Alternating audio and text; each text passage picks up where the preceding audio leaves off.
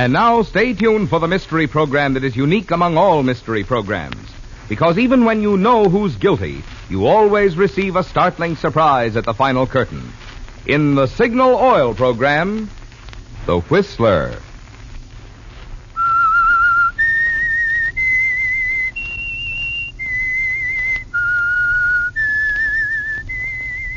SIGNAL.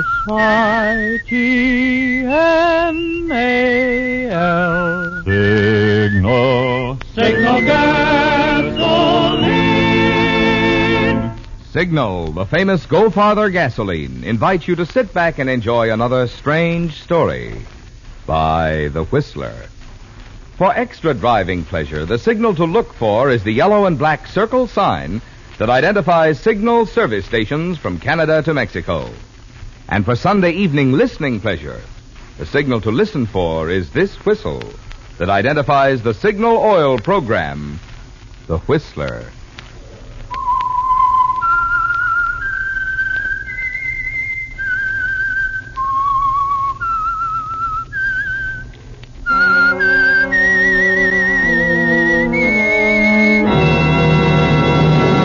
I am the Whistler, and I know many things, for I walk by night. I know many strange tales hidden in the hearts of men and women who have stepped into the shadows. Yes, I know the nameless terrors of which they dare not speak. And now the Whistler's strange story, Ticket to Murder.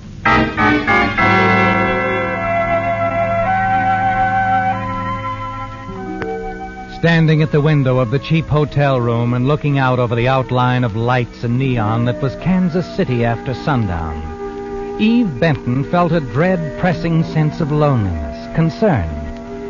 That the condition would pass, she was certain. She'd managed before, she would manage again, some way. But she wasn't thinking of that now. Eve Benton was being sorry for herself, forgetting her good points. The quiet, restless beauty in her face, the sullen attractiveness of her features. She was annoyed at the city and the world. She raised the window as though voicing of her resentment, and she heard other words nearby. They came from the next room. Obvious thing, I'm 30,000. That's the deal. A lot of money. A lot of money. Not for the return of the Perriman necklace. 30,000. And no questions asked? Is that what the insurance company says? Yeah, that's what they say. You really got the Perriman necklace? That I gotta see. Does this look like it? Yes, it does.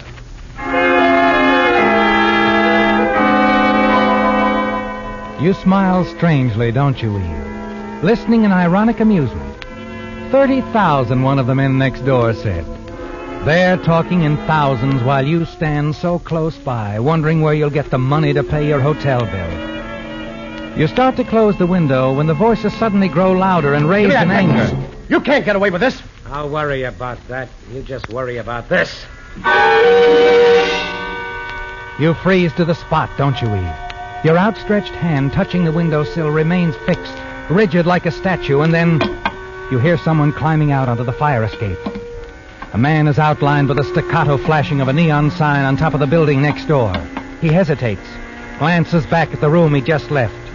You get a clear look at his face, and then he starts down the fire escape steps. You lean out, see the man drop to the ground and disappear into the shadows of the alley below. You wait, staring, then run out of your room into the hall. The door to the room next door is partially ajar. You run to it and glance inside. A man on the floor, lying very still. He's dead, isn't he, Eve? You're about to turn and run when your eyes fasten on the telephone. Hello? Hello? Desk? Hello? Yes, what is it? Hello? Hello? Answer, please. Hello?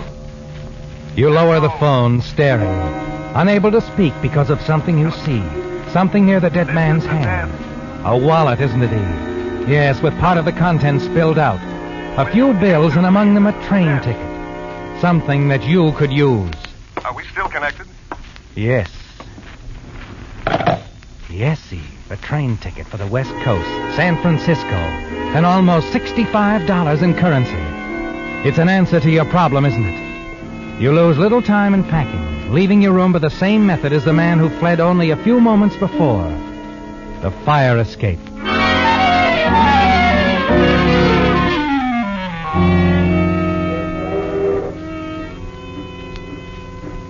Later, as you settle safely back in the seat, the train begins to roll. You casually present the stolen ticket to the conductor. You've succeeded, haven't you, Eve? No questions asked. The train gathers speed, hurrying you away from Kansas City.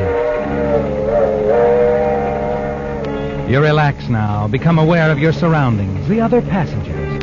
Notice the man opposite you, his face half obscured by a newspaper. And then... Oh, I'm sorry. Did I startle you? Oh, no. No, it's just that you look like someone I knew. Well, now I've got another reason to be sorry. That I'm not. You just get on the train? Kansas City, yes. Oh, it's an interesting place. Yes. Yes, it is. He smiles, doesn't he, Eve? He can even do that. This man who pretends to be so nonchalant, so much at ease. You wonder how he would feel if he knew that you had recognized him. That you were certain he was the man you saw fleeing from the hotel room next to yours. That you shared his grim secret of murder.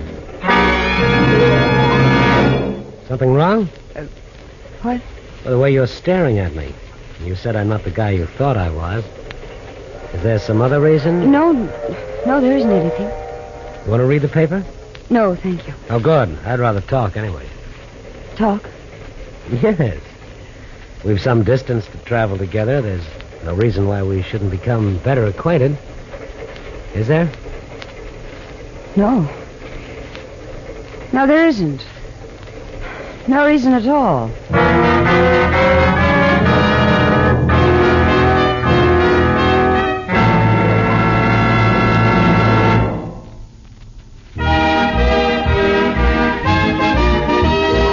Tonight's $20 Signal gasoline book goes to Mrs. W.G. Reed of Long Beach, California, for sending in this limerick. My car seemed to need overhauling. The gas it consumed was appalling. Then Signal I tried, and now when I ride, I can pay for my gas without bawling. Signal, signal, signal gasoline. Your car will go far, will go for the gasoline. Our congratulations to Mrs. Reed for her very human way of describing the good mileage you enjoy with Signal, the famous Go Farther gasoline. Too bad there wasn't room in her limerick to get poetic about all the benefits you notice when you switch to Signal. I mean Signal's snappy starting, Signal's peppy pickup, Signal's smooth, silent power. For it's a fact, mileage and performance go hand in hand. If you'd like to enjoy both, then the next time your gas tank gets thirsty, treat your car to the gasoline that's packed with go. Fill up with Signal and go farther.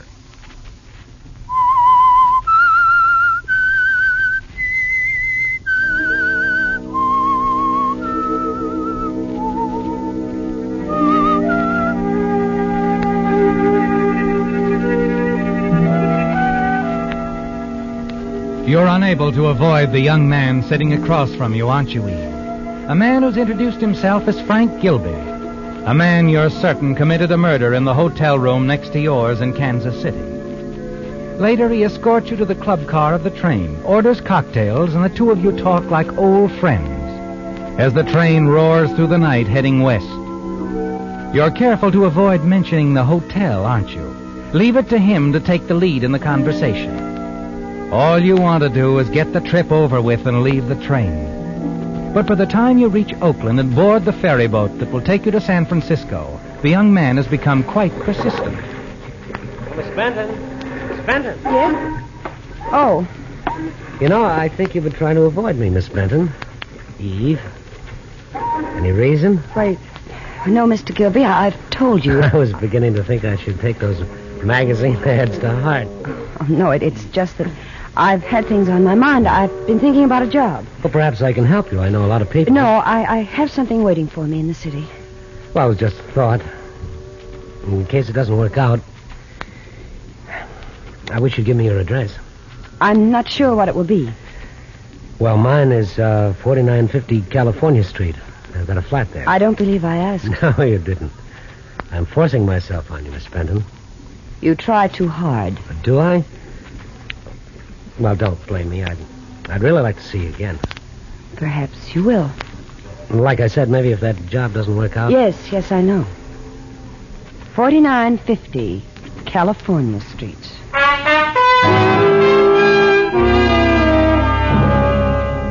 You want only to rid yourself of the persistent Mr. Gilby, don't you, Eve? Finally, once ashore and in a taxicab, you feel he's no longer a worry. You register at a small hotel on Geary Street. Dismiss him from your thoughts. But late the following morning, as you're having breakfast in a small diner, you're listening to the radio, and something the news announcer says sets you to thinking about Frank again. And in local news, the Perryman jewelry case has reached a stalemate, with the valuables still unreturned. According to insurance investigator Leonard Quinn, a contact with an underworld character in Kansas City failed to take place.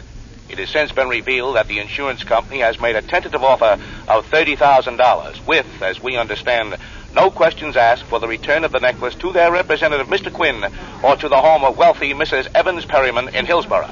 However... Oh, well, I wanted to hear that. Huh? Oh, sorry, lady. The guy was just about through, though. Well, what was that name he mentioned? Mrs. Evans somebody? Perryman. Mrs. Evans Perryman. Lives down the peninsula. Perryman. I see. You acquainted with the lady? No. But I've heard of the name.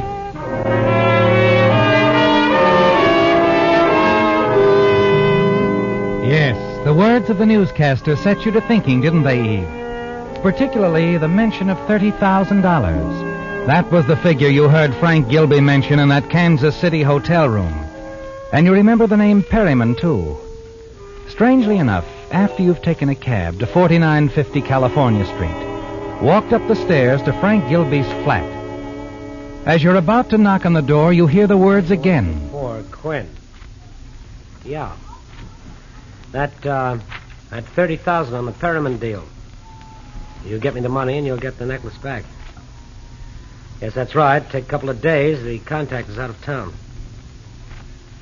Sure. All right, bye.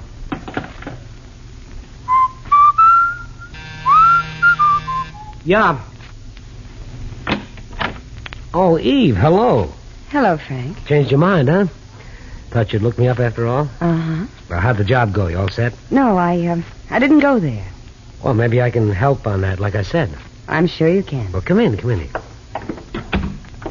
Like I said, I'm sure you can help me, Frank. Well, anything at all. I'm glad you feel that way. Because I'm referring to the Perryman deal, the $30,000 you were going to get from Leonard Quinn and the insurance company. What? Mm-hmm. The $30,000 you wanted all for yourself. That's why you killed your partner back there in that Kansas City hotel, took the necklace I happened to be in the next room. I see. So you've got a new partner now, Frankie. Oh, have I? Mm-hmm.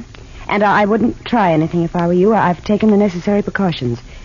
If something happens to me... The cops find out about that little accident in Kansas City and they come looking for me, right? Right. Well. Looks like I'm right behind the 8 ball. You don't have to stay there. If you play it right. That means your way. My way. Okay. Have you talked with Quinn? No. Oh, now, Frankie. I think you have. Okay, so I talked with him. He thinks I'm just a go-between. Naturally, you wouldn't tell you'd killed a man to get the necklace. What sort of an arrangement have you made with him? He gives me the dough, and in a couple of days, after I contact the guy with the necklace, I bring it back to him. That's all. Quinn trusts you that much? Oh, sure. I've handled deals like this before for Mr. Quinn. When is he going to pay off? Tonight. Oh, fine. Well, it's all settled then. I'll meet you here after you've collected from Quinn. What time? I'll be back by 9. We'll open a bottle of champagne to celebrate. I'll buy. Naturally, it's your party. I'll see you tonight, Frankie. At 9.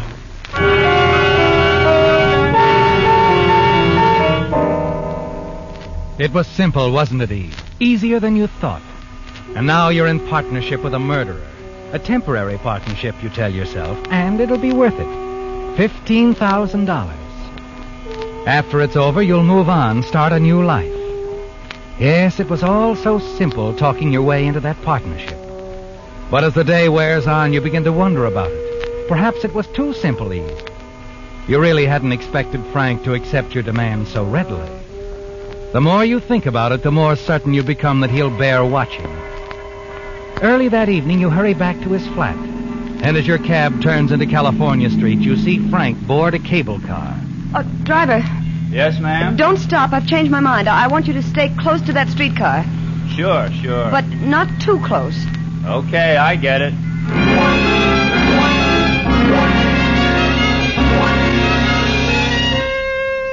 At Montgomery Street, you watch Frank step into an office building. And sitting in the cab, you wait, keeping your eyes on the entrance. A quarter of an hour goes by, and then he comes out, walks back to the corner, hops onto a cable car as it starts the climb up the hill. Driver? Yeah, I know. The cable car. It ain't none of my business, lady. You're quite right, driver. It's none of your business.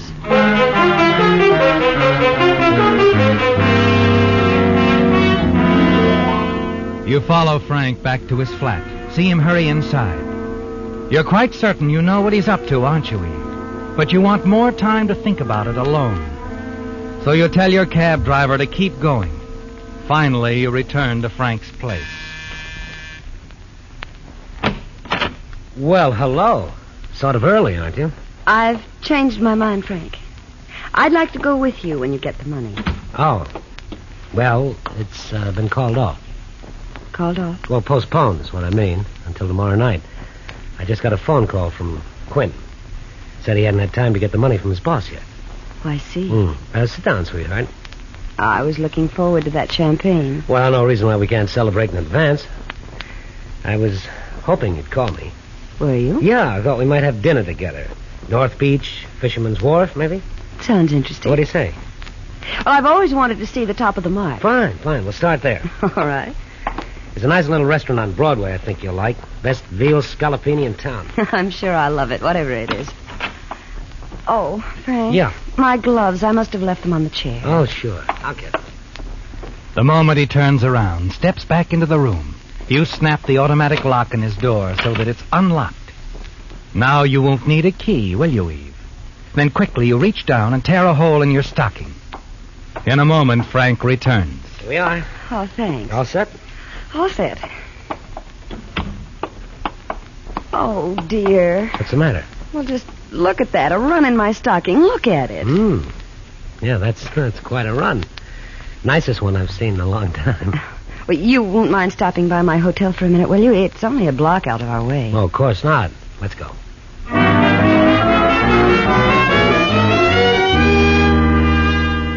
At your hotel, you leave Frank waiting in the cab parked at the entrance, while you hurry inside the crowded lobby and right on out through the door on the other side. You go back to Frank's place a block away, slip quietly into the apartment, find what you'd expected, an envelope containing $30,000 in his suitcase. You put the envelope in your purse. Well, Frank was going to double-cross you after all, wasn't he, Eve? Yes, you've proof of that now. You hurry back to your hotel and go quickly to your room. The whole thing has taken you less than 5 minutes. And now you put in a phone call to the railroad station, check the trains leaving town, and make your reservations. As you hang up the receiver... Yes? Yes, what... I got to wondering about you, sweetheart. Oh, Frank. Well, I'm sorry I took so long, but I had a long-distance phone call from my brother. What, news from home? Yes, and not too good, I'm afraid. My father's had another attack. I'm terribly worried. Well, that's too bad. Frank, about tonight. I don't feel much like celebrating. You understand. No, sure. I wouldn't be very good company. Oh, don't give it another thought, baby. We'll have dinner tomorrow night. All right. I'm really sorry. Oh, sure. I'll see you tomorrow.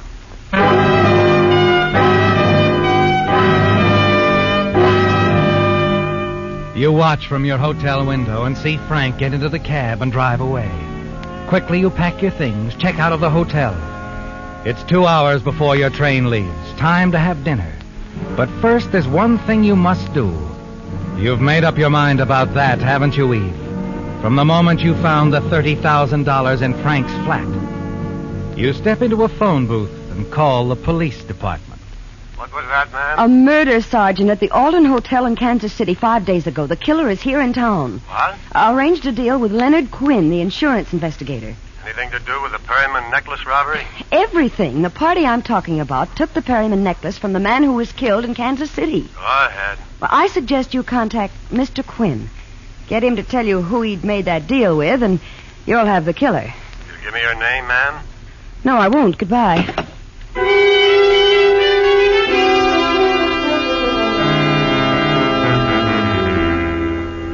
Now you're settled comfortably on the train as it moves out of the station, rumbles through the outskirts of San Francisco. You lean back, close your eyes. It's been a trying day, hasn't it, Eve? And you're tired. As you listen to the rhythmic click of the wheels, you doze off. And then suddenly you're awake again. You're staring at the newspaper headlines in the hands of the man sitting opposite. Perryman necklace mystery near solution. Local police link obscure Kansas City murder victim with theft. A cold wave of fear sweeps over you. Then he lowers the paper. Hello, sweetheart. Frank. You surprised? The switchboard operator at your hotel couldn't resist a 10 spot. I see. How stupid of me. Wasn't very smart of you to walk out with my 30 grand either. Isn't that what you were going to do? You got me all wrong, honey. I was going to surprise you. I'll bet. Okay. So each of us tried to double-cross the other one. What do you say we call it even and split the money between us? All right, Frank. We ought to try to get along, sweetheart. You have something on me, and I can make trouble for you if I want to. Can you? You're in this as much as I am now. I can always say that you helped me do that job in Kansas City. Our coincidental appearances would make it pretty hard for you to deny. Yes, I guess it would. So let's bury the hatchet, Why not? And after we get back to San Francisco, we can do the town together, baby. Have a lot of laughs. You know, I got a hunch this partnership's going to turn out okay. I was just thinking the same thing. We'll just forget the past. Think only of the future. Right. A bright future, sweetheart. For the two of us.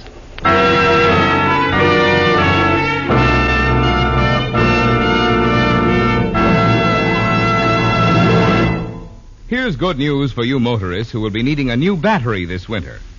Did you know there's now a new, finer battery guaranteed to last up to 2.5 times as long as ordinary batteries? It's the new Signal Deluxe battery, guaranteed for a full 2.5 years on a service basis. This amazingly long life is due to microporous all-rubber separators, which have been called the greatest improvement in batteries in 20 years. But longer life is only part of the story. Because these improved type separators hold twice as much acid solution between the plates, Signal Deluxe batteries deliver up to 35% more power. Yet this superior performance actually costs you less per month, which is really the only logical way to figure battery costs. What's more, right now Signal dealers are giving generous trade-in allowances for old batteries, plus liberal credit terms. No wonder drivers with an eye to economy, as well as those who demand top quality, are both heading for Signal service stations. They know that today's best battery buy is a quicker starting extra long life Signal Deluxe battery.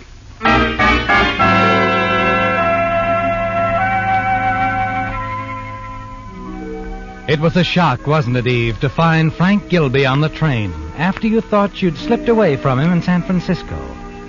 You were certain you'd seen the last of him, and you'd have the $30,000 all to yourself. But then there he was, demanding his share. $30,000, Eve. A lot of money. And you made up your mind that Frank wasn't going to get any part of it regardless. In the morning, when the train pulls into Los Angeles, the $30,000 is still tucked away safely in your suitcase. And you're confident Frank Gilby will never bother you again. He'll never be able to involve you in the murder he committed in Kansas City. Yes, you're quite confident. Sure, aren't you, Eve? Even as the police board the train, step into your car, talk quietly to the other passengers. And then you find the lieutenant talking That's right. to you. That's right, Miss... Benton. Miss Benton. He was sitting here opposite you, according to the conductor. Well, you say he fell off the train, Lieutenant? Oh, how horrible. Oh, he seemed like such a nice young man, too. You didn't know him? Well, no, I'd never seen him before. We talked a little, of course, just train conversation. Hi, you know. Oh, it's you. Didn't waste any time getting down here, did you? Well, we got to keep our readers up on what's happening in our little old world, you know. Come on, Lieutenant. I want this to hit the next edition. What's with this guy fell off the train? Where'd it happen? Just out of San Luis Obispo. And he didn't fall. He was pushed. Uh-huh. Pushed?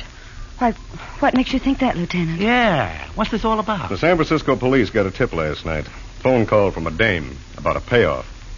An insurance investigator was making a deal for the Perriman necklace with a party, she said, killed a man in Kansas City. Oh, another killing involved, huh? Mm-hmm. The insurance man was going to hand over $30,000 for the Perriman necklace. See, then you think the payoff was to be made here on the train? Yeah. Quinn completed the deal all right, because when his body was found, the necklace was in his pocket. Quinn? That's right. The man who was pushed off the train. Leonard Quinn. Well, he told me he was Frank Gilby. Well, he probably wanted to keep his identity covered until he'd completed the deal. I see. If our tip is right, the killer pushed Quinn off the train so that there wouldn't be any witness. Now, wait a minute. You think the killer who pushed Quinn off the train was the Kansas City killer, too? Well, that's what the woman who tipped us off told us. Now, all we have to do is examine all the luggage in these cars and search the passengers. Ah, I get it. And if you find the $30,000, you'll have... And we'll have our killer. Ah. Well, Miss Benton, I'm sorry to bother you. But as long as we're here, we might as well start with you.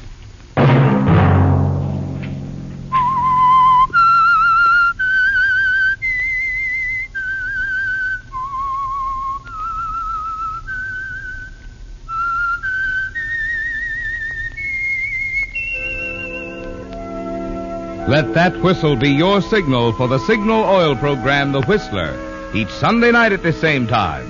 Brought to you by the Signal Oil Company, marketers of Signal gasoline and motor oil and fine quality automotive accessories. Remember, if you would like the fun of having your friends hear a limerick of yours on The Whistler, the address to which to send it is the Signal Oil Company, Los Angeles 55, California. All limericks become the property of the Signal Oil Company. Those selected for use on The Whistler will be chosen by our advertising representatives on the basis of humor, suitability, and originality. So, of course, they must be your own composition.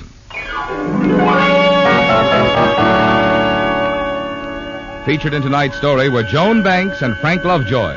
The Whistler was produced and directed by George W. Allen, with story by Joel Malone and Adrian John Doe, music by Wilbur Hatch, and was transmitted to our troops overseas by the Armed Forces Radio Service. The Whistler is entirely fictional. All characters portrayed on The Whistler are also fictional.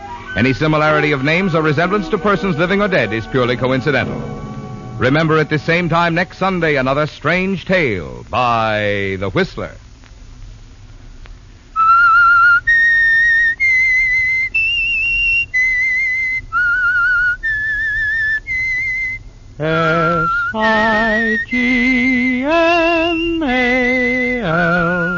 SIGNAL Signal gasoline.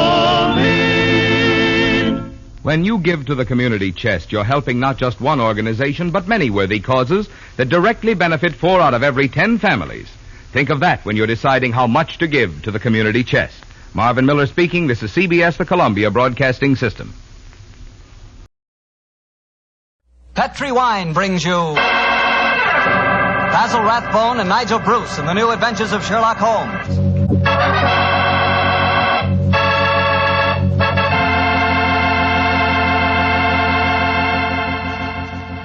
The Petri family, the family that took time to bring good wine, invite you to spend the next half hour listening to Dr. Watson tell us another exciting adventure he shared with his old friend, that master detective, Sherlock Holmes. And I'd like to tell you about something you ought to share with your family before dinner. And that's Petri California Sherry. Because Petri Sherry can make that time before dinner a high spot in your day. That Petri Sherry is a truly fine wine. Its color is a deep amber, rich and inviting. And the wine is wonderfully smooth and full-bodied. Flavor, a swell.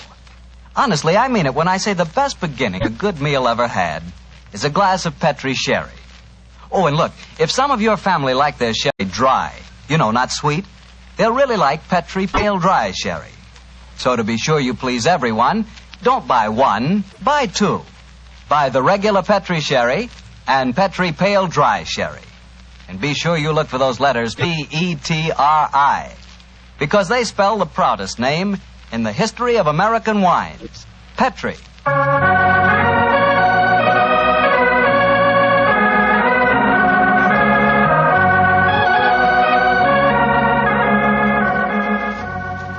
And now I know our good friend Dr. Watson's expecting us. Let's go in and join him.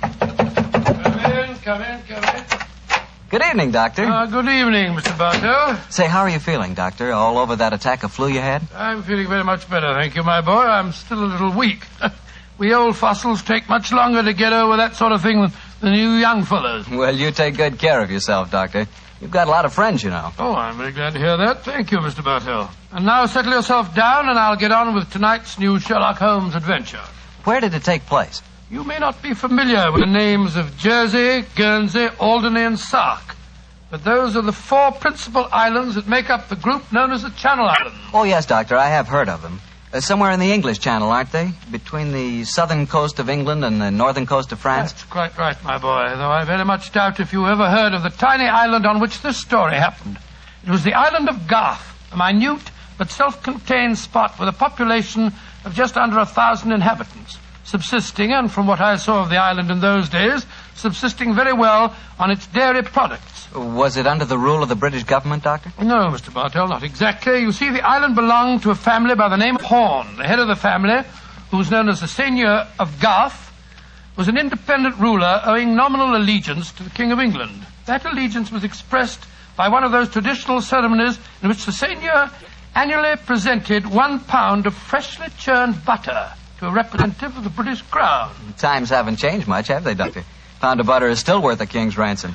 But tell me, what were you and the great Sherlock Holmes doing on the island of Garth? Well, I'm just coming to that, my boy. Give me a minute. It was in the summer of 1896 when, to my utter amazement, Holmes informed me that we were going to the island of Garth as the official representatives of the British Crown to accept the annual presentation of butter.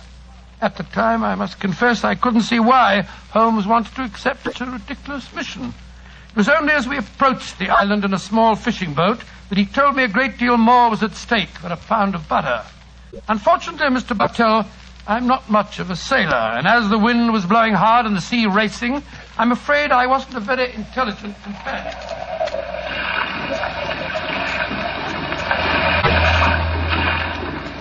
Cheer up, Watson. We'll soon be there. I hope so. I feel wretched, Holmes. I must say the whole trip seems utterly ridiculous to me. Plunging and bobbing about in a little boat in a raging torrent just because somebody wants to give somebody else a pound of butter. Dear old Watson, you don't really think our mission is so innocuous, do you? Then why are we going to the island of Garth? We're going to the island of Garth at the express wish of its present ruler, Martha Horn. Martha Horn? I never heard of her. Extremely spirited old lady. And the only woman who dared tell a certain resident of Windsor Castle that she looked devilishly dowdy for an empress. Great Scott, you mean that Watson, that Martha Horn's behests are not lightly disregarded. Obviously, she wishes to see me urgently. Also, my brother Mycroft put pressure on me. He reminded me that a visit to Garth might be closely allied to this emerald tie pin I wear. Now, of course, you recall the origin of this pin. Well, naturally. That lady at Windsor Castle gave it to you after our little trouble last year over those stolen plans for the Bruce Partington submarine. Exactly, my dear fellow. But remember that the spy Oberstein had put those plans up for auction in all the naval centers of Europe. Some hint of their nature must have leaked out. It's even possible that other powers may be able by now to duplicate the pride of our submarine fleet. And whoever controls the channel, Watson, controls England. Well, they're dropping anchor, and yet we're still a quarter of a mile out from the island. Why do you think they're doing that? Here comes the skipper. He'll tell us. Here is as close to the island as we may approach, monsieur. We have already sent signals. A smaller boat is putting out for you. It will be here in a little while. Thank you. A smaller boat? Good Lord. Holmes, you were hinting at the naval significance of the island of Garth. Yes, old chap, I was. Well, what good would it be as a port if even a small boat like this can only come within half a mile of it? For a surface vessel, no. But we were speaking of submarines. Garth, I learned from the encyclopedia, boasts a magnificent interior cavern accessible only through underwater channels. Great Scott, an ideal natural harbor and dry dock for a submarine fleet. Precisely. And on the control of the island of Garth, Watson may well rest the foot of the British Isles. Now, old chap, perhaps you see why Mycroft was so anxious for us to collect a pound of butter.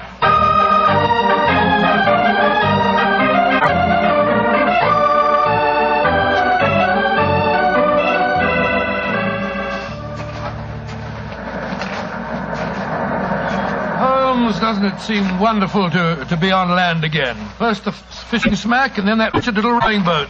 Then the bucket swinging us up the face of the cliff. Now at last I can stretch my legs. Steady, old chap, steady. Let me give you a hand. You'll soon get your land legs back again. Thank you. I'm a bit shaky, I must confess. Hello? Who's that couple walking towards us? Our welcoming committee, no doubt. How do you do? Mr. Sherlock Holmes and Dr. Watson. Permit me to present myself. I am Dr. Hugo Oberwald. How do you do, sir? How do you do, Doctor? And this is Mrs. Reeves, the housekeeper at Horn Castle, where you will be staying. How do you do? How do you do, Mrs. Reeves? Welcome to the island of Garth, gentlemen. We were deputed to come and greet you back to the castle. We can walk there across the cliff tops. It isn't very far. Ah, splendid. I think my friend will appreciate traveling on terra firma once again. Dear me, Herr Doctor.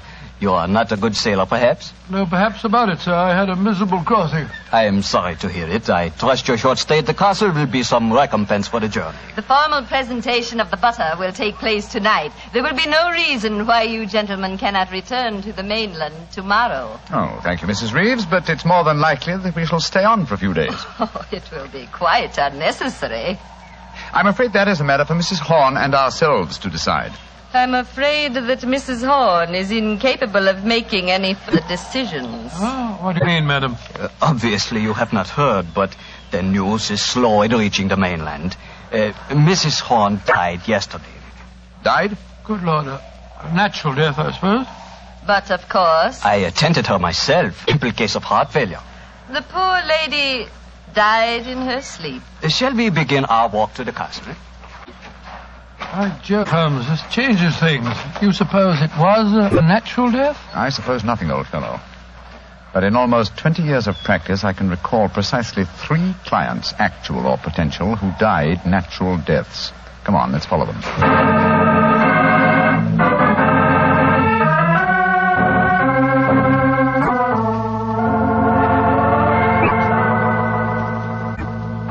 Mr. Sherlock Holmes, Dr. Watson, this is Mr. Christopher Horn, grandson of Mrs. Horn and the new ruler of Garth. How do you do? Hello. How do you do, sir? Very nice of you fellows to come over here.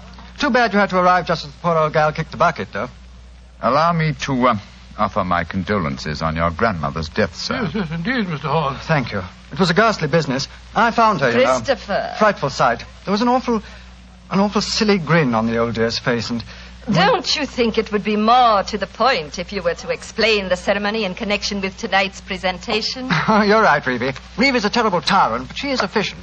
Don't know what I'd do without her.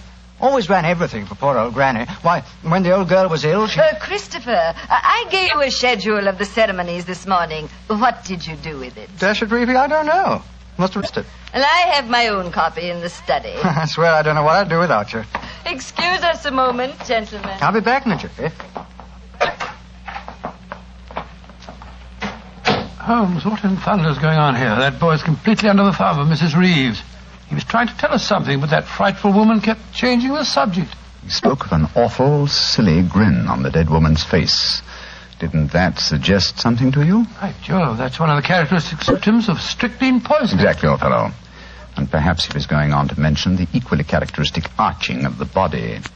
We've got to get Mr. Horn to ourselves for a little while, and you've got to examine the body of the dead woman. And it's going to be difficult. Is that a balcony outside the window? Yes, it is. Come along. Let's see what it leads to.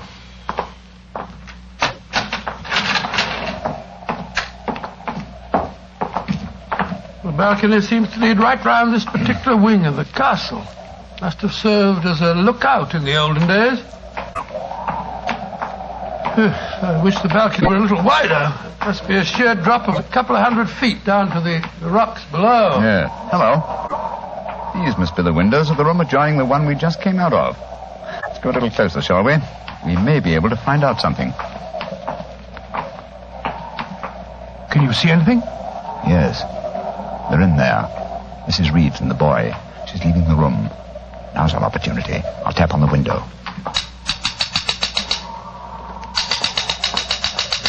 He sees us. He's coming to open it. What are you two doing out there? Admiring the view? Yes, my boy. It's quite beautiful. Mr. Horn. Yes, Mr. Holmes. I was a great admirer of your grandmother. I was interested in what you were telling me of her death. She had a grin on her face, you said. Yes, it was awful. Her body was all hunched up like a croquet hoop. Really? Of course, Dr. Oberwald said it was perfectly all right, but I must say it seemed dashed odd to me. Yes, it was far from all right, I assure you. And you started to say something else. What was it? Let me see. You said, when she was ill... Oh, yes, that was a silly business. When she was ill, she thought she was in danger from poisoning, so she made Mrs. Reeves taste all her food and drink. Did she really? Where is your grandmother's body now? In the West Wing. The funeral's to be tomorrow morning. I see. Where did Mrs. Reeves go? I'm here on the balcony behind you, gentlemen, listening to your conversation with the greatest interest. Christopher, let me warn you. These men are the emissaries of the British government. They would stop at nothing to take the island over. These men are trying to influence you against me, against Reevy, who has looked after you ever since you were born, and who tries to protect you now that your grandmother has gone and you are alone. Yes, I know, Reevy, but after all... That is your pride as the head of the Horn family, the Seigneur of Garth. The Garth that I'm trying to save for you. This man is completely unscrupulous. He was about to accuse me of murder. Weren't you, Mr. Sherlock Holmes? The thought had occurred to me, Mrs. Reeves. Of course it had, because you wished to poison Christopher's mind against me. Well, Mr. Holmes, we have no police on the island of Garth. Our only law is the word of the Seigneur, and Christopher now holds that title. Seigneur, what do you say? Will you allow an Englishman to blind you by accusing me of being a murderess? Mr. Holmes, Dr. Watson, I shall meet you at the ceremony tonight. Beyond that, I don't care to speak to you again. Good day. A shame to spoil your plans, isn't it, Mr. Holmes? Well, upon my soul. Magnificent, Watson. Magnificent. A murderess who seeks to defeat me by accusing herself. Superb. It's a new game, my dear fellow, and one that must be played to a finish.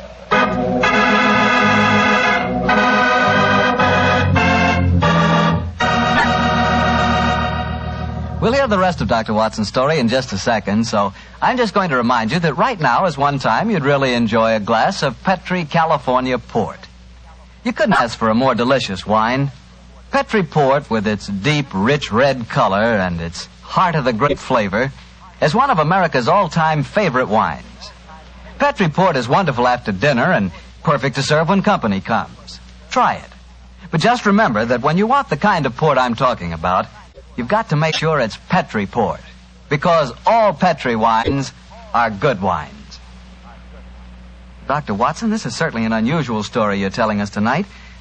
What happened after Mrs. Reeves left you and Sherlock Holmes standing on the balcony? We retired to our rooms and had a quiet and lonely lunch. Though the great man said little, I could see that he was deeply excited and that his keen brain was evolving some plan that would enable us to solve the mystery of Mrs. Horn's death. After lunch, we started to descend the stairs leading to the main hall of Garth Castle.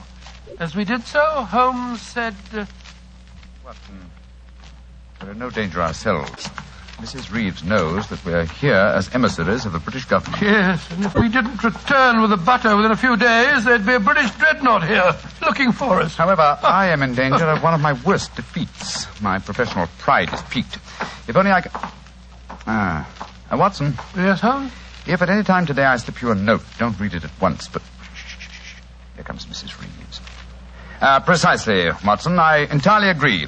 If I do not make the test on Mrs. Horn's body within 24 hours of her death, it will be useless. I must make it by 3 o'clock this afternoon. Mr. Holmes. Oh, yes, Mrs. Reeves. I want to apologize for my behavior before lunch. I was intolerably rude. Oh, please, no. Whatever my quarrels may be with British politics, I at least owe to both of you the dues of hospitality. That's very gracious of you, Mrs. Reeves. I wonder, would your hospitality also include a personally conducted tour of the subterranean caverns for which this island has become internationally famous? Would they really interest you? Well, I'm afraid that my friend and I won't have the time. Oh, yes, not at all, Watson, not at all. We have plenty of time, as long as we're back here by 3 o'clock. I'm sure Dr. Oberwald would be delighted to join us. He has made quite a study of the unique rock formation. Oh, that's splendid. It should prove a most interesting excursion. But, Holmes, why do we want to go stomping around a lot of damp and smelly caves? Well, the exercise will do us good, old fellow. Will you lead the way, Mrs. Reeves? And please remember that it's most important that I return here... I remember, Mr. Holmes. You must be back here by 3 o'clock.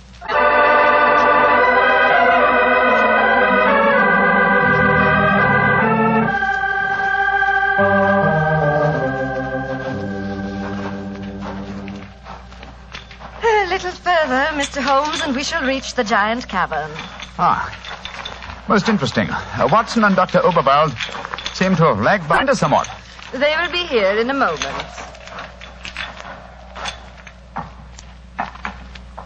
There. This is the giant cavern. Magnificent.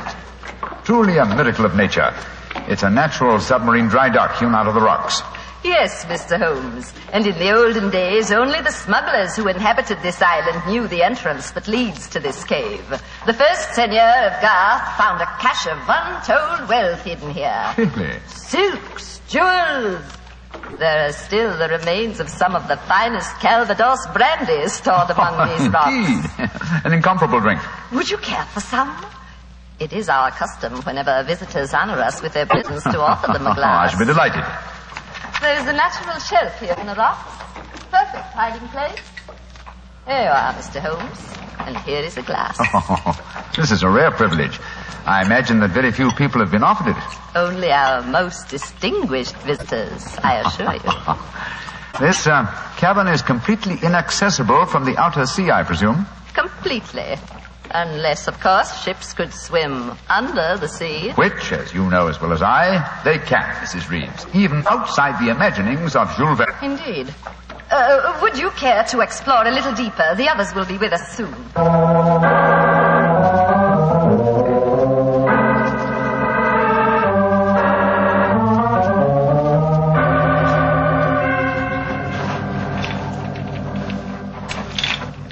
Dr. Oberwald, the others seem to be some way ahead of us. Yes, they do, don't they, Doctor? Holmes? Holmes, where are you? Dear me, I'm afraid we cannot follow them. What do you mean? The next cavern is already cut off by the rising tide. Great Scott, you mean that they're cut off? I am afraid so. But do not worry here, Doctor. In a few hours, the tide will recede. They are in no danger. Just, shall I say, temporarily marooned.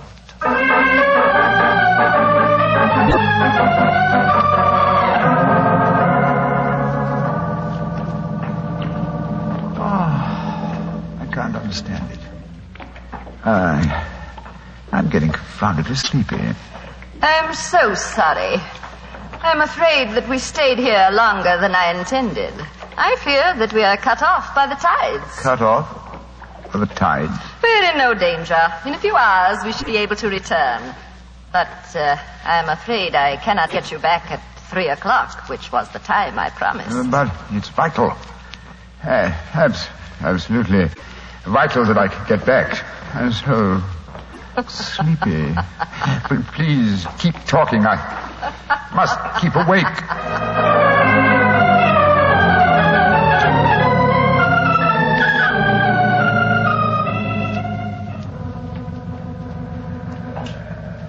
But, Dr. Oberwald, I must get to Sherlock Holmes at once. I am sorry, Herr Doctor, but we are not able to control the forces of nature.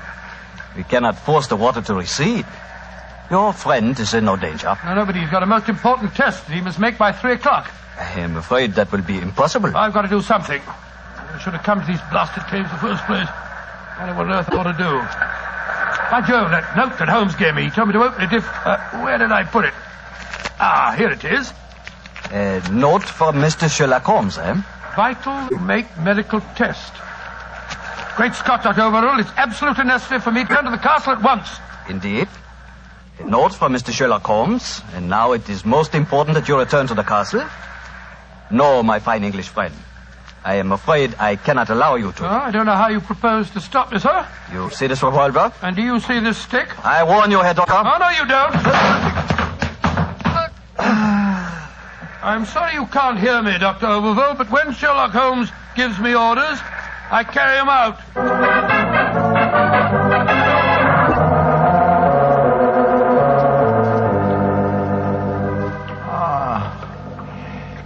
Mrs. Reeves, are we still trapped by the tide? What time is it? 5 o'clock. I'm afraid that you will be a trifle late for your important appointment. What a pity. You deliberately trapped me here. You drugged the brandy and kept me a prisoner. Did I? Now, why should I do that, Mr. Holmes? Because you're greedy of power. That's obvious in your domination of that pleasant though weak young man who is now Senor of Garth. I'm sure your beliefs would find support in certain ideologies now arising in Germany. Your choice of a German doctor as an accomplice in your plans would support that theory. And what might my plans be? I should say that you're determined to give Garth as a submarine base to Germany. With this island in their power, they could control the channel. Very interesting. And I suppose, as well as being a spy, I'm responsible for Mrs. Horn's murder? You and Dr. Oberwald between you. She was too strong for you. You had to get her out of the way. You probably made subtle attempts on her life at first, the origin of which you did not realize, but which caused her eventually to send for me. My arrival forced your hand, and so you and Dr. Oberwald resorted to the quite unsubtle expedient of poisoning her. All pure supposition, Mr. Holmes. The only law on this island is Christopher Horn. Do you suppose he'll believe you? No, I suppose he won't. You've outwitted me, Mrs. Reeves. I walked into your trap just as you intended me to. Then in that case, you may collect your pound of butter tonight and return to the mainland tomorrow. Mrs. Reeves, how much longer do we have to wait for the tide before we can make our way back to the castle? We can leave now. We could have left at any time. There's another secret entrance that is above the tide level. I merely had to make you overstay the hour of your test. I could not risk Christopher's seeing definite proof. Come now. I shall lead you back. You fool.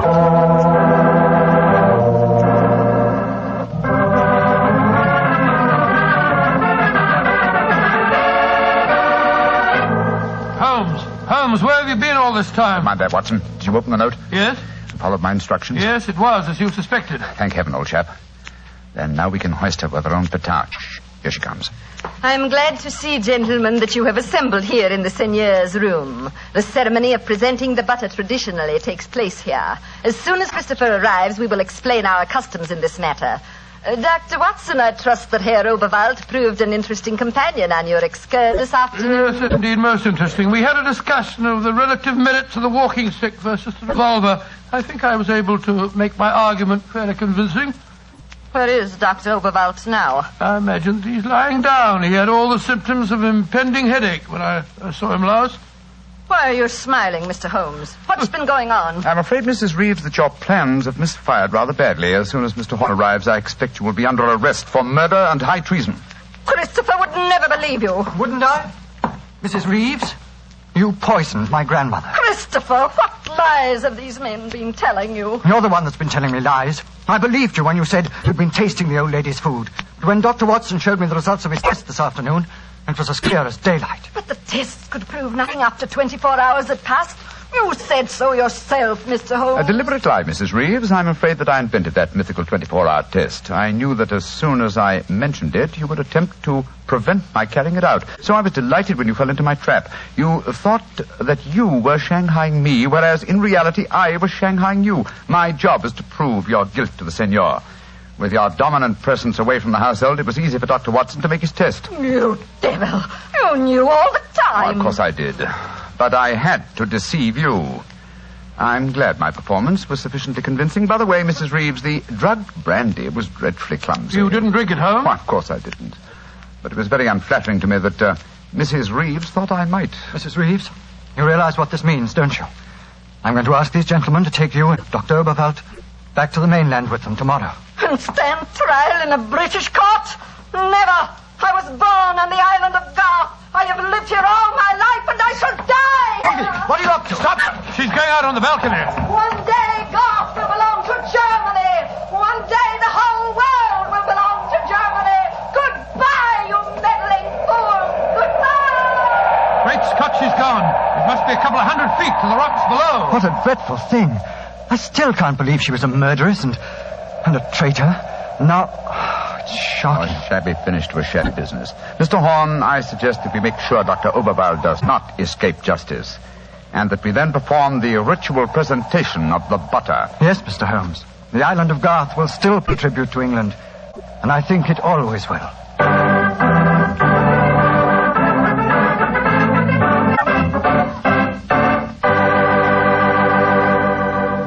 Well, Doctor, that was some story.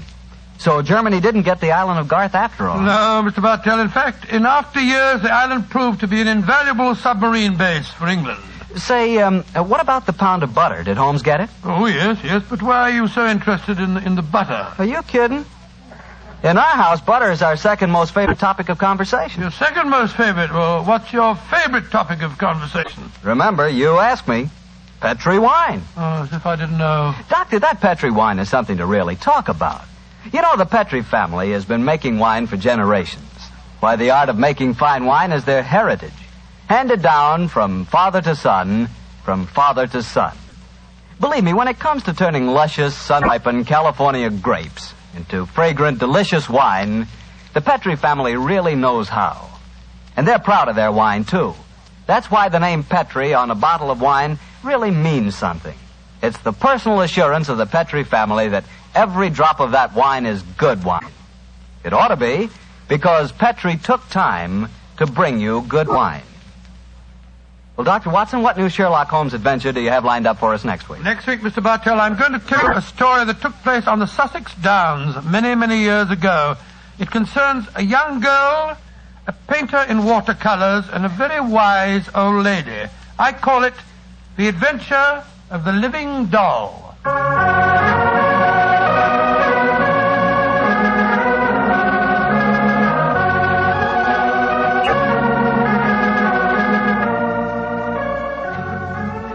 Tonight's Sherlock Holmes adventure was written by Dennis Green and Anthony Boucher and was suggested by an incident in the Sir Arthur Conan Doyle story, The Adventure of the Bruce Partington Plans. Music is by Dean Fosler. Mr. Rathbone appears through the courtesy of Metro-Goldwyn-Mayer, and Mr. Bruce through the courtesy of Universal Pictures, where they are now starring in the Sherlock Holmes series.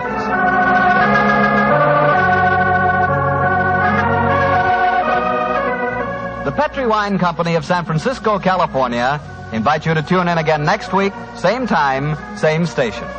Sherlock Holmes comes to you from our Hollywood studios.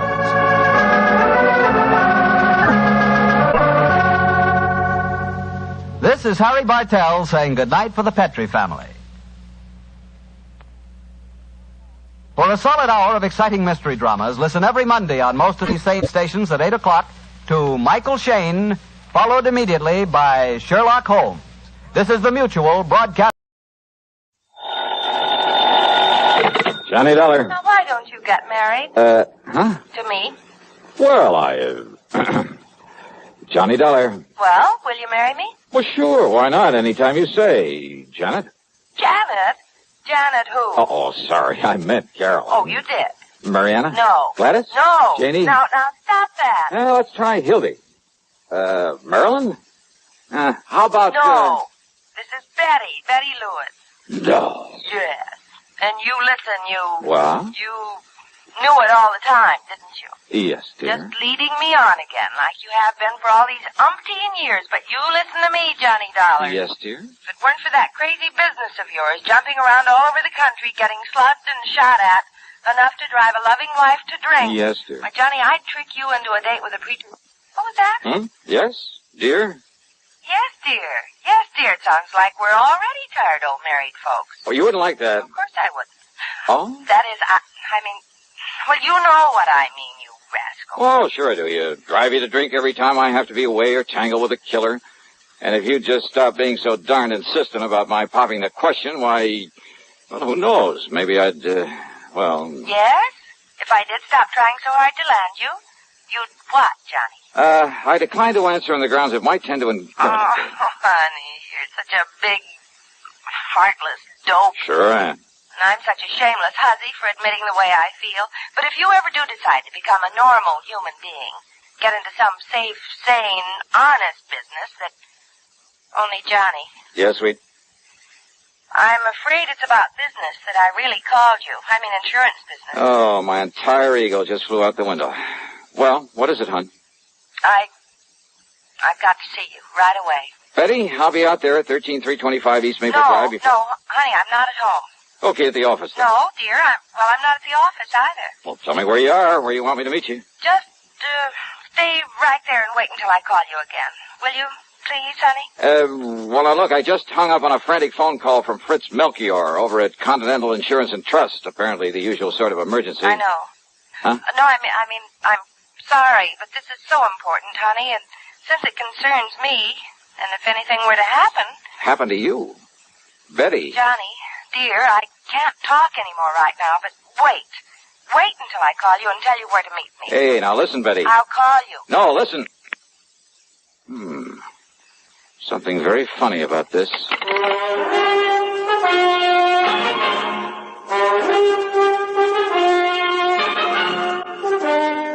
CBS Radio brings you Bob Bailey in the exciting adventures of the man with the action-packed expense account, America's fabulous freelance insurance investigator. Yours truly, Johnny Dollar.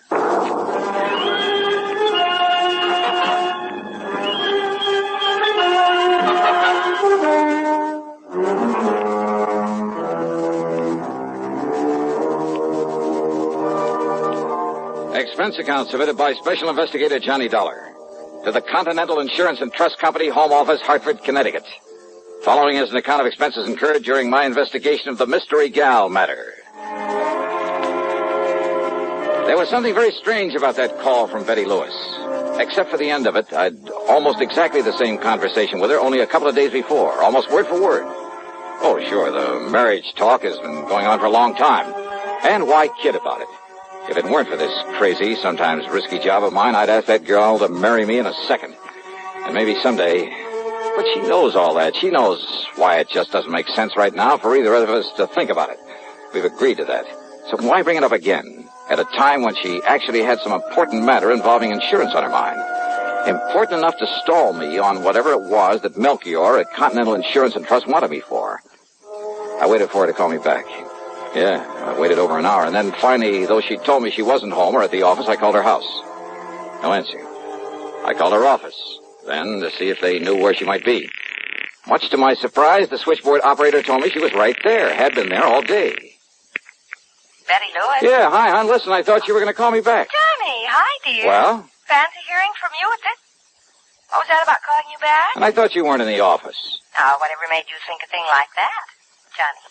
Are you kidding? Are you? You said you weren't when I talked to you about an hour ago. Oh, gee. I might have known this would happen sooner or later. So many girls on the string, you can't even keep track Betty. of. You talk to one, probably even propose to her, and then you lose track of which one it was. Are you trying to tell me you didn't call me on the phone an hour and a half ago? You trying to tell about me... some insurance matter, some emergency? Johnny, you're kidding. You had to see me right away, that you'd call me back about where to meet you? You're serious, aren't you, hon? I'm dead serious. So let's cut out all this nonsense and... But I didn't call you. You're sure of that? Well, sure I am. The last time I talked to you was day before... What's this all about, dear? Honey, I'm sorry, I gotta hang up. Johnny, is something wrong? Yeah, I'm afraid so. I'll call you later. What, dear? What is it? I wish to heaven I knew.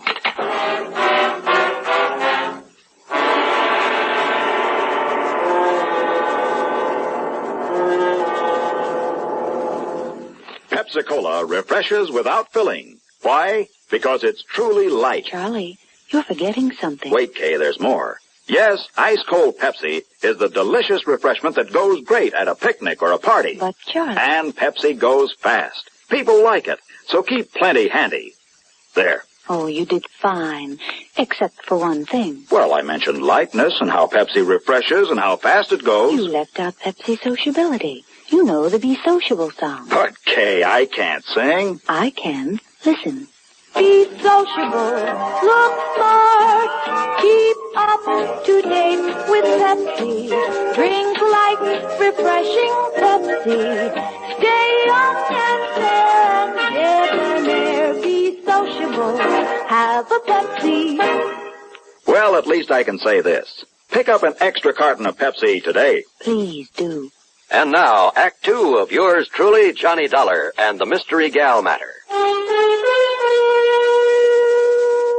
Expense account item 1, $1.15 for a taxi to Fred Melchior's office at Continental Insurance and Trust. I didn't bother phoning ahead to tell him why I was so late in responding to his call for help. I found him literally pacing the floor. Oh, Johnny, thank goodness. Yeah, hiya, Fritz. Only I didn't expect you in here so soon. Sit down. Is everything all right? So soon, did you say? What? And here I was, all set to apologize for not having got here when I was supposed to, nearly 2 hours ago. Well, as long as you called me back and asked if you might go right on over. I called you back? Why, yes, of course. And I agreed with you it was best not to waste time coming here for the facts on the case. No, wait a minute, Fritz. So I told you all about it. Though I still think it shouldn't have been gone into on the telephone. Tell me about what? But since time was so important, and since you're going out there right away might, Johnny, what did you say? I didn't, but I will. Now listen to me, Fritz. There's something very screwy going on around here. Oh? What do you mean? You called me on the phone about an hour and a half, maybe 2 hours ago. Yes, you that's asked right. me if I'd come on over here and see you. Yes.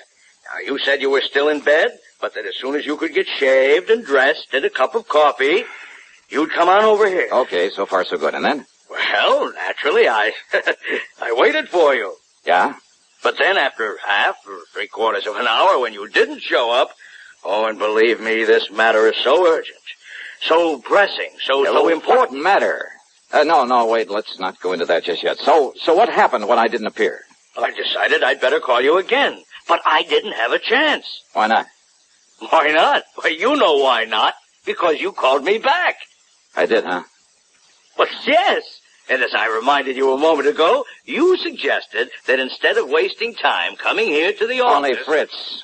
Yes? I didn't call you back. Now, why do you say a thing like that? Of course you... Didn't? No. But Johnny... But it's pretty obvious somebody did. Oh, but I'm Yeah, sure... somebody who tried to make you think it was me, who must have succeeded pretty well. But that's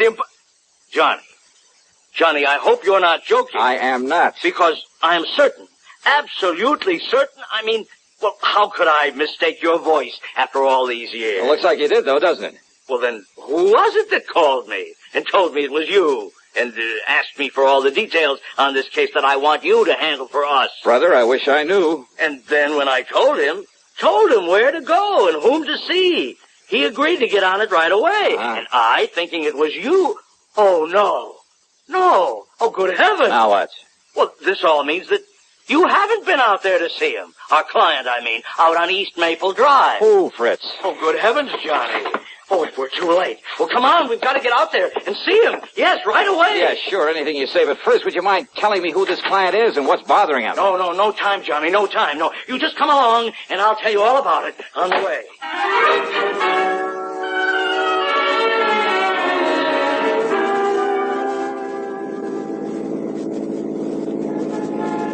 I hope you don't mind my driving so fast, Johnny, but time, time is of the essence. Time for what, Fritz? Now, why don't you just start from the beginning? Yes, I will. Now, when I called and I talked to you the first time... The only time, Fritz. Oh, all right, yes. It must have been somebody else who knew I'd called you before, who found out from me that... Well, now listen. I'm listening. Now, anyhow, when I talked to you... I told you I'd had a call from one of our clients. Yeah, only you didn't say who. Now, the call was from Mr. John Marshall Sawyer out there on East Maple Drive. Sawyer, the attorney? Yes, retired. Lives right across the street from a very good friend of mine. I don't know about that. I don't care. The point is that Mr. Sawyer, before he retired and came up here to live... Yeah, sure, the DA's office down in New York. That's right. Probably sent more hoodlums up the river than anybody else in the big town's history. Exactly. Including Andy Rinaldi. Andy the actor. That's right. Confidence man and suspected killer. Yeah, I had a hand in that case myself. I know.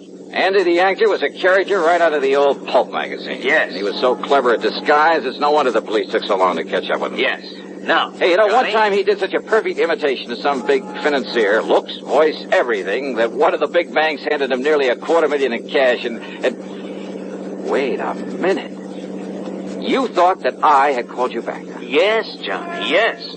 And Andy Rinaldi got out of prison only a few days ago. So that's who it was. So Mr. Sawyer thinks he may come here and try to get even with him. Andy disappeared, contrary to all the parole regulations and so on. But being such an actor, such a master of disguise, well, I suppose he figures he can make it just as difficult for the authorities to track him down as he did some years ago. And he's probably right. Oh, a con like that ought to be kept in the clink forever. Oh, of course, he's been reported here and there.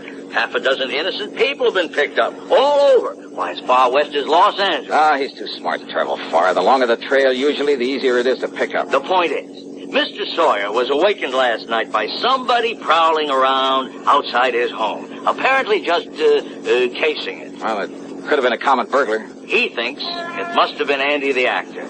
Did he notify the police? No, he wants you on the job. You know Andy, and you're on to some of his tricks. Well, maybe some of them. What's more, Andy may have reason to feel the same way about you as he does about Mr. Sawyer. That phone call to you pretending to be me. Somehow he must have found out you'd call me. But how, Johnny? But that girl who called me. Girl? Who? A perfect imitation of Betty Lewis.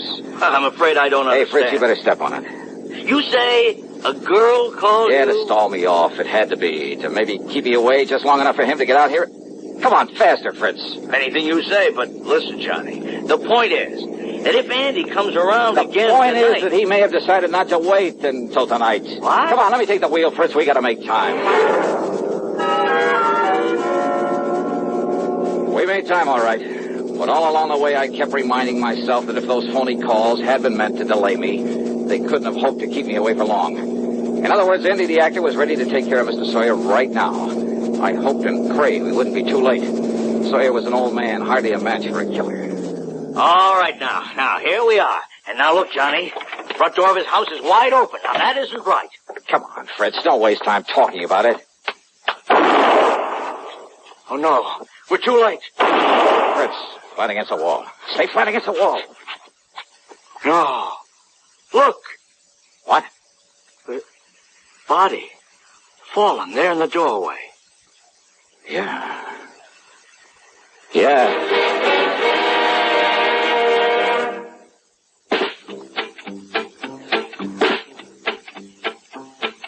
Have a real cigarette. Have a Camel. Have a Camel cigarette. Have a real cigarette. Have a Camel.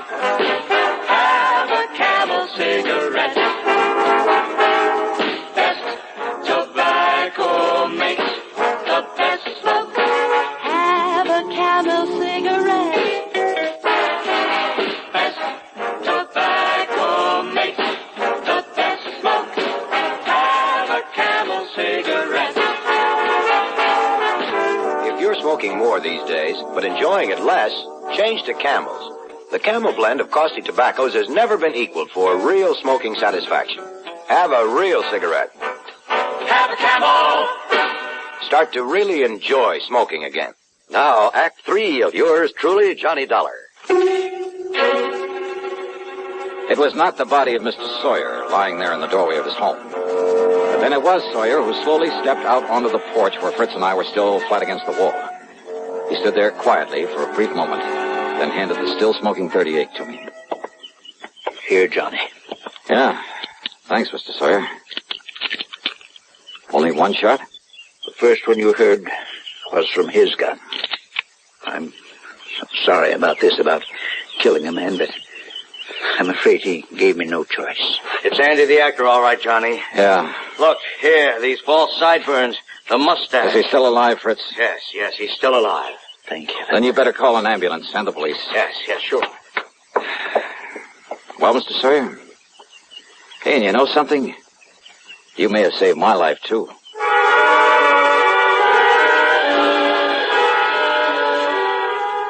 I followed the ambulance into the hospital in the hope Andy the actor would come too. There were some things I wanted to ask him about the girl, the actress, who'd call me on the phone to hold me at my apartment until he could carry out his plan against Mr. Sawyer. But Rinaldi stayed unconscious, so I took a cab back to my place. That's item 3, $1.50. As I walked up to the door, a man from the phone company came around the side of the building. Hey, excuse me, aren't you Mr. Johnny Dollar? Yeah, that's right. Oh, been hoping you'd come home. You want to check your phone for me now? Oh, something the matter with my phone? Oh, there sure was. Oh? Yeah, somebody put a tap on that line of yours. You wouldn't have any way of knowing it, but So that's we it. have ways of knowing down at the phone company. Yeah, so that's how Andy and the girl, whoever she is, got to know our voices. Yeah, a lot of people think they can get away with tapping a phone line, Yeah, but sure. believe me, Mr. Dollar, they can't get away with it for long. They took off the line in the basement. Do you have any idea who might have done it? Yeah, and no. What?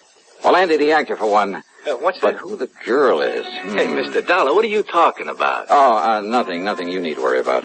Oh, sure, whatever you say. But now if you'll go inside and dial somebody and see if you get them okay. You see, I got a handset still hooked up to it. Yeah, I'll do that. Oh, and the cops have already been notified, so if they come around asking questions... Okay, thanks.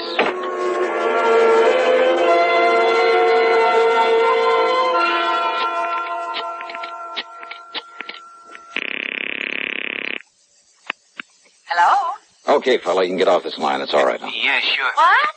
Is that you, Johnny? Yeah, Betty. Oh, thank goodness. Now listen, tell me one thing. No, you listen, Johnny. Can you come out here to my house right away? Betty, listen to me.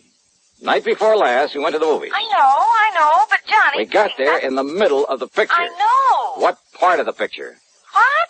If it was you with me, you know what part of the picture. Well, it was right when Jimmy Stewart walked up to the front of the courtroom to the judge.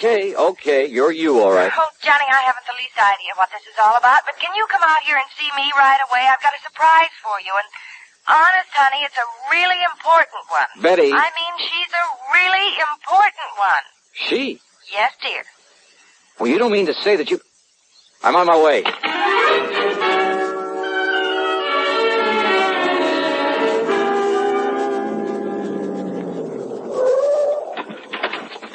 Hi, dear. Come on, into the house. Now listen, Betty, if this is some kind of a Oh, gag... honest engine, honey, cross my heart, but listen. Yeah? I came home from the office early. Uh-huh. I had to walk the last couple of blocks because I ran out of gas. Yeah? All of a sudden, you and somebody else came charging up in a car to that house across the street. You were here where then? that nice old Mr. Sawyer. You were right here? Yes, but I suddenly got too busy to call at you or anything. You see, I was just letting myself in through the back door. Okay, now, this surprise you talked see, about. I'd forgotten my key to the front door, so I had to sneak in the back one. I always leave that key under the mat. Honey, will you get to the point? But the key wasn't there. And the back door was already open. Oh, go on. I started in quietly, and then I heard a couple of shots over there at Mr. Sawyer's house. Yeah? And Johnny. Yeah. There in my living room, standing behind the drapes of the front window and with a gun in her hand was this girl. The girl.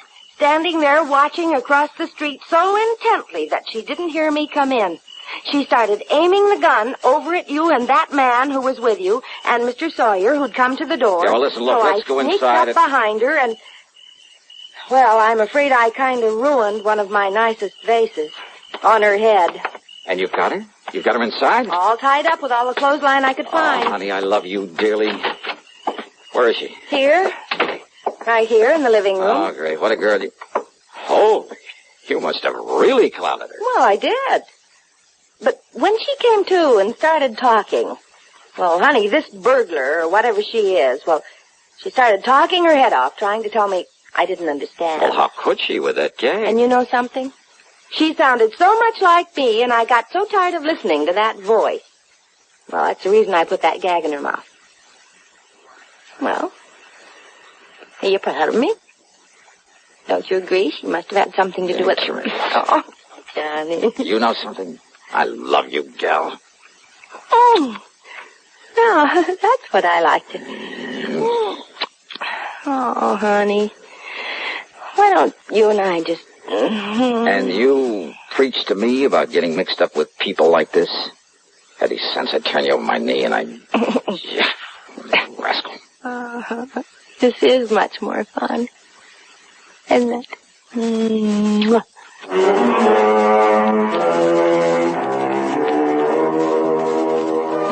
What a gal.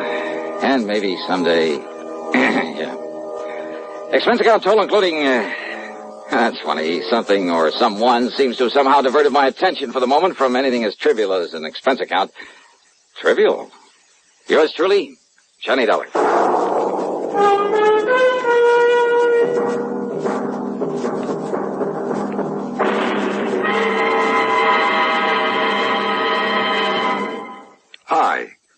recall this tuneful reminder of times past.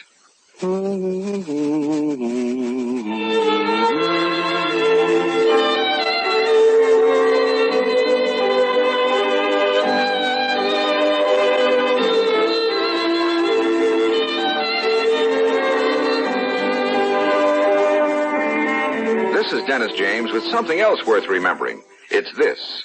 You're so right to stay regular with Kellogg's All Bran. See, it's the normal, natural way to useful regularity. The whole brand content of Kellogg's All Bran supplies your system with all the bulk-forming food that you need every day. There's only one All Bran. It's Kellogg's All Bran. So relieve irregularity from lack of bulk, as millions do, with a bowl full of Kellogg's All Bran each morning. ALL-BRAN. It's Kellogg's All Bran. Now here's our star to tell you about next week's program. Next week, I'll tell you about the biggest deception that was ever pulled. By me. So join us, won't you? Yours truly, Johnny Dollar.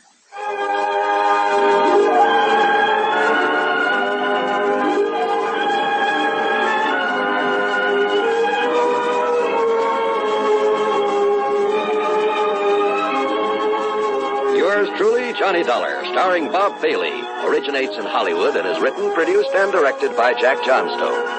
Heard in our cast were Virginia Gregg, Jerry Hausner, Harley Bear, and Peter Leeds. Be sure to join us next week, same time and station, for another exciting story of yours truly, Johnny Dollar.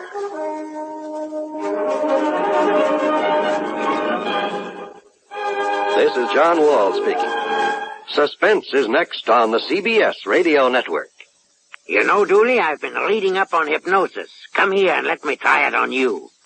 I'm an officer of the law and don't approve of making a man divulge his secrets. However, I'll stand by in case there's criminology involved. I just want to clear up some of his problems, Officer Suds. But I haven't got any problems. I'm the soul of contentment. Maybe that's your trouble. You're too contented. Lie down, Dooley. You're going to sleep. I feel so good. He's under my influence. Now, little tyke, get up. Go straight to the beer of your choice. Astounding. He's heading for Utica Club. 'Cause Utica Club will still take the trouble to age beer the natural way. Utica Club, you see. He's got no problem. He's a happy, well-adjusted beer mug. Brewed by the West End Brewing Company of Utica, New York. Radio 59, WROW, Albany, New York.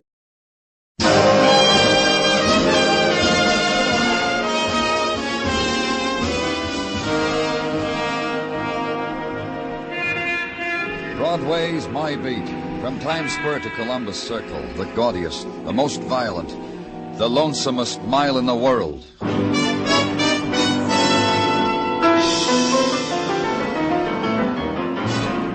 Broadway's My Beat, with Larry Thor as Detective Danny Clover.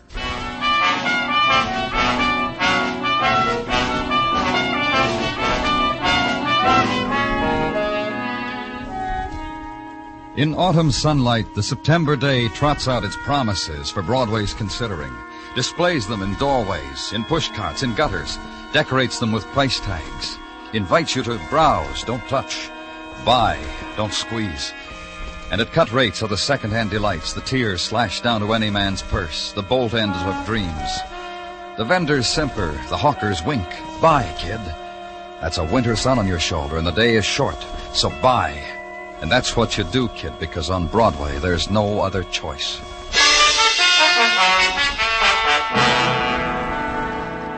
And at police headquarters, the September's day has arranged its wares of violence on your desk, stacked as to category, degree, grade.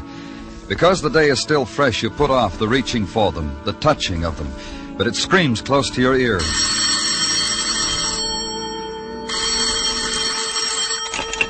In the morgue, Danny. Come down, I got something of interest to you. And walk the corridor to the room of the dead. Through the swinging doors into a place without season, where all nights, all days are of equal length, where temperature is constant, where the wind is conditioned before it's let flow over death. Walk up to the man who waits for you. A nervous twitch, Danny, to juggle things in my right hand. Maybe I'll be remembered for it. What have you got, Dr. Sinsky? The man lying there. They found him in his bed last night, murdered. These that murdered him. 2 bullets. Look. 22 and a 32. Wouldn't you say so, Doctor? That I wouldn't know. What I know is only one of these was needed to kill him. Either one.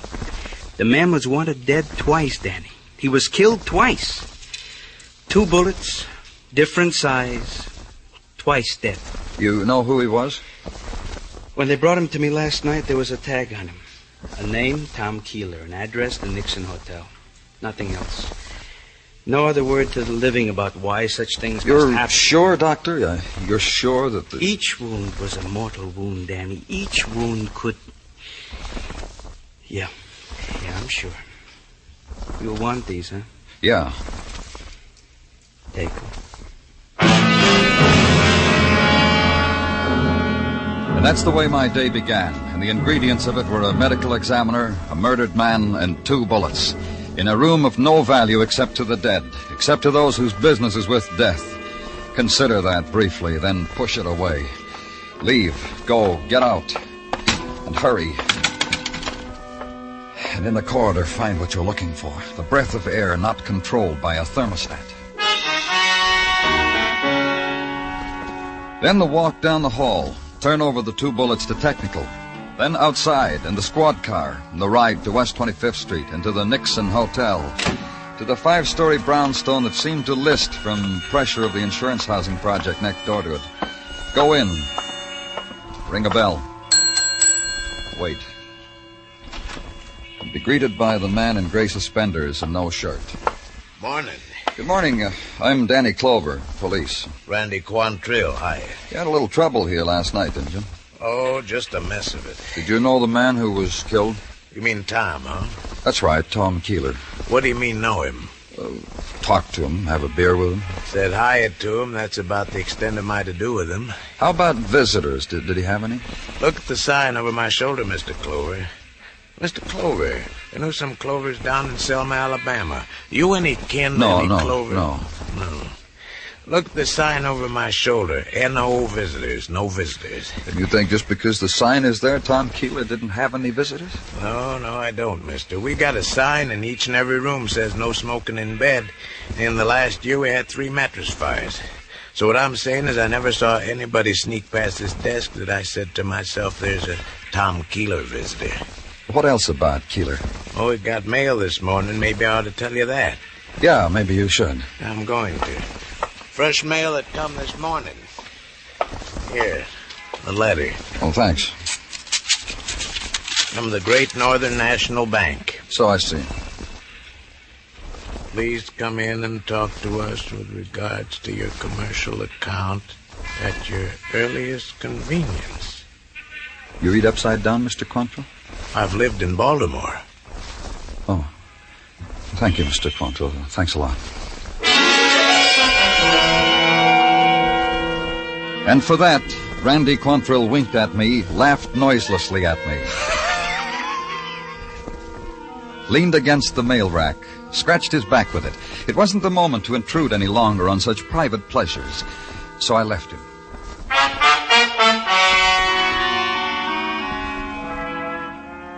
At the Great Northern National Bank, a guard, uniformed in tattletale gray, took my name, my business, walked down a marble aisle with them. An aisle lined with identical desks, identical faces behind them. Unerringly, the guard chose one, the right one. This was a shrewd guard. He muted his voice to the extracurricular business I had brought to the Great Northern, offered it to the man. The man considered it, digested it, and when he had it all in order, motioned me to the chair the guard had placed discreetly close to him. I'm told we can help you, Mr. Clover. A man named Tom Keeler had a checking account here. We're aware of it. Therefore... Then you know that he was murdered last night in a cheap hotel? We're aware of many things, Mr. Clover. Our research... I'm sorry, I can't hear you. What'd you say? I say that our research department makes a point of informing each of us here on many diverse matters. Matters that could even most remotely concern us. Thank you. Beg pardon? I said thank you because you let me hear what you had to say. I was appointed, Mr. Clover. Should any questions arise about the late Thomas Keeler, should any questions arise, I was to answer the question. Your interrogation is what, Mr. Clover? We down at headquarters think it's strange Tom Keeler slept in a flop house when he had a checking account with us? Uh-huh. Philosophical question, Mr. Clover. Somewhat out of my province. Pardon me, what?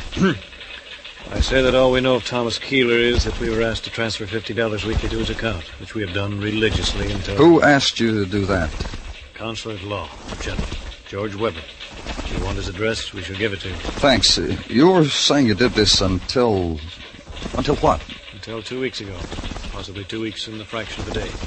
When Mr. Weber asked us to discontinue his generosity. Why? I suggested it was a personal matter concerning Mr. Weber. Don't mind troubling you with it. What? I'm sorry. I said that I would... Never mind. Probably wasn't important.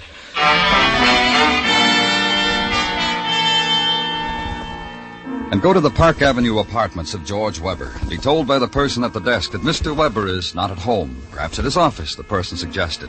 And be handed a slip of paper with the office address in a handwriting with the I's dotted with small circles. Weber and Marley, the slip said. Attorneys, Finance Building, Suite 12. Go there. Go through a door and past the beam of an electric eye. And wade through a carpet to a desk and an olive-skinned girl with tight black hair.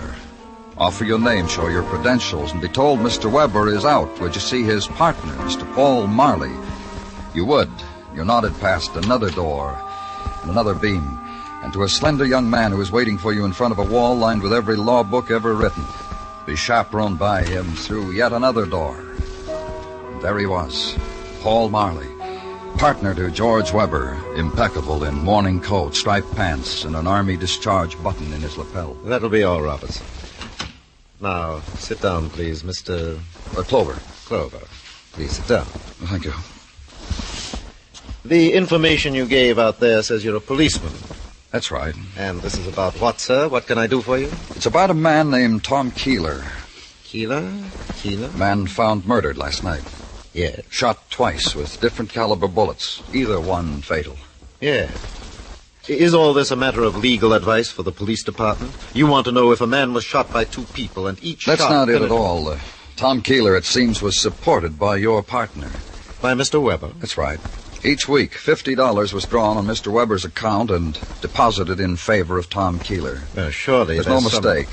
That's the way it was. But I know Mr. Weber so well. His affairs, everything. Where is he? On Fire Island, since the day before yesterday. He has a place there. I'm pretty sure he went there. A lot of season for Fire Island, isn't it? Oh, I don't think so. The end of September? Mr. Weber goes there all year round. Whenever. Whenever what? Whenever he's disturbed.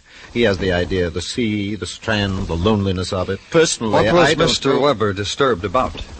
Well, he has a sister, Peggy. She's just 20, so you can imagine. No, I can't.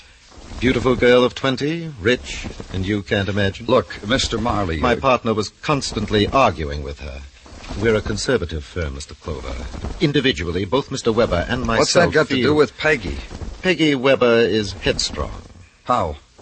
Well, I take my partner's word for it that she's headstrong. Therefore... And they argued, Peggy and her brother. What about? I have no idea. And he went to Fire Island to recuperate. One way of saying it. Anything else, Mr. Clover? No? Then please, these documents here, if you don't mind.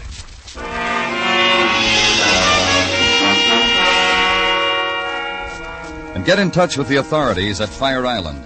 Check on the whereabouts of Mr. George Weber and wait. And an hour later, a phone call.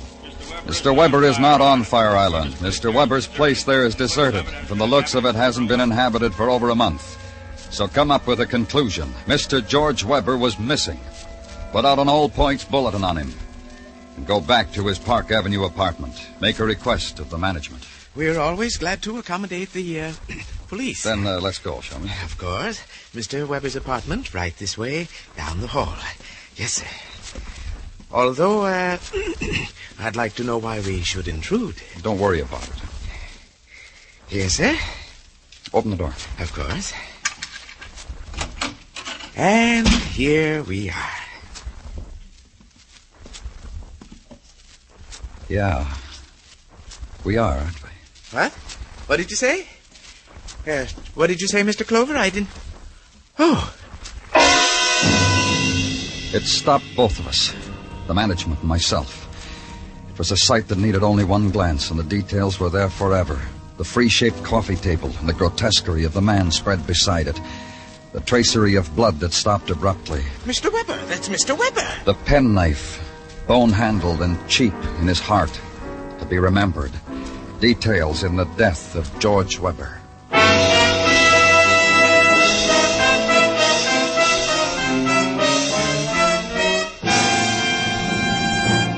You are listening to Broadway's My Beat, written by Morton Fine and David Friedkin, and starring Larry Thor as Detective Danny Clover. There will be a slight pause while we think of an adjective to describe Mario Lanza. Sorry, guess there just isn't one adjective to describe a guy who sings just as well in the popular range as in the classics. But here's a suggestion. On CBS Radio tomorrow night over most of these same stations, don't miss Mario Lanza's All Request Show. And more of the same by lovely Giselle McKenzie and Ray Sinatra's music.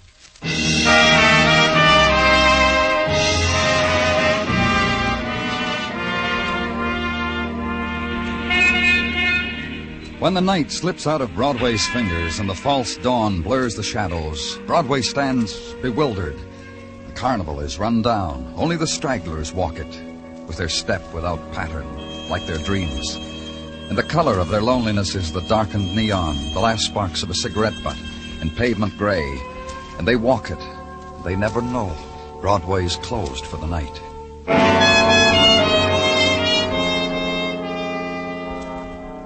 And somehow or another, whether it deserves it or not, the world gets to be 9 o'clock in the morning. Then there's a place for everybody. It's daytime, breakfast time, work time, make a dollar time.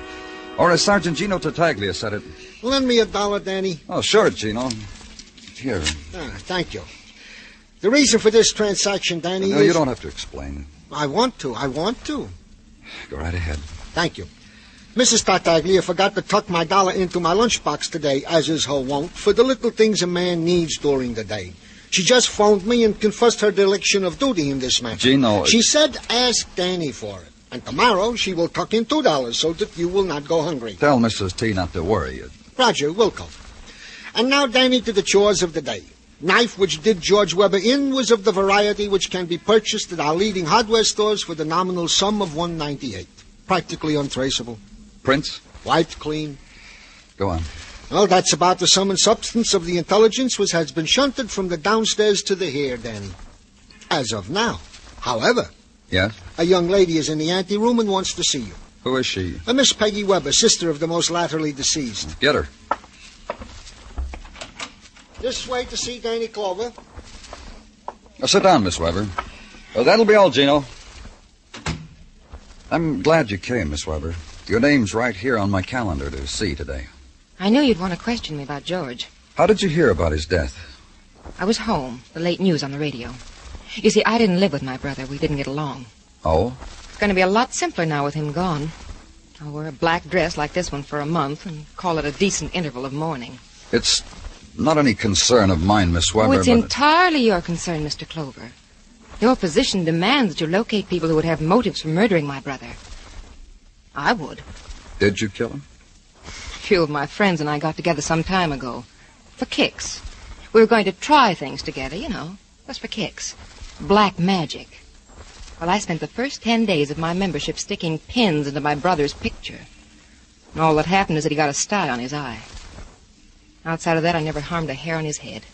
Why all this hate, Miss Weber? Simply this. I love a boy. I told George about him. George got red, then blue, red again, and then a lovely color I never saw before. He found out who the boy was. Ruined him. Who is the boy? Ralph Clay. Now runs a bowling alley on 3rd.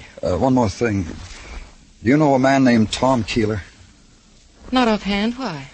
Oh, never mind. Leave your address with Sergeant Tartaglia, Miss Weber, and thank you very much.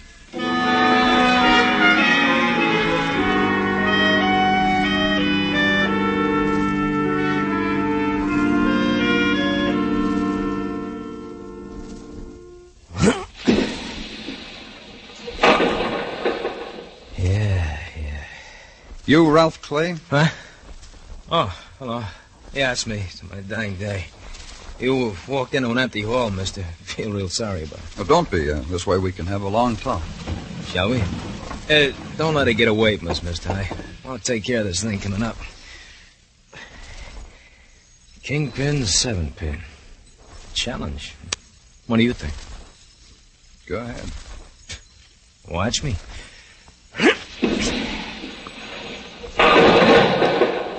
Yeah. Never say go ahead to me in that tone, mister. Not on that shot. My quirk, each day I live for it. I'll remember, Mr. Clay. Look, police. Yeah. Stick your thumb in the ball, mister, please. Have fun. I'll write it off under entertainment. Joint's bad, no one will know. Something Peggy Weber said. It sent me to you. Peggy? The girl of class. She tell you I kill her brother? I got the impression she was in love with you. Pity the girl. She lives in ancient history. In a time where she loved and I loved back. But ancient history. Under the bridge. Peggy did something to you? She had a brother. Now dead, I read. It stopped me for a breath on the way to the sports page. George Weber did something to you? Yeah. And I'm a man who likes to talk about it. My daily nourishment. Share it with me? Huh. Georgie Porgy Weber didn't like how his sister used to put her hand in mine, so he marked me lousy. How? Standing before you, Mr. Police, is a boy who once thought he was a lawyer. Cap in hand, he went to Georgie, a soon-to-be brother-in-law, asked for a job, keep it in the family. Georgie smiled, shook his head no. And with words and music, he told me he'd spoil for me any job I took from anyone he knew. Because you loved his sister? I was second in my class in law school. You want to invent other reasons? Why hate Peggy for it? Things like that run in the blood. I'm gonna stick around till it comes out in Peggy and slaps me in the head. Then that gives you a motive for having killed Weber. Ain't that a lucky one? And Tom Keeler, what did you have for him? Keeler? A man who got killed in a flea bag. A man Weber supported until... Typical. This supporting him, I mean. Good old Uncle Tom was an old friend of Georgie's and Peggy's father. After the father died, Uncle Tom still hung around. Why is he called Uncle? Peggy calls him Uncle because he was her confessor, her hero. Everything that ate Peggy, she brought to good old Uncle Tom. Not to her brother. Who goes to a man like that except to kill him? Give you something to ponder, Mr. Police? Yeah, you did. I'm glad. Makes me want to live through another day. Watch the bitter boy make his strike. Yeah. And consider the lie he'd flipped to you. The girl's lie that she didn't know Tom Keeler. And wonder over it. Jot it down in memory as a future conversation piece with Peggy Weber. And then, remember a man who said he knew all about George Weber, everything but the mention of Keeler's share in his partner's life. Go to him, wait for him to finish his preening, to taste to the full the decorations bestowed upon men of know-how. Got this little time machine for being on my toes, Mr. Clover. Handsome tidbit, isn't it? Yeah, it is. 17 Jules, Hamilton. All because I proved in court the chap's wife had been unfriendly to said chap. Look what the grateful devil had engraved in the gold. To chum Paul Marley for setting me free. To chum. What was there about Tom Keeler that shut your mouth about him? My compliments, Mr. Clover. Brilliant strategy. Attack while the enemy celebrates minor victories. In tactics class at Fort Meade. You told me about Weber, personal things about him, his sister. Why not about Tom Keeler? It pained me. For George's sake, my deceased partner's sake, it pained me. You'll show me where it hurts. You think you'll be able to understand? Don't answer. It doesn't matter. Keeler was a derelict, a bum, a hungry shadow in George's closet. That's why George opened that account for him. To keep him from coming here to beg. George and I had a large investment here. The presence of Keeler was Weber cut off the account. At my insistence, my counsel. It made quite a row the other day between Tom and George. I had to shoo people back to their desks. You killed George Weber? Attack. I admire your method, Mr. Clover. For the investment, the plush carpets, the perfumed secretaries, the junior partners, all yours now. You killed Weber for that? The death of my partner was a great loss to me, Mr. Clover. A personal loss. Were it in my humble power to hunt out his assassins, I would dedicate my knowledge, my life, my...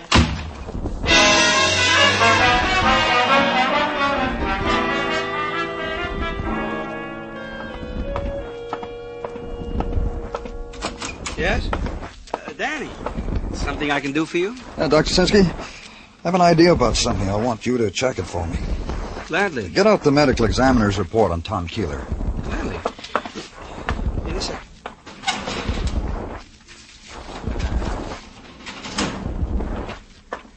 Here. What do you want it for? I want to put it side by side with this one I got on George Weber. So? Here, look. Yeah, it says Weber died day before yesterday at approximately 6 p.m. Uh-huh. And it says on this report that Keeler died about midnight on the same day. You know what that means, Doctor? No, what? There's a pencil on your desk. Figure it out.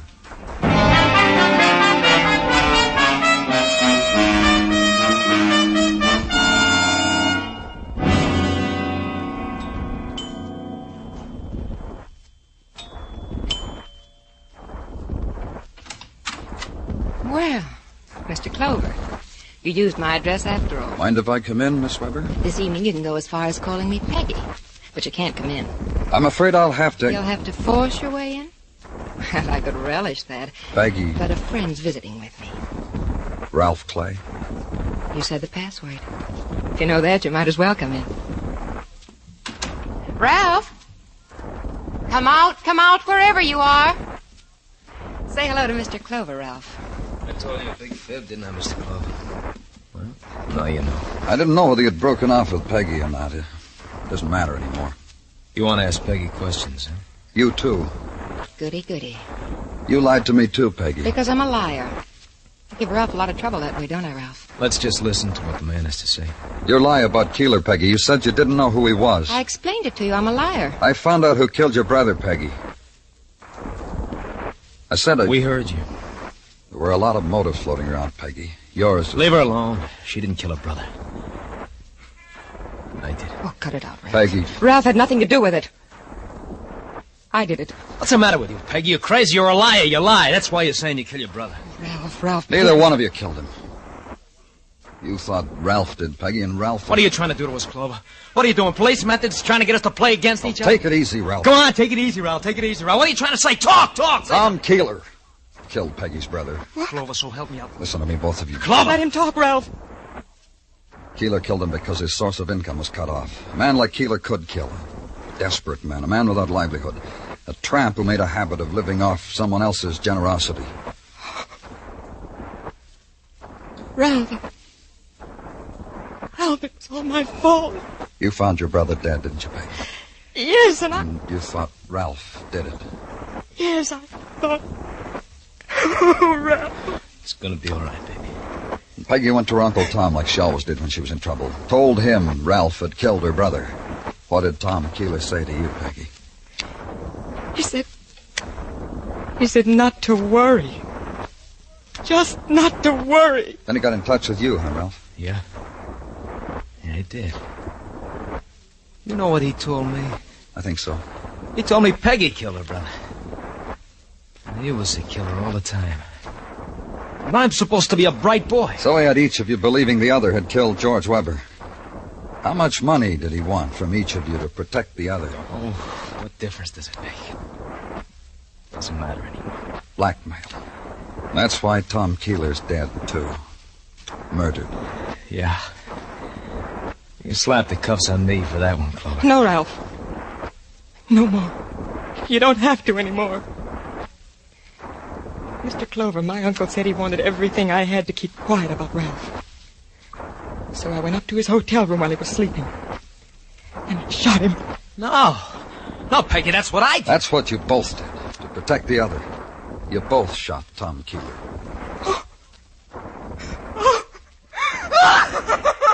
Peg, baby. Peg. Stop her! Peg! Oh, Peg!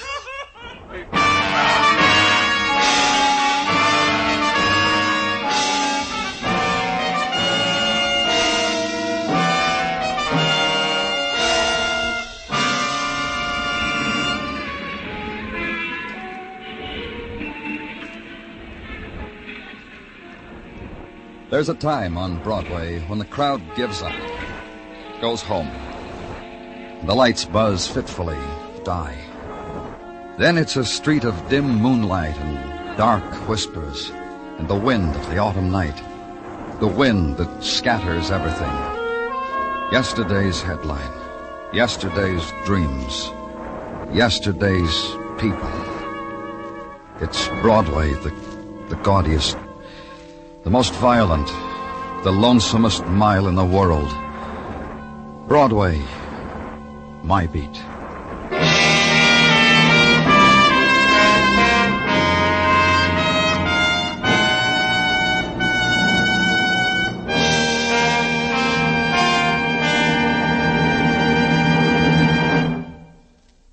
Broadway's My Beat stars Larry Thor as Detective Danny Clover, with Charles Calvert as Tartaglia and Jack Crucian as Muggavan.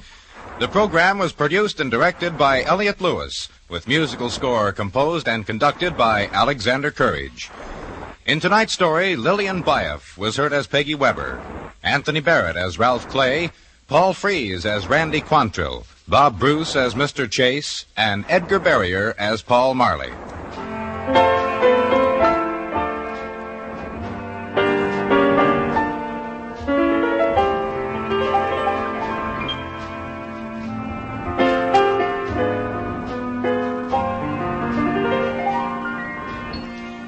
Here are two Sunday features that have captured America's fancy year in and year out. On Sunday afternoon, the distinguished music of the Symphonette, directed by Michel Piastro. On Sunday evening, the outstanding vocals of the Choraleers.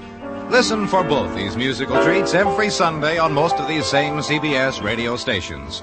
The Symphonette in the afternoon, in the evening, the Choraleers.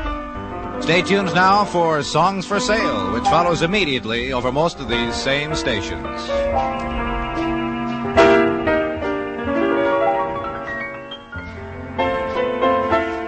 Bill Anders speaking. And remember, this Monday night, Lux Radio Theater features 13 Hollywood stars in the Gala Salute on the CBS Radio Network.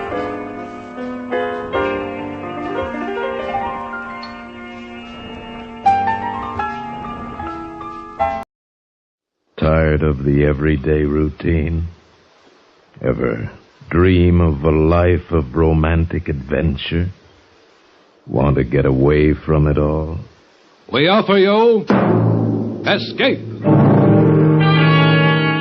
Designed to free you from the four walls of today for a half hour of high adventure. Escape. Brought to you by the Richfield Oil Corporation of New York and the independent marketers of Richfield gasolines, motor oils, and other petroleum products. Look for the Richfield Eagle on the cream and blue pumps.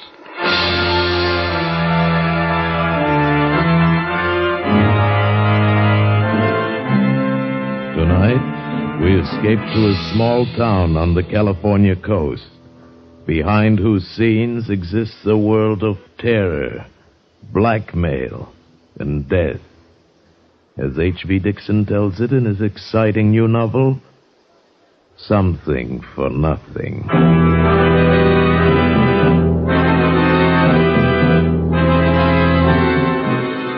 The moon wasn't up yet. It was after 9 and as dark as my pocket, and I was still 100 miles below San Francisco. The coast route is tricky driving, too. The road dips and curves like a squirming snake, smack up against the mountains on one side, and on the other, a sheer long drop to the sea. But I was driving north, and I had the inside lane, which wasn't so bad. And I kept bowling right along. And then about 3 miles below Bayside, I was going into a sharp curve to the right when beyond it, coming toward me, the lights of another car flared up, a big cream-colored sedan on the wrong side of the road bearing down on me. I slammed on my brakes and skidded sideways. The other car barely skimmed past, and I saw a woman hanging halfway out the door on the driver's side looking scared to death. She didn't even try to make the turn. Our car went straight for the lip of the cliff, and just as it went over, the woman jumped. And the car went smashing down the face of the cliff, easy, a 200-foot drop all the way to the ocean. Hey! Hey, are you all right? Oh, maybe she slid over. Hey there! Oh. What? Where are you? Don't bother. Oh, there you are. I'm all right. Here, hold on. Don't fall over the edge now. I'm a little shaky. There we go. I didn't see your car not till the last second. Look, lady, I didn't run you off the road. You were way over on my side. Oh, I didn't mean it was your fault. My brakes failed. I was coming down the grade. I guess I lost my head. You could have made it all right without brakes. You weren't going very fast. Oh. I can't see your car down there. It's probably underwater. Might have landed on the rocks, huh? No, I heard it splash. Can I drive you anywhere? I wasn't going your way. Oh, that's all right. I'll go back to Bayside. I was going to see some friends down the road, but I don't feel like seeing them now. You can drop me in town. Fine. I'd be glad to. Whoa, you're pretty wobbly. Here, let me help you. It was a shock, I guess. Yeah, that was a close one. Say, wait a minute. Hmm? There wasn't anybody else in that car, was there? No, I was alone.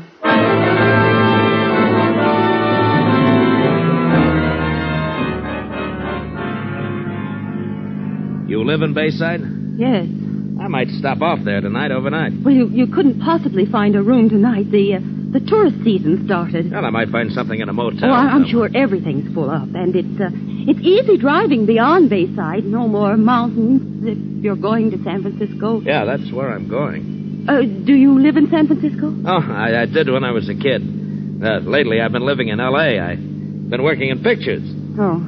For a while, I thought I'd be another Clark Gable or a Robert Taylor or something. Every agent in town was after me, but you know how it is. It didn't pan out. Why not? You're handsome. Oh, sure. Too handsome. I photographed too slick. I saw I'd never be anything but third rate, so I got out. Yes, I suppose that's sensible. Well, welcome Bayside city limits. Now, where do I take you? Straight ahead. Huh? This is Surf Avenue. It'll take you through to the main highway. Well, where do you live? Oh, you don't have to take me there. Stop here. Well, why here? I'm going to the police station to report the accident. Well, don't you want me to go along and be a witness? Oh, no, I'm sure that isn't necessary. Have a nice trip to San Francisco. Thanks. You are going right through, aren't you? Well, I guess so. Well, you'll be there in 2 hours. Yes, I know. Yes, well, thanks again, and goodbye. There was something funny about that dame. Something was worrying her besides that accident. The way she acted toward me, for instance. All she cared about was getting me out of town fast. So, naturally, I decided to stay a while to find out why. I found a room without any trouble at all, and then I walked around Bayside. I liked what I saw. The cars, the stores, the way the women were dressed. Yeah, Bayside was loaded with money. And then sometime after midnight, I dropped into a bar. One of the customers was yawking away to the bartender. I ordered scotch over ice and listened in. She phoned the station about an hour ago and said Frank wasn't the type to go somewhere, not let her know. That was the customer, a big moon-faced man with a red neck who had cop written all over him.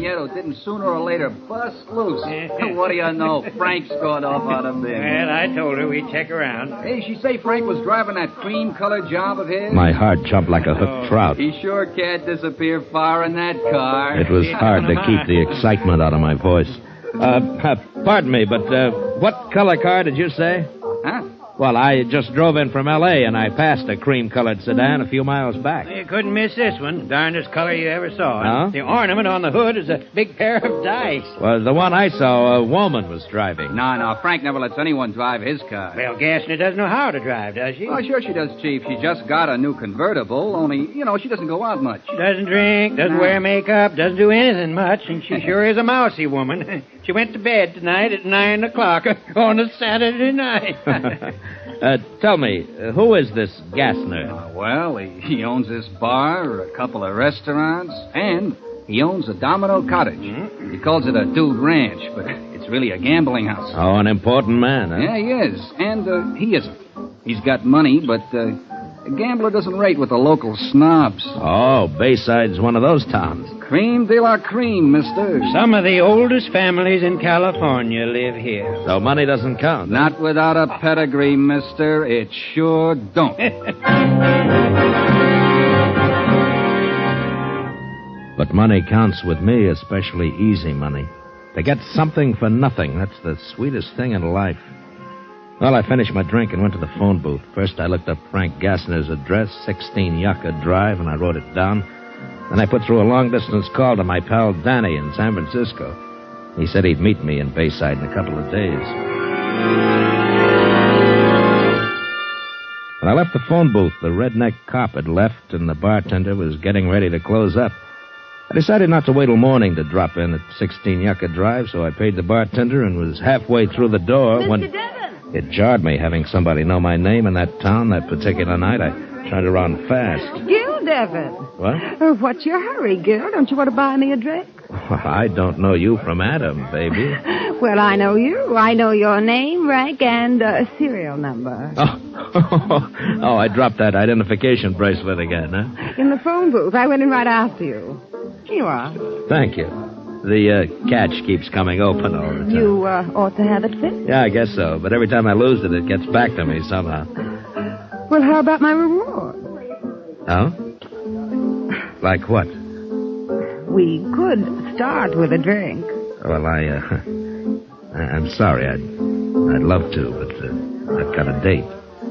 That hardly comes as a surprise with shoulders like yours. Now, what does she have that I don't have? Only one thing, sweetheart, and it's not beauty. But what she has, there's no substitute for.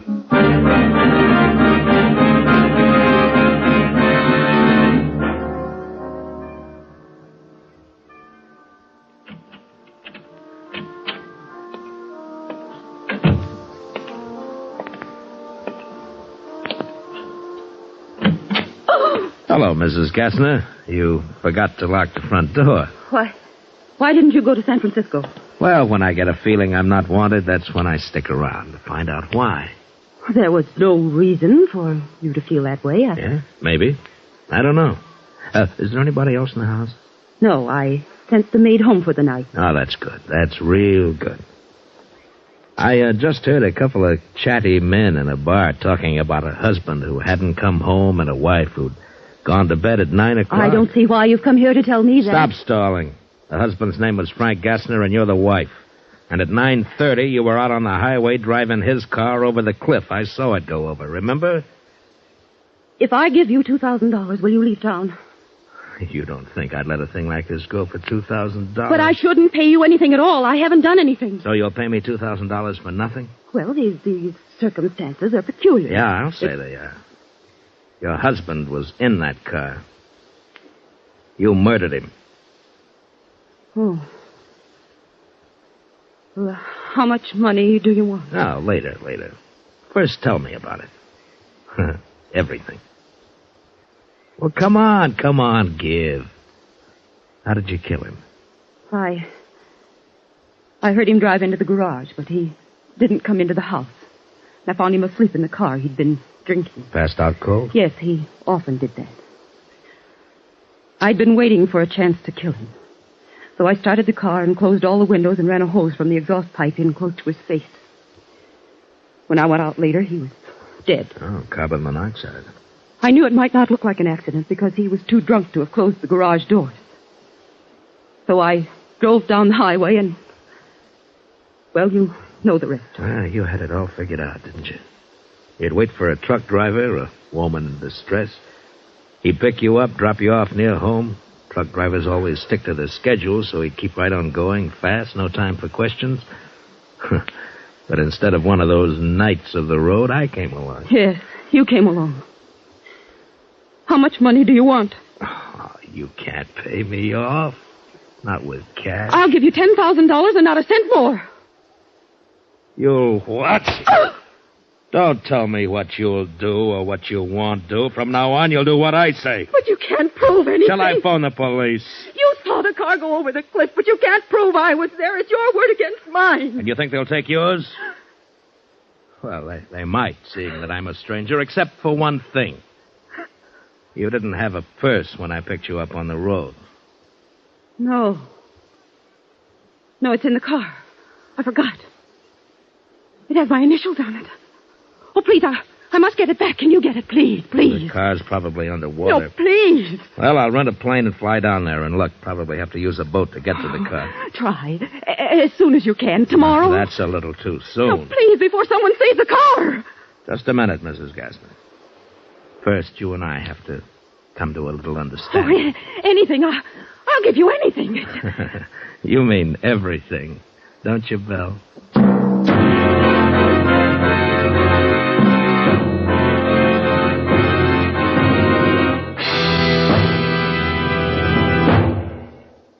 What is xylene? A petroleum chemist will tell you that xylene is one of the highest octane components of gasoline known to science. But here's what's important to you. Xylene is contained in every gallon of Richfield gasoline. Let me repeat that. Xylene, one of the highest octane components known to petroleum science, is contained in every gallon of Richfield gasoline. Xylene helps give Richfield gasoline that full power wallop that jumps you out ahead in traffic. That smooth, surging power that eats up the miles and levels off the hills. Furthermore, there's a Richfield gasoline to fit the power requirements of your motor. Select Richfield Ethyl for best results in the highest compression motors, or Richfield High Octane at regular price for the average motor. Each Richfield brand is tops in its class. Don't waste gasoline, don't waste money. Let the Richfield dealer help you select the right gasoline for your car. Remember, every gallon of Richfield gasoline contains xylene, one of the highest octane components known to petroleum science. And now we return you to Escape. That was going to be a gold mine. For a start, Belle Gassner went to the bank next day and got me $10,000 cash. Then she made out a power of attorney for me. The next afternoon, I flew down the coast on a rented plane and spotted the car wedged into the rocks, right side up, under 20 feet of water. The next day, Belle and I went down in a cabin cruiser and dropped anchor as close to the rocks as we dared. Let the anchor out all the way there. Well, it's hit bottom. All right, now take a hitch in the line. Okay. That's it. There's no drag now. Oh, you can't even see the highway from here. No, but if somebody sees us, they'll think we're fishing. Well, how are you going to do it? Well, I'll tie a rope around myself. You hold on to the rope so the surf doesn't bang me into those rocks. All right. Wait a minute. Maybe we should swim over to that big rock there and try it from there. But I can't swim. No. Well, I'll swim over and pull you across. Oh, no, I'm terribly afraid of water. All right. I'll try it from here then. But you hang on to that rope, you understand? Yeah. If anything happens to me, baby, then you're really in trouble. I fastened the rope around my waist, then I waited for a backwash of surf, took a deep breath, and dove. My dive carried me down to the top of the car, and I hooked my arm through the front window and held myself against the force of the current. And then I looked in. It was a world of greenish twilight, but I could see everything. Frank Gassner's body was floating against the ceiling of the car, his arms and legs waving in the current, his coat flapping as if it were in a breeze. I looked away from the body and tried to find the purse. I hung onto the steering wheel and finally saw it on the floor, held onto the weight of the flashlight. When I went after it, the body brushed against me in a kind of a caress. I grabbed the purse, shoved myself out of the car, and struggled to the surface and clambered aboard. You've got it. Oh, thank heaven. Of all the fool women, you would leave something like this in the car. Well, I guess we should start back. Yeah. You know, it's funny. Now that you got my purse back, there's no way to prove I was in Frank's car. Doesn't that worry you? Not a bit, baby. I might refuse to go through with our deal. I might revoke that power of attorney. No, you won't. I still hold some aces, Belle.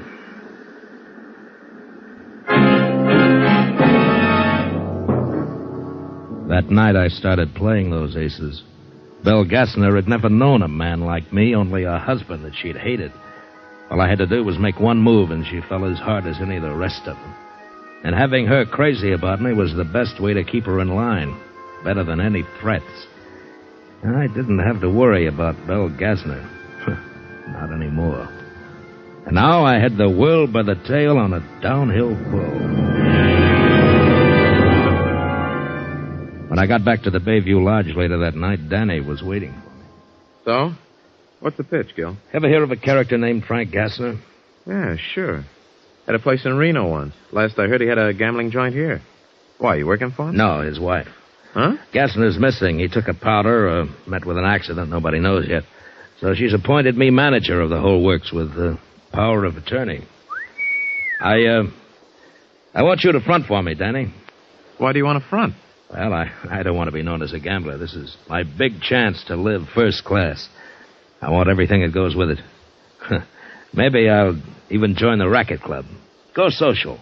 Yeah, you always did have big ideas, Gil. How long is this going to last? Well, long enough. Well, suppose this Gassner shows up someday. He won't. Now, wait a minute, Danny. My hands are clean. I didn't do him, and I know what happened to him, but I'm the only one who knows. Yeah. Yeah, sure, Gil. Okay, I'll play along.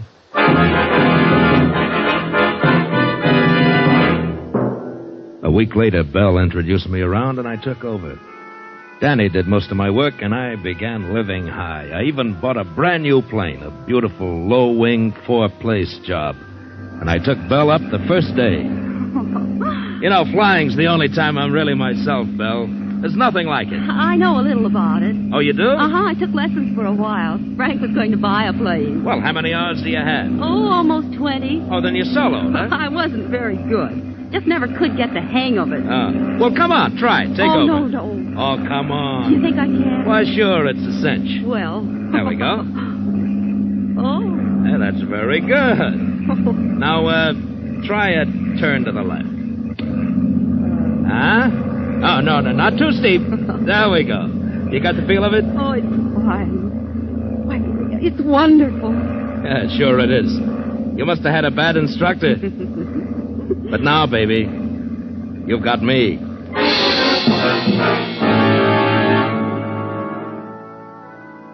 The money began rolling in. I bought a bachelor house on the beach. I joined the racket club. It seemed like there was no end to the good things I'd heard about and never known. Yet, slowly, little by little, a sour note crept in. Belle began to get on my nerves. She was so possessive, I began to hate the sight of her. Now, one night at the racket club, she was dancing with someone, and I was having a drink at the bar. Hello there, Gil Devon. What? Well, hello. I just knew those shoulders went with that handsome face. Are you tied up tonight, or can you buy me that drink? Sure I can. Tell me, why haven't I seen you around since the first time? I've been to Europe since then. I'll be here for a few weeks, though. Then I'm going to New York for the winter. Oh, I thought this was your home. It's one of them. Daddy's got 4 houses scattered around the country. Oh. Look, never mind the drink. Let's go outside. Sure. You've got an edge on me. I don't know your name. Allison Price. You know something? You're something I've always imagined would happen to me. Really? You didn't seem to think so that first night. No, well, I had something else on my mind, something that had to come first so that you could happen. And, what was that? Money. A girl like you can only come along when a man's got money to burn.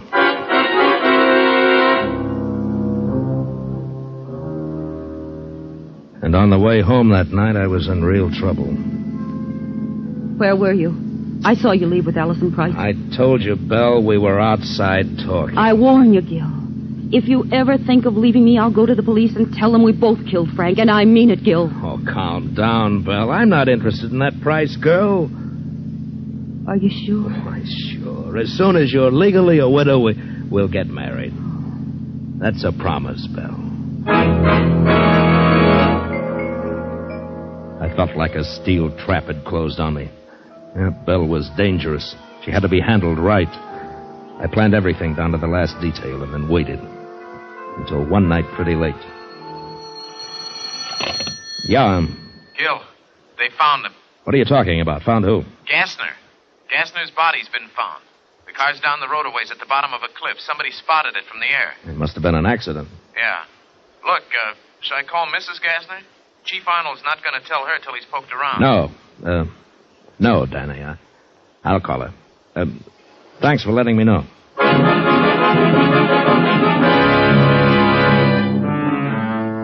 Hello, Belle. I'm so glad you called, darling. I was just going to bed. Well, you're not going to bed now. You're going to leave town.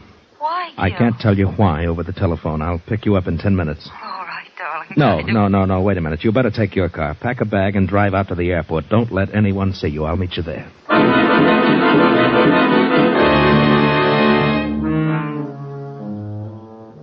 They found Frank last night. Danny called.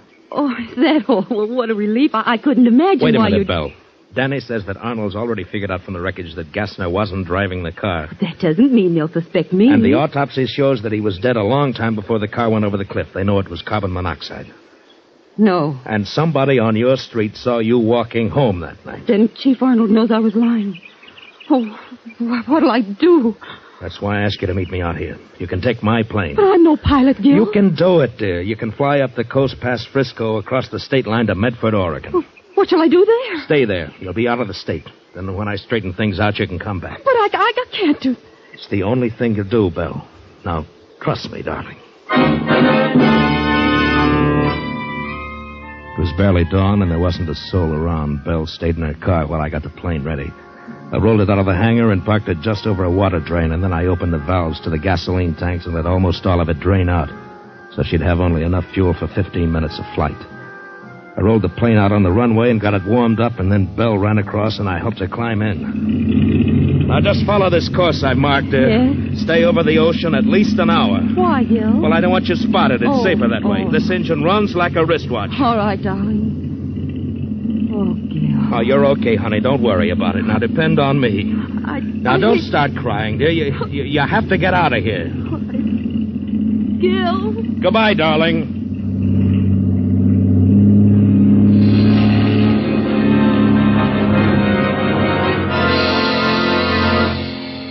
She took off to the west and then flew northwest over the ocean.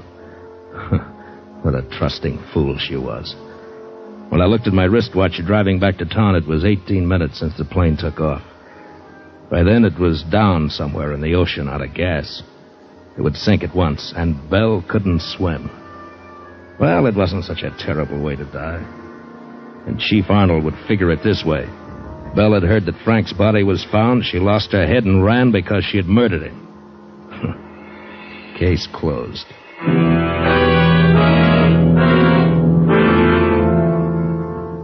It was a nice day. Nice day to take Allison swimming. Or for a drive up the beach. When I got to town, nothing was open yet except the drugstore, so I stopped and bought a paper. Folded it under my arm and started back to my car. And then I spotted Chief Arnold coming toward me, grinning like an ape. I wondered what was on the old fathead's mind. Hey, Mr. Devon. What? Oh, there. Well, hello, Chief. You look happy about something. Gil Devon. I arrest you for the murder of Frank Gassner. What? Are you nuts? What gives you the idea that I had anything... Ever seen this before, Devon? Sure. That's my Army identification bracelet. I haven't seen it for weeks. I'm always losing it. Well, it's handy for us cops that you do. This time you lost it in Frank Gassner's car. Say, isn't that Allison Price? Well, I'll be darned. She's got under your skin, too. Shut up. Shut up, you flat-foot. Here! Come here, I want to talk to you. Oh, beautiful girl. And so near. So near. And yet so far.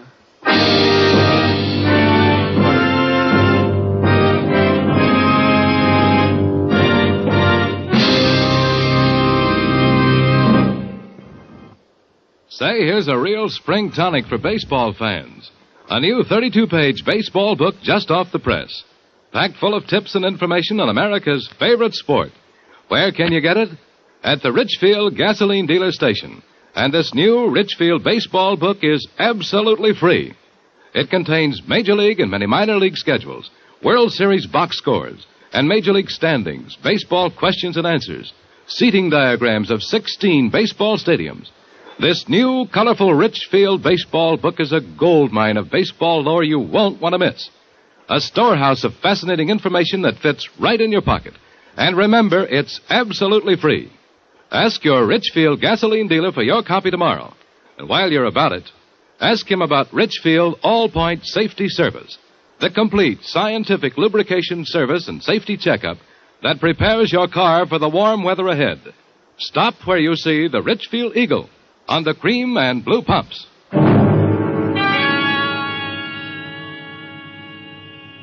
Escape is produced and directed by William N. Robeson and has tonight presented Something for Nothing by H.V. Dixon, adapted for radio by Sylvia Richards.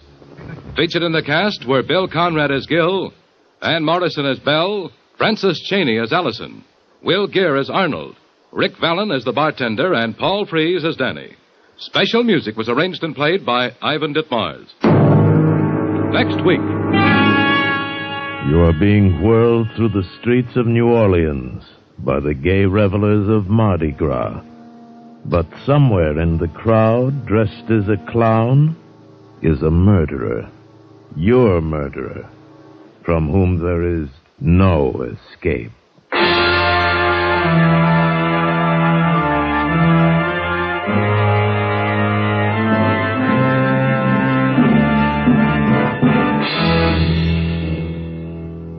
Next week at this time, the Richfield Oil Corporation of New York invites you to escape with the story of a man caught up in the night of terror through his complete innocence, as John and Gwen Bagney tell it in their exciting story, The Man Who Stole the Bible.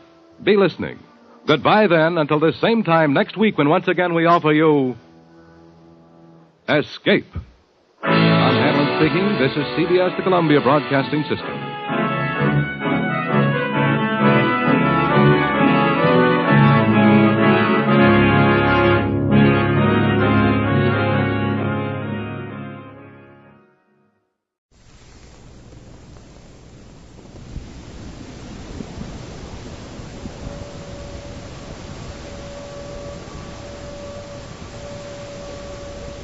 Presenting Mr. Keene, Tracer of Lost Persons, in The Rented Cottage Murder Case, a new weekly feature on NBC's All-Star Festival of mystery, comedy, music, and drama.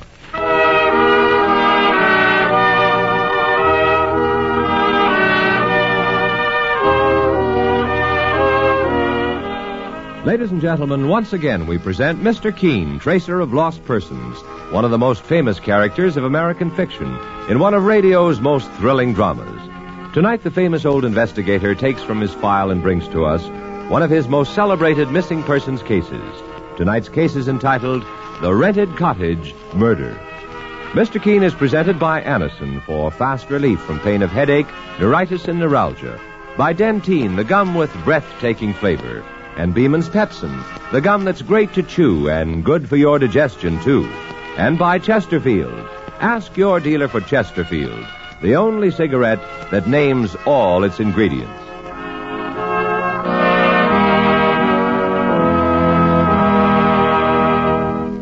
Every day you hear more and more about an incredibly fast way to relieve the pains of headache, neuritis, and neuralgia. It's Anacin, A-N-A-C-I-N. Now, the reason Anacin is so wonderfully fast-acting and effective is this. Anacin is like a doctor's prescription. That is, Anacin contains not just one, but a combination of medically proven active ingredients in easy-to-take tablet form. Thousands of people have received envelopes containing Anacin tablets from their own dentist or physician, and in this way discovered the incredibly fast relief Anacin brings from pains of headache, neuritis, or neuralgia. So the next time a headache strikes, take Anacin, A-N-A-C-I-N, Anacin, in handy boxes of 12 and 30, economical family-size bottles of 50 and 100. Ask for Anacin at any drug counter.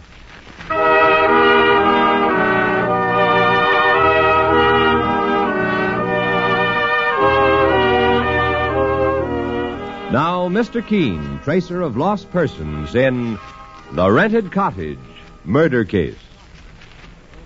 Our scene opens as three people are about to enter a gleaming white cottage. Its charm dimmed only by a large real estate sign reading, "For rent," at the lowest rental within 100 miles of New York. One of the three is the rental agent, the second a man on crutches, the third his wife. And she speaks the words that lead to murder. Mr. Burkett, you don't mean to say my husband and I can rent this lovely place for $25 a month? That's the price, Mrs. Haynes, and it's completely furnished. I'll open the door. Careful, Mr. Haynes. The floor has just been waxed. Your crutches may slide. Thanks. I'm all right. Lovely place for $25 a month, isn't it? Mr. Burkett, are you sure that's the rent? It doesn't seem possible, does it, Tom? Mr. Burkett, why should a place like this rent for almost nothing? From other places my wife and I looked at, this should bring at least $200. You're the 10th couple I've shown it to, Mr. and Mrs. Haynes, but nobody would touch it. They were afraid. Afraid? Of what? A murder was committed in this cottage. A murder? I wouldn't spend a night here for $10,000 myself. Anyway, that answers your question about the giveaway rent. You better let me show you something else. Well, my husband and I aren't the scary kind, are we, Tom? Besides, beggars can't be choosers. I've told you what I think about this place, Mrs. Haynes.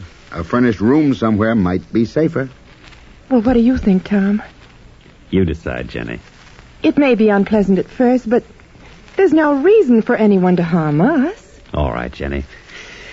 Here's $25 for the first month's rent, Mr. Burkett. I wish I had you folks' courage. I'll go to my office and be right back with a receipt. You may change your minds meanwhile. Jenny, I hope you won't be nervous living here.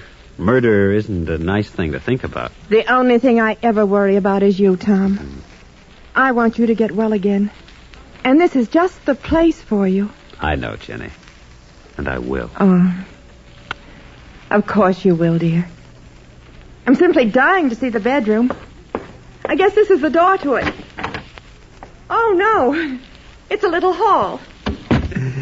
She fell for it like the fool she is. Hey, take that gun off me. I might have known. No, don't shoot. We'll talk this over.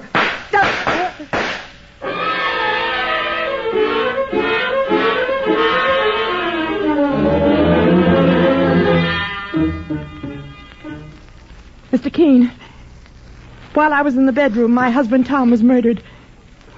If only I hadn't rented that cottage for $25. But it was so beautiful and we were so poor.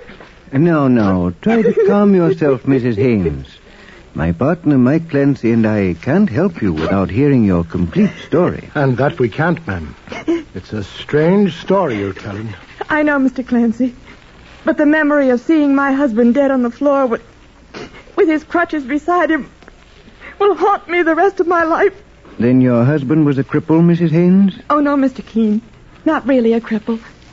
Tom was a traveling salesman for a large importing company.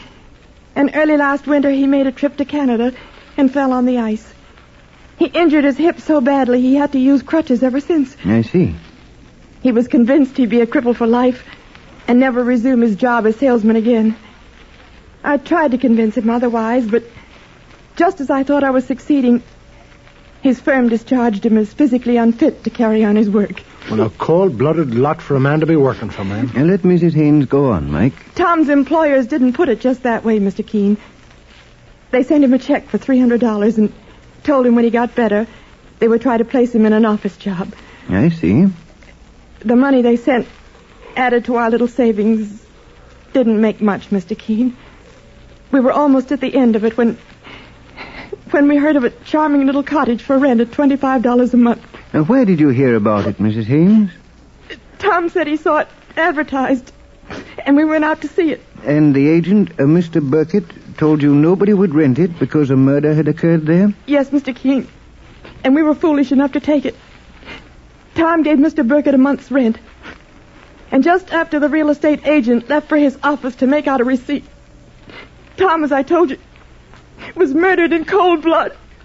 Mrs. Haynes, you may be sure that Mike Clancy and I will do our best to bring your husband's killer to justice. I knew you would, Mr. Keene. That's why I came to you. If you'll write the address of the cottage on this pad, and Mr. Burkett's address, too, Mike and I will go there immediately.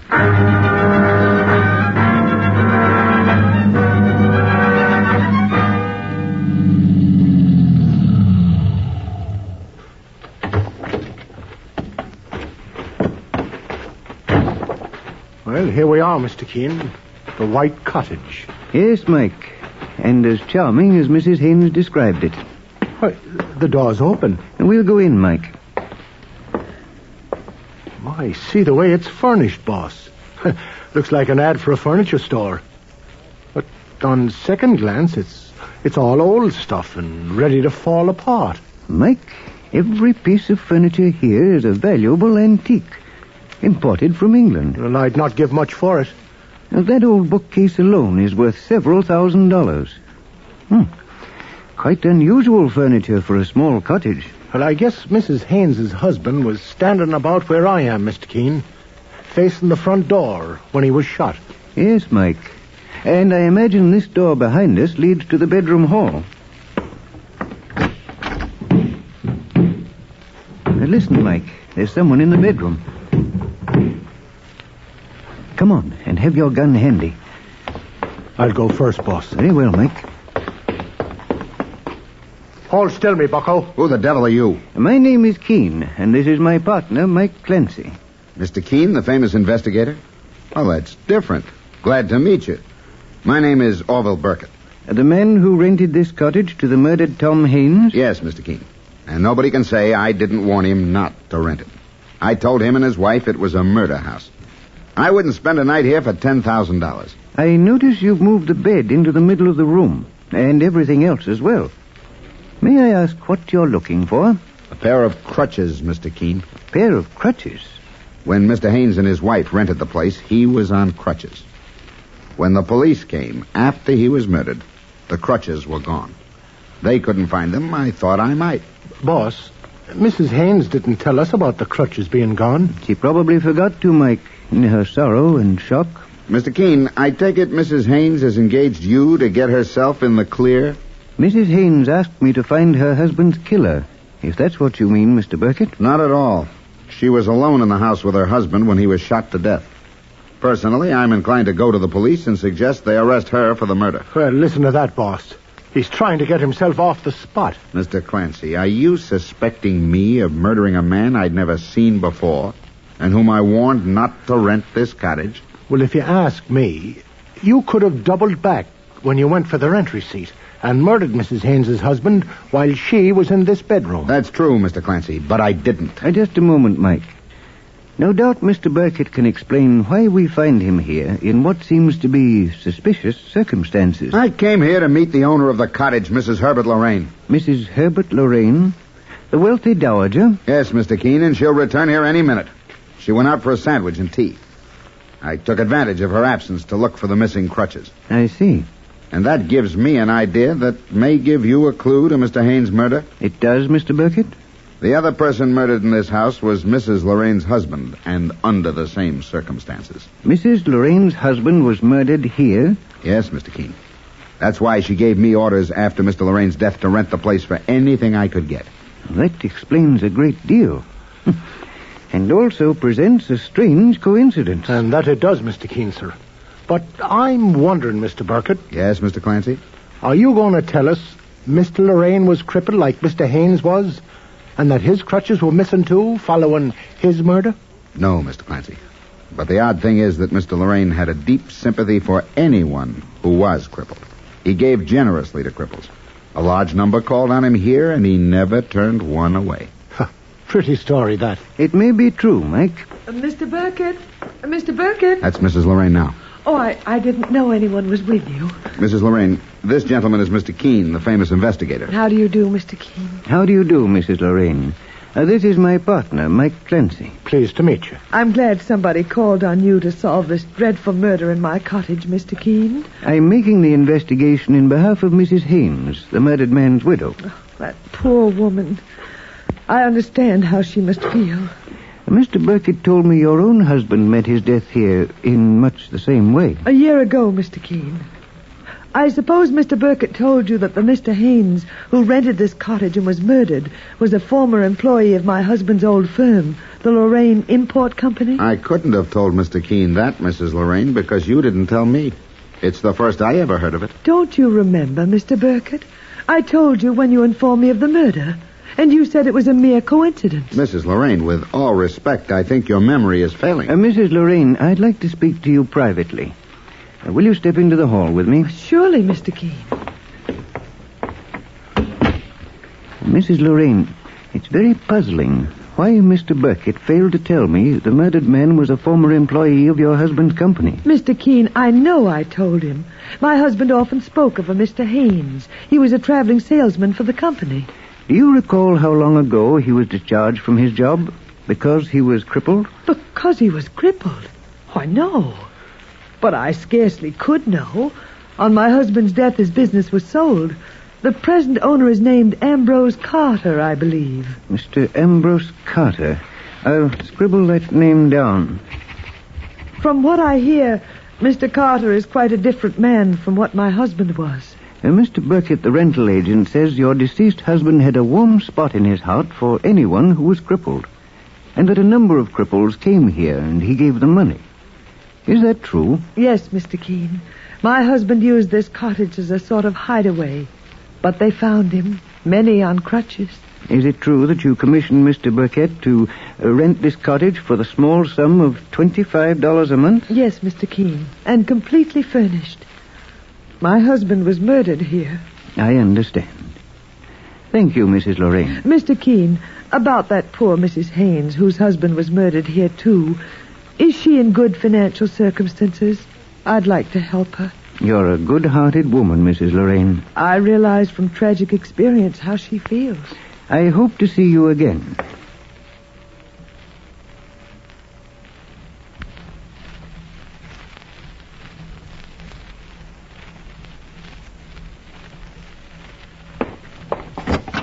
Mike, would you come here, please? Sure, Mr. Keene. I believe Mrs. Lorraine has given me the clue to solve the murder in this cottage. She has? We will now visit the present owner of the Lorraine Importing Company, Mr. Ambrose Carter. Yes, Mr. Keene. And on the way, I'll phone the police. It's possible Mr. Burkett, the real estate man, is connected with the murder.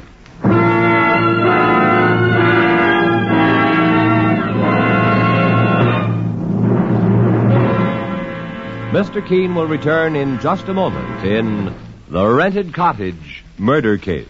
But first, here's something of interest to you.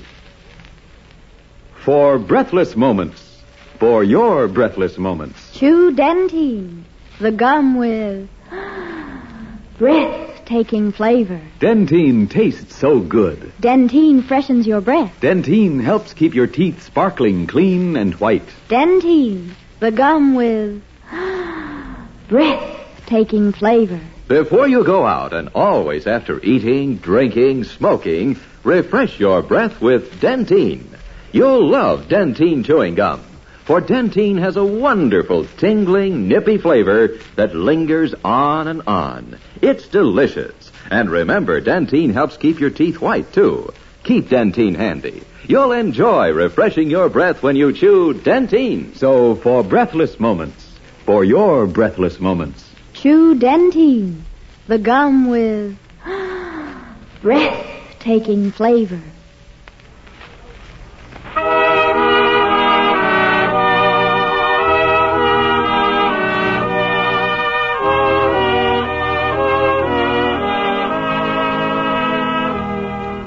Now back to Mr. Keene and The Rented Cottage Murder Case.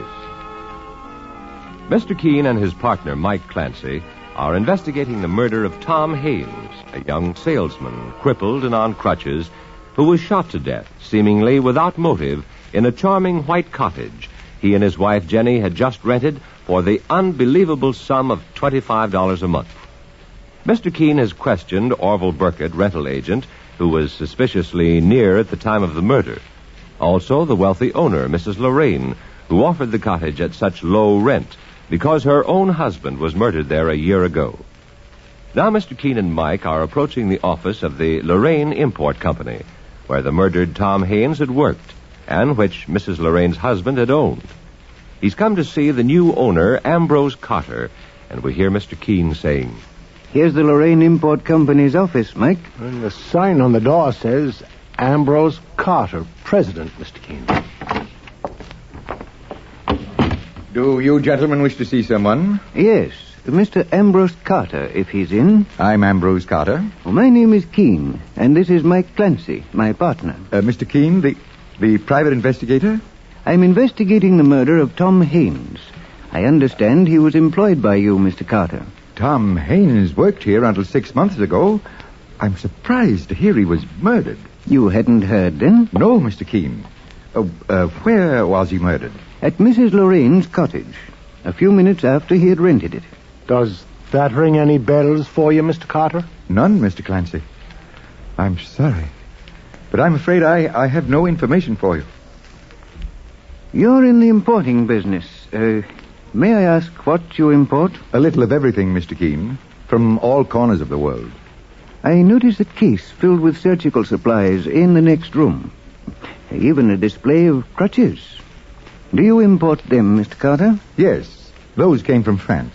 But since I took over the business from Mr. Lorraine's estate, we're discontinuing that line. Tom Haynes was on crutches when he was murdered, Mr. Carter. Was he really? I didn't know he used crutches.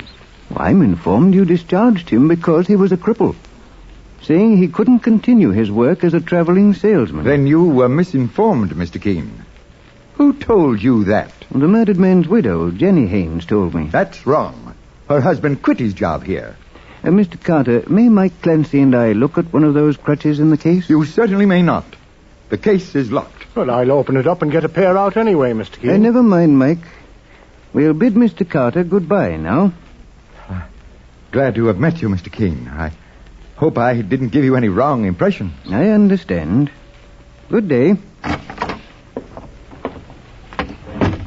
Mr. Keene, sir, why are we leaving so fast? He's sufficiently alarmed as it is, Mike. My request to look at the crutches in that case shocked him. Oh, yes, it did. And I picked this card off the floor. Why, it's Mr. Carter's own card. Expressing sympathy at the death of the murdered man. Undoubtedly, it was to be sent with a floral offering to Tom Haynes' funeral. Well, Carter said he didn't know Mr. Haynes was dead, boss. There's a sinister connection between Carter's office, Mrs. Lorraine's cottage, the agent, Orville Burkett, who rented it to the murdered man, and the crutches. Yes, boss? I'm going to ask Lieutenant Hale of the police to confiscate a pair as murder evidence. Well, what's the next move, Mr. Keene? We'll return to the office immediately, Mike, and put certain things into operation.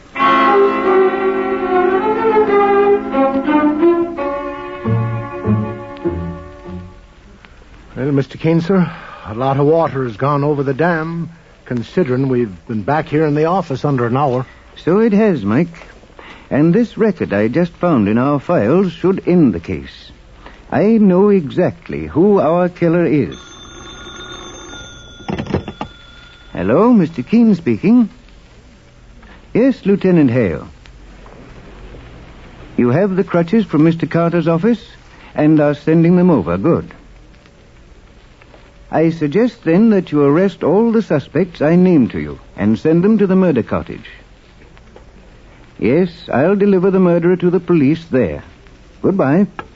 Shall I get the car now, Mr. Keene? Somebody's at the door, Mike.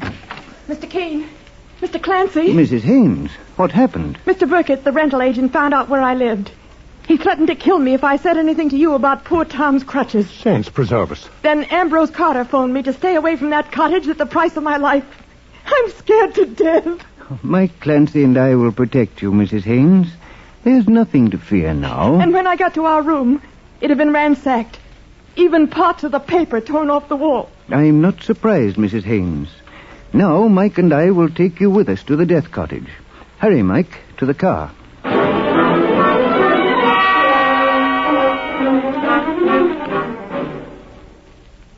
Ring the doorbell, will you, Mike? Don't be frightened, Mrs. Haynes. Oh, Mr. Keene, I'm so relieved it's you. The cottage is surrounded by policemen. Mr. Burkett and Ambrose Carter are in the bedroom. The police arrested them both. Mrs. Lorraine, this is Mrs. Haynes, the murdered Tom Haynes' widow. Thanks for offering to help me, Mrs. Lorraine. My husband was murdered here, too, Mrs. Haynes. Mr. Keene, I can't understand, but Mr. Burkett advised me to move all the furniture out of the cottage. He says he'll put it in storage. Mrs. Lorraine, you say Mr. Burkett and Ambrose Carter are in the bedroom? Yes, Mr. Keene. I'll open the door. Is this your doing, Keene, having me arrested? Yes, Mr. Burkett. But first, tell me why you attempted to have Mrs. Lorraine move the furniture out of here. Because I think the cottage would be easier to rent that way, considering the circumstances. I see. Now tell me, why did you threaten to kill Mrs. Haynes if she spoke to me about her murdered husband's crutches? Why, Mr. Keene. Yes, Mr. Carter? Are those crutches Mr. Clancy is carrying the ones you told me Tom Haynes had when he was murdered? No, Mr. Carter. They're a pair the police took from the display case in your office. What's that? The supporting handbar unscrews and supplies a clever way to conceal narcotics. There's no dope in those crutches, Mr. Keene. I said they furnish a good hiding place. That was all. Mr. Carter, why did you phone Mrs. Haynes to stay away from this cottage in peril of her life? I was afraid this rental agent Burkett would murder her like he murdered her husband. Let me at Carter. I'll tear him apart. Hold still, Burkett, or I'll drill you. Mr. Burkett, the police found the murdered man's crutches in the attic of your house. They are a duplicate of the dope-carrying ones taken from Mr. Carter's office. Why, I don't know how they got there. I know how, Mr. Burkett. How, Mr. Keene? Mrs. Lorraine put them there after she murdered Tom Haynes. The nice lady who offered to help me. Tom's murderer? Yes, Mrs. Haynes. Try to prove it, Keene. In the rush, Mrs. Lorraine, you dropped a monogrammed handkerchief beside the crutches in Mr. Burkett's house next door.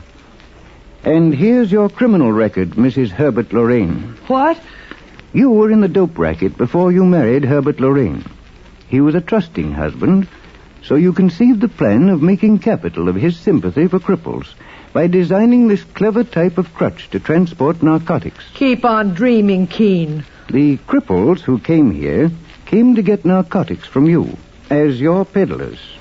They weren't cripples. And when your husband discovered what you were, you murdered him in this cottage. The soft fool turned on me. Was going to get the police. I had to murder him, Keene. You will be tried and convicted for the murder of your husband and the murder of Tom Haynes. Take her out to the police, Mike. Come along, Mrs. Lorraine. One thing you didn't figure, Keene, was why I offered to rent this cottage for $25 a month. Oh, yes. The game was for your accomplice in the dope racket to offer it for $25 and then terrorize prospective tenants not to take it. In that way, you could retain it to conceal a king's ransom in dope you had hidden in the furniture here. I mean, you are her accomplice, Orville Burkett. That's right, Keene. I'd rather take the rap for dope than for murder. Mr. Keene. Yes, Mrs. Haynes? You say Mrs. Lorraine murdered my husband, Tom? Well, why?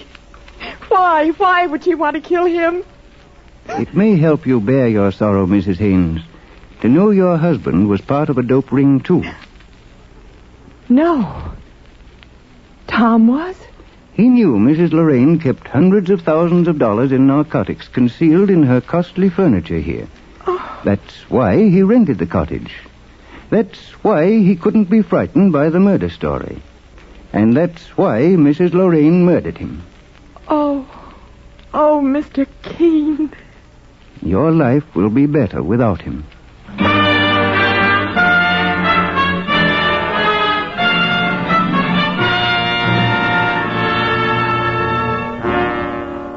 And so Mr. Keene finds the solution to the rented cottage murder case.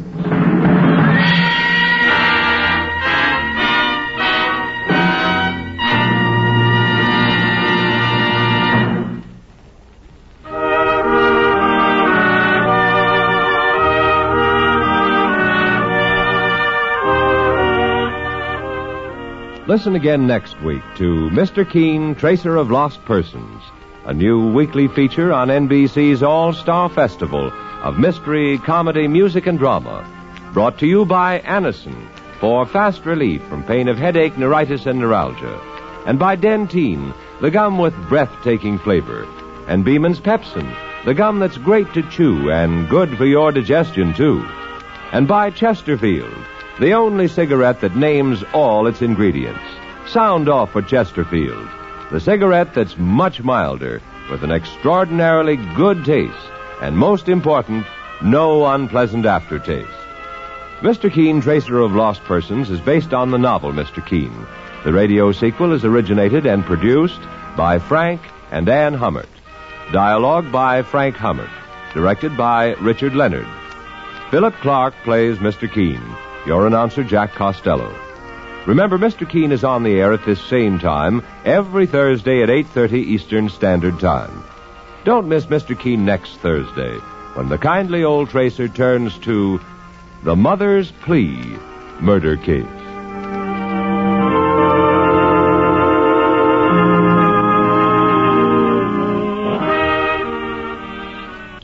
Tonight, hear a report on the Washington scene on NBC.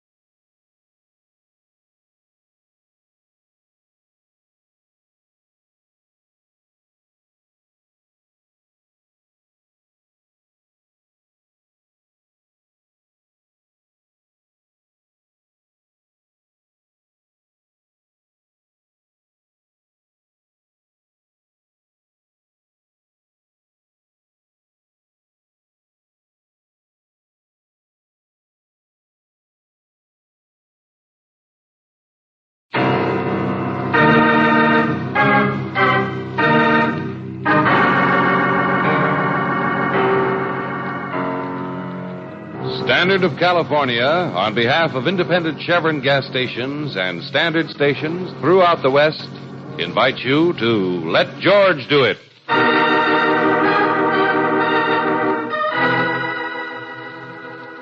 The motif is murder, another adventure of George Valentine. Personal notice, danger's my stock and trade. If you're running a poor last and your whole life depends on you finishing in the money, you got a job for me, George Valentine. Write full details.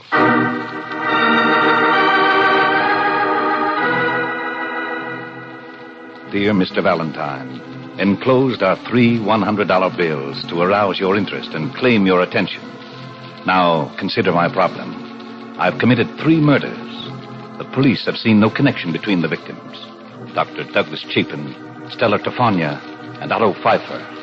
But there is a connection, a theme to these deaths, as definite and perfect as a motif in a work of Wagner.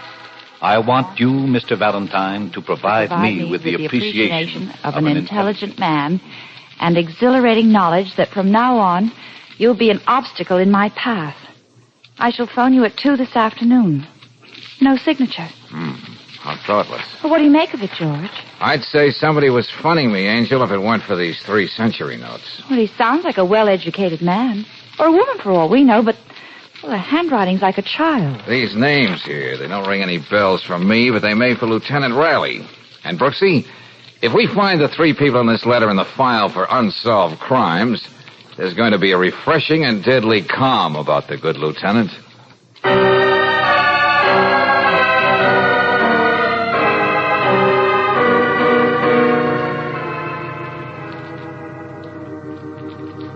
Dr. Douglas Chapin, well-known surgeon. Stella Tefania read the bumps on your head, the lines in your palm, and your future in a crystal ball.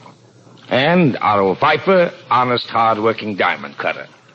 Now, find me a motif in that combination, Valentine, and I'll eat it. Well, let's skip that for a minute, Lieutenant. The fact remains that whoever wrote this letter knew about these crimes. And they weren't exactly front-page stuff. You yourself said that Otto Pfeiffer's name never even got into the newspaper. Missing Persons is working on that, Miss Brooks. The man simply disappeared. Yeah, but our correspondent assures us it was murder, wherever the body might be. Dr. Chapin's death was tagged as a suicide or an accident. Take your choice. He was taking a smoke up on the roof of St. Mary's Hospital after an operation. The next thing, they were picking him up off the street. Which leaves us with only one murder as such. Yeah.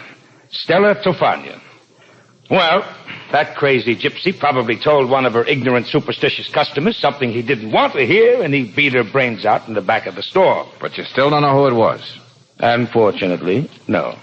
Well, then it's possible that the 3 were murdered by the same person for reasons we don't know yet. Uh-huh. And he's paying good money to you to try and catch him.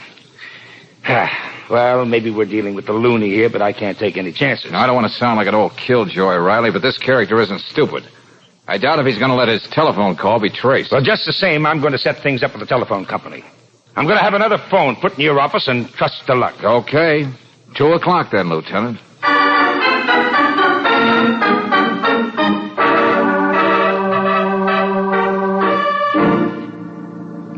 Now, have you got everything straight, Miss Brooks? All I do is get the special operator on this phone as soon as the call comes through to George. Then if he can hold the call long enough to be traced, I flash the information to headquarters on this emergency. Yes.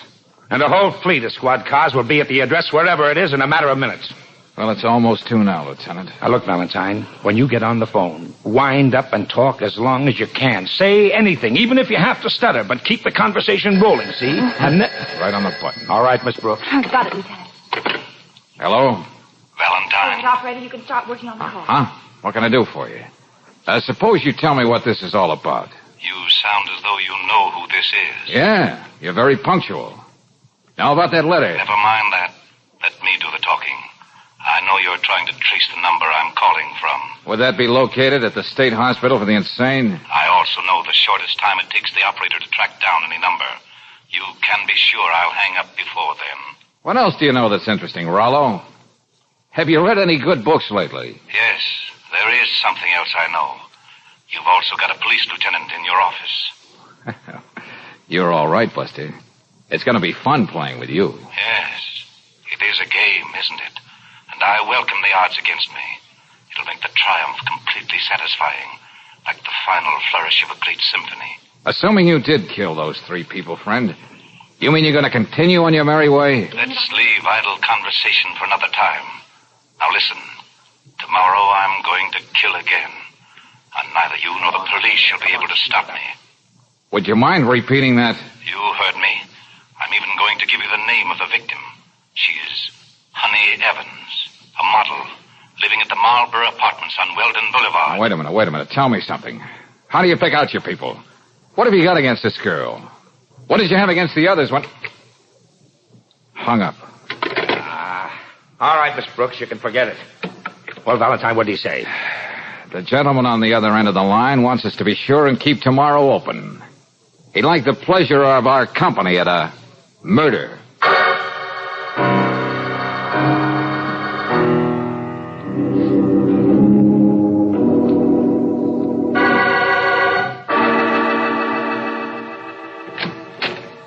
It's all right if I take in my morning milk, isn't it, Mr. Valentine? Sure, Miss Evans.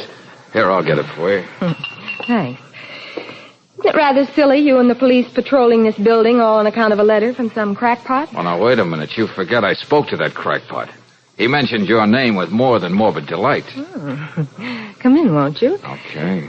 I'm going to be barricaded in my own apartment. I may as well have someone to talk to. Someone interesting. Here's your milk. Oh, thanks. Special skim milk. I really hate the stuff, but I have to think of my figure, which is the height of irony. Honey Evans, the girl with the most beautiful hands in the world. My public never gets to see the rest of me in the ads. Poor public. My next-door neighbor practices like that for hours. Well, it's one thing you can't blame on Lieutenant Riley. Now, seriously, Mr. Valentine, who'd want to kill me? I haven't an enemy in the world. Haven't you ever heard of people having a compulsion to kill just for the thrill of it? No reason at all. Well, that's what's got us stumped, Miss Evans. This man says he has a reason, which applies to you as well as the other three. You know, I think I'm really beginning to feel a little buttery around the knees about this whole thing. You have a marvelous knack for understatement, Miss Evans. Now go ahead, have your breakfast.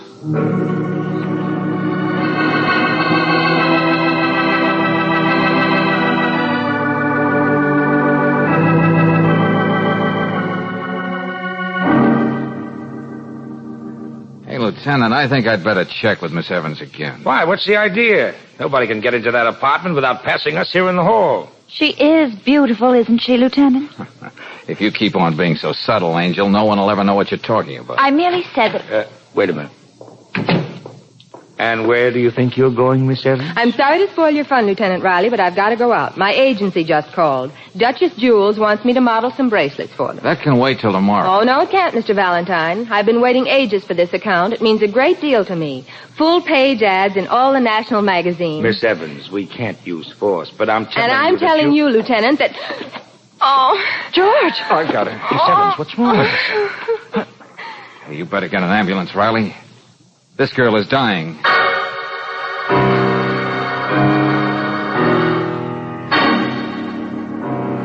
Coroner's report, Ray Cecilia Honey Evans, 14.36 grains of tetric myoside in stomach of deceased.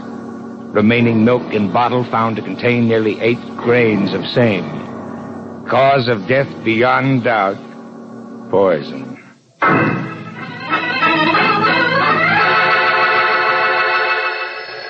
Hey, quick, Brooksy, the other phone. Get the operator. We can go crazy doing this with every phone call that comes from the office. Yes?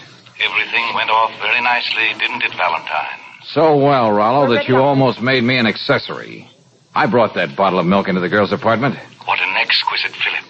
I hardly anticipated anything so dramatically appropriate. Now listen to me, friend. I'm going to get you if I have to crawl into this phone and over every mile of copper wire to where you are. I can appreciate your sense of failure, Valentine.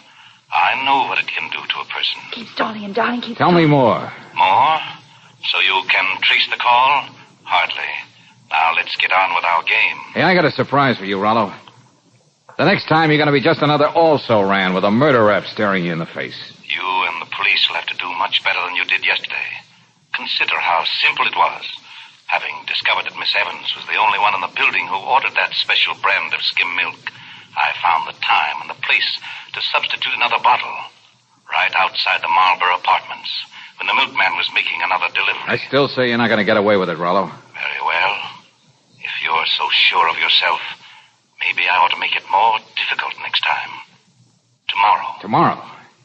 Hey, now look, what did these people do to you? Why are you doing this? You can't be so crazy that human life means Be quiet, nothing. Valentine. I don't have much time.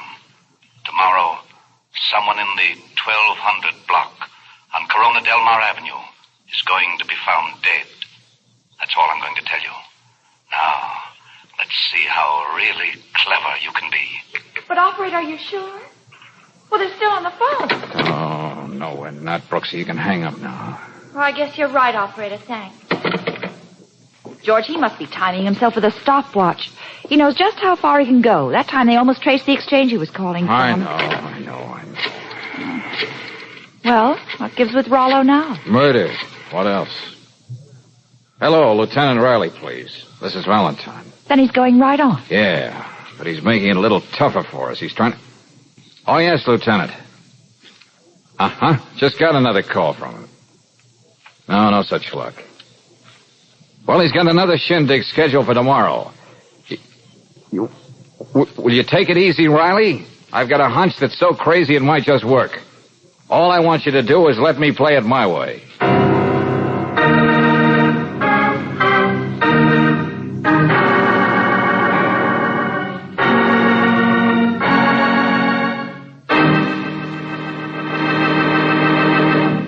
We'll return to tonight's adventure of George Valentine in just a moment. Anyone who has ever run a vacuum cleaner knows it has to be emptied at regular intervals or it's no go. Same thing holds true for your car's engine. That's why a crankcase drain and a refill with compounded RPM motor oil at regular intervals is so all-important. You see, RPM has a special detergent compound that cleans as it lubricates. It controls the harmful wear-causing carbon particles that collect in any engine, prevents them from depositing on and scratching finely polished interior engine parts, and gets rid of them when you have the oil changed. And RPM not only keeps your car's engine cleaner, it fights off corrosion, rust-proofs internal engine parts, and clings to the hot spots left bare and exposed to wear by ordinary motor oils. Next time you ask for motor oil, ask for RPM motor oil. Regular use of RPM means added life for your car's engine. No wonder RPM is first choice in the West. Get it tomorrow at any independent Chevron gas station or Standard station where they say and mean, we take better care of your car.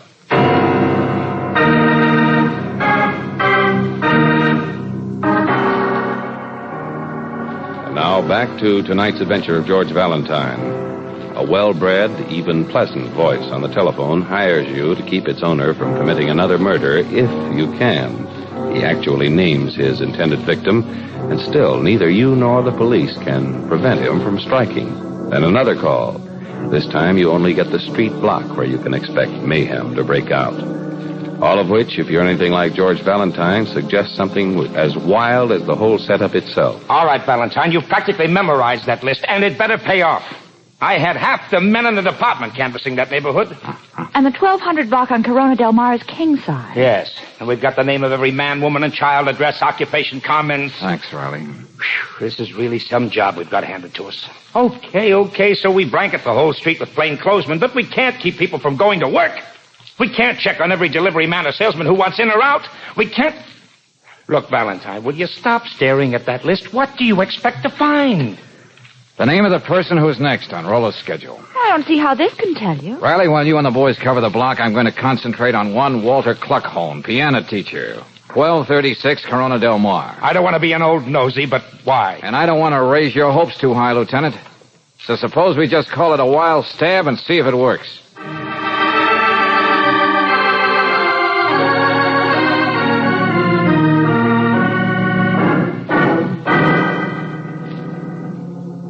Murder? Please, young man, I have no time to talk about unimportant things. Your murder, Mr. Cluckhorn. Would you classify that under the heading of trivia? Please, look at what time it is. My pupils will start coming soon. Ah, listen to that. My new piano. Never before have I had such an instrument. Yeah, well, that's just swell. But you gotta believe me, mister. I didn't come here just to pass the time of day. This man I told you about means business. Young man, I learned to be a fatalist. A philosopher. 3 years I was in a concentration camp. And still, here I am. Yeah. A new life in a new country, a new piano, plenty of pupils. And anyway, who'd bother killing an old man like me? So, you see... Hey, wait a minute. You said this piano was new? How new? This morning they just delivered it. That's why I'm so happy. Take your hands off that thing. Get away. Let go. What's the matter with you? Stay where you are, Cluckhorn. Keep your hands off that keyboard. What are you doing, young man? Just having a look inside this piano. Oh, brother. You don't know how lucky you are, Pop. What do you mean? These little wires, this detonator cap. Somehow our unknown playmate found out this was being delivered today and managed to wire it for sound. And I mean sound with a capital boom. I do not understand. Sooner or later you would have hit a certain combination of notes and this whole place would have blown up. You with it. I better sit down. The philosopher is not feeling so well. Yeah, very lucky. Both of us. Phew. Move over, Pop. I think I'll sit down, too.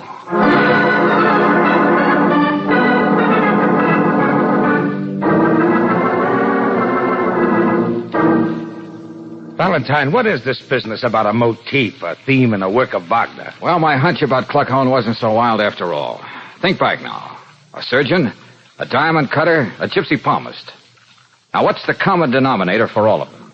Well, none that I can see. Hands, Angel, hands. All their lives revolved around hands. Huh? The sensitive fingers of a surgeon. Thousands of dollars depend on the way a diamond cutter handles his mallet on a precious stone. And Stella Tofonia made a living reading the palms of people's hands. Sure. And Honey Evans, the model with the most beautiful hands in the world. And Mr. Cluckhorn, the piano teacher, the same thing applies to him. Okay, Valentine, maybe you've got an answer as to why this guy went out. Maybe that's Rollo. I'll get over to the other phone. Don't bother, Brooks. He's too smart for that. Yeah, hello? I underestimated you, Valentine. Let me congratulate you on saving Cluckhorn. Well, thanks, Rollo. However, it introduces a very unpleasant necessity. Meaning? I'll have to figure out details and call you later. But my next move must unfortunately shatter the beautiful pattern I had all worked out. Yeah? To keep anything from happening to my long-range plan, I'm afraid you must be next, Valentine.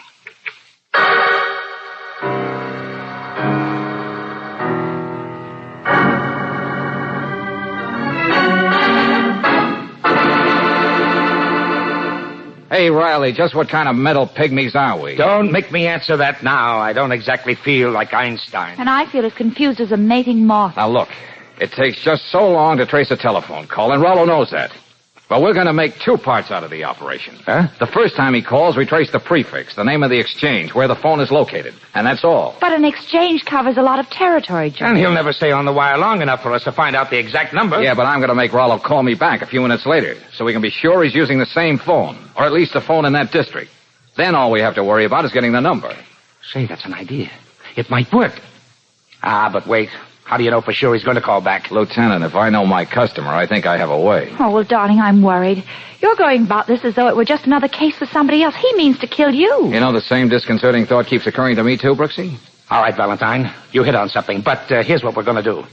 You don't have to bother with that other phone this time, Miss Brooks. But why? I'll rig it up so that any call that comes into this office will flash a red light on the switchboard down at headquarters. We'll work the whole deal out from there. Will that save any time, Lieutenant? No, but that way we'll be in constant touch with every squad car in the city, and as soon as we find out the exchange, they'll be ordered to converge on that district.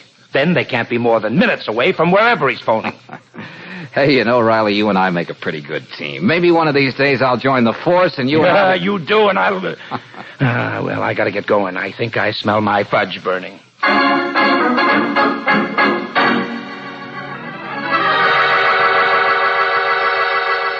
All right, Brooksy, if that's Raleigh, you got the pitch. Operation Runaround. Yes, George. But don't play it too big. No. He may get suspicious and hang up. Now, go ahead. Okay. George Valentine's office. Mr. Valentine, please. Oh, well, now, isn't that a shame? Mr. Valentine just stepped out. Oh, well, just a minute. Maybe I can get him before he reaches the elevator. Oh, this ought to give us a few seconds. Well, better not make it too long, George. I won't. Hey, I know a way to waste a couple of seconds. Come here. Hello? Oh, I wouldn't call that a waste, darling. Thanks, Miss Brooks. Hello, Valentine. I thought you'd like to know that I've made up my mind how I'm going to dispose of you. Oh, I'm vaguely interested, Rollo. But this time I'm going to do the talking, and you can hang up whenever you feel like it. But I think you'll stick with me. What's that? I told you once you weren't going to get away with it. Now I'm sure. I know enough about you so I can really grease the skids under you. It's just a matter of time. Come, why don't you stop whistling in the dark? Let me tell you about yourself, Rollo. I know you're a pianist. Probably a very well-known artist once. Then something happened to your hands. That's right. Go ahead. Take a look at them. Suddenly you couldn't give any more concerts. Your whole life came to an end for you. You had to have your revenge against the world. Stop it. Where hands played an important part in anybody's life, you set out to destroy him.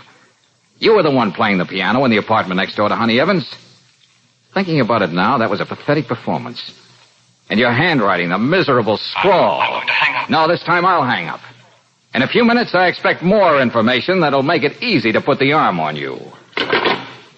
Whew. Well, how did you pull all that out of your hat? A little elementary deduction and a generous helping of guesswork. Musical references, MOTIF, Wagner. And he knew enough about Kluckholm's piano to turn it into an atom bomb. All that, Brooksy, and he's as mad as a coot. Yes, but will he call you back? If he doesn't, we're right where we started. He's sweating blood, Angel. He's all mixed up. That cookie won't rest till he finds out just how much I do know about him.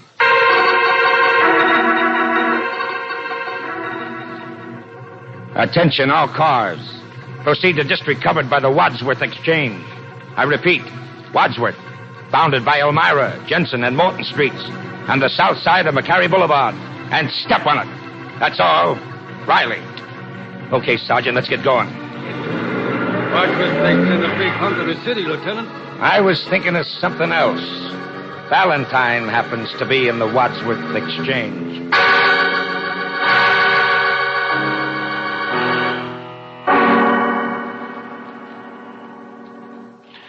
You've done a lot of talking, Valentine, but you really haven't told me any more than you told me before. Still, you couldn't resist calling back, could you, Rollo? Merely curious. Now I know it was just rather skillful deduction on your part. You don't actually know too much, and it doesn't alter my decision one bit. Oh, that's nice. Let's hear about it. Oh, no. Time is running short again. You know the 3 minutes it takes to trace a call. But I'm coming to get you, Valentine. Oh, George, I can only take so much suspense. Yeah. Well, we know Riley's got the exchange. But were they able to get the number? A second one way or the other makes all the difference. Rollo said he's coming to get me. Oh, darling. Oh, figure of speech, Angel. He likes the elaborate touch, that's all. He wouldn't just walk in here and blow my brains out. Oh. Hey, where's that coming from? The next office. It's... Yeah. The same thing that was being played the morning Honey Evans was killed. But it wasn't played that way. This isn't just a coincidence. I'm going to see what this is all about. Get back inside, Valentine. What the... But you're the man who has the office next door. Don't try reaching for your gun. You'll have a bullet through you before you can raise a finger. My hands are still good for something. Too bad the young lady has to be here. Now, she'll have to go, too. Wait a minute. Look, you can't... If one must die, music like that should make it somewhat more acceptable.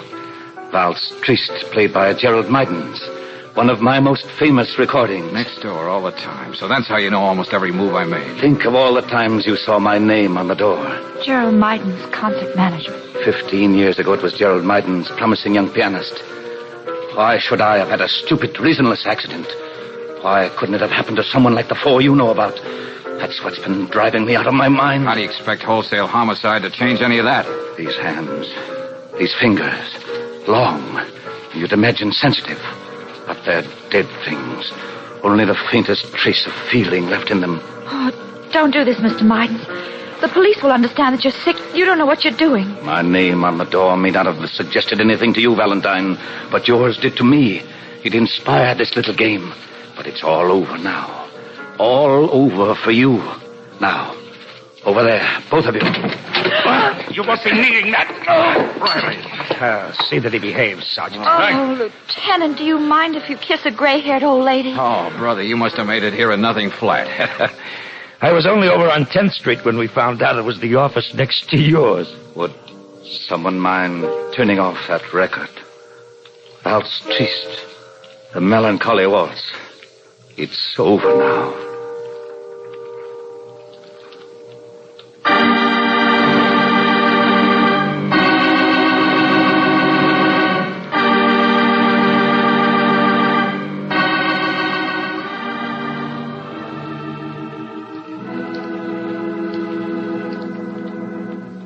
George?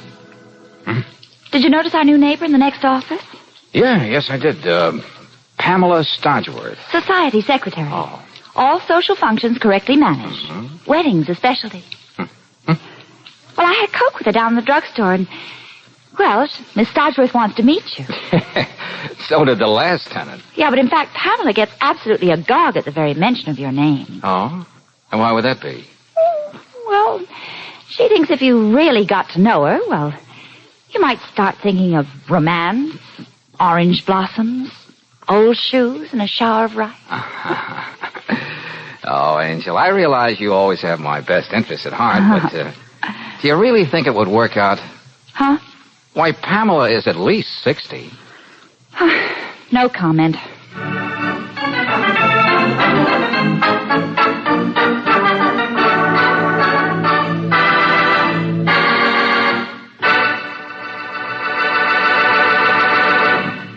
If you're a mother, maybe you drive the kids to school every day. Or if you're the breadwinner of the family, maybe you use the car to drive back and forth to work. In either case, you probably run into traffic lights and lots of stop-and-go driving twice a day. And what can be a better feeling than knowing your car will give you steady, dependable performance at all times? Fast starts, steady pickup for speedy getaways, and extra power for hill climbing. That's the kind of performance you can be sure of when you have a tank full of Chevron Supreme gasoline. For this high-octane gasoline is specially blended and climate-tailored to get command performance out of your car in every driving condition. Its light fractions command fast starts every time you use the starter, and it's perfectly blended to command steady, powerful acceleration whenever you give it the gun. That's why you hear so many motorists saying, Chevron Supreme gasoline keeps my car going steady. Ask for this premium quality gasoline tomorrow.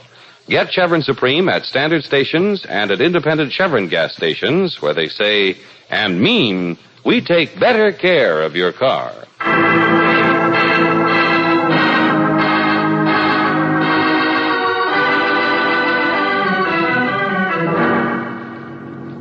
Next week, when you tune our way for another adventure of George Valentine, you'll find a very distraught Brooksy waiting by a roadside as... Hey, Brooksy, over here. Oh, George, Have you got that prescription, Brooksy? Let me have it. Here, but what... Now get inside and take the wheel. I can't. Oh, George, you know you're scaring me to death, don't you? Well, that makes a couple of scared people. Let's just hope this stuff works, or you'll be looking for a new boss. Now step on it.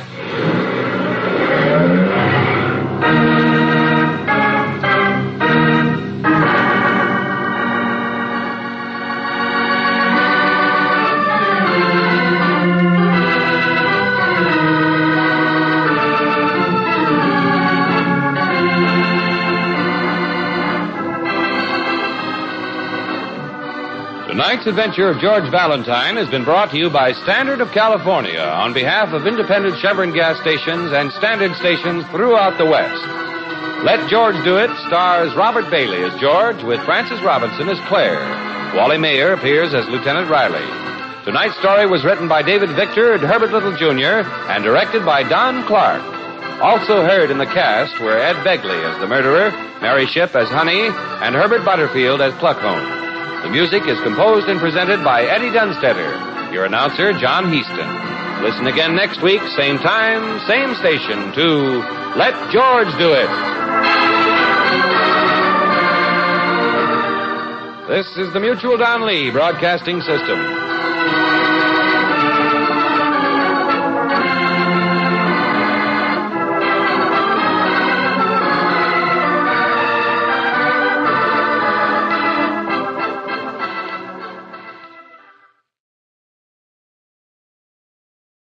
Now, Pabst Blue Ribbon presents, transcribed, Frank Lovejoy in Nightbeat.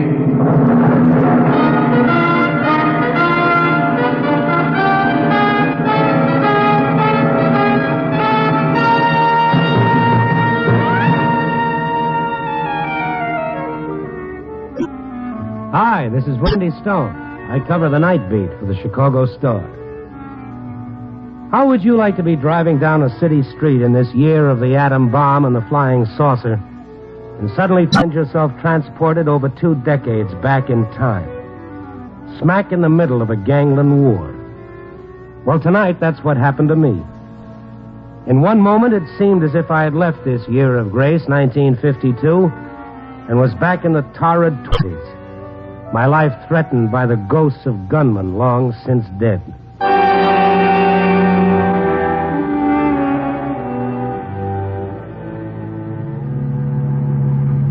It was one of those quiet, dull nights with the fog rolling in and nothing of interest for it to hide.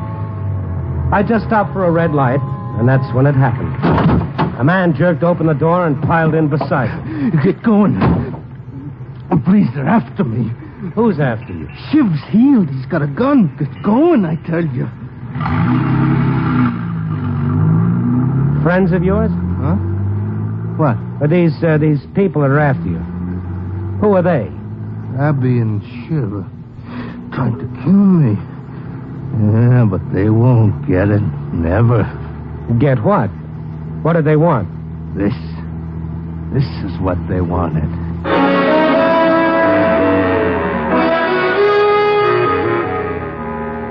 He opened a fist and showed me. The dashboard light shone on a figure of dark blue wax lying in the palm of his hand. A crude image less than 3 inches long. As crude as though molded by a child. It began to dawn on me that this Skid Row character was as crazy as a pink hearse. I pulled up at the curb. So they wanted that, eh? What is it? Their lives. Their lives in the palm of my hand.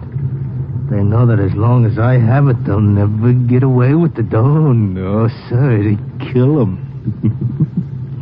It's very useful. Yeah, sure, Pop. It's like a glass eye at a keyhole. They must be a pretty crummy pair to be picking on an old guy like you. We'll find a cop. No cops. I don't need favors from no cops. But if... I ain't talking to them. No cops, you understand? Okay. Cops. They ain't gonna make no deals with Jake Strand. No, sir. Deals? What kind of deals? 20 years I did for it, and it's mine. Mine.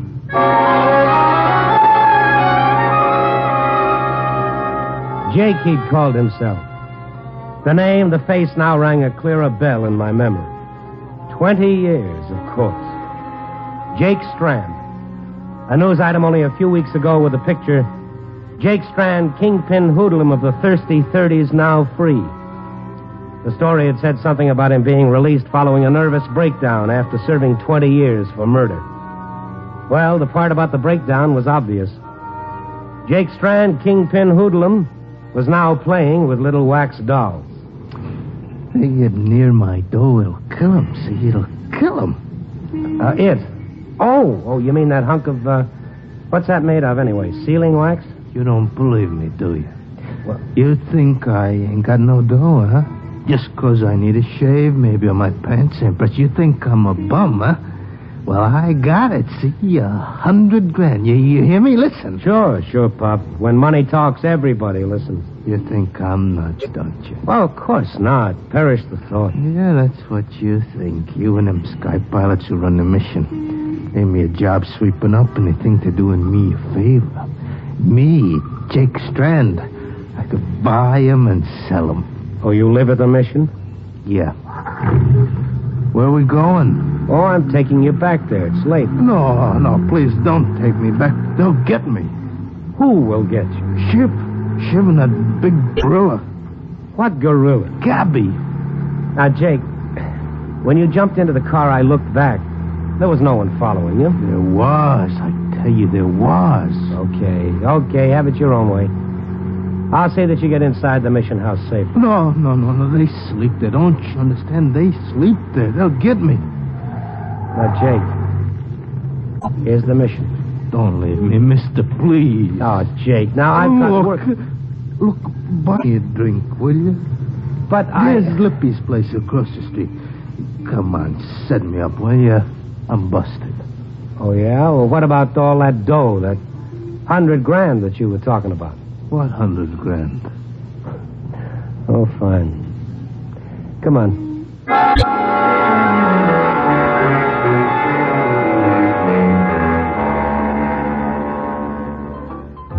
Lippy's is one of those low-rent joints with sawdust on the floor, a piano player banging out ragtime, and unwashed clientele.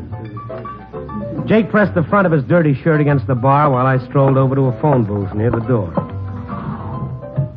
I called the Star, got the librarian, had him check on the files of the case that had sent Jake Strand to Joliet. Yeah, here it is. I got the story right here before me, Randy. He was convicted of the murder of Tank Daniels and Ed Morelli. Sentenced 20 to life. A double murder, and he got off with 20 years? One moment. It says here, he claimed Morelli tried to take him for a ride in one of his trucks. They broke away, grabbed Morelli's gun. Strand must have hired a high-priced magician to make a jury believe that. Not according to this. The court had appointed a public defender to handle Strand's case. What? That's right, Randy. Strand took a pauper's oath. He was dead broke.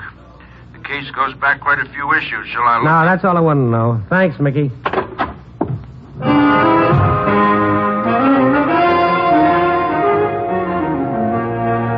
What kind of a guy had I gotten myself mixed up with? The poor devil was riding a dreamboat loaded with a mixed cargo of rainbows and nightmares. The convoy he needed was a man in a white coat, not me. I walked out of the joint. Strand followed me.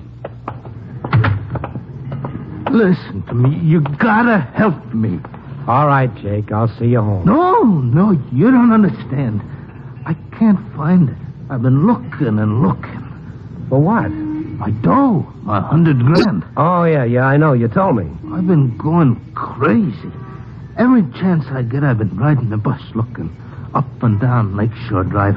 It's changed, Randy. Everything's changed. Well, streets are like opinions, Jake. In 20 years, they're liable to change, too. Oh, you don't understand. It's disappeared. The houses, the trees, the road, the whole place.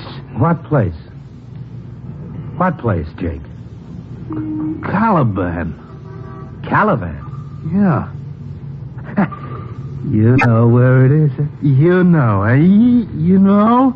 Now, come on, tell me. Now, Jake, you're wrinkling the suit. Now, let go my lapel. Relax, will you? Now, come on, let's walk. I never heard of any place called Caliban. There isn't any such place. You're lying. I went back there. I know I did. After we ditched Morelli's truck, I had the case, a leather briefcase with the $100,000 inside. Caliban, it was there. I know it was there. I went back. Come on, let's cross the street. Of course, in 20 years, the name could have been changed. What sort of place was it? Oh, quiet, trees. It was down there mixing the cement. Cement? I went there by myself, see. I didn't want the others to know. To know what? Watch the curb, Jake. And the smell of peaches. Peaches? Well, that figures. But just where, I don't know. Peaches.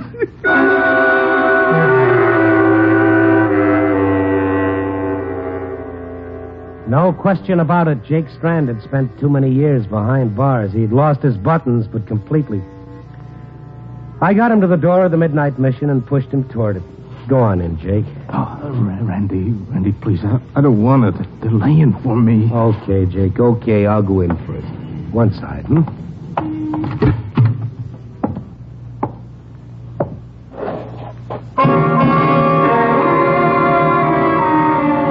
The place had been a store, now converted into a dingy chapel with a few crude benches and a section of counter used as an altar.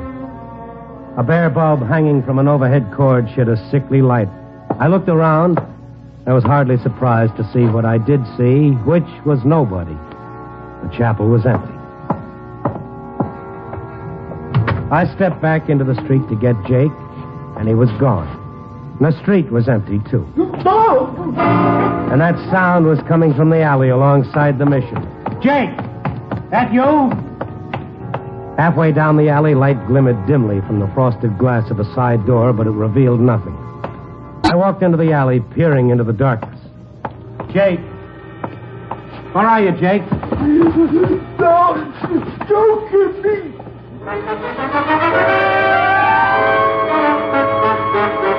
There were two of them struggling with Jake. All right, pal. Get him up. As I raised my hands, it became frighteningly clear that Jake Strand's fear had been based on more than just a sick imagination.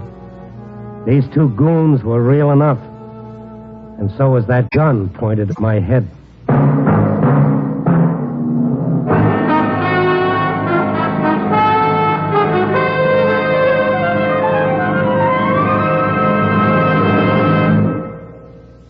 We return in just a moment to Night Beat, starring Frank Lovejoy as Randy Stone. A warm summer evening, a pleasant breeze, you and your friends enjoying yourselves out on the porch with snacks and Pabst Blue Ribbon beer. There's a summer scene played many times, in your home and many homes all over America. Smooth, delicious Pabst Blue Ribbon is your hospitality carried on a tray, your friendliness brimming in a glass.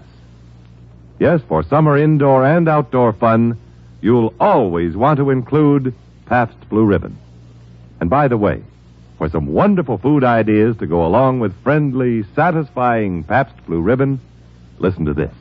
Here's a list of foods to choose for picnics, parties, barbecues. Campbell's pork and beans, Armour's treat, Borden's cheese, Ritz crackers with Frankfurters, and of course, Pabst Blue Ribbon. You'll find that food tastes better by far if you serve them with foaming PBR. What'll you have? Pabst Blue Ribbon. What'll you have? Pabst Blue Ribbon. What'll you have? Pabst Blue Ribbon. Pabst Blue Ribbon beer. Smoother, smoother, smoother flavor. Finer beer that millions favor. Taste that smoother, smoother flavor. Pabst Blue Ribbon beer. Tomorrow, pick up several convenient Pabst Blue Ribbon Handy 6 cartons, packed with 6 space-saving cans. Or get the money-saving case of 24. Any way you enjoy it, it's the same famous Pabst Blue Ribbon flavor.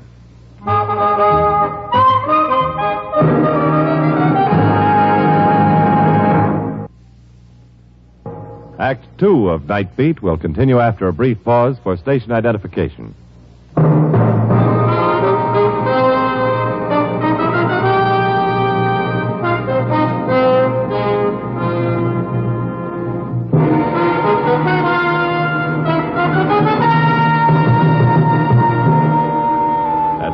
Back to Night Beat and Randy Stone. Experience, they say, is what you have left when everything else is gone. And Shiv's gun staring me in the face was an experience that convinced me that whatever delusions Jake Strand may have had, the 2 Skid Row bums who were after him was certainly real enough. I stood in the alley, my hands raised, while Jake struggled against Gabby's arm around his face. Oh, for the love of Pete, let him go. Can't you see he's smothering? All right, Gabby, ease up. I want him live, you dope. Okay. All right, boys, all right. Take the $6 in my wallet and let us go. You needn't waste time on him. He hasn't got a dime, I can tell you that now. He hasn't, huh? $6. Honest, Shiv, I told you before, I don't know where the dough is. I don't remember. Honest, I just don't remember. Oh, sure, it's just $100,000. You stuck it someplace and forgot about it. Could happen to anybody. If you mugs believe that pipe dream about $100,000, you're nuttier than he is. Ah, so you know about it, huh? He told you, huh?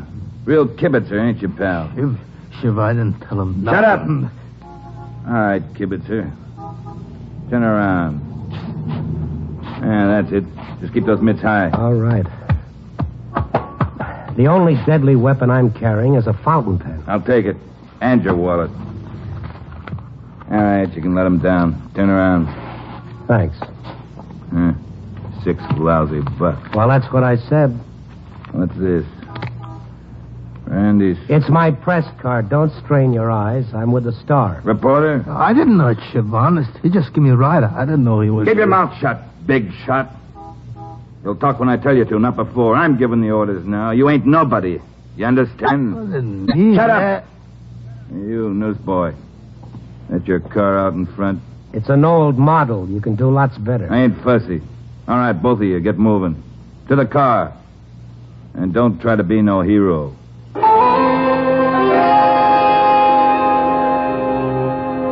Jake sat beside me as I followed orders, driving past Lincoln Park and cutting through a wooded section for several miles. Finally wound up near a clearing used as a Boy Scout campsite, now abandoned. This'll do. Pull up. What are we going to do here? Get our merit badges? Real funny boy, ain't you? All right, spill it. Do you mean to say you believe any old guy who comes along babbling about millions and living on handouts? No, pal, I don't. But this ain't any old guy. This is Jake Strand. I bet you told him. I bet you Jake told him. Will you shut up? Look, newsboy. Maybe you don't know who Jake Strand is. Maybe you're too young, huh? Maybe you wasn't old enough to read. What are you trying to hand me, anyway? I'm trying to smarten you up, that's all. Oh, you are? This stuff about $100,000. I don't care who Jake used to be, but right now he's living in a dream world. That money never existed. Yeah, it's funny how everybody in Stir knew about that dough Jake hijacked off of Morelli. They were talking about it when I was there. I bet they're still talking about it. I see. You and Jake did time together. For a little while, pal. A long time ago. How about it, Jake? Did you give any of the boys a tip before you left, huh? I'm your pal, too, Jake. Remember me? I used to keep bar for you. Remember? Yeah. You remember, huh? Then you remember where you stashed Morelli's dough. No, I don't, Shiv. Honest, I don't. I can't. You sure you can? Try. Think hard. We'll give him a share, won't we, Shiv? You bet we will. Fair and square. We'll divvy it 4 ways. 4? Well, thanks for cutting me in. Why not? We ain't hogs. Yeah, with all that loot, we won't have to work no more, huh, Shiv? We'll sleep in flop houses. You bet we won't, Gabby. Nothing but the best. Swell hotels, fancy restaurants. How about, Jake? Remember them nightclubs you used to own, them $200 suits you used to wear? We can all wear them. Where'd you hide it, Jake, huh? Where, huh? Tell me, go on. Where is it? I don't know. There never was any $100,000. He was bankrupt before he went to trial. He didn't have a dime. So you know about that, huh, newsboy? What else do you know? That you're wasting your time. You don't say. Smart operator, this Jake Strand, wasn't he? He knows he can't beat the rep, so he doesn't tell nobody about Morelli's dough. Nobody knows, except all his pals. Look at him. You think he'd appreciate having pals? That he'd be willing to share. All right, Jake. Out of the car. What do you want? Shiv, please. You heard me, didn't you? I don't know where it is, so help me. I said get out! Don't hit me, Shiv. Don't hit me. Why, Don't you move, Stone.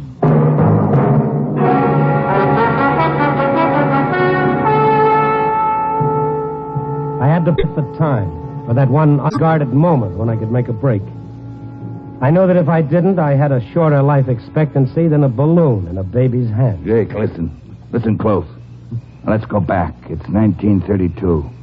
You're waiting for Morelli to come along in his truck. You fix the gate at the railroad track so it's down when he comes round the curve. He stops, you blast him. Yeah, I know, huh? I know, but I know what I did with the money, Shiv. It's no use. I can't remember. You can, huh? Wait a minute, will you? You ever hear anything about peach trees growing around here? Peach trees? He said something to me once about peaches. A place called Caliban. Caliban? Yeah. What is it, Chip? What is it? The club. Club Caliban. Club Caliban? Jake's that where you hid the dough? At the Caliban? But it ain't there no more, Shiv. The club is gone. I can't find it anymore. You can't find it. You can't find it. What is it, Chip? What is it? Jake's old headquarters. He lost it. Well, it sounds hilarious. I never heard of the place. No. All right, newsboy. Back in the car. We're taking a little ride up Lakeshore Drive.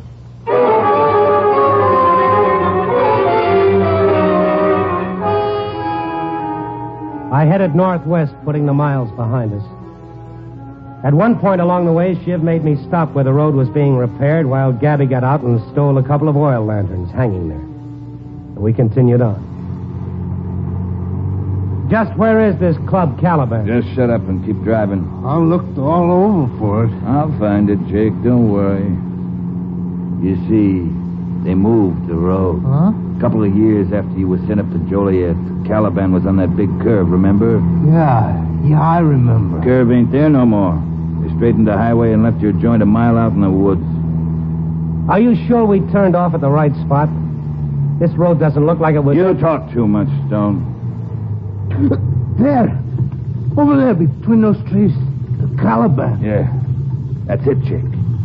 Many a drink I mixed there. Looks good, don't it? Why ain't there no lights? I never closed. Those new neons I bought. What happened to them? Where's the sign? All right, Jake. You and the newsboy. Out. Yeah, light those lanterns, Gabby. Give me one. We're going in.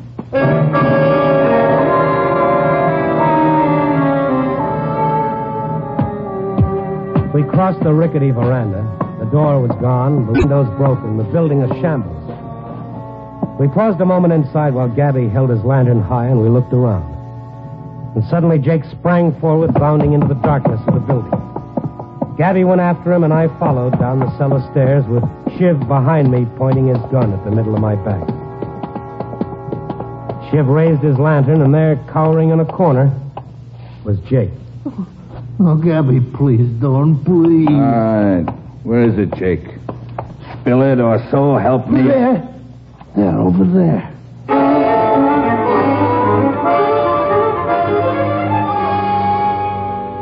He was pointing at nothing at all. Nothing but a concrete wall. Where? I'll kill you. Let him alone. Jake, the cement. The cement you said you mixed down here. Jake, do you remember? What is this? Was it the wall, Jake? Was it the wall? What? He means the wall. The cracks, look. You can put your fingers through them. It's hollow, Gabby. Kick it in.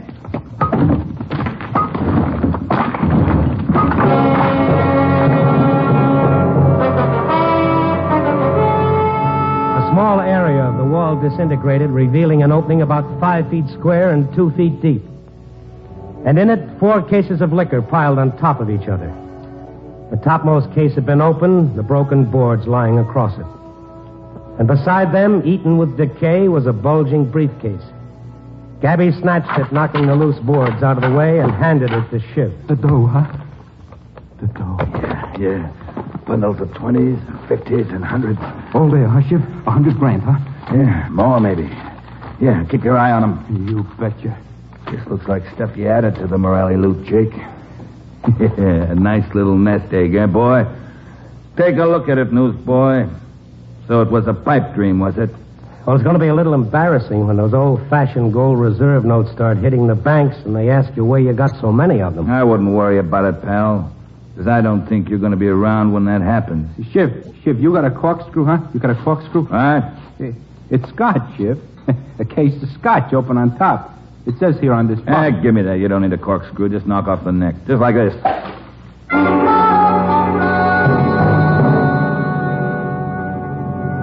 They drank from the broken bottles, the liquor running down their chins. Jake sidled over to where I stood and squatted down beside the lantern. One of the bottlenecks had fallen near the light. Jake reached out a finger and touched the hard smears of wax that had sealed the cork and ran down the lip of the bottle. I stared at it. The wax was deep blue. Real smooth, eh, Shiv? Real smooth. Yeah, it's lousy. It don't taste too bad. Can't you smell it? Yeah.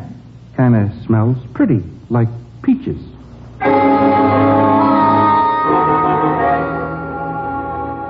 Peaches.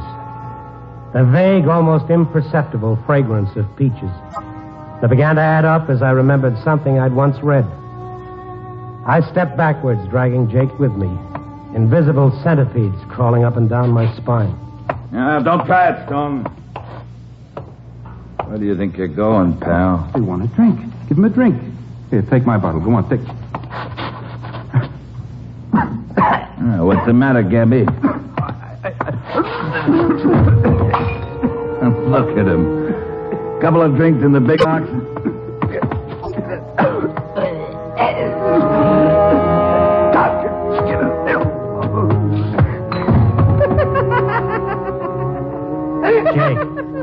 Jake, stop it. You see what I can do? What? This.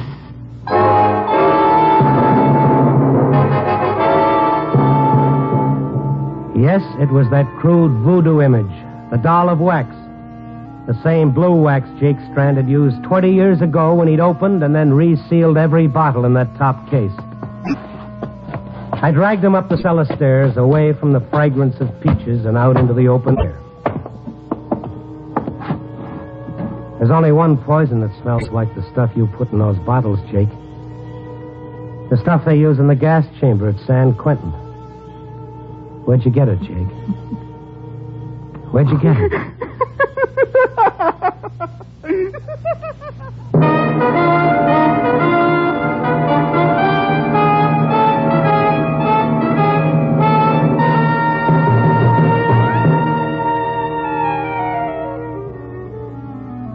In an hour or so, the sun will rise, alarm clocks will ring, and dreams will end. But for Jake Strand, life is now one endless dream, a fantasy to be lived to the end of his days in a padded cell. As for Gabby and Shiv, their dreams are over. The $200 suits, the fancy restaurants are canceled out in an endless sleep. Their last testament, a coroner's report, and their final honors, a prison autopsy. Well, life rarely uses rose-colored ribbons to tie up a story about people like Jake and Shiv and Gabby. Too often the loose ends are just left dangling. So let's tie it up. Copy, boy.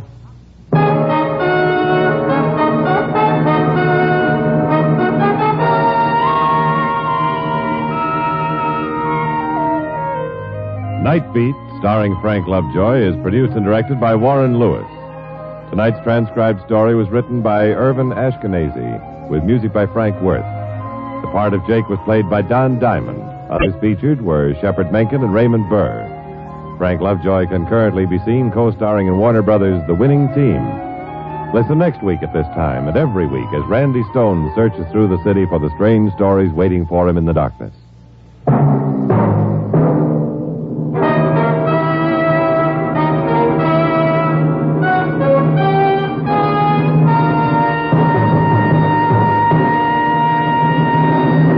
Nightbeat came to you from Hollywood.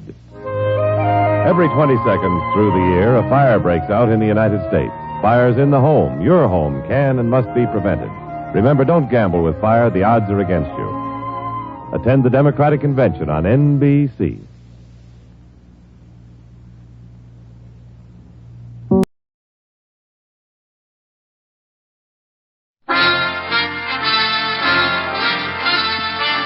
Listen while the makers of Rexall drug products and 10,000 independent Rexall family druggists bring you Dick Powell as Richard Diamond, private detective.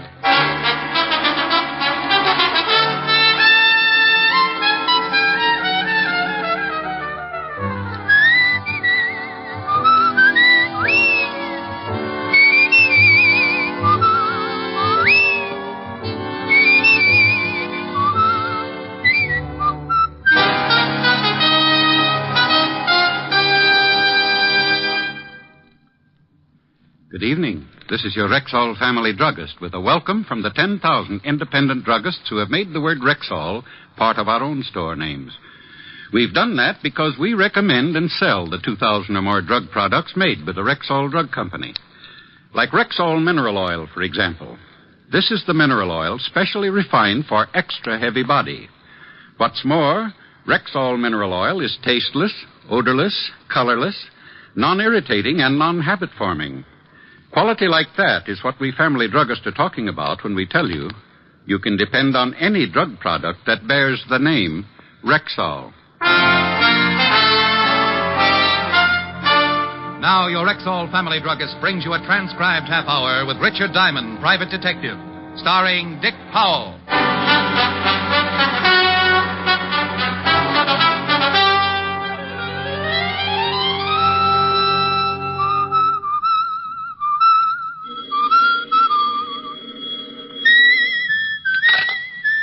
Just a moment. Diamond, pick up the receiver and speak to me, or I'll... Walt, is that your blood pressure I hear bubbling, or are you calling from Niagara Falls? What's the big idea keeping me waiting like that? Well, the big idea is that it's a beautiful day and I'm happy. When I'm happy, I whistle. And when I'm happy and whistling, I don't like to be interrupted. I'll remember that the next time you're unhappy and you ask a favor from me. You can whistle then, too. Oh, the great, big, important police lieutenant wants a favor from poor little old Richard Diamond. I want you to go to a funeral. Yours? No, it's mine. Say, I'll live to dance the Charleston on your grave, wise guy. No, they're burying Bigfoot Grafton this afternoon. How do you know? How do I know? How do I know what? That it's Bigfoot Grafton they're tucking in. The way it read in my paper, the Harbor Patrol fished out a guy presumed to be Bigfoot Grafton, boy racketeer. We're satisfied with the identification. Huh? Fingerprints? Fingerprints. Look, the body was in the Hudson River for nearly a week. Oh. Then tell me, what makes you so sure the guy they're putting in the ground today is Grafton? Look, Diamond, you're beginning to exasperate me. We will you or won't you go with us to Bigfoot Grafton's funeral this afternoon? Why me? Maybe you can show the boys how to dig the grave. Oh, Walt, that's silly. I don't know a grave from a hole in the ground. So why me? Because you once told me about a little business matter you had with some of Grafton's gang out west. And because some of those same hoods may attend the funeral. And because if any of them do, you'll recognize them. And I can point them out to you. Say, you are a detective. Otis and I'll pick you up in about an hour. Goodbye, Diamond. Goodbye, Bright Eyes. Come on, Billy. How many times have I got to tell you this is the only thing left to do? It's all wrong, Marge. I tell you, there's no need to call in a private eye. Well, hello, girls. Who are you? The name's on the door. You're Diamond? You see something you don't like? Yeah, you. Oh, you'll never be lovely, be engaged, or get to use ponds with an attitude like that. It's a waste of time, Marge. A waste of time. Lay off it, Billy. I know what's right. We came a long way to see you, Diamond. All the way from West Frampton we came. We're ducklings. Well, first impressions are so deceiving. I almost thought you were girls. Now, look, there's a psychiatrist just down the hall who... Get this, Billy. The guy thinks we're nuts. Well, maybe you are a couple of ducks, and I'm the one who's crazy. Not ducks. Ducklings. Oh, well, then if you have that kind of a problem, go to the Audubon Society. You never heard of the Long Island Ducklings? All we done was win the pennant last year. Pennant? Oh, baseball? Now it's coming. We're a girls' softball team. We got our own park out in West Frampton. I play third base. Who's on first? Me. Come on, let's get out of here, Marge. We'll stay. We gotta find Lottie, and he's gotta help us. Lottie? Lottie Wyrachek, our second baseman. She's been missing almost a week now. We can't win without our second baseman. Oh, yes. I can see where it must leave quite a gap between first base and shortstop. We ain't gonna win the pennant again unless we get Lottie back, Diamond. We gotta have her. You're elected. Elected? I'm not even sure I accept the nomination. See? Let's go, Marge. You don't want the job, Diamond? Well, I've never looked for a missing second baseman before. I wouldn't know where to begin. A fine detective. Here, you begin by looking at her snapshot. Oh, no, girls. Really, I'm terribly busy right now. I've got to go to a funeral and help the police department with it. Look at her picture. But I tell you,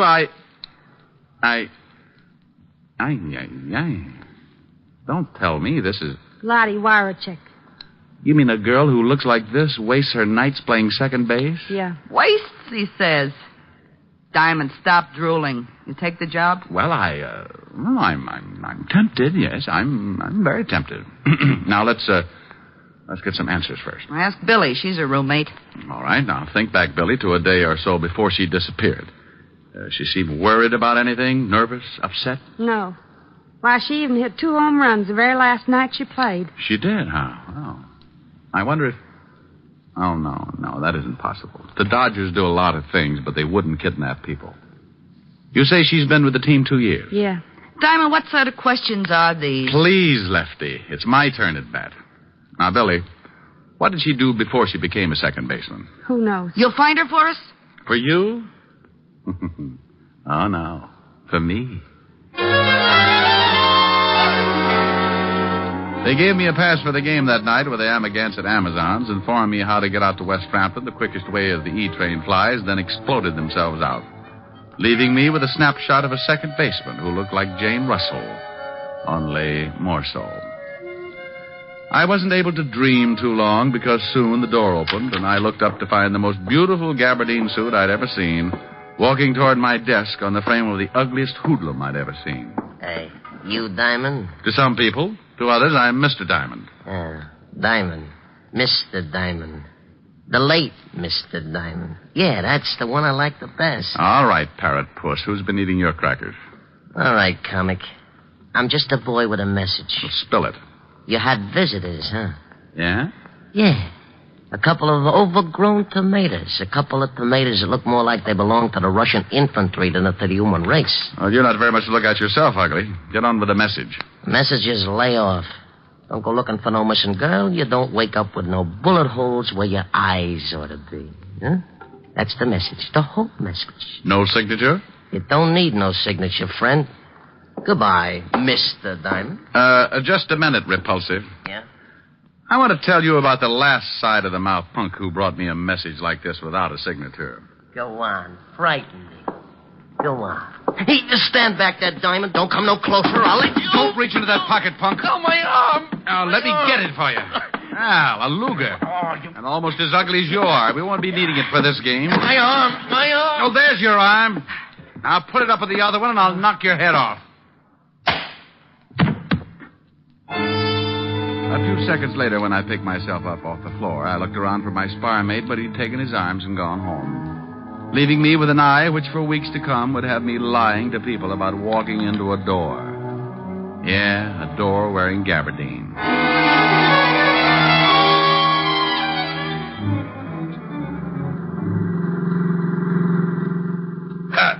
How'd you get that shiner, Diamond? I walked into a door, Walt. A door with a fist at the end of it.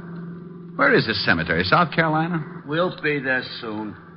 Bigfoot Grafton won't mind waiting a little longer. Assuming, Sergeant Otis, that it is Bigfoot Grafton they're planting. Oh, no, you're not going to start that again. I told you on the phone. We're satisfied with the identification. What identification? Laundry marks on Grafton's shirt, cleaning marks on Grafton's suit. Go on. What do you mean, go on? Look, Walt, suppose you're wanted for murder. 2 murder raps, and you don't have a chance of beating. And suppose that next to the mailman with the income tax refunds, you're the most looked-for guy in the country. Yeah, I know what you're going to say, Diamond. You think maybe Grafton finds a sucker with his same general build, shoots him in the spine, changes clothes with him, and then dumps him in the big bathtub. That's right, Walt.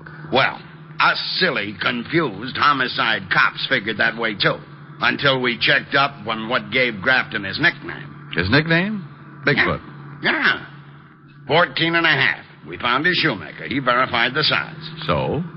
So it's possible that Grafton can find a guy that fits his general physique. It's even possible that the guy he finds not only is built the same way body-wise, but wears exactly size 14 and a half brogans, too. Yeah, it's possible, but highly improbable. Yeah, maybe you're right at that. Well, on behalf of myself and all the other simple-minded fellas known as cops, thank you, Diamond, for saying what you just did. Thank you. There's the cemetery. It was just a simple little funeral. Except that the coffin cost maybe $10,000 more than mine will ever cost. And excluding the fact that there were enough flowers to make a couple of dozen floats for the Turnip of Roses parade. Yes, it was just a simple little funeral with maybe 1,000 simple little mourners. Good conservative people, like safe blowers, burglars, con men, petty thieves, and some not so petty. Big wheels, little wheels, chiselers, grifters, grafters, gyp artists. Well, Diamond, you see anyone who used to run with Grafton's mob? No, not yet. Hey, now look. Now, what's he doing here? Oh. The parrot nose in the stylish gabardine suit. I've been admiring that suit. Gabardine, huh? Too bad a poor little gabardine had to go give up its life just so a mug like that could have a suit. Where you going, Diamond? Who is that guy? He's a messenger boy. I'll be right back. I edged my way through the crowd toward him, hoping that in view of the solemnity of the occasion, none of the pickpockets among the mourners would make use of the opportunity to swipe my suspenders. 5 yards away, he turned. He saw me and started to run. I put my head down like a sprinter and turned to follow. There's nothing like a merry chase in a merry place like a cemetery. And just when I thought I had him... Diamond, what are you doing running into tombstones? Oh, well, I suddenly remembered it's been years since I had a collision with a tombstone. What were you chasing that guy with a fancy suit for? I wanted to find out who his tailor is.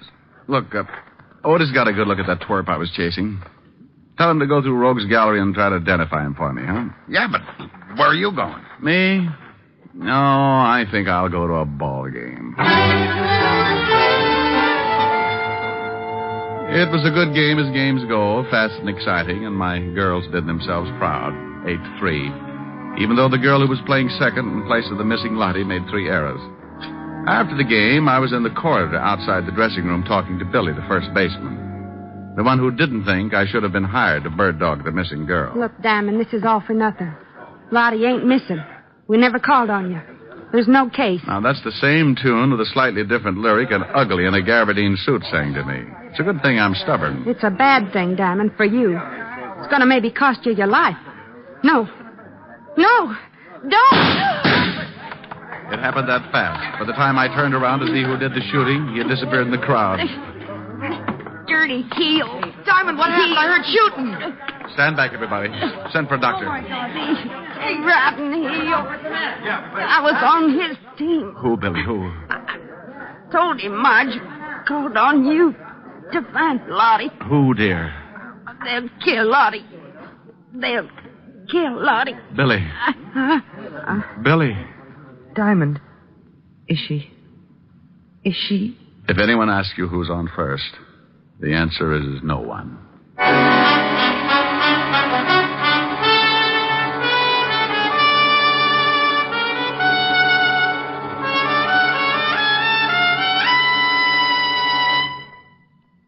Before we continue with the adventures of Richard Diamond, private detective, here's your Rexall family druggist.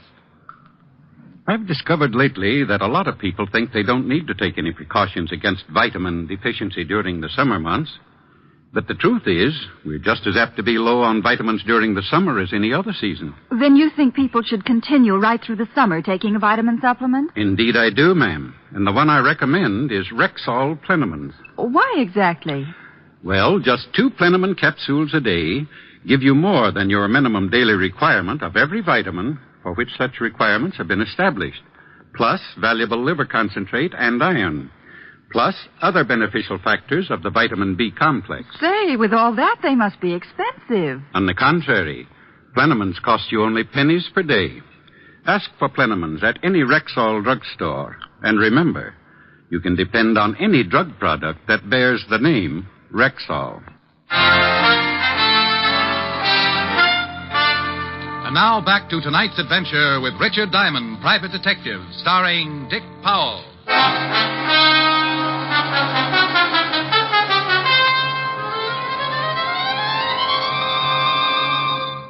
Diamond, this department isn't in operation so that you can find girls. I don't care how she looks in her baseball uniform. Oh, but this is business, Walt. I tell you, she's been kidnapped. Another girl on the team was just murdered. Another murder? Where? West Frampton. West who? Frampton, out on Long Island. City limits? No. That's the quickest case I ever marked closed. What do you want to waste my time with imported homicides for? Don't I have enough to do right here? Oh, but Walt, Don't butt me.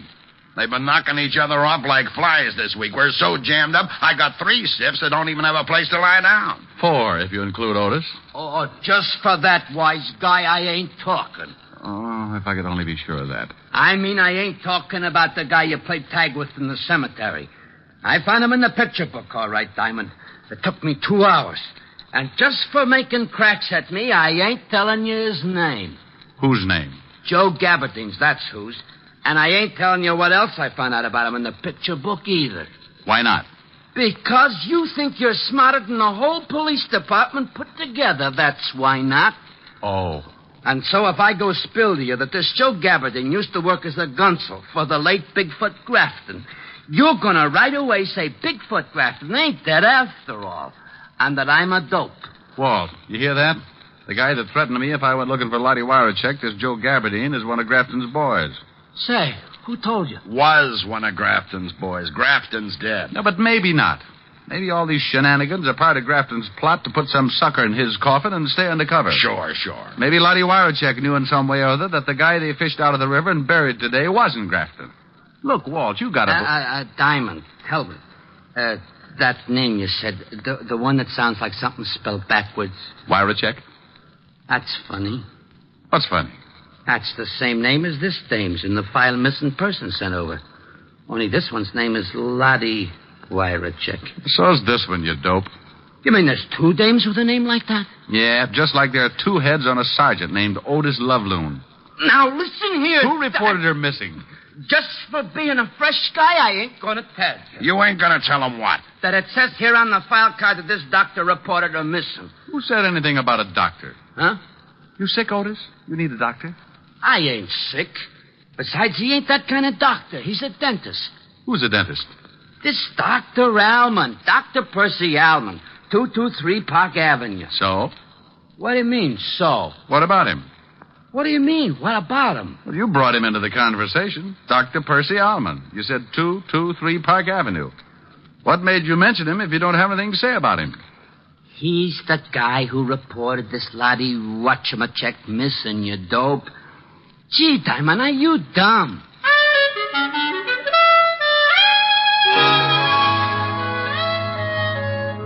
Dr. Percy Allman's home for decrepit teeth at 223 Park Avenue was a fancy schmancy establishment where bad little molars and bicuspids went in for punishment. I could tell even before I met Allman that he was the kind of drill artist who assured the customers there'd be no pain. No pain at all, and there usually wasn't. Until the customers got their bills. The office was a ground floor professional suite that opened directly on the street, and when I pushed open the door and went in, this kind of nice middle-aged guy greeted me with, Yes? I'm looking for Dr. Allman. I'm Dr. Allman, but it's after my office hours, young man, unless it's an emergency. Well, it's about Lottie. Lottie Wyrachek. Lottie? You're from the police. You found her. Well, not yet, no. And I'm not from the police. Not? Who are you? My name is Diamond. I'm a private investigator. Oh. You gave me quite a turn for a moment. Well, I'm sorry. Doctor, I'd like you to tell me a few things. What sort of things? Lottie Wyrachek. What's she to you? Oh, presently just a friend. Formerly the best dental assistant I ever had. An extremely nice girl. Yes, I saw her snapshot. A dental assistant, huh? Yeah, lovely girl. I hated to lose her. But this baseball thing had been burning in her for a long time. Look, Diamond, just how much do you know about all this? I know that Lottie's missing. Maybe in trouble. Well, I do need help. And perhaps I'd better tell you everything. I'm game. But I think I should warn you. The information I'm going to give you is dangerous. It may mean your life. I'm still game. Maybe not as much as a few seconds ago, but... Very well. A year or so ago, I had a patient, a man who called himself Dunn, George Dunn. And then you found out that Dunn wasn't Dunn at all. That he had very big feet and he was a racketeer named Grafton. Yes, you're very clever, Diamond. It was the dental chart he wanted. He threatened me. I felt that if I ever gave it to him, he'd feel the necessity for killing me. So I gave the chart to Lottie to keep... It happened so fast I barely had time to leap behind a chair.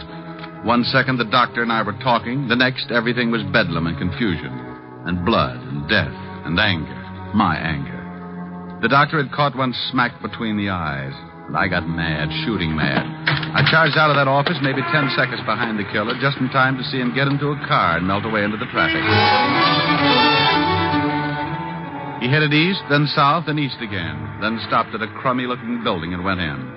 And that's when smart, shrewd, clever private detective Diamond climbed a drain pipe, tore his pants, looked inside a second-floor window, saw a girl tied to a chair, and, like Lochinvar, broke in to rescue the fair second baseman in distress. Lottie? Look out! Oh, this was getting monotonous. The billy caught me on the back of the neck, and while it didn't knock me out, it didn't make me feel like dancing either. The first thing I was aware of when I oriented myself to my new condition was the biggest pair of feet I'd ever seen. And the next thing I saw was the gabardine suit containing in its bright, clean folds the filthiest little murder artist I'd ever seen. So I made like a possum and pretended I was asleep. Say, Grafton, I told you the shamus followed me. I want him. He's all yours, Joe, I promise, but later. Why later? Why wait? Because I gotta get that dental chart, that's why. Now that you've rubbed off the dentist and that goofy Billy the ball player, that chart's the only thing in the world that can prove Bigfoot Grafton's still alive. So why does that have to hold up Diamond's execution? Because maybe he knows where the dental chart's hid. I'm giving up on the dame here. She'd have told us long ago if she knew. If Diamond knows, he'll talk. Even if he don't know, he'll talk. And scream, too. Later, Joe. And put that pig sticker back in your pocket. I don't hear you, Grafton. This Diamond made me unhappy, and I don't like to wait. I said put that knife away, Joe. I still don't hear you. All right, Joe. I knew this was the only chance I'd get. They were too busy showing each other their fangs to give me their undivided attention. And so the possum stopped playing possum and made a stab at playing tiger. The act started with a well-aimed kick to what the fight reporters call the midsection. And the gabardine suit folded limply and sagged to the floor like it didn't even have a man inside it. And that's when Grafton pulled the gun, and that's when I made a grab for his knees. And you guessed it, there was a shot. And then there was a punch that made a mess out of a jawbone. And I'm happy to report that this time it wasn't mine. Oh, you're wonderful. What's your name? Well, honey, my name's Diamond. Diamond? Yes, dear, and believe me, a diamond is a girl's best friend.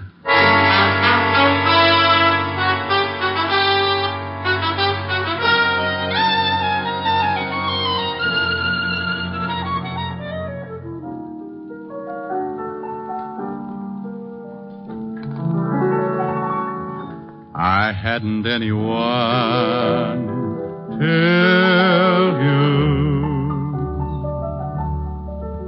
I was a lonely one till you. I used to lie awake and wonder if there could be a someone in the wide world just made for me. Now I see I had to save my love for you. I never gave my love till you. And through my lonely heart demanding it, Cupid took a hand in it. I hadn't anyone till you. You're so romantic, even with a black eye. Oh, thank you, dear. Oh, Ricky, darling, it must have been dreadful. Oh, it had its moments, Helen. Yes, I saw that photograph. A second baseman. What's the matter with a second baseman? Well, Ricky, if she were any good, wouldn't she be a first baseman? Honey, I don't think you understand too much about baseball. Teach me. Oh, it takes years, baby. Years. Well? Well, baseball's a game that's divided into innings. 9 innings. Innings? What's an innings? Maybe I better teach you how to play post office. No, Ricky, please. Well, let's see now. An inning is a sort of a division, a stanza, a frame. Yeah, that's right, a frame. A frame? An inning's a frame? Hey, you're digging it. No, I'm not, Ricky, not really. Maybe we'd better forget it. All right. An inning is a frame. That's right, dear. An inning is a frame. Ricky, was she nice? Lottie? Mm-hmm. Well, I'll say this for her. She sure had a beautiful inning.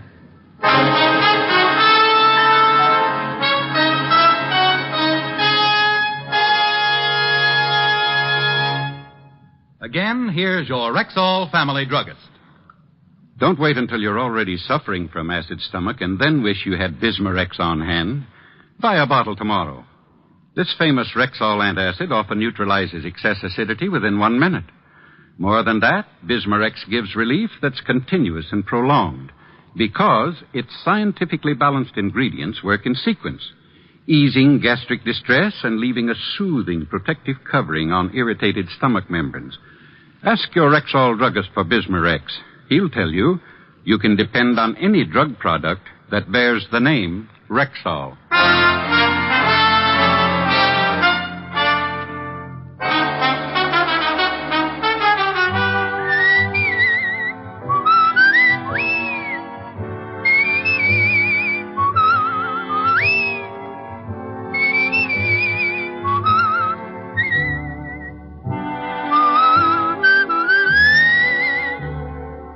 Richard Diamond, Private Detective, stars Dick Powell in the title role and is written by Michael Camroy with music composed and conducted by Frank Worth. Featured in tonight's cast were Ted DeCorsia, Wilms Herbert, John Daner, Bill Conrad, Virginia Gregg, Gloria Blondell, and Sidney Miller. Richard Diamond, Private Detective, was transcribed in Hollywood by Jaime Del Valle.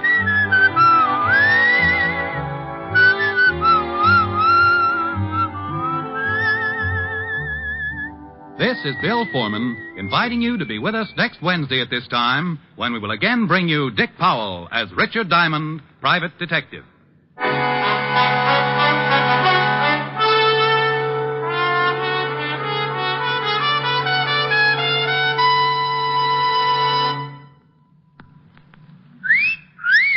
Hiya, beautiful. Get lost, Bristlepuss. You need a shave. But I have shaved. What else do you want me to do? Silly boy, she wants you to go Stag. Go Stag? But why? Because Stag is Rexall's exclusive line of men's good grooming aids, like Stag Brushless Shave Cream. No fuss, no massage, just smooth it on and presto, you get a clean, close shave. Your face stays smooth and whiskerless all day long. I'll do it. I'll go Stag. That's it. Join the Stag line now at Rexall drugstores everywhere. Yes, to make girls care. Go Stag.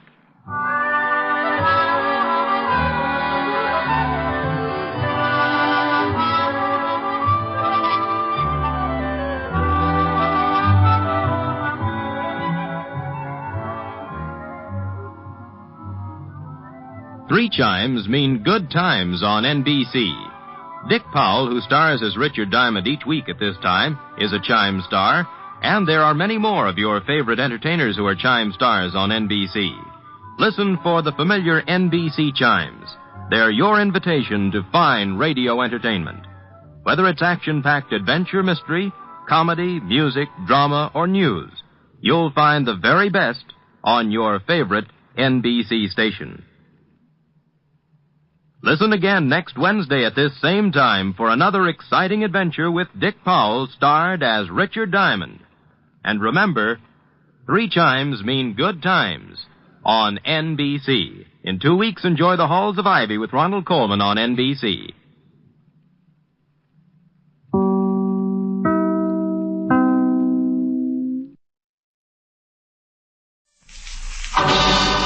Time now for Rocky Jordan.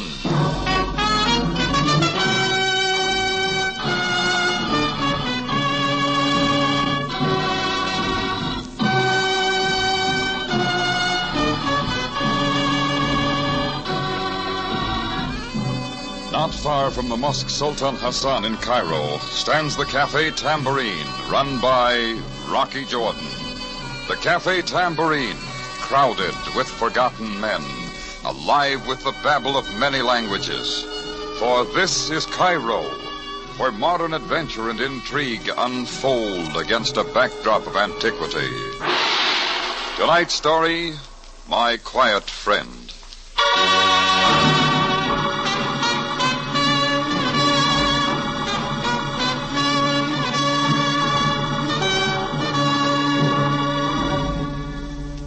Things had been rather peaceful around the cafe for the past few days, and I was facing the prospect of another dull evening when the door to my office opened and two well-dressed guys eased in. Both of them were tall and on the rugged side. They were dressed in identical tan gabardine suits and white Panama hats. There was only one difference in their attire. One of them wore a bow tie, the other a four-in-hand tied correctly with a Windsor knot, nestling perfectly in the center of the spread collar of his soft white shirt. He was the one who broke the silence. You're Jordan, aren't you? Yeah, but I'm not in the market for entertainers, especially a brother act. You're wrong on both counts, wise guy. We just dropped in to sell you something. Sorry, I got all the shoelaces I can use. Pretty funny guy, ain't he, Maxie? Yeah. Your friend's not much of a talker, is he? Only when he has something important to say. My name's Moran. Leo Moran. Jordan, my quiet friend here is Maxie Schultz. Maxie Schultz? Sounds familiar. You two boys from New York? Yeah, but we're operating a little real estate service in Cairo now. Personalized service. Oh, yeah, I've heard about it. On a clear day, you can hear the screams a mile away. Well, that makes it easy, then. It depends on what you mean by easy. We have a client who's interested in your place. It's not for sale. We thought you'd say that, so we figured we could sell you on the idea of changing your mind. How about that, Maxie? Yeah. I thought you only spoke when you had something important to say, Maxie. Better take it on the slow bell, Speedy. I do other things. Yeah, I'll bet. Where do you keep your ventriloquist? Jordan, for your information, you're bandying words with Maxie the mechanic. Expert in death traps. And your customers never complain, do they, Maxie? They ain't ever in shape to complain. Now, about this client of ours, Jordan. You're wasting your time, boys. Beat it. The joint's not for sale. Our client will give you $500 cash for your cafe. $500, huh? That wouldn't buy the furniture in this office. You hear that, Maxie? Yeah. Yeah, shame he feels that way, ain't it? Now, take this little private bar of yours here, Jordan. I don't think it's worth much. And these drapes aren't bad, but they don't go well with the rest of the stuff. You like this mirror over here, Maxie? Why, you dirty... I wanted you, Speedy.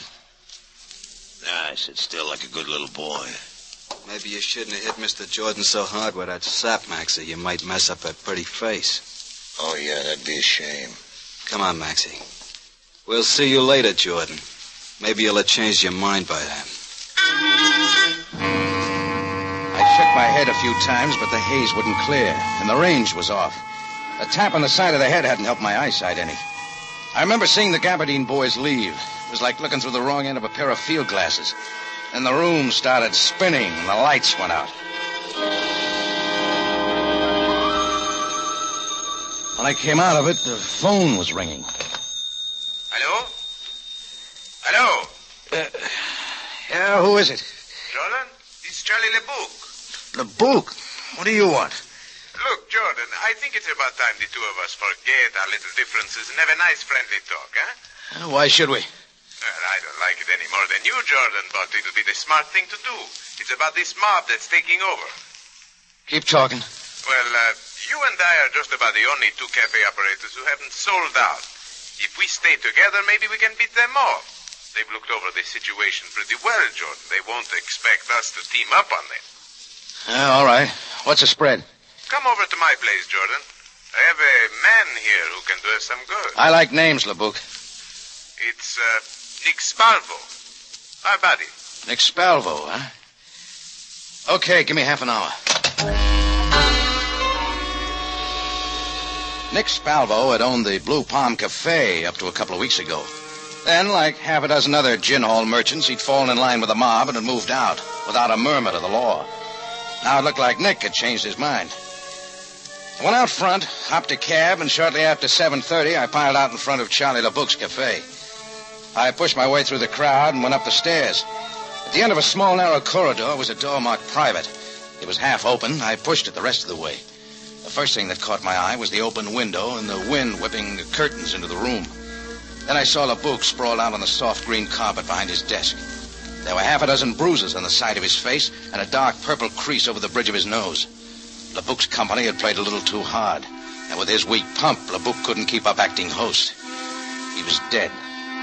Then I remembered Nick Spalvo. I went into the room next to the office, but he wasn't around. I started out into the corridor again when I heard voices, and the cigarette girl eased around the corner. Behind her was one of LeBouc's boys with his right hand in his tux pocket. I ducked back into the office and through the open window to the fire escape. I didn't have time to stick around for explanations, and maybe LeBouc's boy wouldn't give me the chance. I had just dropped to the sidewalk when... And then LeBouc's boy suddenly showed up in the window.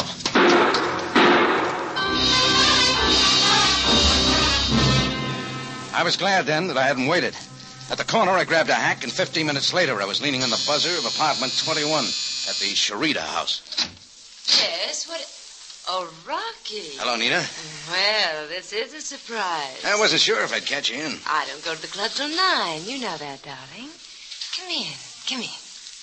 You, still dancing at the Blue Palm, huh? Of course, darling. Sit down. Now, fix your drink? I thought maybe after Nick Spalvo sold out, you might have left the club. Why should I? Oh, I like Nick a lot, but then a girl has to make a living. How do you get along with the new boss? I've only seen him once or twice. He doesn't come to the club much. Now, about that drink, Rocky. Where's Nick, do you know? Oh, Rocky, must you always talk about business? Nick, baby, where is he? I don't know, Rocky. At his apartment, I suppose. Why? I went around to check before I dropped into Charlie LeBouc's club. 3 of us were supposed to meet there. Charlie LeBouc? When I got there, LeBouc was dead. Nick wasn't around. Dead? Oh, Rocky. Now, relax. I didn't do it. In a room next to LeBouc's office, there was a cot and a few blankets and an ashtray full of cigar butts. It might have been Nick's. Rocky, I don't understand. What does it all mean? It means that Nick could have been hiding out at LeBouc's. But why?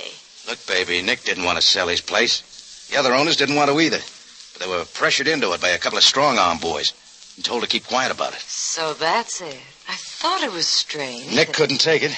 He decided to talk, so he waltzed over to LeBouc's and told him about it. LeBouc had been given the same pitch, and he wasn't happy about it either, so he called me and suggested we get together and fight off the wolves. That's why you went to Charlie's place. Yeah, but the pressure boys beat me to it. I don't think they wanted to kill LeBouc. They just played a little too rough. But Nick, where's he? Nick might have been in the room next door when LeBouc was killed. He, probably ducked out. Did you ask anyone at the club if Nick had been there? I didn't have time. I had to leave rather suddenly. One of LeBouc's boys kind of got ideas that I'd bumped off his boss. Oh, Rocky, the police, they'll think that you... Rocky, you've got to get away. I'll help you. Well, thanks, baby, but... Please, Rocky. I've got to find Nick. But with the police looking for you and LeBouk's men, you won't have a chance, Rocky. Well, it'll take a bit of doing. And that's where you come in. Of course, anything you say, but I... Where would Nick go? Any ideas? Well, let me think. Girlfriends, relatives? Celeste Donati, but she's in Port Said for a few weeks. Okay, where's her place? The Komar Apartments on Shari Almon. Where else would Nick hide out? Well, he has so many relatives. Perhaps his cousin's shop in the square. Or his uncle's house. Wait, there's a brother, too. Hey, slow down, baby. I'll need some names and addresses first. Then I'm going to go call him.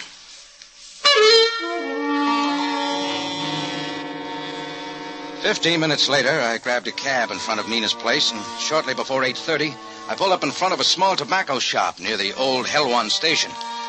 A single light burned in the back of the shop, and beneath it sat a fat-faced Turk, dozing quietly, his feet propped up on the low counter. I went inside. All right, George, snap out of it. You got a customer. Come on, wake up. The Turk hadn't been asleep. He'd been out cold. And when I shook him, he rolled off the chair and dropped to the floor. I noticed a dark purple bruise over the bridge of his nose. The same mark I'd seen earlier on Charlie LeBouk. I worked on him a few minutes, and then he snapped out of it.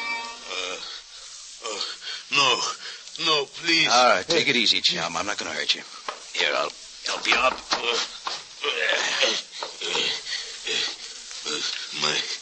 My head. Sure, a couple of boys who dress alike, huh? Yes, they wanted to know where Nick... Who are you? The name's Jordan. I'm a friend of Nick's. Oh, yes, I have heard of you. Was Nick here tonight? Not more than 10 minutes ago. These two men came after him, but Nick saw them and went out the back way. And they must have tailed him here from LeBouk's. Mr. Jordan, what has happened? Is Nick in trouble? Yeah, he witnessed a murder. Charlie LeBouk's. Those two boys who worked you over did it. Any idea where Nick went to? No. He had just come in. We were in the back of the shop. He started to tell me what had happened when the two men walked in. Nick went out the back way. How about Nick's brother? He lives around here. Think he could have gone there? Perhaps. I do not know. How much did you tell the boys who worked you over? Nothing at all. I could not tell them where Nick went because I do not know. Okay. I'm going around to see Nick's brother. You better fix your face up and close up shop. Those two boys are liable to come back for more. And I don't mean cigarettes. Nick's brother lived in a narrow side street about 3 blocks away. When I got there, the house was dark. The only answer to my knock on the heavy door was a dog howl coming from somewhere inside. I waited for a minute, then went back downstairs and started for the rear of the house. I caught a movement along the wall out of the corner of my eye, but I just kept walking. I went around the side of the house and pulled into a doorway. A few seconds later, I heard him coming along the gravel walk. When he passed me, I reached out. His gun came up, but he didn't have the chance to use it. I flipped on my cigarette lighter and held it to his face. It was Charlie LeBouk's boy, the guy who'd taken the pot shots at me from the window. He was still red-hot in the idea that I bumped off his boss. I packed him off to my cab, gave the driver an address, and we took off. I had to put this boy on ice before somebody got hurt. Couldn't expect my luck to hold out all night.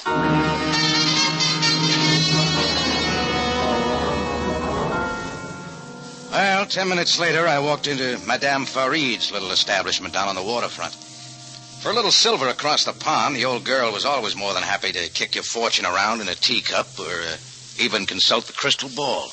Oh, Rocky Jordan. It is a long time I have not seen you. Come in. Hi, Grandma. Well, how's the future look? You wish to consult Madame Farid? Yeah, got a problem. There happens to be a short, dark, and ugly character following me with murder on his mind. So? He's got the picture all wrong, but I don't have the time to explain it to him now. He's sleeping off our last engagement in my cab outside. I see. Oh, it is a problem, Rocky. Yeah, take a look at my palm, sweetheart. Oh, you'll find it just under this $10 bill. Yes, I see. Well, I would say there is an old woman who can help you. I can see an empty cellar. An excellent place to put this man till morning, perhaps, until you can explain his mistake. That's the best advice I've had all day. It's a deal. Now, where can I find this old woman who's going to help me? Bring him in, Rocky. Bring him in. At least, with LeBouk's boy out of the way, I wouldn't have to worry about his taking a pot shot at me every time I turned around. I still had to find Nick before the Gabardine boys did, and my next stop was Celeste Donati's place at the Comar Hotel Apartments on the Sharia El Mun. Even if Nick Stahl wasn't around, he might be using the place as a hideout, and it was worth a try. I was just about to press the buzzer over the nameplate when the door opened suddenly. Framed there was Captain Sam Sabai at Cairo Police. Hello, Jordan. Uh-oh. Hello, Sam. I've been looking for you. Come on in. Sure. What are you doing here, Sam, if you were looking for me? I am also looking for Nick Spalvo. Well, so's everybody else. What happened to Charlie LeBouk, Jordan? I'm not sure, Sam. I arrived a little late. I got there even later. All I found was LeBouk dead. You and Nick had already left. Why? Nick left because LeBouk's killers got too close to him. I left because one of LeBouk's boys got an idea I'd polished off his boss. What were you doing at LeBouk's? I have heard you were not very good friends, Jordan. Oh, just small talk. Jordan, I have All right. He called me over to team up with him against the pressure boys who were buying up a flock of joints. Or didn't you know about that? We know all about it, Jordan. Then why haven't you done something? We have nothing to go on. Absolutely nothing. The cafe owners have refused to talk. Nick changed his mind. He'll sing like a blue jay. Is that why he was at LeBouk's? Yeah. He knows who bumped off LeBouk. Do you? The Gabardine boys, Sam. It figures. The Gabardine? Leo Moran and Maxie Schultz, the super salesman. Oh, Sucamelli's men. What? Frank Sucamelli. He's behind this scheme, Jordan. How'd he get here? Thought after they'd booted him out of the States back to his own country. It is all very legal, Jordan. As long as he stays out of trouble, there is nothing we can do. But he'll slip up here in Cairo just as he did back in the States. He already has, Sam. I think you can make it pretty hot for Sucamelli once you find Nick Spalvo. Well, Jordan, for your sake, I hope we find him alive. Don't you like my story, Sam? Oh, I do. But I am only a captain of police. There are others who may not like it. After all, no one else saw Moran and Schultz at LeBouk's. Which makes me number one boy, because LeBouk and I never get along too well. Sure, Sam. So instead of standing here around here yapping, why don't you go out and find Nick? I intend to. All right. Where do we go now? I'm going to drive you back to the Tambourine, Jordan. The Tambourine? Oh, now, wait a minute. Yes, Sam. and you're going to stay there till this thing is cleared up. Sorry, Sam. My foot's in the door. I want in. This is a matter for the police, Jordan. You'd better stay out of it for your own good. You're not doing very well so far, you know. All right. Come on. Sam and I piled into the police crate and headed downtown. I didn't put up much of an argument about being herded back to my cafe, because it suddenly dawned on me that doing just that might have been the smart thing to do from the first. Nick must have known about my coming over to LeBouk's to talk about teaming up, and he'd probably make an effort to contact me. The Tambourine would be the first place he'd try. Sam and his boys dropped me off in front of the cafe, and I went in. I pushed through the crowd to the back and opened the office door. Hello, Jordan. We've been waiting for you. Come on in. Close the door. The Gabardine boys, Leo and Maxie, were standing in the center of the room. Leaning against my desk with a cigar stuck in the corner of his fat face was a short, heavy-set guy. He had a thick mop of black curly hair, eyes that hit you like a hot iron. In his hand was a fingernail file. When I walked in, he went back to work with it on his short, pudgy fingers. Then, without looking up... Hello, Jordan. What are you doing here, Sucamelli? Oh, you recognize me, huh? No trouble at all. You used to be the favorite pin-up boy of the post offices back in the States. They were lousy photographs, Jordan. Don't blame the camera, Sucamelli. I've seen better heads on a pin. There he goes again, Leo. I don't think All right, Maxie, that's enough. Let Mr. Jordan have his little joke. We have plenty of time. Well, I haven't, Sucamelli. I gotta get this place sprayed. You got no idea the stuff that crawls in here these days. What do you think of the offer my boys made to you? I haven't laughed so hard in years. What's wrong with $500 for this dump? You're in a weed field, Sucamelli. All right, Jordan. We can talk about that later. Right now, I'm interested in Spalvo. Spalvo? What's that? Something you spread on bread? Where is he, Jordan? I wouldn't give you the right time, Sucamelli. Where is he hiding? Get lost, punk. I'm busy. All right, Maxie. Leo. Okay, wise guy. This is as far as you go. Hold him, Leo. Yeah, I got him. Let him have it. Now, Jordan, let's start from the beginning. When the blackjack caught me on the side of the head, my knees started to give out, but Maxie got behind me and held me up. With one hand, he jerked my head back. Leo grabbed my shirt front, pulled the rod out of his pocket, and started tapping the bridge of my nose with a gun barrel. Then I remembered the bruise, that dark purple crease on LeBouk's nose and the Turk's. It was a nice, slow, and easy way of driving a guy off his rocker. The first few taps weren't bad. After that, you lost count. It was like a pile driver coming down on your head. The last thing I remembered was Succamelli. He was still leaning against the desk, working the file and blowing in his fingernails. And he was asking me about Nick somebody.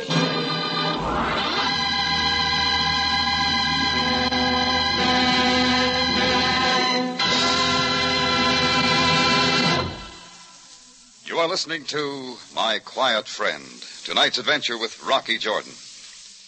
Tomorrow night, radio's most popular dramatic program, CBS Radio Theater, brings you The Song of Bernadette. This inspiring screen story of a humble girl whose faith elevated her to sainthood will be the Easter week presentation of Radio Theater Monday night at 6. Ann Baxter and Charles Bickford are the stars. Don't miss it tomorrow, Monday night at 6 on CBS.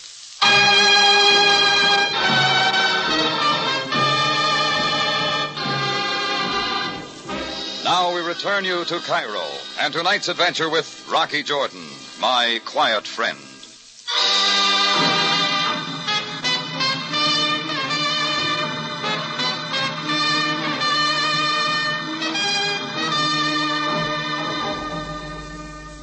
When a character named Frank Succamelli moved to take over the Cairo night spots, gangster style, a couple of gin mill owners and I decided to get together. But just before we kept our date, one of them was murdered. The other, named Nick Spalvo, disappeared. I spent a lot of time looking for Spalvo without any luck.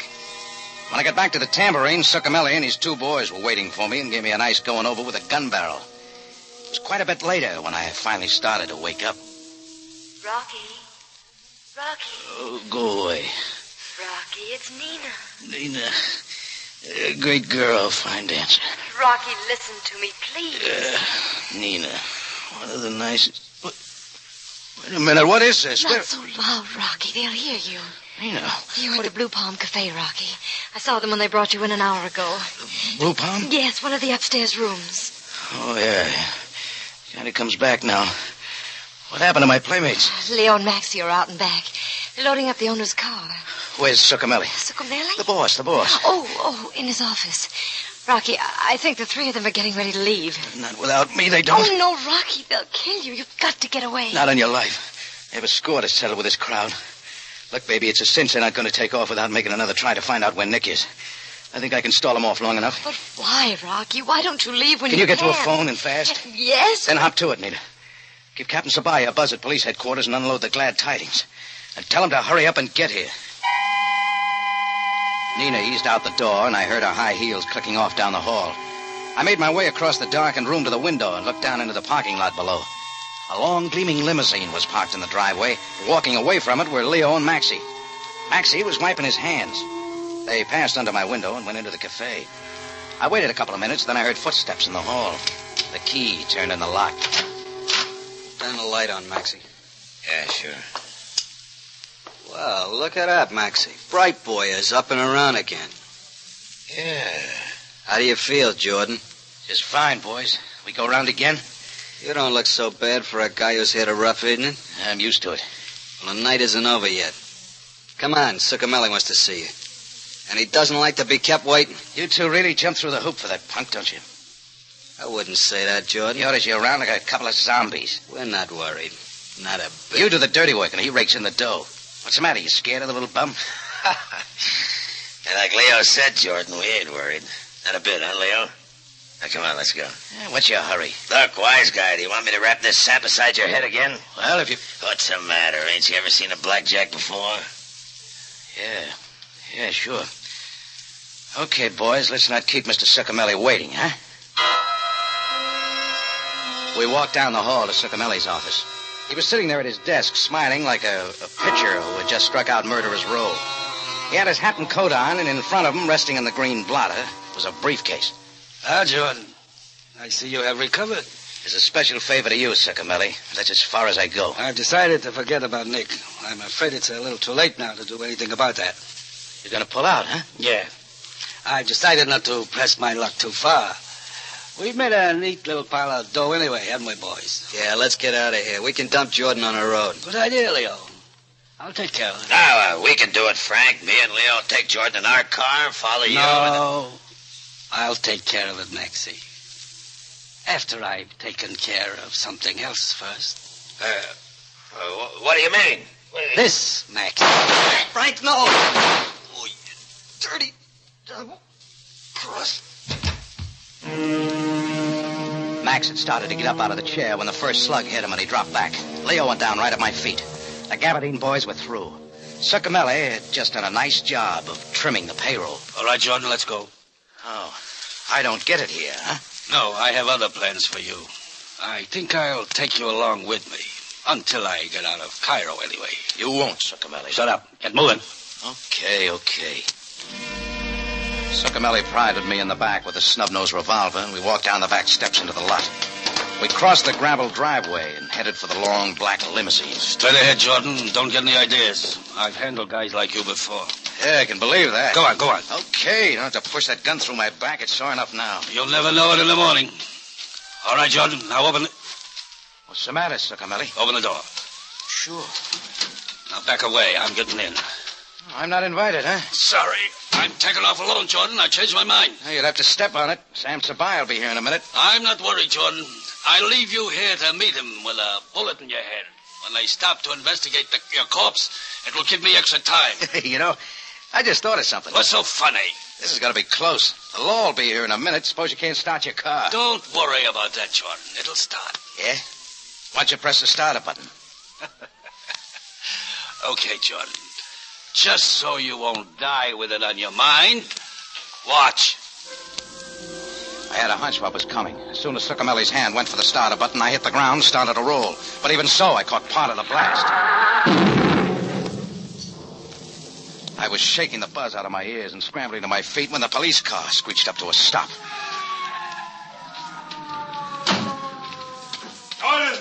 Jordan, are you all right? Yeah, you missed the big blow-up, Sam. Moran and Schultz, where are they? Oh, upstairs and out of this world. Succamelli had a surprise for him. He got in some target practice. And Succamelli, is he... Yeah, he's in there, in what's left of the car. But don't bother, Sam. How did this happen? Moran and Schultz had a little surprise for Succamelli, too. Maxie's favorite trick, a bomb.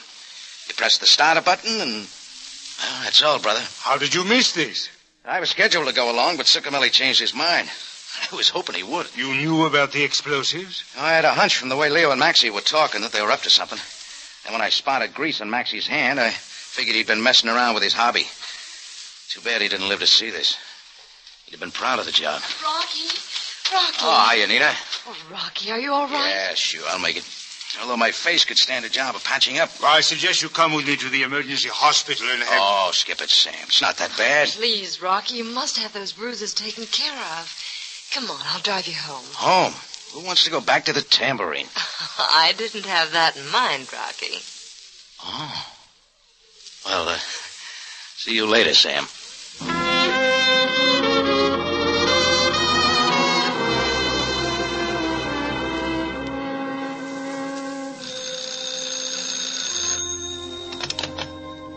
Hello?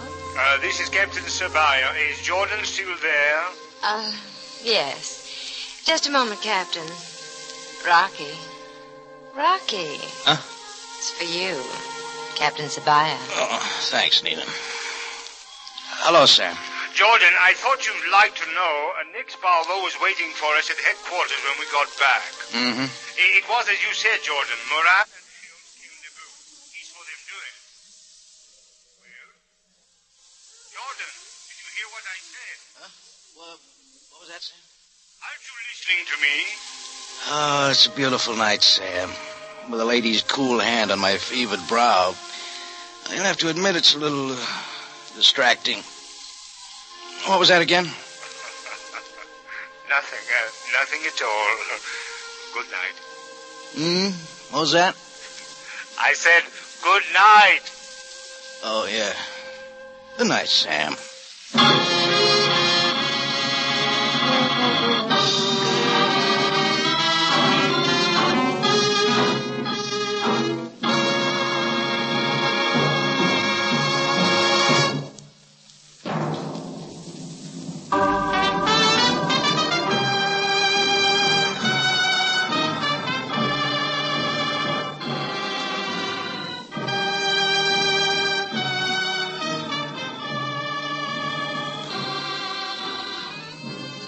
It's CBS, again at this same time next week for another story of adventure and intrigue. When we take you back to Cairo and the Cafe Tambourine, run by Rocky Jordan. Jack Moyles plays the title role, with tonight's story by John Moore. Rocky Jordan is produced and directed by Cliff Howell, with original music by Richard Arant. Larry Thor speaking. This is CBS, the Columbia Broadcasting System.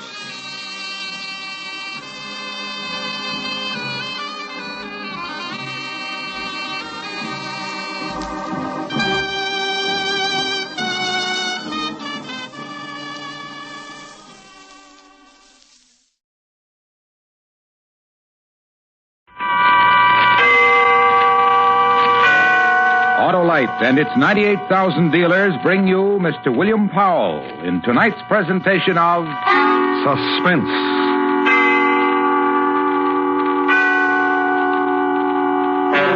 Tonight, a story based on fact. The true report of a chase through a city in an effort to find a killer. It's called The Barking Death. Our star, Mr. William Powell.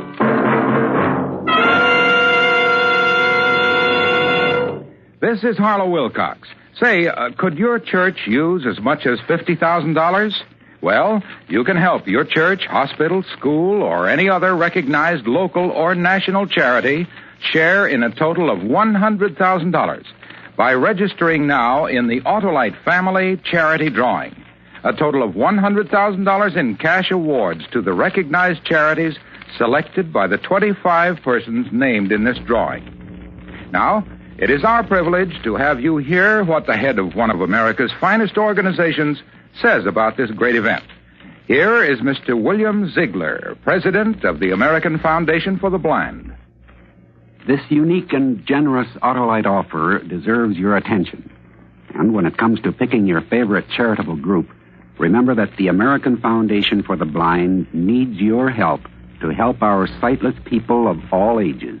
To enter the Autolite Family Charity Drawing, print your name and address on a registration form at any of these Autolite Family car showrooms. DeSoto, Hudson, Plymouth, Studebaker, Dodge, Willis, Nash, Packard, Kaiser, or Chrysler. There's no obligation. And now, Autolite presents The Barking Death, starring Mr. William Powell, hoping once again to keep you in suspense.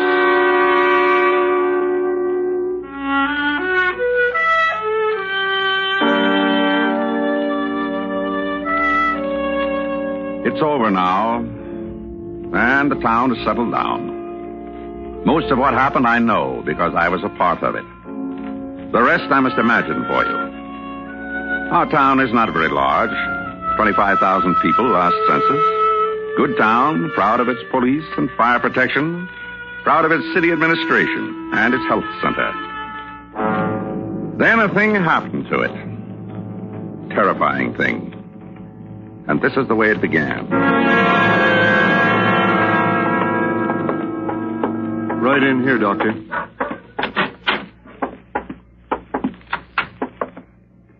Massive bite. Here. Cheek. How long ago? 10 days ago. Medicated it himself. A few hours ago, his wife called me.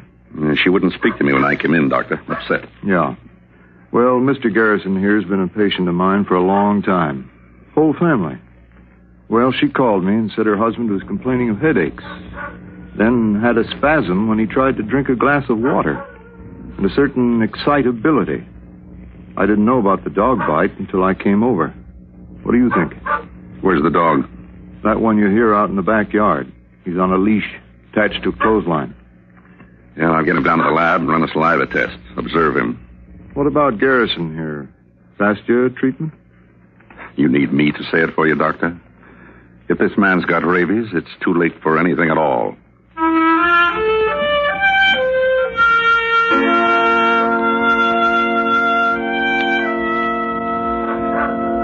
The dog was a mongrel, mostly beagle, spotted black and white, both ears and its muzzle white. A man from the Animal Society was called in, and he took the dog to the health center. It was shortly after midnight. Mr. Garrison was kept under sedation, his symptoms being very painful. I got to the center about 8:30 the next morning and went immediately to the laboratory where the dog had been quartered. Yeah, I got the list right here, Lieutenant. 3 microscopes. That's right, Lieutenant. 3 microscopes, binocular. Dissecting instruments, so must have taken a couple of fistfuls of them. I don't know exactly what. Scalpels, probes. I guess that's about all. Hey, what's the matter? Oh, hi, Paul. Hold it a minute, Lieutenant. Dr. Miller just came in. Robbery here last night, Paul. Got 3 microscopes. Yes, I heard you. Must have picked the lock. I found a piece of tin on the sidewalk when I came in. Well, you finish up with the police, then you can tell me about it. Hello, Lieutenant. Yeah, you got that? Well, the way I figure, it couldn't have been just one man. Those microscopes are pretty heavy, so there must have been a couple of them. Oh, yeah, sure. I'll leave everything alone. Joe? Oh, hold a minute, Lieutenant. Yeah, what, Paul? The dog. Huh?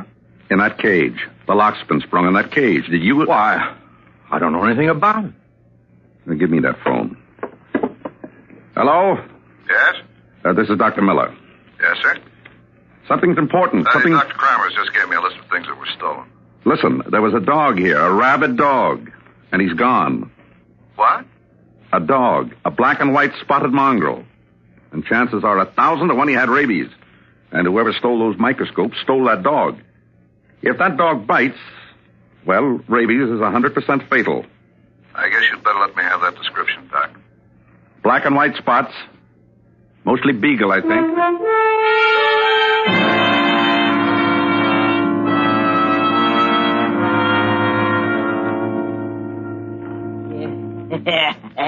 Where'd you get them crazy black and white spots, doggy? Doggy. Doggy? Pooch? Get some more hamburger, doggy. Look at him. Look at him, Harry. Cliff. Nice doggy. What'd you take the dog for, Cliff? Pretty doggy. Merchandise ain't enough for you, Cliff. Microscopes, all that junk. You got to take that to I hound. like pooches, Harry. Now leave me alone. I like pooches. That dog's got to go. Oh. Got to go. Now listen. Out with that dog, Cliff. I ain't going to live in the same room with no animal. Now wait a minute, Harry. You like the dog. Well, both of you, good day. Cliff's You and the pooch. Doggy. Doggy, you're not liked. Gotta lose you, doggy. Now. Poochie, little Poochie. We gotta go for a little walk, Poochie.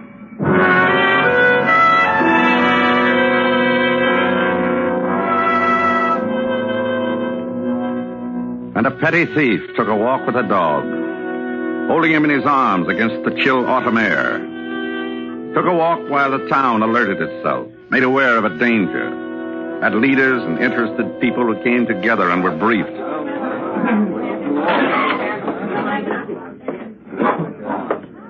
Now, everyone, find a chair and sit down, please. Dr. Miller, Yes?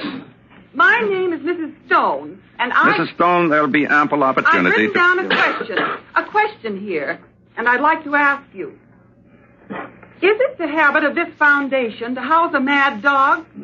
The second part of my question is, who is responsible for the laxity in letting this dog escape so that he is a menace to the community and its people? That's my question, Dr. Miller. And as a housewife and a woman who... Well, I would like to hear what you have to say. Mrs. Stone, this meeting was called for the press and any interested parties just to answer that kind of question. The dog was under observation to make certain he was rabid. But the fact remains, What fact remains? somebody was incompetent. That's all I have to say. Dr. Miller, Mr. Collins, my paper is questioning your methods. what about? All this publicity. A newspaper man and you... The duty to the community. What about panic? What about it? Well, scaring people about an animal on the loose, an animal that might kill you. People from the health department ringing doorbells, police, people up in the hills with guns hunting for a dog, a spotted black and white dog. A little ridiculous, huh? Is it? That's the question I asked you, Doctor. Yes, you did. Dr. Kramos, Yes, Doctor? you ready with the film? All ready. Will one of you people switch off that light, please? Now, in this projector is just a few feet of film of a child suffering from rabies. I think all of you should see it. Okay, Doctor.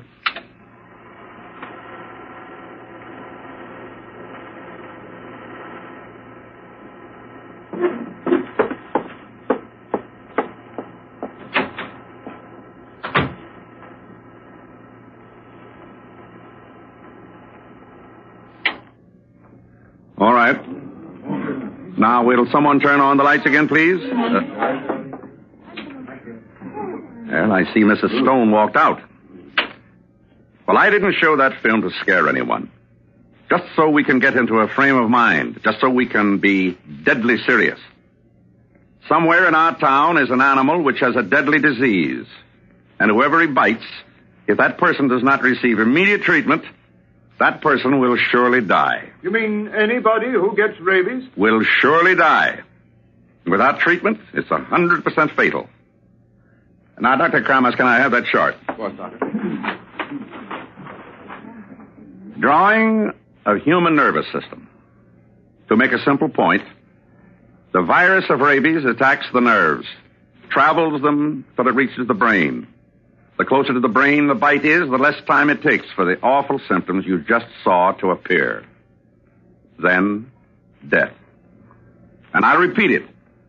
Once the virus reaches here, it is 100% fatal.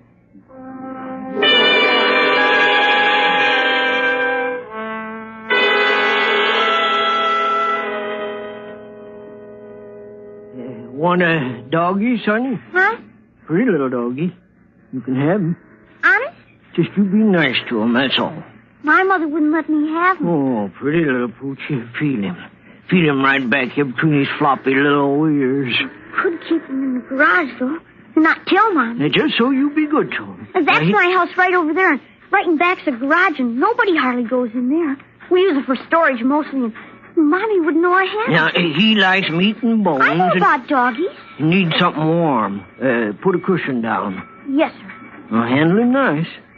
What's his name? Pooch. Aw, what kind of name? Look, you want him or don't you want him? Come here, doggy. Come here, pretty doggy.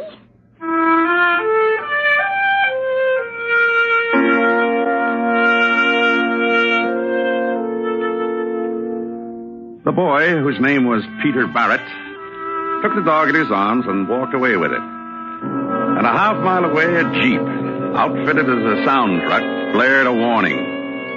The three men's clubs of the town held an emergency meeting together. Searching parties were organized. The civil defense system was alerted. And a man, a health officer, directed all of it. A man who became tired. Paul? Yeah? Some coffee. Oh, thanks. I got it black. Yeah. Put it down. Now who should take it easy? What do you want, Joe? Just take it easy. 16 hours. Well, Nothing. probably... No, I'll get it. Dr. Miller's office. This is Dr. Kremar speaking. Oh, yes. Oh, that's too bad. Yes, of course, I'll tell him. Well, tell me what?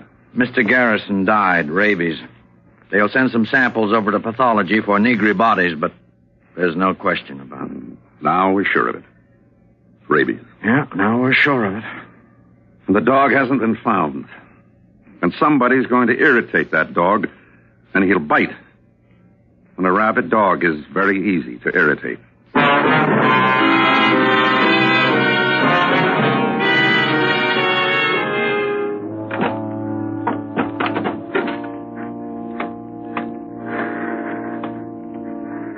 Hi, doggy.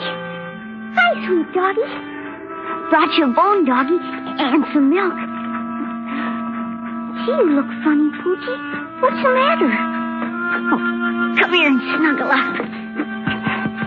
Is that better?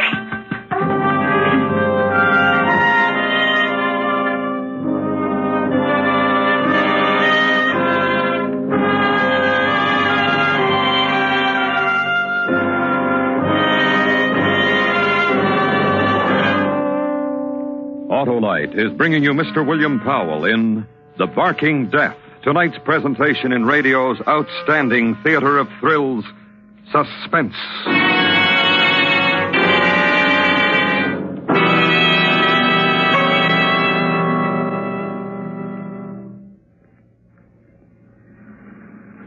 This is Harlow Wilcox. Tonight we are privileged to salute the Studebaker Corporation as a distinguished member of our Autolite family. So, I've got a date at my Studebaker dealers. And here I am. Hello, Mr. Wilcox. Hi. Say, what's this model? A car of the future? Well, it's the car of the future, all right, but you can buy one today. It's the new Studebaker for $54.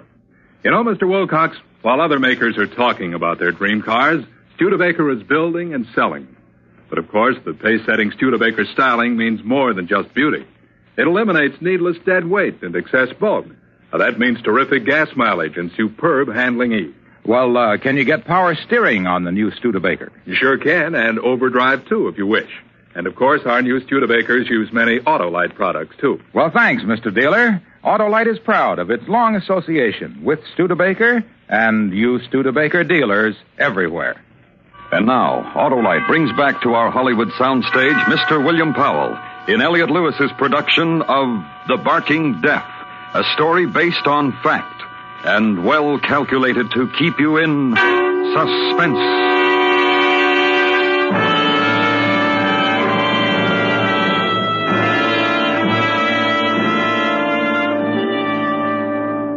A child of the town nuzzling his cheek against death. Something he was hiding away. Child's secret. As every child has and is entitled to a secret. And in another place of the town, the place of test tubes and experiment and statistics, the town's health center. And my office. Hello. Yes? Dr. Miller? Yes, what can I do for you? I'm Mrs. Roki. Will you sit down? All those advertisements about a dog. Yes? On the radio and the newspapers. Yes? You know where? Oh, yes. You know where it is? Is that what you're saying? Oh, but first you must understand something, Dr. Miller. What? That I alone am responsible for catching the animal. You caught him? I certainly knew the risk I was taking. Where is he, Mrs. Roki? Now, after all, if that animal's as dangerous as you say he is, I did a pretty brave thing. Oh, there you are, Mrs. Roki. Come on, let's leave Dr. Miller alone.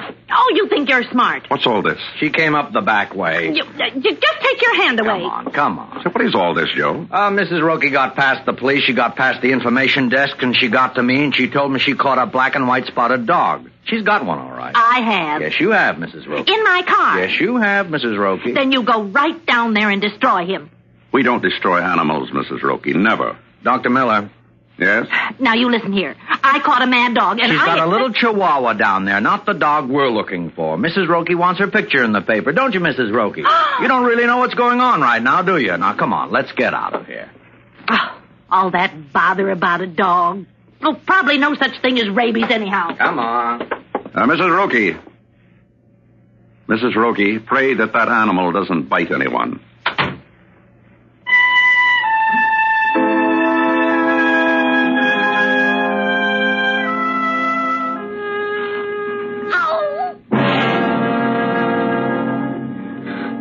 What'd you do that for? Why did you fight me? Why did you fight my arm for, Poochie?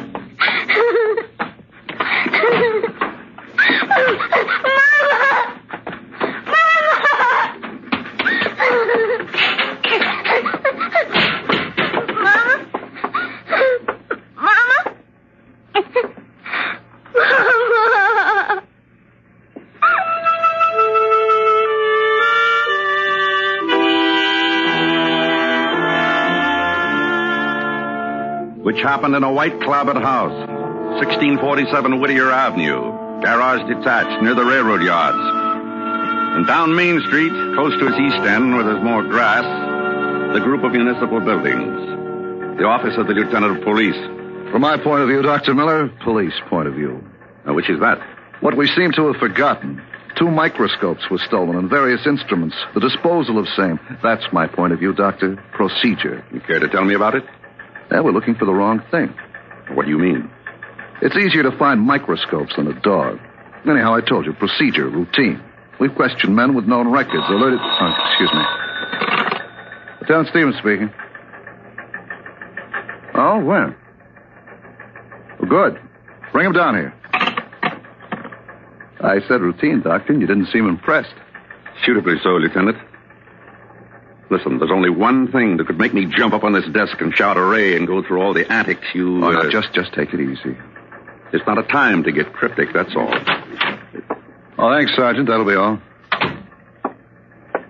Sit down. What's your name? Wood. Harry Wood. Vagrancy. Started out like that, sir. Yeah, that's what the sergeant told me over the phone. He said you yelled you weren't a vagrant, and they took you home to find out. And they found a microscope. Then he's... I said routine, Doctor, and you didn't seem impressed. Spotting a vagrant is routine. Is it all right if I... Sure, go ahead. You stole the microscope from the health center, didn't you? Yes, sir. 3 microscopes and instruments and a dog. Yes, sir. Where's the dog? I don't know. Now, listen, you. What did you do with that dog? I said I didn't know. Cliff took the dog. What's he talking about, Lieutenant? Cliff, the other man. There was more than one, remember? And he took the dog. And I made him get rid of it. How? I didn't ask him how I got rid of it. He got rid of it. Well, where is he? Where is this Cliff? Lieutenant, ask him where... Now, look, the sergeant said he went back to this man's room. No one was there, or the 2 other microscopes, or the instruments. I don't know where he went. I'm going to say it to you again, Doctor. Routine. Mostly that pays off more than anything else. Now it's a matter of finding a man named Cliff.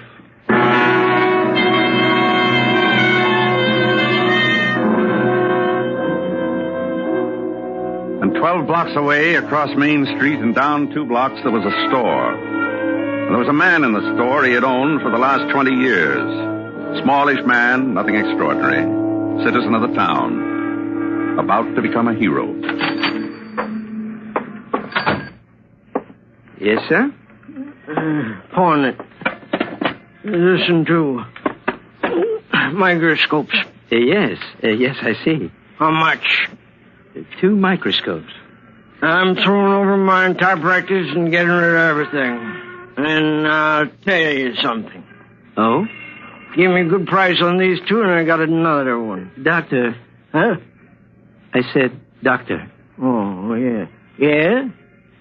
Mr. Harding, our instrument man, is in the back. He should see these. Well, you understand. Oh, sure. You're just the violin and suit man, and Mr. Harding's... The instrument man. Oh, sure. Wait here. I'll be right back. Well, you just tell Mr. Harding the doc's in a big hurry.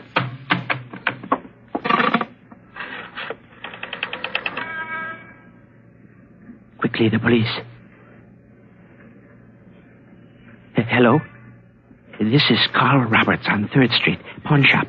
A man just came in, a little bit drunk, came in with 2 binocular microscopes, both of them Bosch and Lohm. Says he has another one, claims he's a doctor, but... just a second. Serial number, G1135... Wait, no, Mr. Harding. Told you the phone. Give me those. Now, sir. Get out of the way and give me those microscopes. You're a dirty little thief. That's what you are, breaking into the health center and stealing, and that's where these microscopes come from. Get out of my way. That animal you stole, that dog, the whole town is looking for. I said get out of my way. Oh, no, you don't. Okay, you asked for it. Help.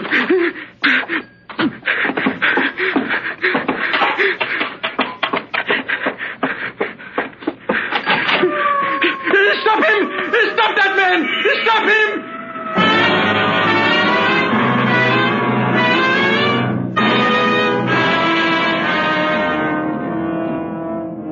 The man who owned the pawn shop had been in business for the last 20 years.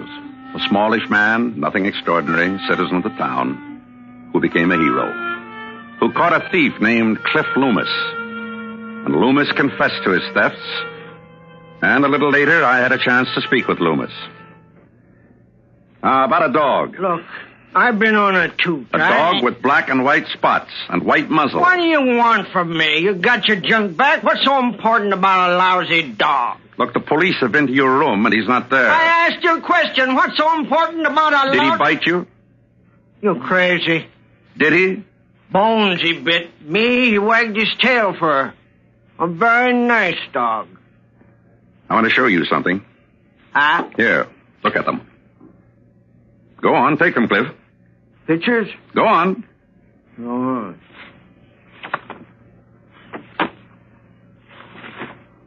Doc, Yes? you must be crazy carrying around pictures like these. Pictures of people dying, Cliff. That's what I mean, pictures like these. People bitten by a rabid animal. What does that mean? Like that dog you stole. What? It had rabies. Bit somebody, they'd... Unless they were treated in time. Doc, Yep. I gave the dog to a little boy. Where? Where, Cliff? Doc, Where? I don't know. Listen, Cliff. No, I'm not kidding, Doc. I don't know. I told you I've been looped. This is the jolt that makes me all of a sudden not looped, and I'm telling you true. I don't know where the kid is. Yeah? Doc, it was somewhere near where our room was. I remember Harry said get rid of the pooch, so I went downstairs, and the first kid I met, it's hazy, Doc. Listen, we'll take a ride, Cliff. Police, too? Afraid so. We're going to take a ride, and we're going to try to find that boy. Ring a lot of doorbells and ask a lot of questions. And find him, right? Okay.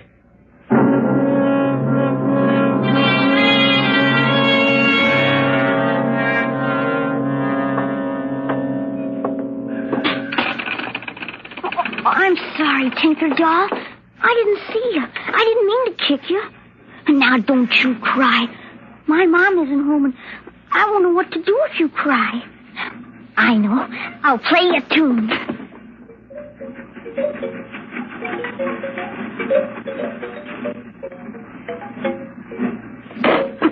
Better? I got hurt, too. Doesn't hurt so much anymore.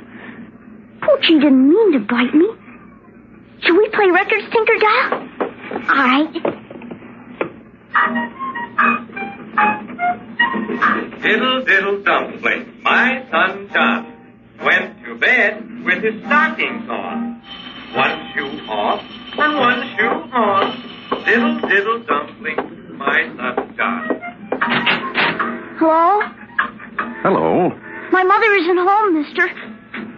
Why are you holding your arm like that? It hurts a little. Why? Poochie bit me.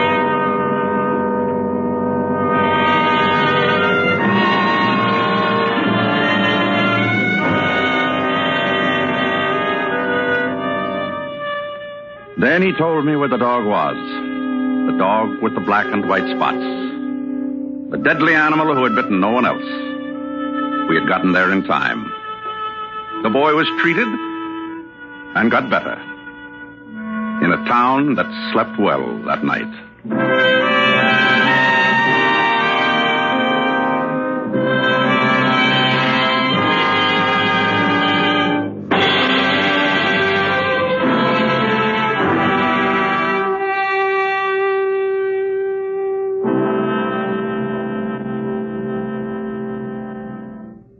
Suspense. Presented by Autolite. Tonight's star, Mr. William Powell. This is Harlow Wilcox again. Have you signed up in the $100,000 Autolite family charity drawing?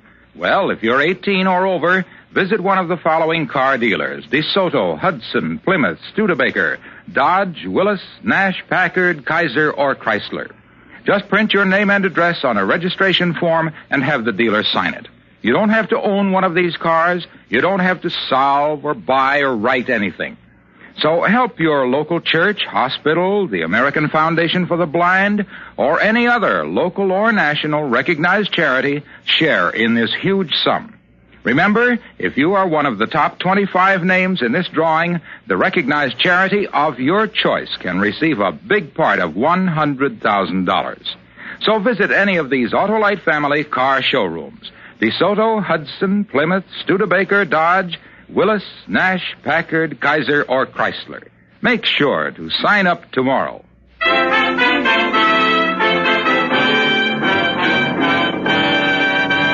Next week, the story of a man who wanted to apologize for threatening a stranger. And when he got there, the stranger was dead, and the police were waiting. It's called Circumstantial Terror. Our star, Mr. Ronald Reagan. That's next week on Suspense.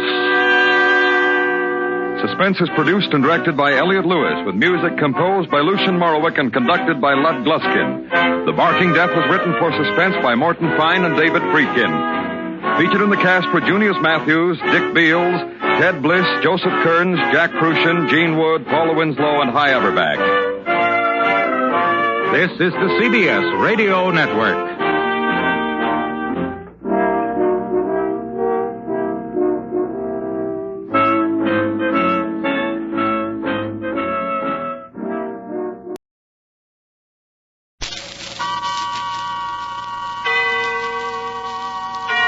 Autolite and its 98,000 dealers bring you Mr. Victor Mature in tonight's presentation of Suspense.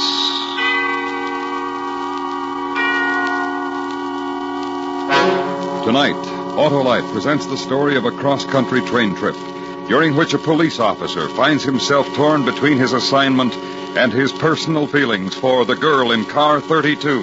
Our star, Mr. Victor Mature.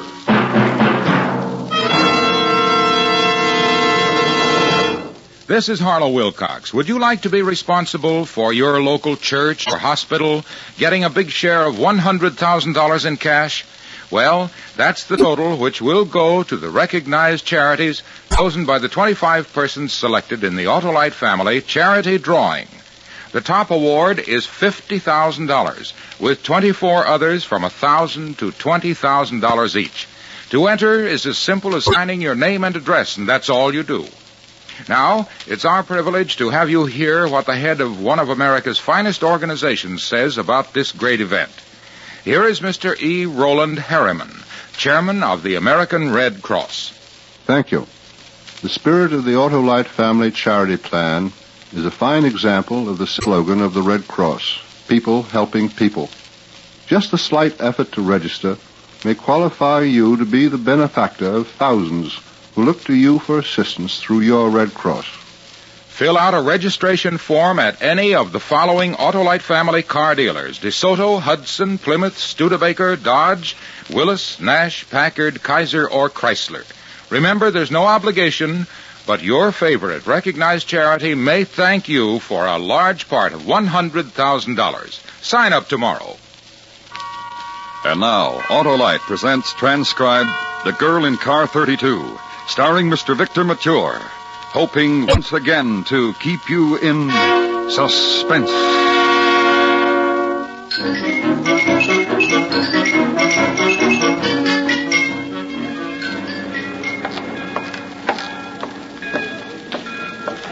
Hey, Mahoney. Bucher? I can see better from here. How you feel, kiddo? Okay, I guess. Flying out here from New York last night and taking a train back this morning isn't my idea of fun, though. Yeah, well, we'll show you L.A. next trip, baby. You got about 2 minutes. You better tell me what this is all about. We got a dame who's been living with Fritzy Hollister's sweetheart for the past couple of weeks. You know Fritzy. Yeah. He's got a trunk full of hot jewelry I'd like to get my hands on. Well, this is your chance, Mahoney. Now, we figure Fritzy's ducked the old girlfriend and made a connection with a new one. And her name is Genevieve Josephine Johnson. Now, here's the angle. She's heading east on this streamliner today, probably to wherever Fritzy's hanging around. It's a sit-up train. You're right across the aisle from her. So you work yourself in with her. And when you get a chance, check her luggage, find out where she's going to meet him. I know. Don't look so sad, kiddo. It's an easy job sitting on a train with a doll. Hey. Oh, that one? Yeah. Genevieve Josephine Johnson. Uh-huh. In the flesh. I don't know. And I don't mean to argue with you.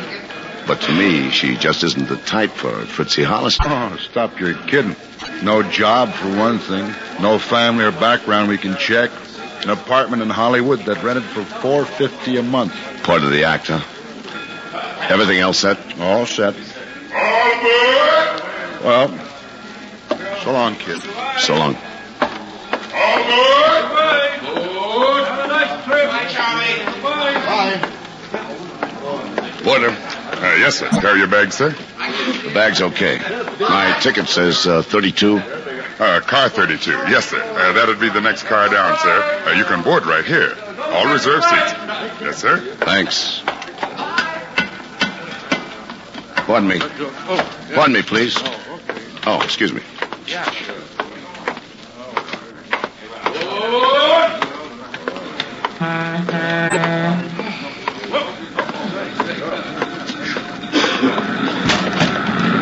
Oh, I'm sorry, miss. It's all right.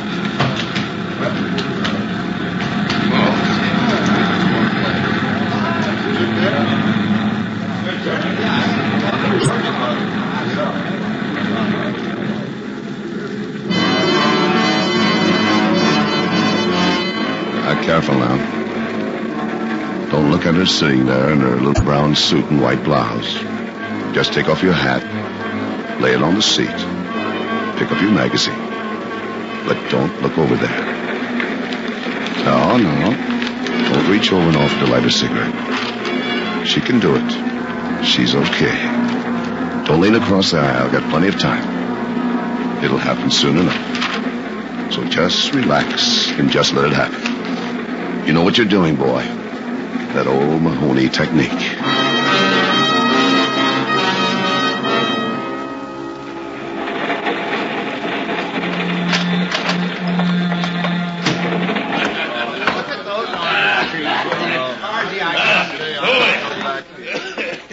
Yes, sir. Yes, sir. Hi, Bud. Hi. Yes, sir. Well, Walter.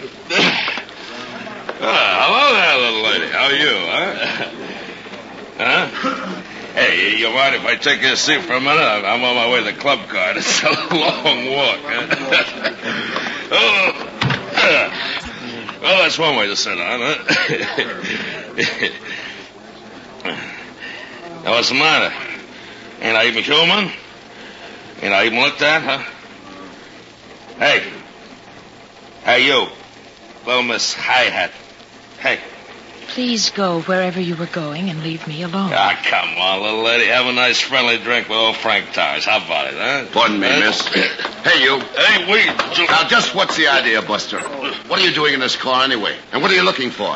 A good punch in the mouth, maybe? Oh, No, he's bothering me, yes, but I don't want any trouble about this. Oh, it's a hassle about, pal. I get off in a couple of minutes. The same we're doing. I didn't mean to insult anybody. All I thought to... Yeah, all you thought. Then who asked you to sit down with the young lady, huh? Who wanted you? Why? Please, it's all right. It's perfectly all right. Just don't hit him more. Where's your car? It's back there. Come on, I'll take you. I said, come on. Come on. Don't Get hurt moving. him. Don't hurt him. It's all right, miss. Don't you worry. Come on, move on. Hey, now, wait just a minute. You know who I am? Yeah, I know who you are.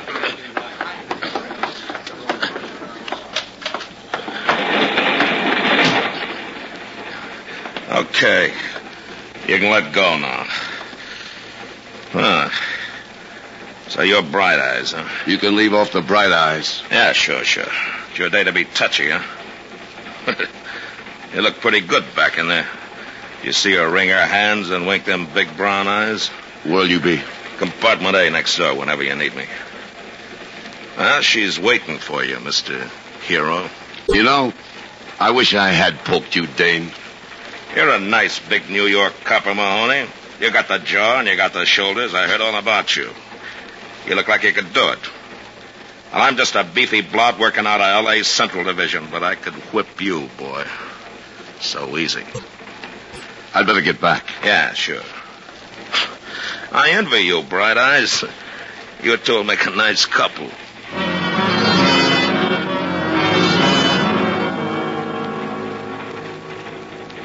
He won't bother you again, miss. Oh, you didn't hurt him or anything like that, did you? Oh, no. I just took him back to his car and asked him to stay away from you. Oh, it was embarrassing. This is the first time anything like this has happened to me. I'm glad you helped out. Thank you very much. There's no trouble at all. Oh, What? I'm out of matches. Oh, well, I can help you there. I have some in my purse, I think. Yes. Here you are. Thanks. Would you, care for a cigarette? Well, thank you, yes. Why don't you sit down?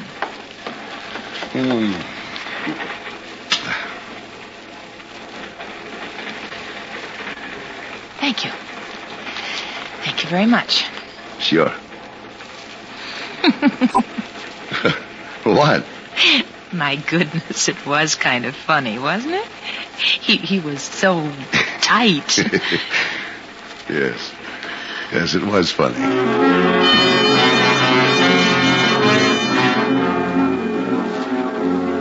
The old razzmatazz. Don't ask, just answer. Don't laugh, but smile about it. Let her see your teeth. Don't move close, but let her know that you've got shoulders there, boy. And the other trick. Keep your hands open, spread out. Talk. Then stop. Look a while. Watch the orange groves go by. Watch the houses go by. Watch your life go by. What? Oh, my goodness. You must have money in the bank. You're talking to yourself. What's the trouble? I think I'll stop looking around out there. It's beginning to worry me. Too big or too empty or too something, I don't know. You, like it, do you? Oh, it's lovely. It's the most beautiful country I've ever seen in my life. Oh, it's breathtaking. Oh, and people call me Jenny. Jenny for Genevieve, huh? Yep, Jenny Johnson. Well, they call me Mahoney. And, some other things sometimes. My name's Harry. Oh, where are you heading anyway? All the way east? All the way and more. Bayside Hills, Pennsylvania. I work in a dentist's office there. Now that's funny. Maybe the suntan threw me. You know, I kind of thought you lived in L.A. And mostly that you didn't work. Oh, dear. Well, I did live there for 3 weeks in a simply marvelous garden apartment in Hollywood. Right off Sunset Boulevard. They had a heated pool. Oh, it was wonderful. It sounds expensive. Oh, it was. Terribly. But I shared it with a couple of other girls off and on. Advertised in the papers, you know. Only... Only? Well, go on. Something happened? Only... Maybe I'm funny in some ways. Maybe I'm old-fashioned. But some things I just... Well, there's not much point in going into that part. I get it. You got stuck with the cute little blonde who always wore your clothes or something. Cute? Oh, not for my money, thank you. What happened, anyway, was that she got out last week after one of her parties. When I said what I had to say, she got out pretty darn fast, believe you me. My goodness, did I say something? Why are you staring at me? Who? What? Oh, staring at you. Well, I'm sorry. I didn't mean to. Oh, now that's all right. My goodness. For some reason, it seemed like you were looking at me for the first time.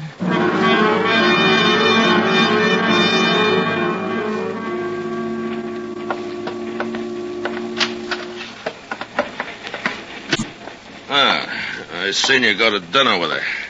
You're doing okay, Bright Eyes. Yeah, but it doesn't add up.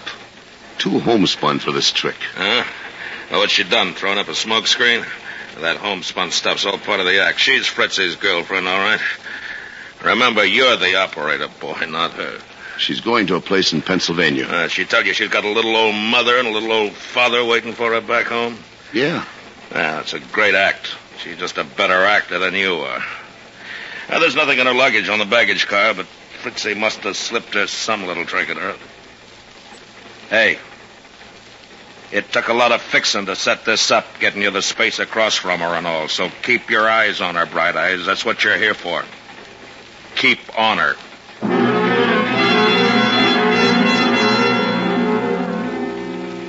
Hi. Did you get your glass of water? Yeah. Well, it seems to be getting pretty late, doesn't it? Hadn't we better call it a night? Oh, What? Why... Well, couldn't we sit here another half hour and just talk about things? Why couldn't we? Oh, I suppose we could. That is, if you don't expect... Oh, I don't expect anything. Well, we'll talk about what? We'll talk about you. Oh, no, we won't. There's nothing to talk about. That isn't the way I heard it. Oh, you didn't hear anything about me. You'd be surprised, sister. What? Nothing. I don't think you want to talk very much, do you? No, I want to find out something. Harry, no. Well, anything the matter? No, please. I don't care for that sort of thing. You promised. You said... Oh. Please? Well, I'm sorry. It's quite all right. The first minute it got dark, though, you had to try it. I told you I'm sorry. Forget it. You know, I'd like to tell you something. I'm not that kind of a guy. I never was. I've had so much of that stupid messing around. So much of it?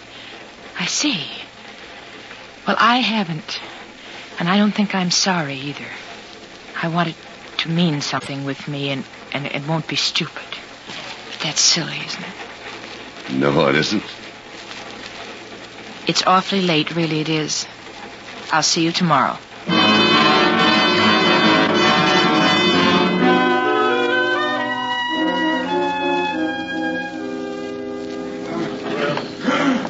Kansas City Star! Get your Kansas City Star here. Star here.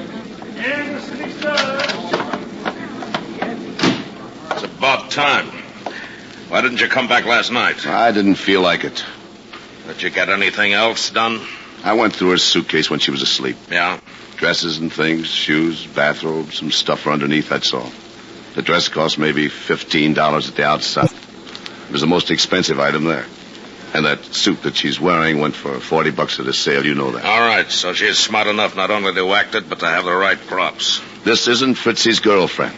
He wouldn't know one like this, and she wouldn't have one like him. That's the second time you've said that. How do you know? I just know. I found out. You're getting older and you're getting dumber, Bright Eyes.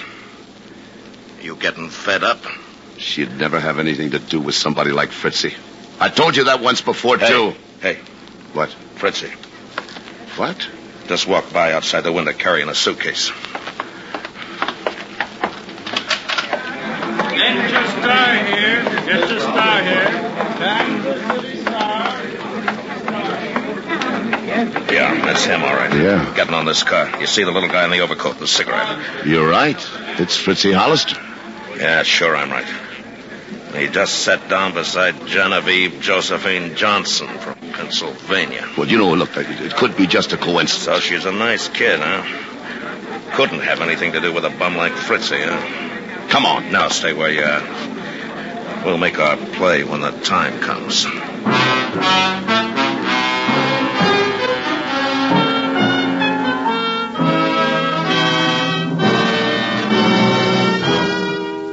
Autolite is bringing you Mr. Victor Mature as star of The Girl in Car 32. Tonight's presentation in radio's outstanding theater of thrills, Suspense.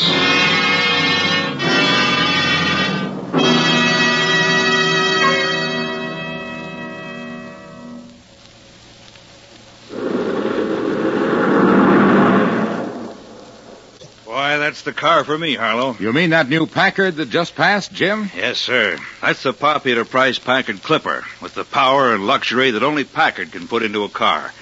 And have you seen the Packard Patrician? That's the finest car ever to bear that famous Packard name. A name we're privileged to salute tonight on Suspense. Packard, an outstanding member of our worldwide Autolite family. Well, Packard is outstanding in every way. Its ruggedness and dependability have withstood the most tortuous tests that Packard engineers can devise.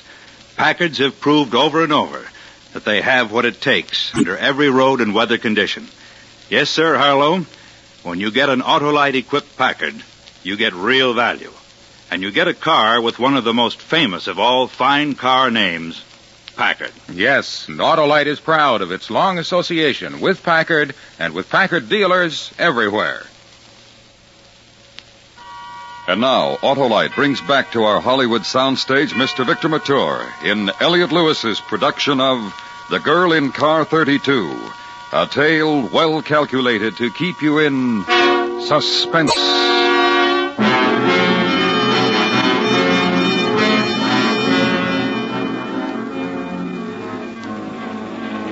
Now use your head, Bright Eyes. It's no mistake. No crazy coincidence. Even if she sat there all day and hasn't talked to him once. The little bird in the blue overcoat is Fretzy Hollister. And you were trying to steal his girl. Use your head. She was fast enough and smart enough to spot you right off for what you were. And she handled you last night like a schoolboy. She couldn't warn him from the train. But she's given him a poke in the ribs or an elbow or something so he'll play it straight here. Sure. She's Fritzy's one chance. She'll work on you again, Bright Eyes. And watch that. Because you don't want to let either one of them slip off the hook. Asleep? No. Cup of water? No. I'll drink it myself. I can't sleep. Not with that strange man over there. What's so strange about him? What? Skip it. Do you feel like talking? Sure, let's talk. Why not? Sit down. Thank you.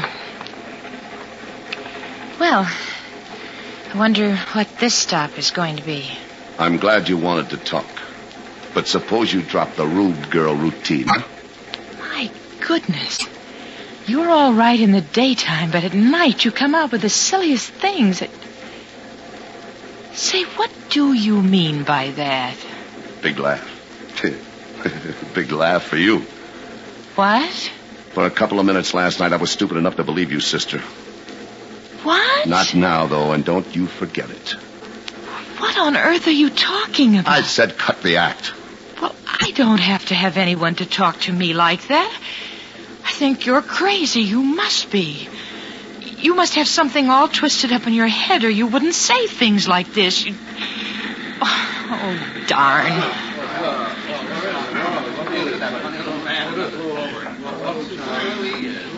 I've been so thirsty all day. I think I'll get some water. Stay where you are. I'll get the water. Now, see I'll here, get the water.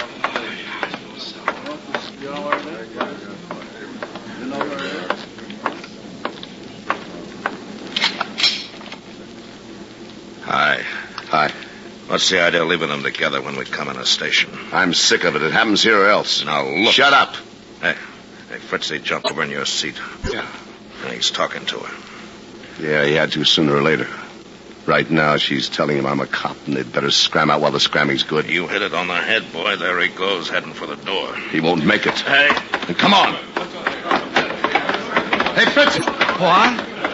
I've been waiting for you to try something like this. Your girlfriend's pretty smart. Look out, Bright Eyes. He's got a gun. No, you don't. Stay away from me.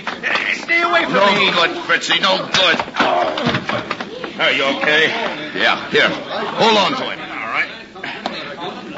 Hey, where you going? To get his girlfriend. I want to attend to her personally. All right, stand back. Stand back. Get out of the way. Say, what's all this? What's... Police officers. Keep these people back. Oh, yes, sir. Yes, sir. I'll do that, sir. What on earth is it? Stole that, baby. This is a pinch. What? Come on. Up on your feet. We've got Fritzy in a huddle. You're hurting me. And you're killing me with those big brown eyes. Why, you just... Pretty smart you were, only you forgot one little thing. You forgot the first rule of Broadway. Never hustle a hustler. Just who do you think you had anyway? Some clown on a train or Bright Eyes Mahoney? Cut up the tears. Come on.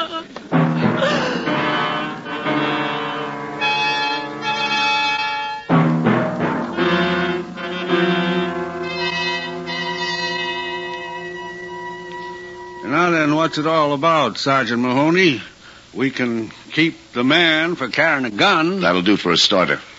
We've got 1 million charges against him. He pulled the biggest jewelry heist in the country last year. You can get some papers out here to me? Sergeant Daines is phoning Los Angeles right now. All right.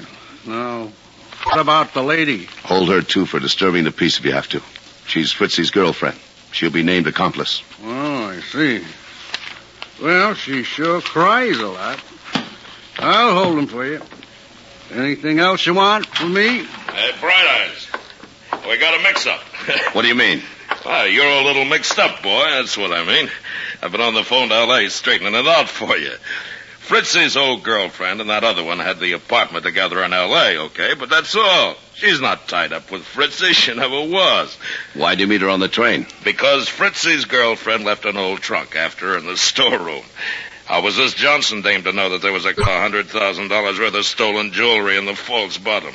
Naturally, Fritzy wanted it back, so he found out this tomato you were bright-eyeing with was coming east, so he just grabbed a plane so he could meet her in K.C. He wanted that trunk, boy. Yeah, you mentioned that. Well, that's it. She's no more Fritzy's new girlfriend than I am. You know, it's funny how things work out. The trunk's been in a hock shop in L.A. all the time. Little Miss Muffet got rid of it to clean up the place when she moved. What's the matter? You sick or something? I told you she wasn't Fritzy's girlfriend. I told you. Well, I got that all straightened out for you now, Bright Eyes, so you... Write out a release, will you, Sheriff, for Jenny Johnson? Sure. Sure, glad to. You know, I wanted to do just what you did ever since that fella started talking. He bothers me.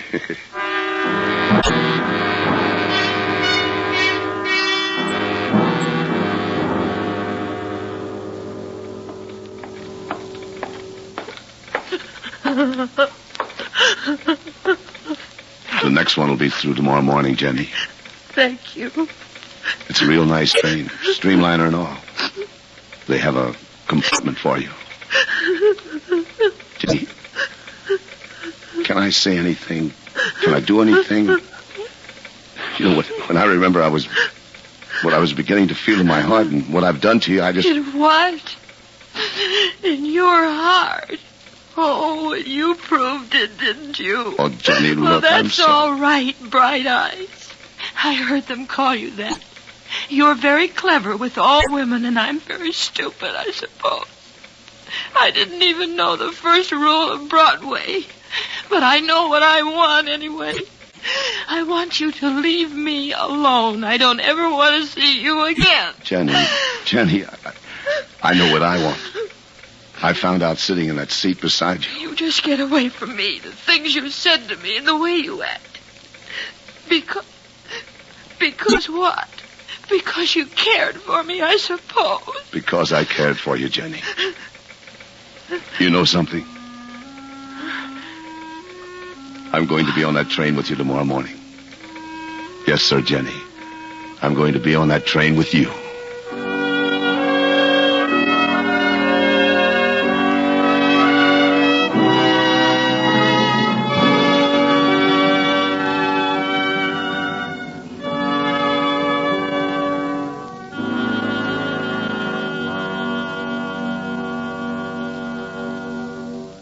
Suspense. Presented by Autolite. Tonight's star, Mr. Victor Mature. This is Harlow Wilcox again. Remember, you now have a good chance to do your favorite local or national recognized charity the favor of a lifetime. If you're one of the 25 persons selected in the huge Autolite family charity drawing, you can name any recognized charity you wish to receive a big share of $100,000 in cash. Those charities can be schools, hospitals, churches, the American Red Cross, or any other recognized charity. So if you're 18 years or over, visit any of the following Autolite family car showrooms: DeSoto, Hudson, Plymouth, Studebaker, Dodge, Willis, Nash, Packard, Kaiser, or Chrysler. Print your name and address on the drawing registration form and have the car dealer sign it. That's all. Nothing to buy, try, or solve. So give your favorite recognized charity a chance to share in this huge $100,000 Autolite family opportunity. Visit any Autolite family car showroom and sign up tomorrow.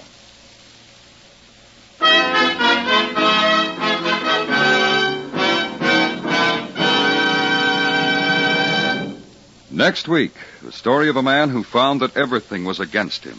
His wife distrusted him. His best friend had to give him an alibi, all because of a girl. A dead girl. It's called The Guilty Always Run. our star, Mr. Tyrone Power. That's next week on Suspense.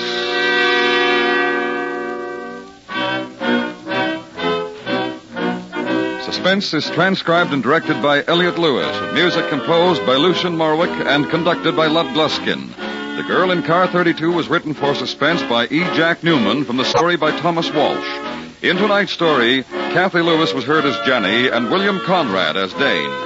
Featured in the cast were Herb Butterfield, Joseph Kearns, Roy Glenn, and John Daner. Victor Mature appeared by arrangement with 20th Century Fox, producers of Prince Valiant in Technicolor and Cinescope, starring James Mason, Janet Leigh, and Robert Wagner. And remember next week, Mr. Tyrone Power in The Guilty Always Run.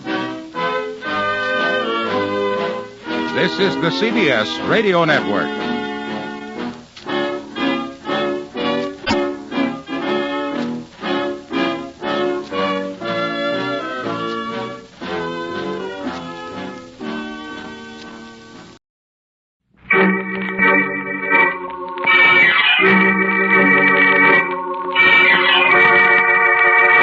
The Avenger. The road to crime ends in a trap that justice sets. Crime does not pay.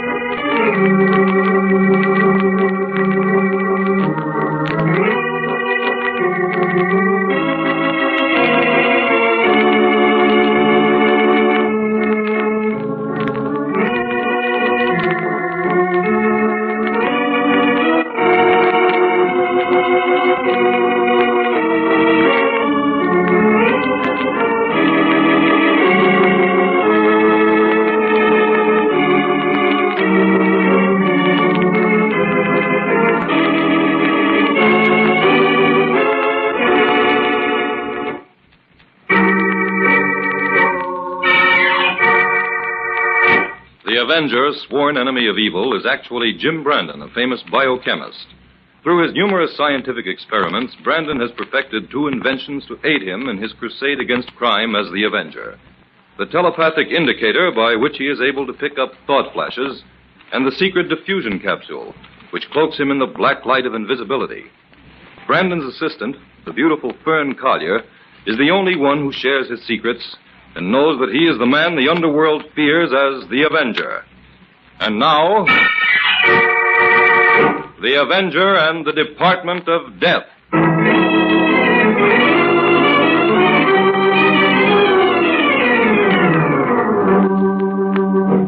The employees of Kahn's department store are beginning to punch in for the day. Among the early arrivals is Mabel Darney, who hurries toward the employee's elevator. Oh, good morning, Mr. Kilgore. Morning, Mabel. You're in early this morning. My clock must have been fast. My, Mr. Kilgore, your windows certainly look pretty this week. Oh, thank you, Mabel. I've had quite a few compliments on them. Too bad I can't hold them over for another week. Saved me a lot of work. I'll say. I wonder what's holding up this elevator. I don't think Joe's come in yet. Now, where's the elevator? It's always parked here on the main floor overnight. Call up through the grating. Someone else may have taken it up. It's not in the basement. I can see down there. Mabel! Oh, Mabel, Mr. what's the matter? Kilgore, come over here quick. Oh, what is it? Look, down there at the bottom of the shaft. It's Grady, the watchman. He looks like he's dead.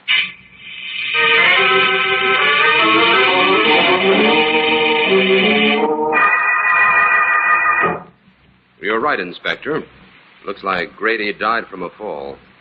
What floor did you say he fell from? Well, it must have been the 5th, Jim. I checked the automatic meter on the main floor when I came in, and it shows that Grady made his last time check on the 5th floor at midnight. Well, let's go upstairs and have a look. Okay, all right, O'Brien. You take over here until my men arrive. Whatever you say, Inspector White. Come on, Jim. Let's get out of this shaft and take the elevator to the 5th. To the 6th, you mean, Inspector? 6th?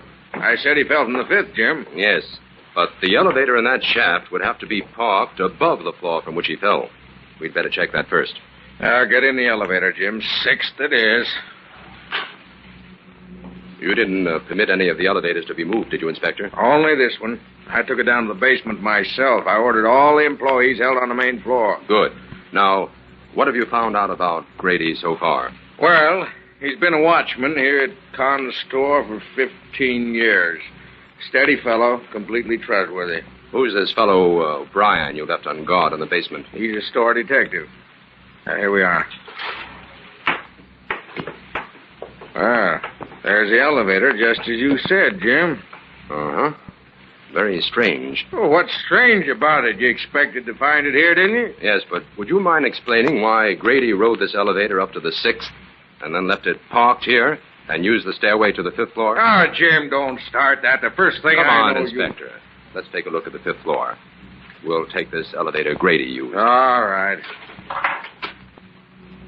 Now, there's no doubt in my mind this was an accident, Jim. Nothing valuable was stolen or the alarm would have sounded, so don't try to stir up anything.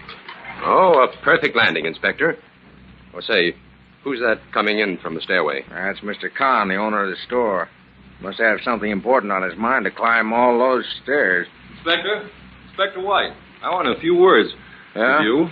What is it, Mr. Kahn? Well, how much longer must I keep the store closed? I had a sale advertised for today.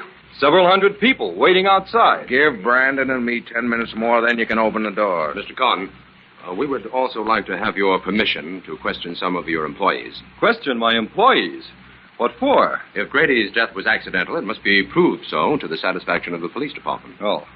Well, naturally, I want everything to be cleared up properly, but... Well, look here, Inspector, there's no need to make a scandal out of a perfectly natural accident. I have some influence in this city, you and better take care of your own business, Mr. Kahn, and I'll take care of mine. Now, give us 10 minutes more here. All right. It's not that I don't want to cooperate in every way possible, but as far as I can see, there's no need for a prolonged investigation. In other words, Inspector, we mustn't let a little thing like murder interfere with Mr. Kahn's Now, business. wait a minute, Jim. Don't jump to any conclusions.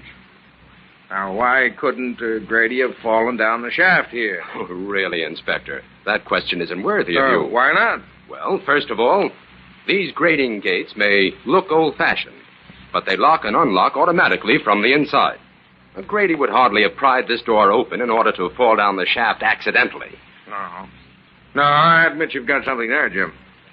But what do you suppose did happen? Grady was killed or stunned by a blow on some other floor. Brought here to the 5th floor in this elevator. Parked right here on the floor where we're standing while his murderer took the elevator to the 6th floor. Left it there, punched the time clock on that floor, walked down the stairs, punched the clock here, and then pried open this gate and threw Grady down this shaft. That's all guesswork, Jim. You have no way of proving any of that. I can prove all of it, Inspector. I'm listening. Well, Grady had a bad gash on his head, didn't he? Yeah? Look. There on the wall of the elevator. About 30 inches from the floor. Looks like a small blood stain. Now, look at the floor. Right here where we're standing. There's a larger and more distinct stain. Yeah, but why should the murderer overlook evidence like that? Only a few dim lights are left burning on these top floors at night. The murderer didn't see it. Now, last but not least, look at the marks on this outside elevator door made by a sharp instrument recently. Bits of metal are still clinging to the marks. All right, Jim. Where do we go from here? We start looking for the answer to 3 very simple questions, Inspector. Where was Grady murdered? Why? And by whom? Oh, very simple. Going down, Inspector. Please face the front of the car.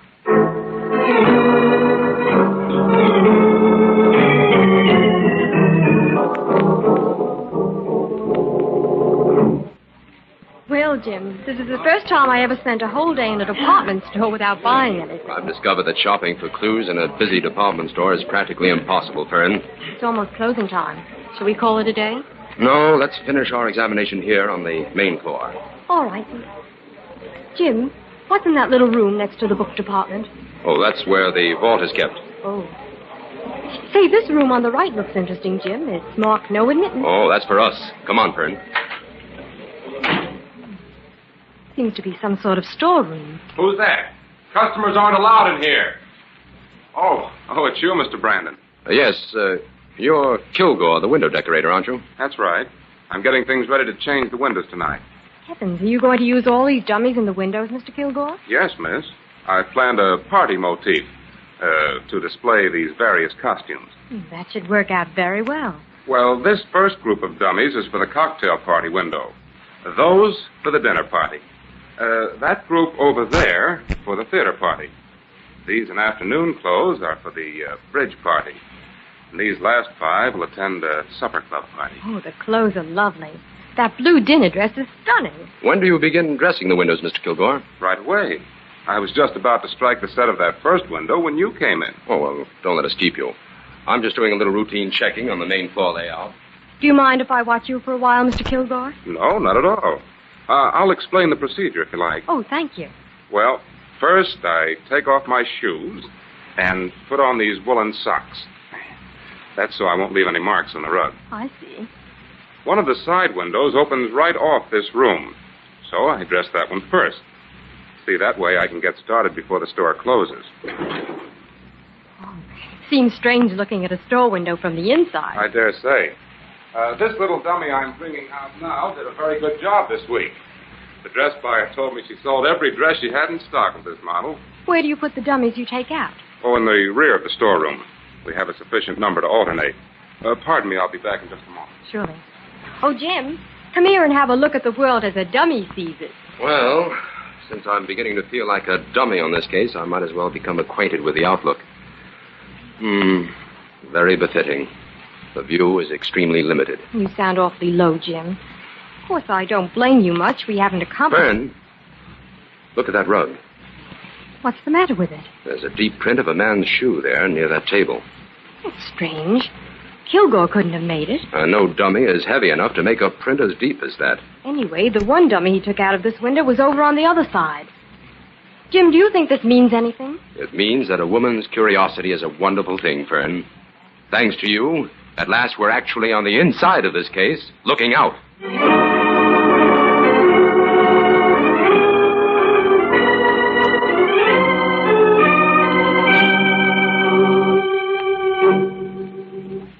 Mr. Shelvin, you're in charge of the jewelry department, aren't you? That's right, Mr. Brandon. Until just a few weeks ago, their jewelry was on the mezzanine. Why was it changed? Mr. Kahn decided to enlarge the department. There's more room for display here on the main floor. I see. You're planning a big diamond sale as soon as the new shipment arrives, aren't you? Why, yes. How did you know about that? Mr. Kahn told me I wasn't to mention that shipment to anyone. Well, it seems to be a fairly well-known secret, Sheldon. Mr. Kahn won't like that at all. The new vault for the diamonds is over there in the room next to the book department, isn't it? I'm sorry, but I'm not at liberty Oh, well, I know it is. And also that you and Mr. Kahn are the only ones who have the combination to that vault. Mr. Brandon, I hold a very responsible position here. I don't want to jeopardize it in any way. If you have any further questions, I prefer that you direct them to Mr. Kahn. There goes the closing signal. You'll have to excuse me.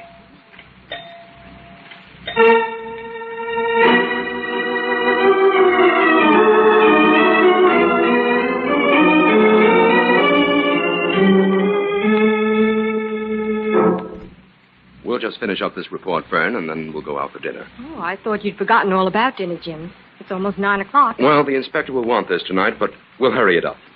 Where was I? You just finished stating that you were convinced it was an inside job. Oh, yes. Take this down, Fern. Ready? I intend to check thoroughly on all the store employees who didn't check out at the regular closing time the night Grady was killed. This will include all who checked out early, those who were absent, and the few who may have had reasons for remaining late. I'm also working on the angle that there may be a direct connection between the murder of Grady and a plan to steal the diamonds when they arrive. But so far, I've found nothing to substantiate this theory. That's all, Fern. Oh, good. I'm starved. Add this P.S. to the inspector. Go ahead, Jim. Meet me in front of the department store tomorrow afternoon at 4:30. to conduct a very important experiment.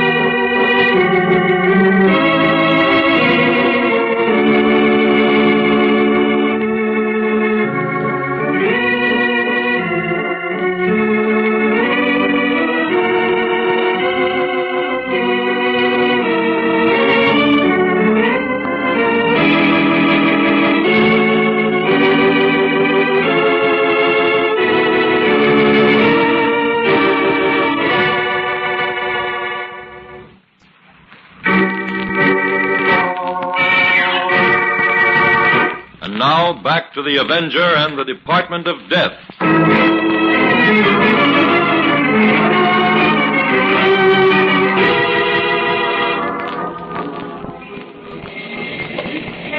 Here I am, Inspector. Jim, what are you up to? Why did you want me to meet you in front of the store? Inspector, we're going to pretend that we're two employees of Con's department store. We either checked out early or we didn't show up for work today. Anyway, we're outside the store according to our time cards. Now, if we're outside and can prove it, according to our cards, we can't be suspected of any crime that might be committed inside, can we? Oh, I suppose not. That's the kind of evidence that holds up in court. But what are you trying to prove, Jim? The purpose of this demonstration is to show that we can go into the store and remain inside after the store closes.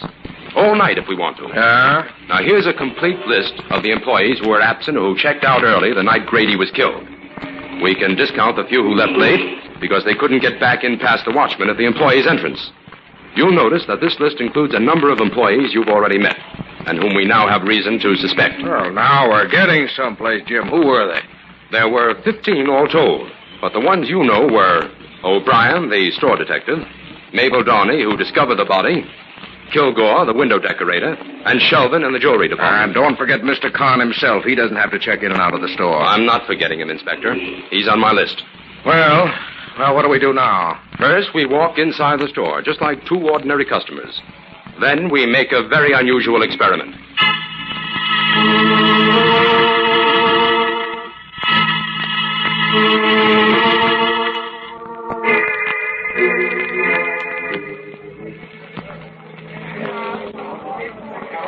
Inspector, the door to one of the side windows is right behind us.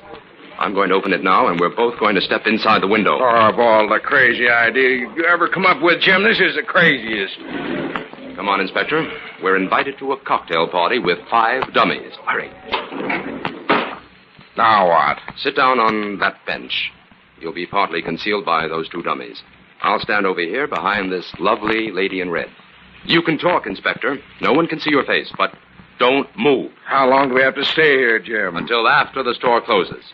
Maybe this experience will teach you not to make me prove everything to you the hard way. Well, where's Fern? Why couldn't she have done this instead of me? You're the one I have to convince. And besides, Fern is up in the toy department questioning Mabel Darney. Oh, there goes the gong. It's closing time. Oh, how much longer? We're going to stay here like this until everyone is left. Oh, this is carrying things too far. Be careful, Inspector. Don't move. One of those window shoppers is giving your suit the once-over.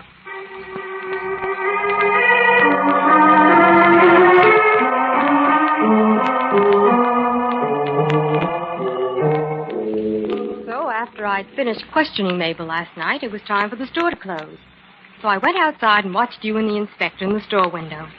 My, you look natural. We saw you, young lady, and I might add that wasn't part of your assignment. I know, Jim, but I wouldn't have missed it for anything. Well, what did you find out from Mabel, Fern? Well, Inspector, She knows all about the diamond shipment that's expected, and she has a terrible crush on Mr. Kilgore, the window decorator. Oh, that's no help. Now, look here, Jim. We're moving too slow on this case. Inside job or outside job, I've got to find the man that murdered Grady and find him quick. We'll get that murderer all right, Inspector, but it may take a few days. A few days? Have you seen the morning papers? Why, one of them went so far as to print my picture and caption it the police department dummy. I've got to make an arrest in this case within the next 24 hours, Jim. All right. I promise you that by 10 o'clock tomorrow morning you can make an arrest, Inspector.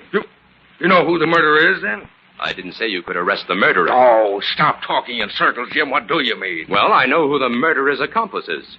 And since you're so desperate to make an arrest, I'll deliver him.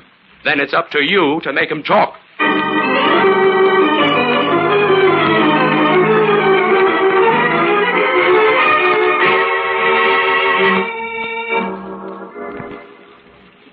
Here comes Mr. Kahn now, Inspector. I hope you know what you're doing, Jim. Good morning, Brandon. Inspector? Good morning. Good morning. Mr. Kahn, we're going to make an arrest here. What? I sent for you because we want to handle things as quietly as possible. An arrest? Who? Roger Kilgore, your window decorator. Why, you must be mistaken, Brandon. Kilgore was implicated in Grady's death. One of his windows was deliberately arranged so that someone could hide in it without attracting attention on the outside. And someone did hide there the night Grady was killed. If it wasn't Kilgore, then Kilgore knows who it was. Bring Kilgore in here, Mr. Kahn. Well, I'm afraid I can't. Kilgore didn't show up for work this morning. What? Well, has he called or anything? No, not yet. Come on, Inspector. We've got some work to do.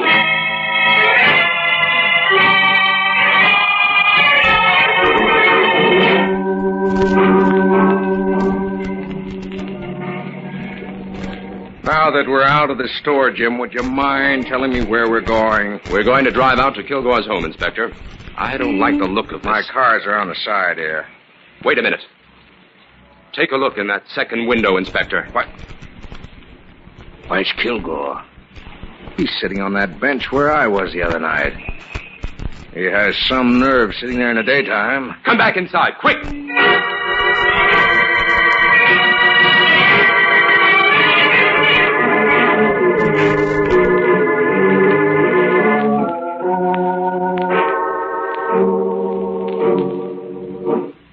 That's the window, O'Brien. Open it up. Not so fast, Brandon. I have to have a good reason to open these windows. And I'll give you one. Kilgore's inside there. Kilgore? Well, what's he doing in there? That's what we want to know. Open the window and tell him to come out. Okay. Come on out, Mr. Kilgore. There's something wrong here. Inspector, come into the window with me. You too, O'Brien. Right, Jim. Sure. Say, Brandon, I don't like the way he looks. No. Kilgore has been propped up on this bench for hours. He's dead.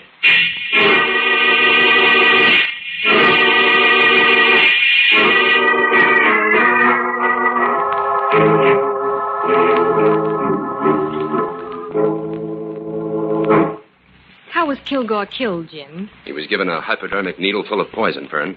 Jim, this case seems to be getting more hopeless by the hour. Kahn's store seems to have added a new department.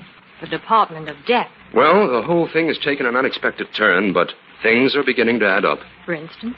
Kilgore was murdered by someone who no longer needed his services and wanted to get him out of the way. That time element ties up with the big event scheduled to take place at the store today. You mean the arrival of the diamonds? Yes. I think the plan to steal the diamonds furnished the motive for both murders.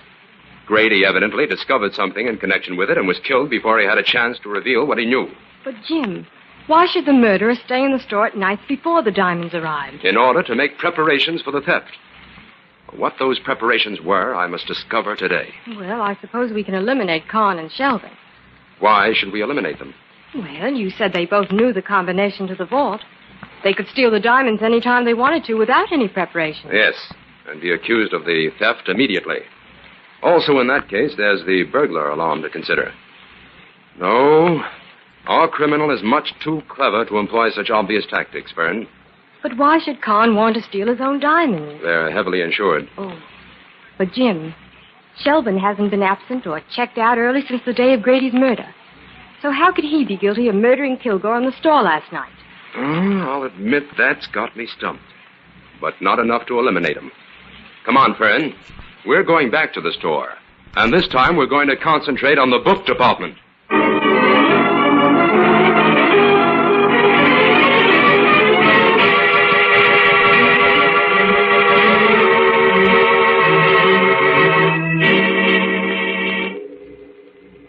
While we're here, Fern, I want to pick up a copy of Dr. Ledlow's book on crime documents. Oh, I saw it here in this large bookcase the other day, Jim. I can find it in a minute. Oh, all right. I'll browse around a little in the meantime. Oh, Jim. Yes? Come here a minute. Well, what is it? Look at these books. They're completely disarranged, and some of them are upside down. This whole bookcase is a mess. Why, yes. It certainly is. That's it, Fern. I've got it. What, the book? No, the solution to this whole grim affair. Oh, at last. Fern, Kahn's department store is going to have an extra watchman tonight. This is a job for the Avenger.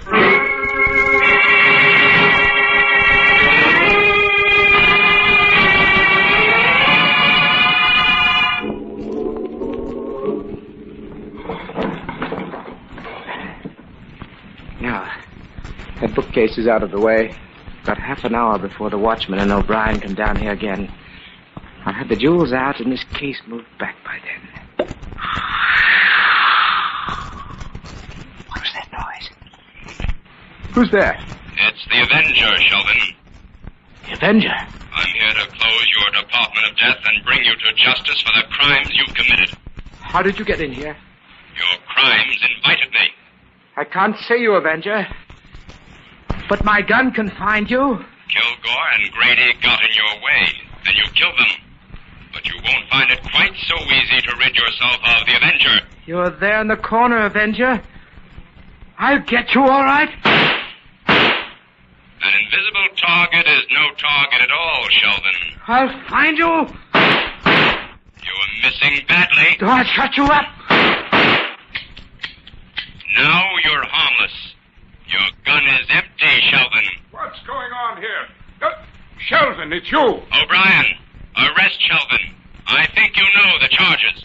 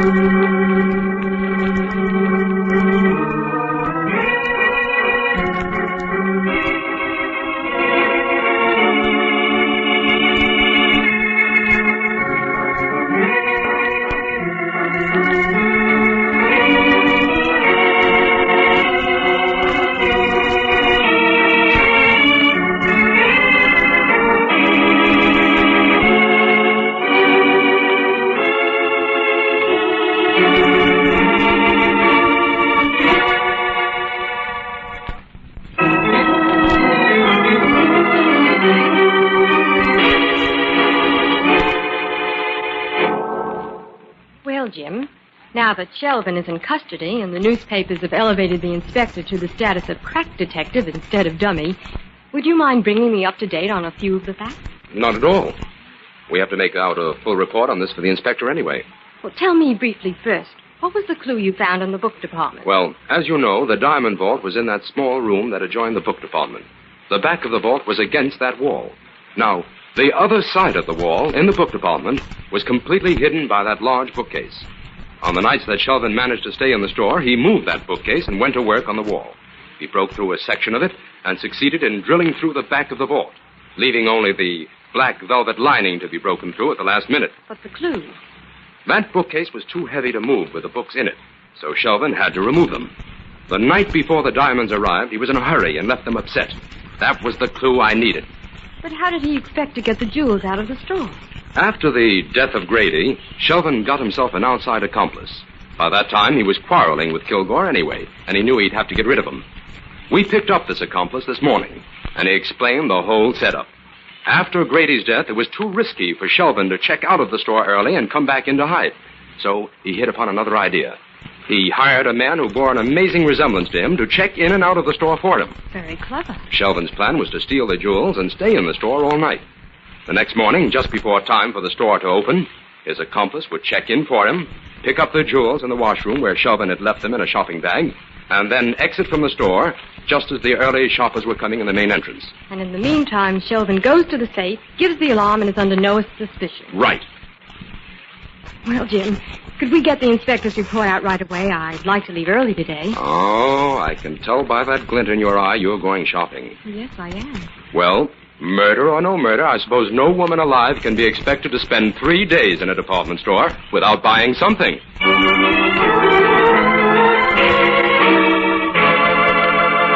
All characters, names, places, and plots used in the Avenger program are fictitious. Any similarity to persons living or dead is purely coincidental.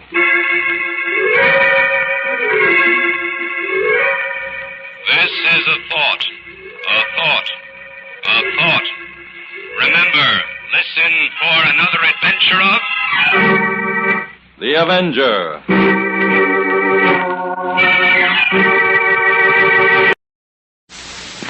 The Signal Oil Program, The Whistler.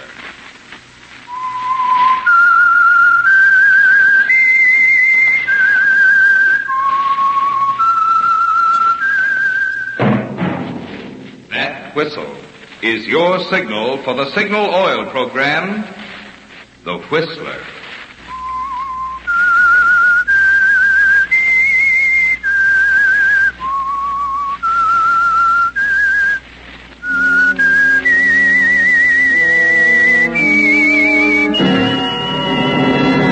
I am the Whistler, and I know many things, for I walk by night.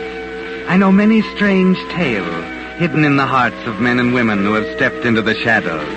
Yes, I know the nameless terrors of which they dare not speak.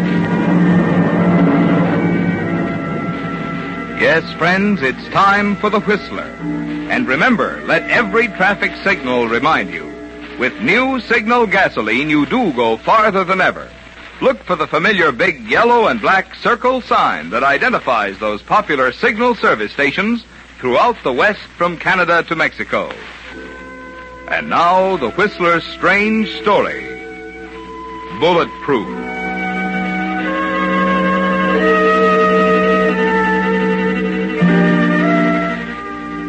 The country's largest news magazine wrote him up under crime, described him as massive, soft-spoken, methodical. Howard Martine was all of these and more. He was a man who believed in a planned existence. Whether it was business, matrimony, or murder, Howard Martine never took chances. He made his plans and carried them out to the letter. This philosophy brought him great financial success.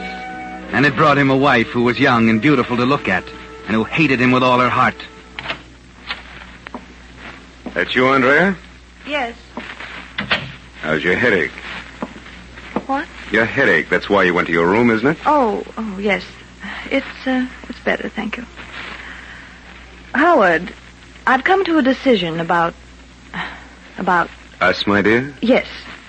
I'm going away. Oh, now, really, Andrea, we've been all over that before. I'm getting a divorce, Howard. There's nothing you can do about it. You make it very difficult for me, Andrea. After I explained I can't afford to lose you just now. No, it wouldn't be good for business, would it? Exactly. Oh, that sounds very callous, I suppose. Well, I was in love when I married you, Andrea. In my own peculiar way, I tried hard. I imagine we both tried. But quite apart from that, my marriage to you was the best merger I ever closed. When we met, I was a fly-by-night bond salesman. Now you own a corporation. No, we own a corporation. Oh, don't worry, you can have my share. Now, that's very generous of you, my dear. Typically feminine. But I'm afraid without you, there wouldn't be any share. What do you mean? One of your most endearing charms, Andrea, is the fact that you have a great many rich friends. Naturally, when you married me, they felt called upon to make some sort of gesture, to show that I was being accepted as one of them. So they entrusted their investments to the firm of Howard Martine Incorporated. And very wisely, too. Now, what do you suppose would happen the moment the news got around that you were divorcing me? Well, I don't think it has anything to do with it. Well, don't be naive, Andrea. You think I'm going to lose everything I acquired by marrying you? I'm afraid you didn't protect yourself very well, Howard. It would seem so, wouldn't it? I'm sorry. I'm leaving in the morning. If you sue for divorce, Andrea, you'll make a fool of yourself. You're bluffing, Howard. You've no grounds for contesting. You can't prove a I thing. can prove enough to stop you cold. Hey, if you don't believe me, come here.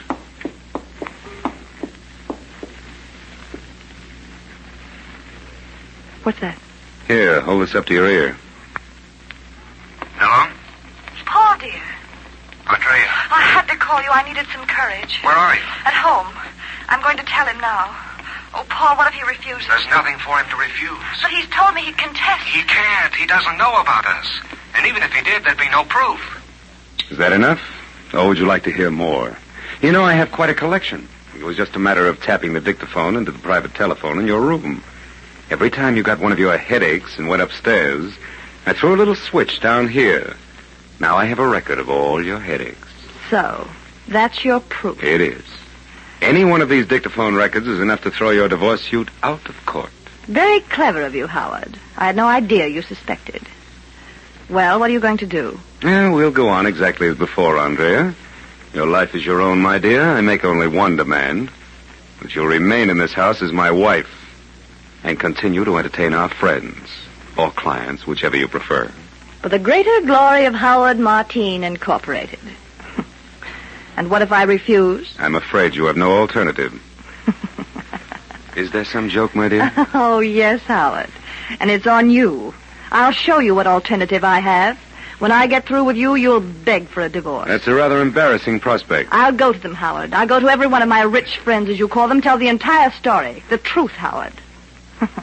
How you married me for their money. How you recorded my phone conversations. Yes, I'll even tell them about Paul. Don't be a fool, Andrea. Would I? Remember, they're my friends, loyal to me. They gave you their business for my sake. You said that yourself. And when I tell them to take their business elsewhere, they'll do it, whether I'm married to you or not. That would mean exposing yourself. You wouldn't. Oh, wouldn't I? Let me see. Who's your biggest account? Martin Whitford, isn't it? Well, Marty and I grew up together. He'll do anything for me. What do you think will happen to your precious corporation when the others discover Whitford's pulled out? I could even phone him now. Wait, get away from that phone. Well? Let me think it over. I'll, take those dictaphone records first, if you don't mind. They're in that box. Thank you. Well? Oh, you can have your divorce. Only give me a week to work things out. Look, you can afford to be generous now, Andrea. You're going to marry your Paul. You've won. Well, all right. But you've got to stay here as if nothing happened. Otherwise, the story will come out before I can do anything to prepare the ground. Very well. I'll stay. But no longer than a week. Thank you, Andrea. That'll be time enough.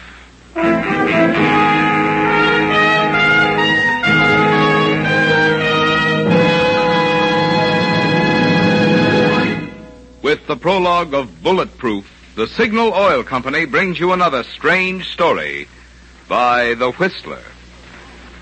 It takes extra quality to go farther. Yes, it takes extra quality to go farther. And Signal gasoline has the quality that has made it famous throughout the West, from Canada to Mexico, as the Go Farther gasoline. But even more important to you than Signal's good mileage are the performance features in Signal gasoline which make that mileage possible. You see, by rearranging the atoms in gasoline molecules, science gave new Signal gasoline quicker starting, faster pickup, and quieter, higher anti-knock. And it's because of this, because it helps your motor perform more efficiently, that you now go farther than ever with new Signal gasoline. Now, that's an important point to remember. It's the same qualities that give you extra driving pleasure that also give you extra mileage. That's why Signal says, look to your speedometer for the best proof of gasoline quality. It takes extra quality to go farther. And Signal is the famous Go Farther gasoline. And now, back to the Whistler.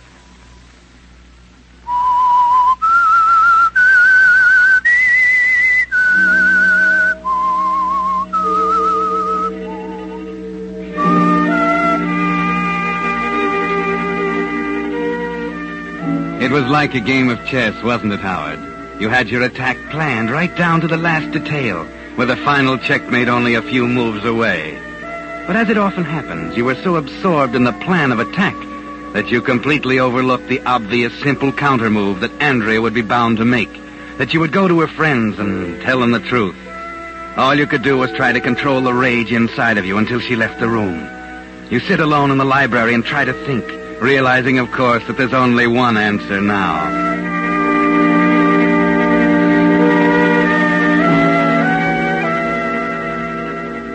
It's midnight when you decide you'll have to stop thinking about it for the time being. You have a week left and your brain will be clearer in the morning. There's an evening paper on the table next to the chair and you pick it up. Glance at the headlines on page 1.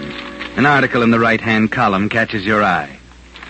Suspect confesses in nightclub killing.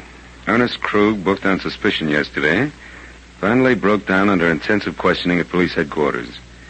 The case marked another triumph for Inspector William Conrad of the Homicide Department, who followed his usual routine in shooting cases by first concentrating the department's entire effort on the bullet found in the victim's body. Yeah, that's it. Good old Inspector Conrad, the ballistics boy.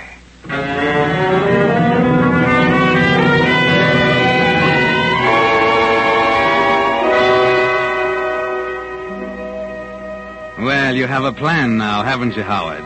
The next morning, you're quite chatty with Andrea over the breakfast table. Of course.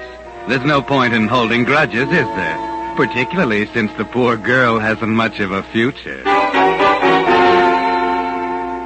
You begin by dipping into your past, the shadowy past of a one-time confidence man named, not Martine, but Marin, Joe Marin. That was your name in the old days when you used to play around in the fringe of the law, always ducking out just in time to let the other fella take the rap. As Joe Marin, you pay a visit to an old friend in his dingy little gun shop in the slums of the city. What'll you have? Hello, Sam. You went up on me, mister. Oh, you're not forgetting your old friends, are you? Marin. Joe Marin. That's better. It's been a long time, Sam. Almost 8 years. From where I sat, it felt longer. Oh, that little stretch of yours hasn't seemed doing you any harm? No, I had the time of my life. Kept wishing you was with me. Oh, I got out from under, Sam, and you didn't quite. After all, I didn't tell everything I knew, huh? If I did, you might have got the chair. That's why I want you to do me a favor. You're killing me. I can pay for it, Sam. Enough to buy back 8 years? You always were a man for a grudge. But you're an expert gunsmith, and I need you. I want you to fix this .45 so it'll shoot .22 caliber slugs. It's, for a friend of mine. I'm learning something new every day. What's the idea? You're not supposed to know why, Sam. Only how. Well? Looks like a waste of good gun metal to me. Let's see the rod. Can you do it? Yeah, I can do it. But I ain't gonna. No? Why not? I ain't exactly my own boss. I gotta be careful. Oh, yes. I know all about that. You know, that's why I'm so sure you're going to do this for me? I don't get you. Well, being on parole kind of fences a guy in, doesn't it? What does it? Listen, Mayor, I don't know what you're talking about. I ain't done anything to violate my parole. That's not the way I heard it. Well, I'll try somewhere else. See you in a little... Wait a minute. Well? Shakedown, huh? What do you know, Marin? I don't know a thing, Sam, not a thing. When do you want this? Day after tomorrow. Pretty short order. It'll be worth your while. Okay, Mr. Big.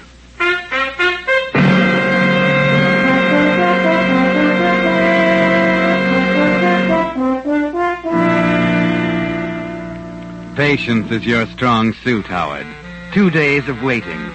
2 days in which your seeming nervousness is interpreted by Andrea merely as concern about your precious corporation. Finally, you return to Sam's place and pick up your package.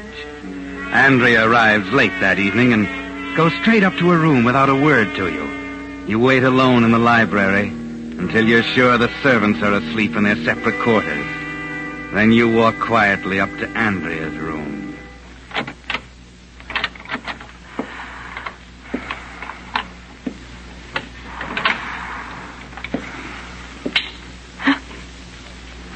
Who's there? Don't be frightened, dear. It's only your husband. What do you want? Just a final plea, Andrea. Are you quite certain you want to go through with the divorce? Did you wake me up in the middle of the night to ask me that? No, it's only half The past. answer is yes, Howard. Now, please leave me alone. You won't reconsider? Good night, Howard. Well, I tried. I did everything in my power Howard, what are you doing? Howard!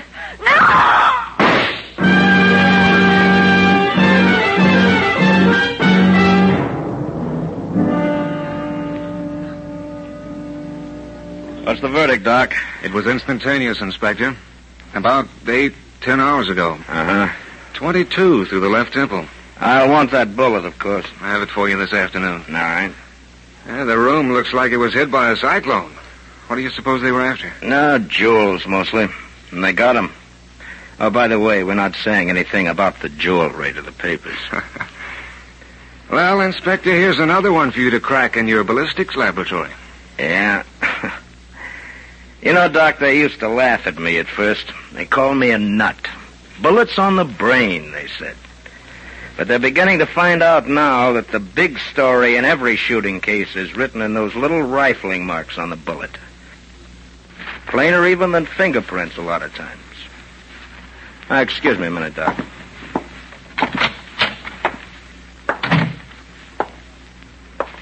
I just got the doctor's report, Mr. Martin. Oh, yes, Inspector? Your room is just down the hall from your wife's. It's funny you didn't hear anything during the night. Well, I don't know. I might have heard a shot, but I can't think very clearly now. Yes, certainly, I understand. I seem to remember some sort of nightmare. I thought it was a dream. You see, I didn't know anything had happened until the butler woke me this morning after... I see. You know, it's funny, that .22... It's a woman's weapon. Never heard of a second-story man packing anything in less than a .38. Oh, Mr. Martin. Yes? This Army 45 of yours here in the trophy case, is this the only gun in the house? Oh, of course, Inspector. If you have any doubt, you may search the house, perhaps the servants. That's 45, all right. You want to take it with you, Inspector? I can remove it from the case. No, it's not necessary. This job was done by 22, and I think you can forget the servants. This looks like an outside job, start to finish.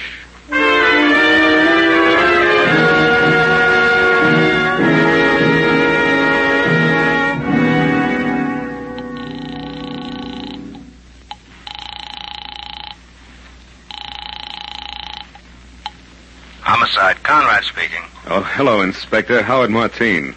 Oh, yes, Mr. Martin. I'm sorry I haven't been much help to you during the past few days. Well, I understand. I just called to see how you were coming along. Well, I'm afraid we haven't much news for you yet. We'll really get a move on, though, once the killer dumps those jewels. And you'll have to do it sooner or later. I see. Well, thanks very much, Inspector. Call me if there's anything I can do, huh? I certainly will. Good night. Good night. So far, so good. Pardon me, sir. Yes, Edward, what is it? There's a gentleman in the library. Who is it? I don't know his name, sir. He was quite insistent. All right, Edwards, thanks.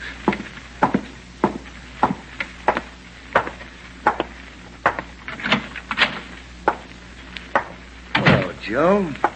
What do you want? Relax, Joe. Pour yourself a drink. Hope you don't mind. It just helped myself. Pretty good bourbon. You're just going to stand there? Sit down. Go on. All right, Sam, what is it? I want to offer my condolences, first of all. Tough, ain't it? What happened to your wife, I mean? Yeah, quite a shock. You know, I said to myself, there's something to think about. All I got is a newspaper to go by, understand? Page 1. Society dame knocked off during robbery. Don't say what kind of a robbery. Only that the dame is knocked off with a .22. Now, there's something to make a guy think, ain't it? Go on, I'm listening. Especially unusual here in this town where the homicide inspectors are not on ballistics. So right off, I figured out. Somebody saw in the inspector a curve. That's when I think of old Joe Marin. Threatening to frame me on a parole violation if I don't play nice and fix his Army 45, so she'll shoot like a .22. Marin. Martin. Same guy.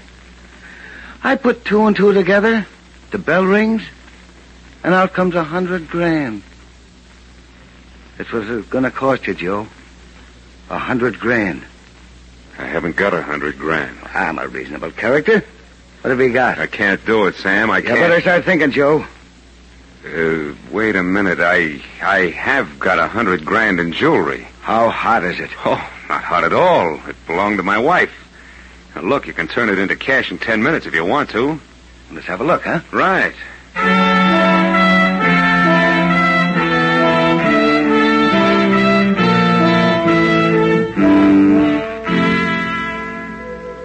There's a way out of this one, too, isn't there, Howard? The paper said nothing about the stolen jewelry. And by the time Sam finds out, he'll be behind bars as the number one suspect. Meantime, you can find another gunsmith somewhere and have the incriminating .22 caliber barrel removed from the .45 Army automatic in your trophy case. Then it won't matter how much Sam talks. He has a record. He was caught with the goods. No one will believe him in a million years. Yes, Howard, you found a way out. Well, what do you think, Sam? Diamond brooch? Pearls? If it's hot, so help me, I'll kill you. Oh, don't worry. You won't have any trouble. You'll get more than your $100,000. Thanks. Okay, that's it. I'll let you know how I come out, Joe. Yeah, you know where to get me. Yeah. Oh, one other thing. I'm taking your custom-built .45 along with me. Just in case I need it to back up my store. Wait a minute, you're double-crossing. Shut up, Joe. I'd hate to pull the trigger at a time like this. Good night, Joe.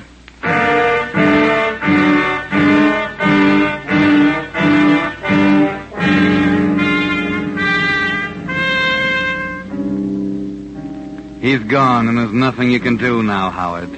Once again, you became so wrapped up in your own plans, you forgot the obvious countermove. This time, the Army .45 in the trophy case, Sam's ace in the hole. You spend an anxious evening. It's late now, and you sit alone in the library trying to think. The house is quiet, with an occasional sound from the pantry where Edward the butler is polishing silver. And then... Who is it? Who's there? Take it easy, Joe. This thing might go off in my hand. Sam. What are you doing? Get up. Open the window. It's cold out here on the balcony. Yeah, okay.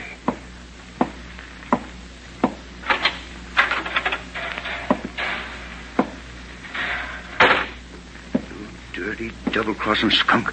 It wasn't hot, huh? Now listen, Sam, You knew that jewelry was hot? You knew it was bait to catch your wife's murderer. Pretty neat. Lucky I knew the fence he tipped me off. You always was a rat, Joe. Strictly a rat. There's only one way to handle a rat. You got it all wrong, Sam. Don't try to talk your way out of it. I'm going to give it to you, Joe. Just what you deserve. Oh, Edward, how did you get in here? Edward? Here, give me that gun. Wait for me. No. Now, just what were you saying, Sam? Okay, it's an old one, Joe. I guess it's still good. Yeah. By the way, where is Edward? That doesn't concern you. I'm going to kill you, Sam. Self-defense, made to order. Yeah? Yeah. I don't think so, Joe. Say, No, Joe. You see, the minute you pull the trigger of that little pea shooter, you put the rope around your neck. What do you mean? Don't be stupid, Joe. Just give me the rod like a nice boy. You ain't going to pull that trigger and hang yourself, are you? Because that's what you'd be doing, Joe. The minute Conrad found another .22 slug in my body, same as the one that killed your wife, it'd be all over, wouldn't it? You see, Joe? Get what I mean? Don't come any closer. You won't pull that trigger. You can't, Joe. One more step, Sam, I'm warning you. Besides, you haven't got it. You haven't got guts. Haven't I, Sam?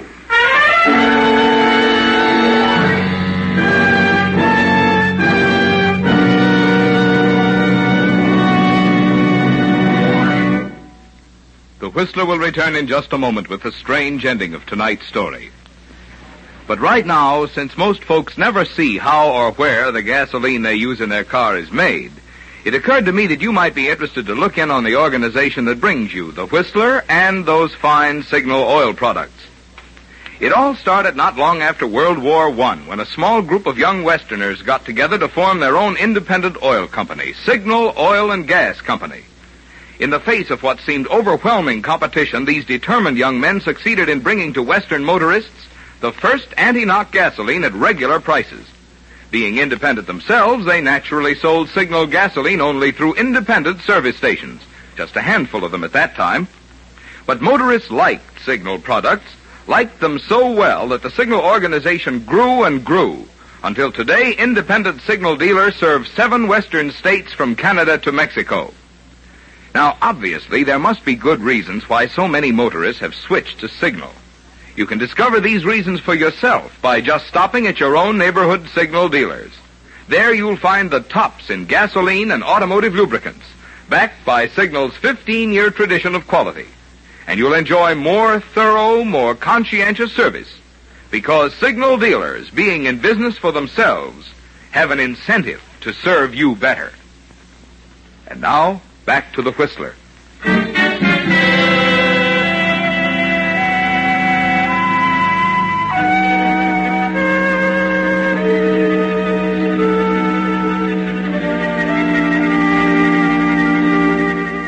Well, Howard, he's dead now, isn't he? Quite dead.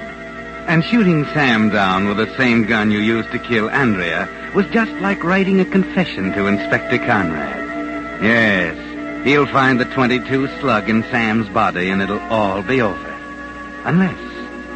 Unless you can get rid of the body first. Yes, it's your only chance. And then a short time later, when Edwards, your butler, comes into the room. Well, Edwards, quite a mess, huh? It was self-defense, sir. He threatened you with a gun. I saw it all from the hall. Yeah, self-defense. What are you going to do, Mr. Martin? Give me a hand. I've got to get him out of here. Oh, but, sir, you can't. The police. Give me a hand, will you? Mr. Martin, you shouldn't... Shut up and grab his feet. Sir, if you'll only let me... Shut up. Now, go on, grab his feet. Martin, all right. Out that way. Go on. Yes. Kick the door back. Now, this way. Down the hall. We can take him down the back. Mr. Martin, I don't understand... Will you shut up? I'll hold him up so I can... Conrad. Well, what's going on, gentlemen? What are you doing here? Maybe your butler can answer that one, Martin. I've been trying to tell you, sir. After I heard the crash of broken glass and saw this man come into the room with a gun, I called the police. What's this all about, Martin? Okay, Conrad, I guess you might just as well know the whole story. You'll know it anyway when you dig the slug out of his body. It'll be a .22. A .22? Your wife was killed with a .22. Yeah. Here, here's the gun. Hey, wait a minute, this is a .45. I had it rigged to shoot a .22. Sam, he's the guy on the... Well, he fixed it for me. Ah. So that's the way you worked it, huh? Maybe he came to see you tonight for a little dough to keep him quiet. And you shot him with the same gun you used to kill your wife, huh? Yeah. Well, it's too bad you couldn't have used another gun on him. Might have been a nice case of self-defense that way. Sure. But I knew when you found the .22 slug Yeah. Now, let's see how your buddy fixed this gun. What's the matter? I think you're going to be in for a rather unhappy surprise, Martin. What do you mean? You shouldn't have been so quick to spill your story. Apparently, your friend Sam here realized it wasn't such a good idea to carry a rigged .22 job around. So he changed it back to a .45. What? That's right. The slug you pumped into this man wasn't a .22, Martin. It was a regular .45.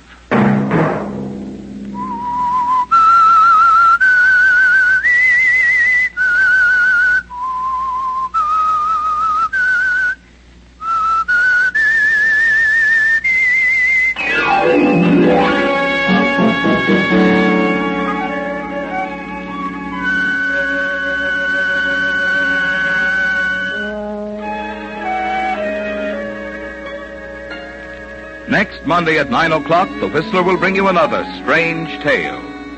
The Whistler is broadcast for your entertainment by the marketers of Signal gasoline and motor oil and fine quality automotive accessories, and by your neighborhood Signal dealer. Featured in tonight's program were Gerald Moore and Mary Jane Croft.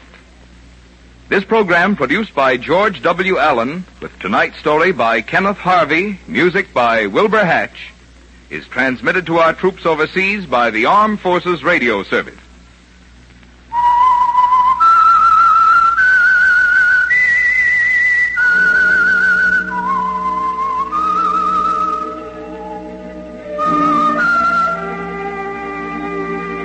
That whistle is your signal for the signal oil program, The Whistler.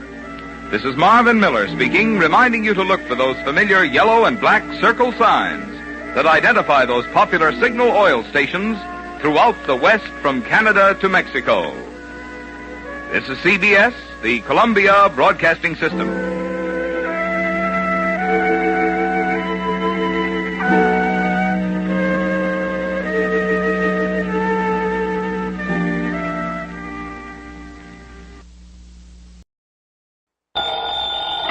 Johnny Dollar. St. Clair, Mr. Dollar, and Kennett, Missouri. Would it be possible for you to come out here right away? Kennett, what did you say your name is? Charles Kingsley St. Clair. Oh, yeah, with Providential Assurance Company. Yes, that's right. Yeah, now wait a minute. I thought you were leaving the company. Dollar. If you're such a gentleman, you just couldn't stand doing business with the poor, wretched clients you inherited. Mr. Dollar, I am a changed man. Well, good for you. It is true that some of the people that I've been sent down here to deal with, well, I consider them nothing more than poor white trash, ignorant, illiterate. Well, I'll say this for them. They sure know how to make some pretty powerful moonshine. Very true. Yeah, if one of those characters hadn't poured some of that white mule down my gullet, I doubt if I'd have been crazy enough to go out after that killer. But thanks to you, Dade Wupperman was indicted, tried, found guilty, and has been incarcerated. Yeah, that was the one, Dade Wupperman. Unfortunately, Mr. Dollar, Dade has a brother. His name is Daniel. I beg your pardon. Daniel. He's been making trouble, very serious trouble. Oh? Like what? Murders. I see. So if you take a plane to Memphis, I shall be more than glad to meet you there. Oh, now look, mister, I was lucky once. Got out of that swamp country alive. But I'd be nuts to stick my neck out again. And since those people already know who I am, what my job is... Okay, St. Clair, I'll grab a plane.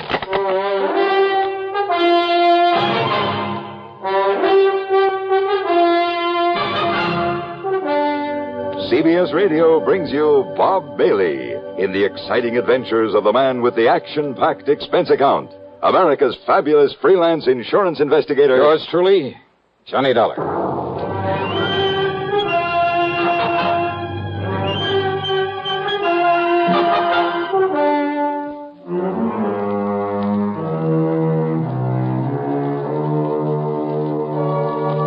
Expense account submitted by Special Investigator Johnny Dollar to the Providential Assurance Company office in Kennett, Missouri. Following is an account of expenses incurred during my investigation of the deadly swamp matter. Item 1 is 7645 plane fare Hartford to Memphis. Charles Kingsley St. Clair met me as promised, and apparently the man had changed considerably from the snooty, better-than-thou stuffed shirt I'd found him to be on my first trip. Yes, Mr. Dollar, in spite of my earlier feelings about the clients my predecessor had left me... Yeah, I know, Mr. St. Clair. Those moonshiners and such existing in that 20-mile swamp are hardly typical of the folks living around Kennett, where your office is. Oh, I realize that now, and I shall stay in Kennett, try to justify the company's confidence in placing me there. Very good. Nevertheless, when I came to this part of the country, the swamp people were the only ones with whom I had to deal. They were the only ones to whom he had sold insurance, and when I saw the horrible, dirty, squalid way in which they lived in those broken-down shacks full of vermin... Kind of turned your stomach, huh? Quite frankly, it did exactly that. That's why I requested transfer to our New England offices. But now, of course, I plan to stay down here. Now, when you came here before, you taught me a great lesson in how to deal with them, how to understand them. Yeah? By having my car wrecked for me, by getting shot at and nearly drowned in that swamp. But you succeeded in enlisting the help, the cooperation of the good ones among them, and earning their respect. Well, I had to do something to get out of there alive. The point is that you did. You have friends among them now, and you'll be willing to help you again. Yeah, well, that's something that... Oh, now, wait a minute. Yeah. You mean these murders you call me about, they're back in that swamp country, too? Oh, great. Oh, no, Mr. And I thought that maybe for once... Okay, St. Clair, let's have it. What's it all about? As I told you, a series of murders. So you're having to pay out a lot of insurance. No. And you think that I can somehow, miraculously, put a stop to... Huh? Did I hear you say no somewhere along the line? No, the victims of these murders have, they've been, relatives of some of my clients. Up in the swamp country? Up in the swamp country. Well? Clients whom you know, whom you met when you were here before. Go on. And thanks to you and what you did for them, they regard the company, and therefore me, and you, as a kind of, as a protective agency. A protection for them, with only their best interests at heart. That sort of thing is very good for the company. Yeah. Shall we stop for some lunch? Yeah, sure, go ahead and stop if you like. But if you think you can talk me into meddling into these murders when it's a job for the law... but it's not for the law. What do you mean by that? Well, as I told you before, these people living far beyond any town or city limit, they're pretty much a law unto themselves. Well, yeah, that I know. And the local police leave them alone. They have no jurisdiction. So what about the state authorities? Well, that region of the big swamp pretty much straddles the state line. Oh? Neither state wants it. And I can't blame them. In any event, when a murder occurs, by the time jurisdiction is established... Miss Dollar... Well? Do you remember the beneficiary of the policy you came down here to pay off with the insurance money? A Eupha Crump. That's right. Yeah, real sweet, pretty young kid. Yes. St. Clair, I'll never forget the look in her eyes, the almost childish, unabashed gratitude when I gave her that money.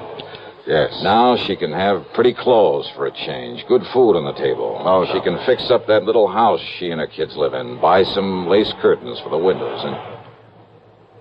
Oh, what do you mean, no? Eupha was the latest victim of this killer. Well? Come on, St. Clair. Tell me what you know so I can get to work on this thing.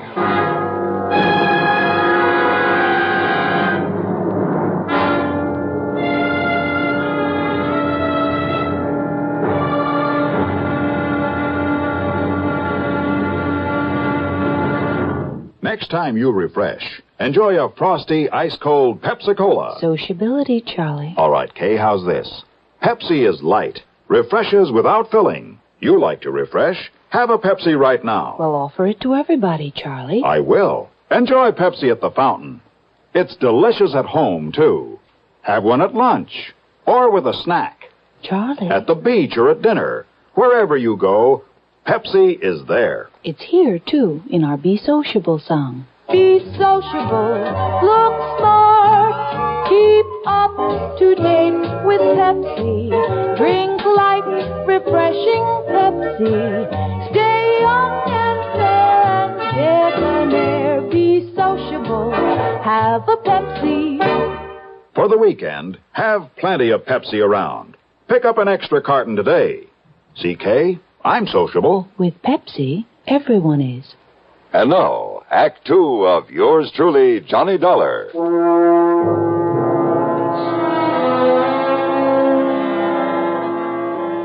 Eupha Crump. Yeah, what a name. But that cute, intelligent little girl, really out of place in the swamp country. Well, regardless of how you or I or the law might feel about it, her inheriting that moonshine still when her husband was killed a while back had meant something to provide for both her and her children. And the insurance she received on top of it. And she planned to marry Cass Dingle, the character who'd befriended me, who'd helped me run down her husband's killer. Cass, who was going to leave this desolate country, get out in the world and make an honest living for her. Yeah, but it was Cass who'd sacrificed his life out there in the swamp in order to save mine.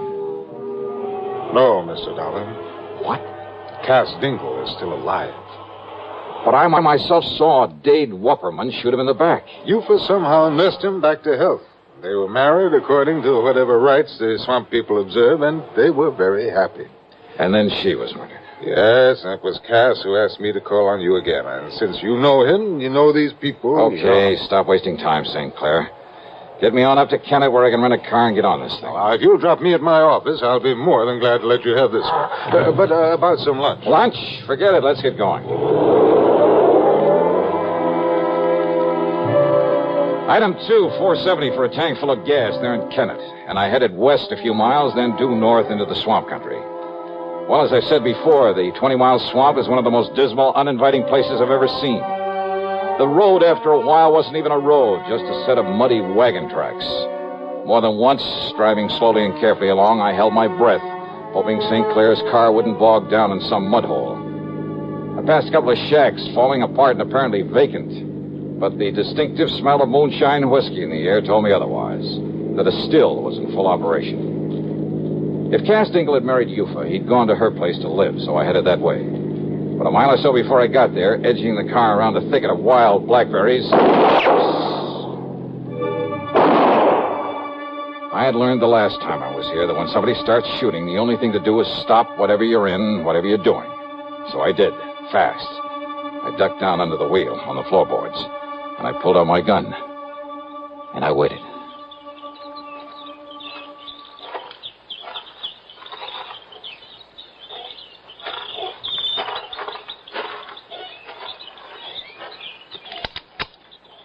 Miss Johnny? That you, Miss Johnny? Who are you? It's Cass, Miss Johnny. Cass Dingle. Oh, good. Only what was the idea of pulling off a couple of shots? Howdy, Miss Johnny. I'm glad you come, sir. Yeah, I knew maybe a shot would make you stop the car, Miss Johnny. And that way you wouldn't go on up to the house in the still. Yeah, well, that's where I was headed, to look for you. It's much better you hide this car back in my old cabin. You remember where it is? Little turnoff right up ahead, isn't it? Yes, sir. Now you do that and I'll cut through the swamp and meet you there. Sure, whatever you say. I'll meet you there. I should have got there in 5 or 6 minutes at the most. The car bogged down in a sticky black mud hole. By the time I pulled enough twigs and branches under the wheels to get traction, make the turnoff, and pull up in front of his place, more than half an hour had passed. Because of his shortcut through the woods and the swamp, I'd expected to find Cass out in front waiting for me. But he wasn't, though the door of his cabin was ajar. Now, if I'd had any sense, I would have stopped for a minute, and I'd have given some thought to that. But I didn't. And believe me, it was a mistake. Come in, mister. Come right in. In the dark, windowless cabin, I could see Cass Dingle on a bunk at the far end, tightly bound with ropes and rawhide, looking at me helplessly. I said come in. And standing in front of me was the biggest, most ugly man I've ever seen. 250 pounds at the least, built like a gorilla. His face was covered with coarse black stubble. His long hair straggled down into the back of the collar of his dirty shirt. Aimed at my chest was an ancient rifle with a bore almost big enough for a shotgun. That's better, mister. Now, Peter, Luke, John. 3 specters came forward out of the shadows. Smaller men, also dirty, unshaven, looking no less menacing than the man in front of me. Each of them had a rifle. I could feel one of them against my backbone. Now, listen, I took a course once from the FBI on the proper procedure for disarming a man who has a gun in your back. But they forgot to tell me what to do about 4 of them. So I raised my hands up over my head. That's right, Mr. Johnny. Now, you just keep them hands right up straight. You, Paul? Yes, Daniel? Daniel Wupperman. All right now, Paul. You taking Mr. Johnny's gun away from him. Yes, now will, Daniel. Yes, you taking it away from him, Paul. I gotten it, Daniel. Ooh-wee, it'n's a real pretty one. That's right, Paul. So you holding on to it real careful. So I won't damage it none. While I kill him.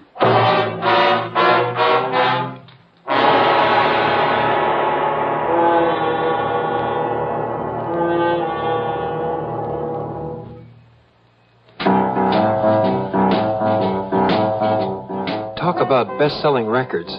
Here's a familiar tune about America's best-selling filter cigarette, Winston.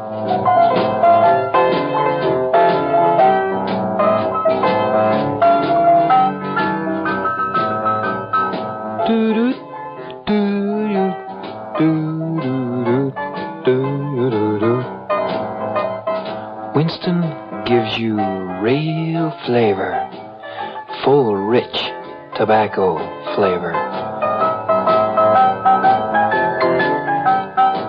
And you know, that's because only Winston has filter blend up front. Choice, flavorful tobaccos, specially selected and specially processed for filter smoking. No wonder Winston tastes good. Like a cigarette should. Smoke Winston. And now, Act 3 of yours truly, Johnny Dollar and the Deadly Swamp Matter.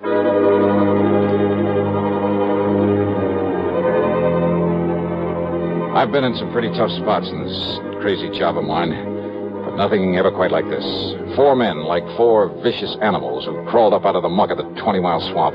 Armed with ancient rifles I was sure they knew how to use and use well. For a man living and moonshining in this godforsaken country depended on his gun for survival. Survival. It was obvious by the way the guns were aimed that survival was the one thing they didn't plan for me. Like 4 vicious animals, I said. Stupid, maybe? Enough to be tricked somehow? Yeah, but how? And there wasn't anyone within miles to give me a hand. Except for Cass Dingle tied down on the bunk at the far end of the cabin, helpless. If only he were bright enough to... Then the ugly giant in front of me talked again. That's right. Daniel Wupperman, and I'm going to kill you, Mr. Johnny. Right now for it being that you sent my brother Dade up into prison. He was a killer, Daniel. The same as you are. That's right. So one more killer, namely you, it ain't going to make me no worse than I am. Why, Daniel? Because you had no business to come here to begin. We don't like that here in the swamp. No, I mean, why these other killings? Why murder Eufa, Cass's wife? Why you do that, Daniel? Because it was her insurance money, Mr. Johnny, brought you here the first time. Then you put my brother in jail. So you murdered her, a harmless young mother, just to get me back here. That's right. Now I'm going to kill you. You stand away from him backing him. This charge going to go right on through him. Yes, Daniel, but now you no, should... No, Daniel, no. It's all wrong you killed Mr. Johnny. You shut up, Cass. Maybe Cass, he thinking what I thinking, Daniel. Mr. Johnny, he from the outside. You kill an outside man. Maybe the police, they moving in on us. They coming here in the swamp because he from the outside. You stop thinking, Paul. Move away now so I can kill him. No, Daniel. Shut up, Cass. Now, Mr. Johnny. No, Daniel, you kill me instead. Now you kill my wife, if I don't care. You kill me instead, Daniel. I'll kill you, Cass. Soon I kill Miss Johnny. Miss Johnny? It's all right, Cass. No, Miss Johnny, that ain't... What? I mean, I talked long enough. What can you say, Cass? Must be nearing to 5 o'clock by now, Miss Johnny. 5? Shut up, Cass, and what do you mean by that? Miss Johnny, no. Oh, yeah, you're right. What do you mean about 5 o'clock? Yeah, Cass, they ought to... I mean, it's about time. What do you mean, Mr. Johnny? What, nothing, not a thing, Daniel. I just whistled. That's all. I mean, what do you mean about 5 o'clock? You tell me. Tell me. Tell me. Because it's nothing you can do anything about. Because if it is 5 o'clock, then by the time you can pull that trigger... You tell me. All right. If I'm not safely out of this swamp by 5 o'clock, this place will be so full of state police. Well, would you like to look at my watch? No, you keeping your hands up over your head. Oh, sure. Because you lying, Mr. Johnny. Am I? You lying to me. Just keep on talking, Daniel. You'll give more time. But if I were you... I said I gonna kill you, Mr. Johnny. And no scheming words out in your mouth gonna... You, Paul. I ain't heard nobody out there, Daniel. You go out, you go look out along the slough. And the bio. Yes, Daniel. You see anybody, any boat, you shoot off that gun. You, Peter, you go on back the road and look. And you, John, you go look up by Cass Still. You don't see no one, you come back here and help me bury Cass and Mr. Johnny in the ground. Now you go. Yes, Daniel, come on, you. And the three of them, like so many shadows, slipped off into the growing darkness. Cass Dingle stalling is talking as though something would happen at 5 o'clock. It gained time for us. And more important, had reduced the immediate enemy to 1. But Daniel's rifle was still aimed at my midsection. Then, after plenty of time for the others to have looked around. You see, Mr. Johnny, you trying to bluff me is all. But that's no good. Because you haven't heard from them, Daniel? That means the police have taken them. Without them getting off a shot? No, Mr. Johnny. And I tell you that by 5 o'clock, and it must be 5 o'clock by now. It's getting dark, Mr. Johnny. Yeah. Let me look at my watch. You keep your hands right up straight. It's long after 5 o'clock. Me, I prove it. I look at your little watch. Oh, yeah? You think I can't tell the time? Oh, I'm sure you can, Daniel. But don't you move, Mr. Johnny. 'Cause I'm keeping this right in the middle of your belly. And you try and grab and I pull the trigger. Okay. Now, easy. Easy. Slowly. And see. Cautiously. The barrel of the gun still in my belly. He looked upward toward the watch on my wrist. And I turned my wrist ever so slightly away from him so that he had to twist his head a bit. Just a little. Long about 10-15, maybe. Then I brought up my knee with everything I had.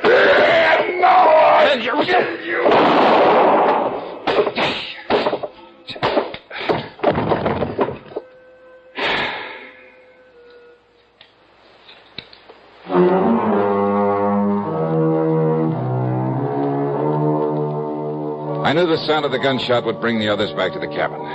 After all, they certainly hadn't found any sign of those mythical state police out there. So after setting Cass free, I lay down just inside the door, looking very dead. And then when Paul and John and Peter came in one at a time, Cass, who was standing back at the door, quietly and carefully took care of them, with the help of the butt of Daniel's gun. So now 4 more of the swampers have left that region to spend a long, long time behind the bars. Expense account total, including the trip back to Hartford, $161.60. Yours truly, Johnny Dollar.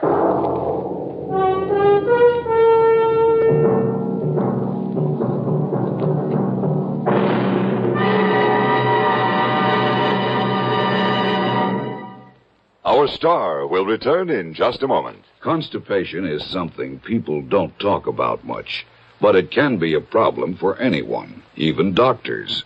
And when constipation occurs, it's interesting to see just what doctors consider important about a laxative they might use or recommend.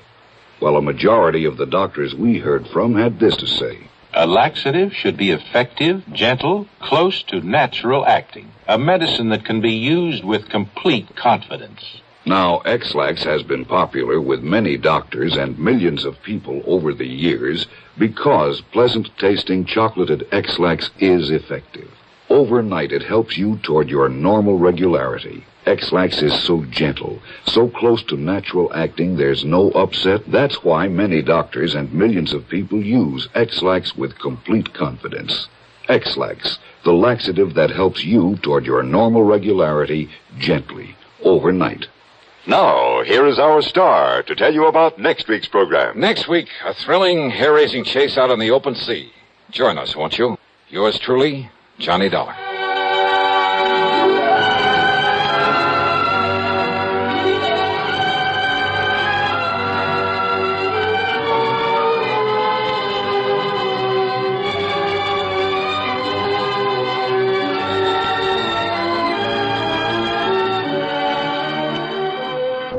Truly, Johnny Dollar, starring Bob Bailey, originates in Hollywood and is written, produced, and directed by Jack Johnstone. Heard in our cast were Ben Wright, Sam Edwards, Roy Glenn, and Vic Perrin. Be sure to join us next week, same time and station, for another exciting story of yours truly, Johnny Dollar.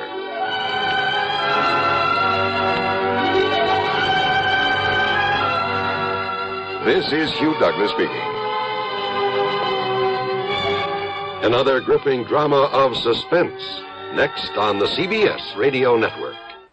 Who was the first to conquer space? It's incontrovertible that the first to conquer living space is a Castro convertible who conquers space with fine design, who saves you money all the time, who stops in the convertible line. Castro convertibles. If you'd like furniture that combines beauty, comfort, and utility at an amazingly low price, then the place for you to go is Castro. At Castro, Route 9, a half mile south of the Latham Circle, you'll see the world's largest and most beautiful display of convertible furniture. There are hundreds of exquisite sofas, love seats, and sectionals, ranging from early American and French provincial to ultra-modern. Each converts to the most comfortable bed, and each is priced amazingly low because Castro is America's largest manufacturer of convertible furniture, selling direct to you. Petri Wine brings you Basil Rathbone and Nigel Bruce in the new adventures of Sherlock Holmes.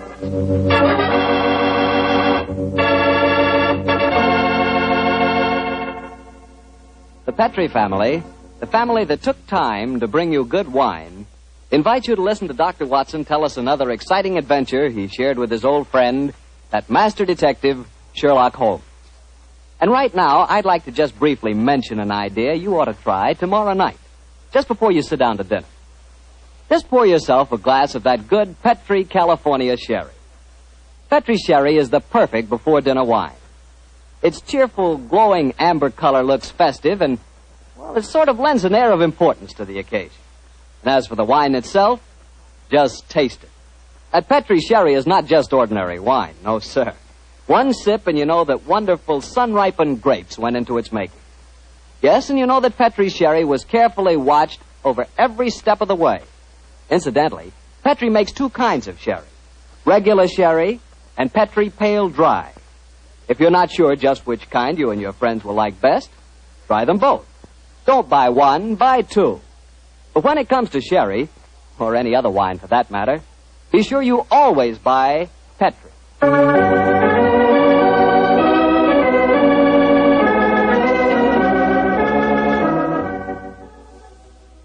And now I'm certain our good friend Dr. Watson's waiting for us. Let's go in and join him.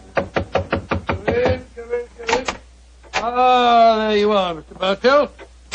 Punctual to the minute, as always. Well, this is one doctor's appointment I'm eager to keep. Nice of you to say so, my boy.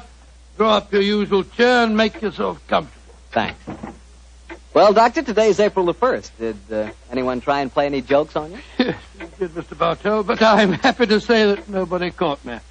Not as in the story that I'm going to tell you tonight, but an April Fool's Day prank certainly scored a bullseye. I see you have the dispatch box out again, Doctor. Been refreshing your memory? Yes, I have, Mr. Bartell. And when I tell you the adventure took place at 1881, I think you'll agree that after such a lapse of time, a man can hardly rely on memory alone. 1881?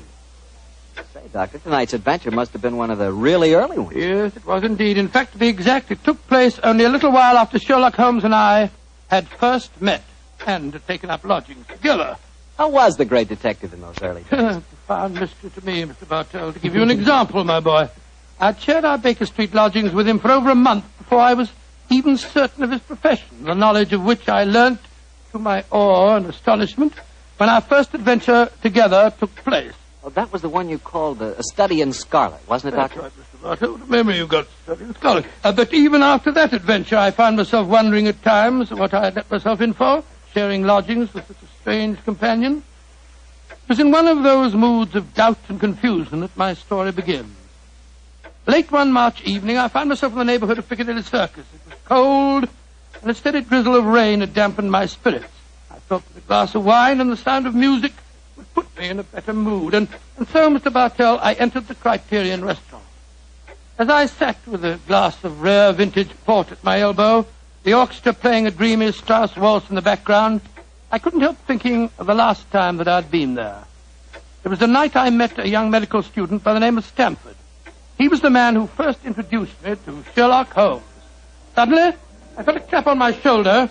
I turned, and to my amazement, once again young Stamford was standing before me.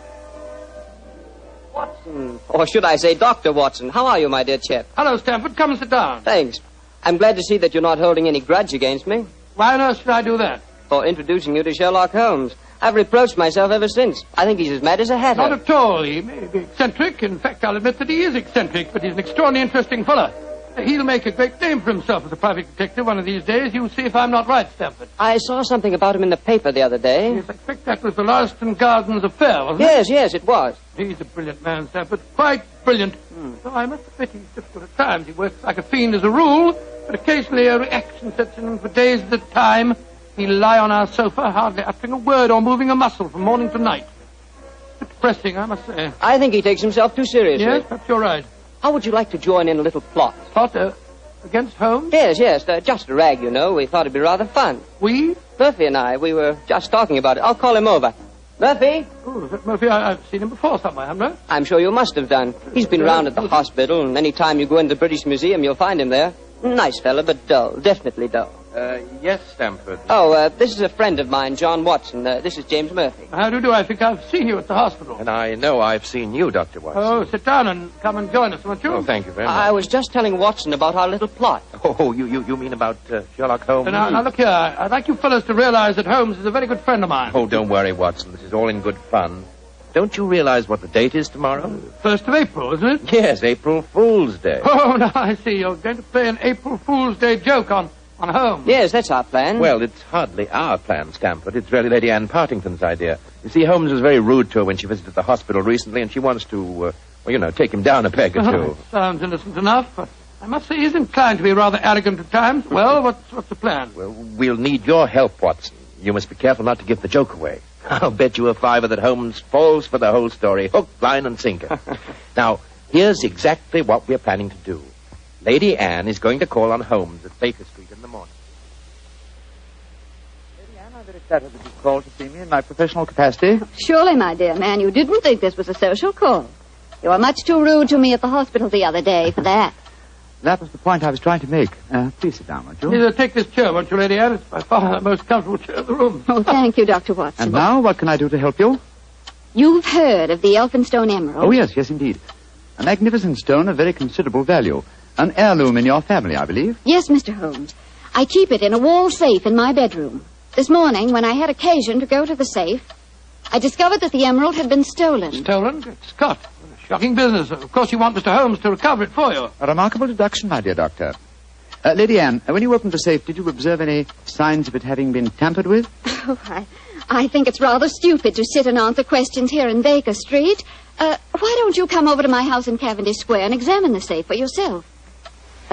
You are a detective, aren't you? Lady Anne, just now you accused me of rudeness. I assure you that mine, at least, was unintentional. Oh, come, Holmes. Don't be so touchy. I can promise you a substantial fee, Mr. Holmes. I'm a struggling practitioner and a new profession, eh? My poverty, but not my will, consents. I pay thy poverty, and not thy will. You see, I can quote my Shakespeare, too, Mr. Holmes. My carriage is waiting, gentlemen. Let's drive over to Cavendish Square at once, shall we?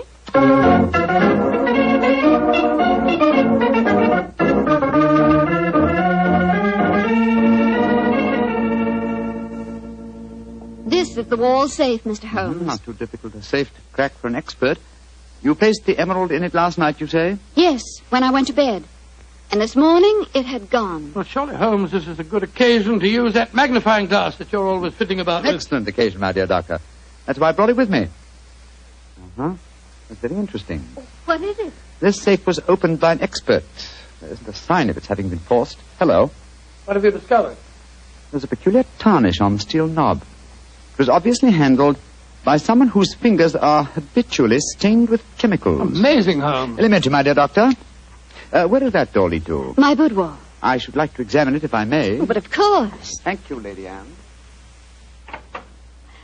Dr. Watson, this is the most beautiful April Fool's Day fraud I've ever played. I must say, Murphy was right. He has fallen for it. Hook, line, and sinker. Just the same, I'm beginning to feel guilty. I can't help feeling a bit disloyal. Oh, nonsense. It's all in fun. Are Stamford and Mr. Murphy listening? Yes, they're next door in my drawing room. I'm sure their ears are positively glued to the keyhole. Well, I do hope Holmes won't be angry with me. Here he comes. Nothing of any interest in there. The windows haven't been tampered with. We may presume, therefore, that the thief did not enter by an upstairs window.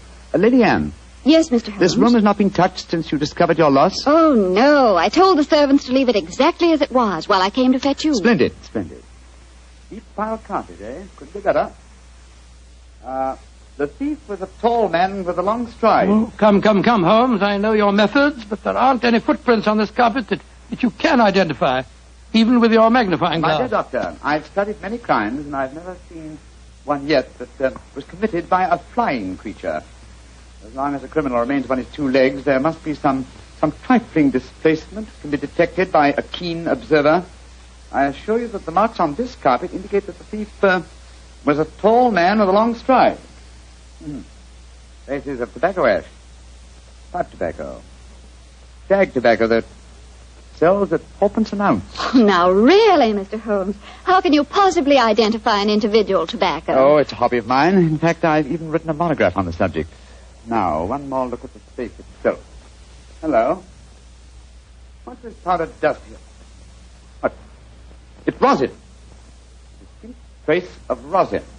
Lady Anne, I suggest that you get in touch with Scotland Yard at once. You mean that you've solved it, Holmes? I mean, my dear doctor, that I can give you a reasonably complete picture of the thief, and that picture is so individual that I'd be surprised if it would fit more than one man in London. What? This is pure magic, Mr. Holmes. Please describe him to me. Well, he's a tall man. The width of his stride indicates that, and he's thin. Well, what enables you to tell that, Holmes? His footprints have made a remarkably light indentation on the nap of the carpet. Our thief dabbles extensively in chemicals, as indicated by the tarnishing of the knob on the safe, and the traces of rosin would suggest that he plays the violin also. He smokes shag tobacco, has a great practical knowledge of the ways of combination locks, and he's obviously in close contact with the criminal classes. How do you know that, Mr. Holmes? Well, he wouldn't steal a famous stone unless he knew how to dispose of it through some trustworthy fence. Yes, it's a very comprehensive picture, Holmes. I almost feel as if I knew the chap. Thank you, Doctor. I'm sure there's only one man in London, and it shouldn't be hard to trace him. I agree entirely, Mr. Holmes. Dr. Watson, I think the joke has gone far enough. Joke? What do you mean? You're quite right, Holmes, in saying there's only one such man in London. You've just given a perfect description of yourself. April Fool. Dr. Stamford, Mr. Murphy, you can come in now. April Fool, Holmes. April Fool. April Fool.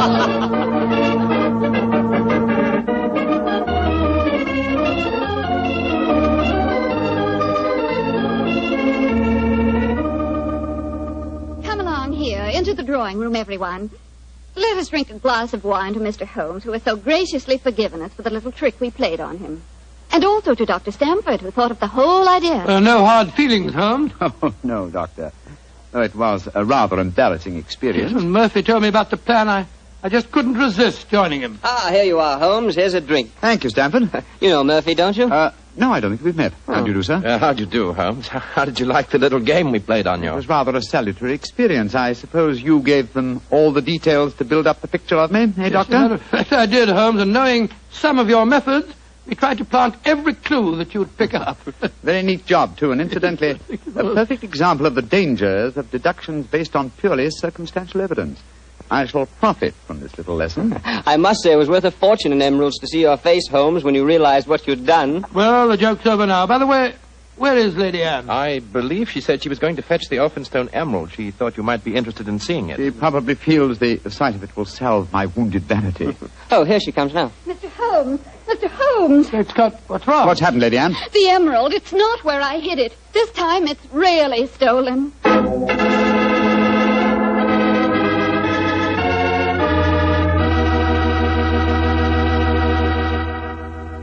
Dr. Watson's story will continue in just a few seconds, so I've just time to remind you that there are many, many different types of wine. But if you want one wine that's fine for almost any occasion, then you want Petri California Sherry. Petri Sherry is fine before dinner, of course. But Petri Sherry is good after dinner, too. And it's the perfect wine for cocktail time or any time friends drop in. Everybody will love the real heart-of-the-grape flavor you get in every sip of Petri Sherry. And you can serve Petri Sherry proudly. Because those letters P-E-T-R-I spell the proudest name in the history of American wine. Petri wine. Well, Dr. Watson, your April Fool Day plot kind of backfired on you, didn't it? Yes, Mr. Bartell, it was a perfect example of the biter bit. Well, what happened next? I suppose Sherlock Holmes went into action once again. That's Mr. Bartell, and it gladdened my heart to see the change in the Fuller. I confess I'd felt rather ashamed of my part in the prank, for I could see that Holmes's pride had been hurt. But now, with a definite crime before him, the difference was amazing.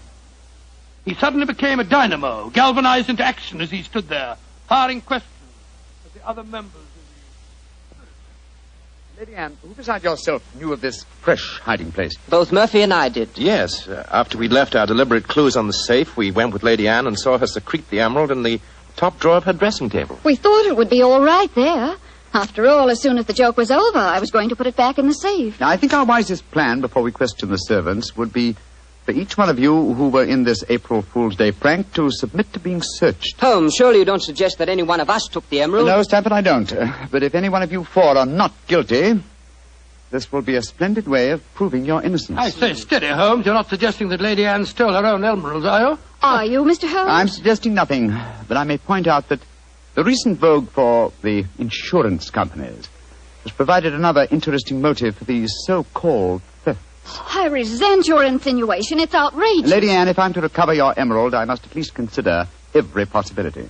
A search is the most immediate practical action, and perhaps you'll retire into the next room while I persuade these gentlemen to submit to being searched. Very well, but I think you're in danger of making a fool of yourself once again. Wait, don't go, Lady Anne. A search won't be necessary. What do you mean, Murphy? I must throw myself on your mercy, Lady Anne. I confess that I stole the emerald. Murphy! After you put it in the drawer, Lady Anne, I slipped back into the room and took it out. Murphy, that's a criminal action. I know it, but I'm poor. I need money desperately for my mathematical research. I knew the emerald was priceless, and I couldn't resist the temptation to take advantage of a joke. Here, Lady Anne, here's the stone, and please don't prosecute me. Please don't. It'd be my ruin. May I examine the emerald, Lady Anne? Thank you. Well, Mr. Murphy, I won't pretend that I'm not deeply shocked. I must ask you to leave my house. But you won't prosecute me, will you? It was a moment's temptation. No, I won't prosecute you. Holmes, what are you doing with the emerald? Well, knowing something of the deceptive ways of thieves, I came on this case fully prepared to test the emerald when I found it. Now, a drop of this acid from this vial, so... Mr. Holmes, what are you doing? You'll injure the stone. No, not if it's a true emerald. Uh-huh, look at that. Good Lord, the acid's eating to the stone as if it was sugar. But then that means... It means, Lady Anne, that Mr. Murphy has just imperiled his honor and his freedom to steal a singularly beautiful fake.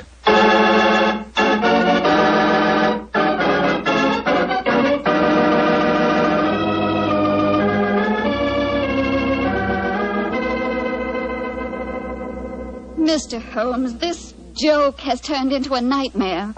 Is there no way of recovering my emerald? I hope so, Lady Anne. I've been taking steps in their logical order. The servants have all been questioned. We've searched Mr. Stamford and Mr. Murphy. Yes, most humiliating experience. Made me feel like a criminal. Well, personally, I was only too thankful to submit to a search this time. I knew I had nothing to worry about. You yourself, Lady Anne, you consented to being searched by the police matron that Holmes sent for? Only because he threatened to send for the police if I didn't. But distasteful though it was, I'd rather endure that than have this story on the front pages of the newspapers. And in spite of all these rather unfriendly proceedings, we've got exactly nowhere as regards finding the emerald. No, Stamford, but we have at least eliminated the possibility that the thief is secreting the jewel on his person. Still somewhere in these two rooms, eh, Holmes? I think so, though there is one remaining possibility. And that is? That the fake stone was substituted for the real emerald sometime before all of you engineered your April Fool's Day joke. Oh, no, Mr. Holmes, that's not possible. I know it was the genuine emerald I took out of the safe this morning. How can you be sure? The substitute was an excellent imitation. Without a chemical test such as I performed, it would be hard to be certain. I can tell you why I'm certain. Last night, Papa came to dinner and brought a Mr. Vanderleider of Amsterdam. He examined the stone. And you'll agree that a jewel expert like that couldn't be fooled. That's true, Lady Anne. And what did you do with the emerald after Mr. Vanderleider left? I locked it in my safe and went to bed. Mm-hmm. I didn't unlock the safe again until Dr. Stamford and Mr. Murphy came here this morning. That settles it, then. The real emerald is still hidden somewhere in these 2 rooms. But where? That's the question. I must say it's completely mystifying. Well, let's go back to what we were all doing at the exact moment you came into the room, Lady Anne, and informed us of the loss of your stone. Now, we were... We were drinking a toast to you That's it. Lady Anne, hard thinking is, well, it's thirsty work. Oh, I'm so sorry. Let me get you something. A glass of port, perhaps? No, thank you, but I observe that you have a remarkably comprehensive assortment of liqueurs. I wonder if I might have a glass of creme de menthe. Oh, of course. I'll get it for you. Creme de menthe in the middle of the day, Holmes? I knew you were eccentric, but this really takes... This bottle, it clinged as I picked it up. I thought it might, Lady Anne. There's something inside it. Allow me, madam. Thank you. I'm sure you won't mind if I waste this liqueur on the aspidestra. No, of course not. So... Lady Anne, allow me to restore to you the Elphinstone Emerald. Great Scott. Amazing. Fantastic. Ingenious. The one safe hiding place in the room. Where could a green gem be more effectively hidden than in a bottle of green liqueur? But who stole it? Who substituted the fake stone? Frankly, I don't care. The gem is restored. That's all that matters. I prefer not to go to court. Neither you nor I, Mr. Sherlock Holmes, would show up in the best of lights. And my father would disapprove of this whole affair, I'm afraid. Just as you wish, Lady Anne. In either case, I shall expect your check for my services in due course.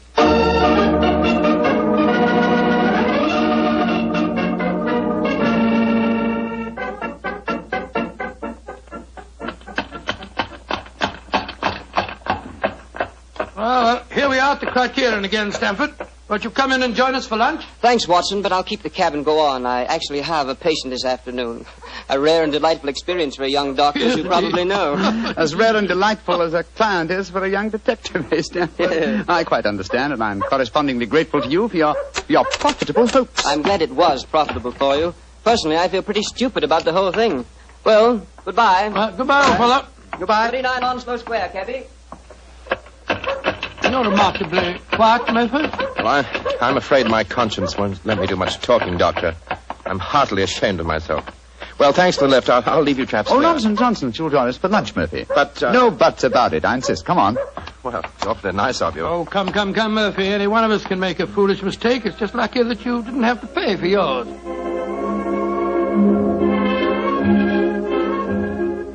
Monsieur wishes a table. Yes, for 3, please. This way, monsieur.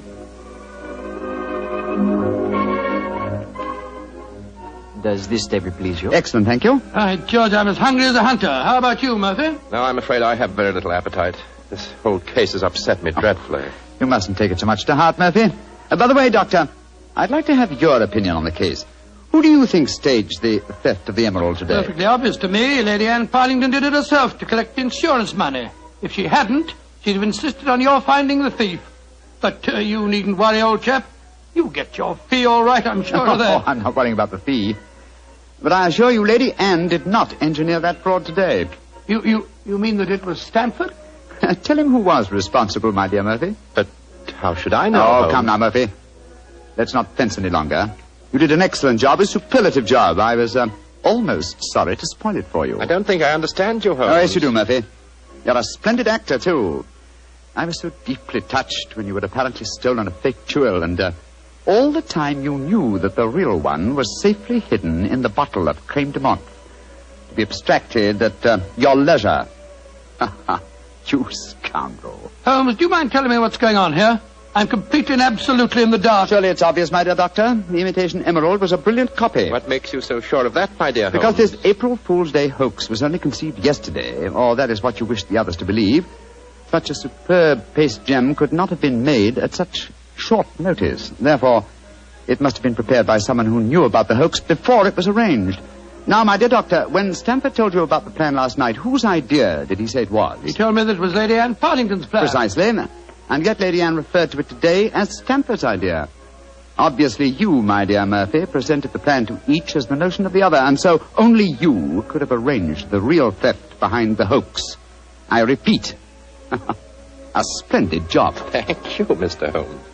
May I also compliment you on your cleverness in frustrating my plot? Look here, what is all this? One of you's a criminal, the other's a detective. Yet you're throwing each other compliments as if you were in the same profession. The dividing line between the criminal and the criminal investigator is thinner than you might imagine, my dear doctor. How very true, my dear Holmes. Would you consider coming over to my side of the line? Together we'd make an unbeatable team. Oh, you flatter me. Nevertheless, I must decline your offer, Mr. Murphy. Oh, a pity. On your side of the line, you'll never be a rich man. By the way, for your edification, my name is not Murphy, though Stamford insists on thinking it is. Then what is your name, you scoundrel? Your friend says the word scoundrel so much better than you, Doctor. My name is Murtry.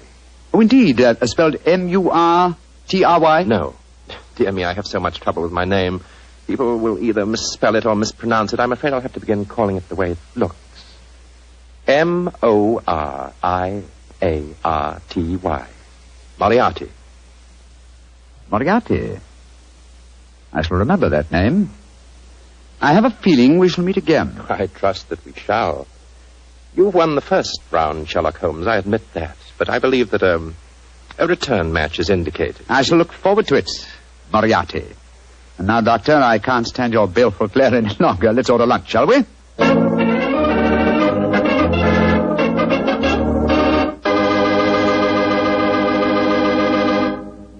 Doctor, that was a pretty hectic April Fool's Day. Yes, it was. I never want to see another one exactly like it. I don't blame you. You know, I'd sure hate to have someone come to my house and pull a trick like that on me. Why, Mr. Bartell, do you have a precious emerald you fear may be stolen? Are you kidding? I wouldn't know the difference between a precious emerald and a piece of green glass. But when it comes to rubies, now that's something else. Oh, you would know a ruby when you saw it? Sure, because a ruby has exactly the same color as a glass of Petri California port held up to the light. Mr. Bartell, you can find more excuses for talking about Petri wine than any man in the entire world. Believe me. Excuses, Doctor? I don't need an excuse to talk about Petri wine. Why, there's a wine that actually speaks for itself. If I may borrow a phrase from Shakespeare or somebody. There's no other wine quite like Petri wine because only Petri wine is made by the Petri family. And the Petri family has been making wine for generations. They've been handing down from father to son, years and years of knowledge and experience of the fine art of turning luscious grapes into clear, fragrant, delicious wine. Yes, and because the making of Petri wine is a family affair, those letters P-E-T-R-I on a bottle of wine are the personal assurance of the Petri family that every drop of wine in that bottle is good wine. You never miss with a Petri wine because Petri took time to bring you good wine. Well, Dr. Watson, what's the prescription for next week's story? Well, next week, Mr. Bartell, I'm going to tell you a rather unusual story. It concerns a series of strange disappearances and a murder without apparent reason, and yet it was a case that Sherlock Holmes solved without ever meeting any of the suspects. I call it the singular affair of the disappearing scientist. Well, I'm sure we'll all want to hear that one, Doctor. Oh, I'm sure. Well, before you go, Mr. Bartell, I want to urge our friends to do all they can to save on the use of all wheat and rice products, and also fats and oils. There are millions of families literally starving to death in Europe and Asia. They're not being asked to give them our food. They're just being asked to take it easy on certain foods so that there will be some left for them to buy. I know there isn't one person listening to me tonight who would knowingly let anyone starve. And remember, unless you do help, thousands of little children will starve. So please, let's share a meal and save a life. Tonight's Sherlock Holmes adventure was written by Dennis Green and Anthony Boucher and was suggested by an incident in Sir Arthur Conan Doyle's story, A Study in Scarlet. Music is by Dean Fossler. Mr. Rathbone appears through the courtesy of Metro-Goldwyn-Mayer, and Mr. Bruce through the courtesy of Universal Pictures, where they are now starring in the Sherlock Holmes series.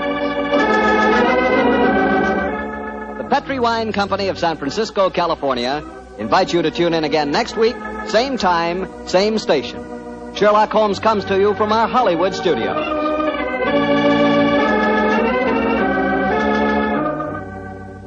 This is Harry Bartell saying goodnight for the Petri family. For a solid hour of exciting mystery dramas, listen every Monday on most of these same stations at 8 o'clock to Michael Shayne, followed immediately by Sherlock Holmes. This is the Mutual Broadcasting.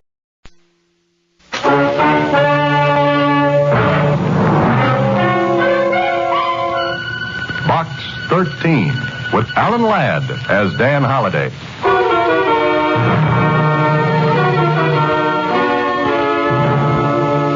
My dear Mr. Holliday, I do not address you as Box 13 because, having seen your advertisement, I was intrigued and found out who you are. You write mystery stories. I am a professor of criminology at the university. I think I have something of enormous interest to both of us. The perfect crime.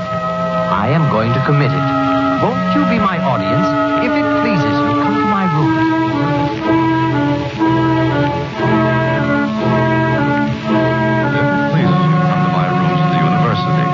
Sincerely, Dr. John Dobbs.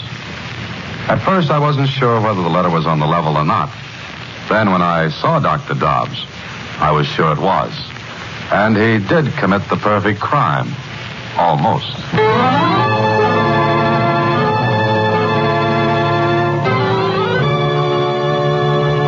Dr. John Dobbs.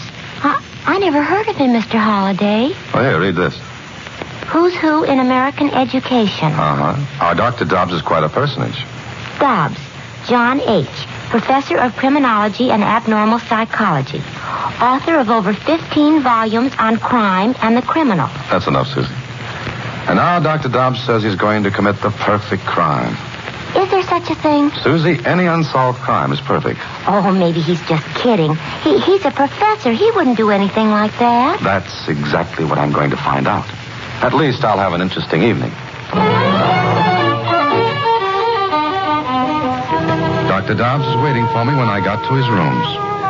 He was a harmless, pleasant-looking man of about, 65. He smiled shyly as he greeted me. Hi, I'm so glad you came, Mr. Holliday. How long can you stay? All evening. My time is yours. Wonderful. You think I'm a little crazy, don't you? Well, aren't we all? Oh, I suppose so. But let's discuss the perfect crime. Now, what is a perfect crime? One that isn't solved. Yes, of course. But 9 times out of 10, the crime isn't planned. I'm speaking about a planned murder, perfectly executed and perfectly hidden. Dr. Dobbs, you're a great man in your field. Therefore, you should know that no one ever gets away with it. Oh, why not? Because there's always some clue, some minute trace that leads directly to the murder. Oh, true. But suppose there were no clues, none at all. But you're leaving out an important factor. And that is? The body. It's hard to get rid of a body. Dr. Crippen was trapped. Trapped because police found the body of his wife in the basement. Yes. But suppose a body could be destroyed altogether. Well, it's never been done. With today's scientific police laboratories, even the tiniest clue can be built up enough to convince a jury. Yes, that's very true. But suppose the body of the murdered person were never found. It always has been. Granted. But suppose it were not. There'd be absolutely no proof of murder. My point exactly. Now, just a minute. First, you have to find a victim. One who isn't even remotely connected with you. Then you have to kill him. Yes, go on. Then, having found your victim and killed him, you have to get rid of his body altogether. Those are the conditions, yes. So, after those conditions were fulfilled, you'd have to escape detection and final punishment. And your argument is that with those conditions, the perfect murder would have been committed. Yes. Suppose I told you I can do it. You're asking me to believe the impossible. First, you're a famous man. It's hardly likely you'd risk everything you've worked for just to satisfy an insane whim. Go on. Secondly, I don't believe you're serious. But I am. Mr. Holliday, I'm a very sick man. My doctor gives me 3 months to live. Oh, I'm very sorry. Oh, it's no matter. Perhaps he's wrong. No, I know he's right. Then what does it have to do with what we're talking about? Perhaps nothing, except that I'm very tired. I've spent a lifetime with books and study and students. I'm a crusty old bachelor. I suppose now I want some excitement. Even my name is prosaic. John Dobbs. Dr. Dobbs, I still don't think you're serious. Maybe you're kidding me for some reason I haven't been able to see or even guess at. No, I think I refuse to believe you. Oh, what are you laughing at? At what you said. I don't understand. You refuse to believe me. That's right. Is that funny? Yes, because you see, Mr. Holliday, the fact that you refuse to believe me is part of my plan. It makes me even more certain that I can commit the perfect murder and win. Well, I stayed with Dr. Dobbs until after 3 in the morning. We talked. He had a marvelous knowledge of crime, and I left him with a great admiration of his intellect. Then 3 days went by. I heard nothing from him until one day at the office. Hello? Mr. Holliday, please. Dr. Dobbs calling. Oh, just a minute. Mr. Holliday, Dr. Dobbs calling. Oh, okay, thanks. Hello. Mr. Holliday, how are you? I'm fine, and you? Oh, pretty well. You remember our conversation the other night? I certainly do. Would you care to be in on the start of my plan? Now, look, I refuse to take you seriously. That's wonderful. But are you free this afternoon and evening? Oh, yes, why? I want you to fly to Chicago with me. What? Will you? I have the tickets on the plane. You're my guest. But why to Chicago? I'll tell you why when we're on the plane. Will you go with me? Yes. Yes, I think I will.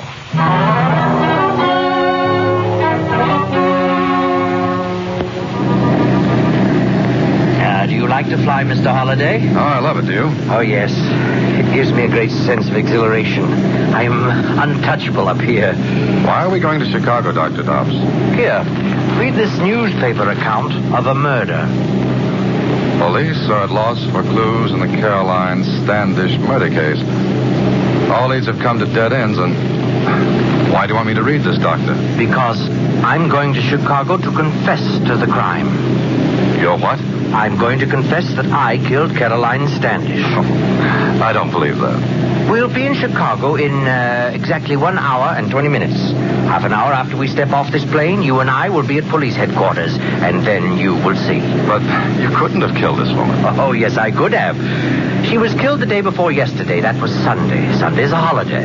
It's not too long a plane trip from our city to Chicago, and Caroline Standish is a complete stranger to me. And being a complete stranger, she satisfies the first condition of the victim, that he should not even remotely be connected with her. Exactly. Now settle back, Mr. Holliday. We'll be in Chicago very soon. All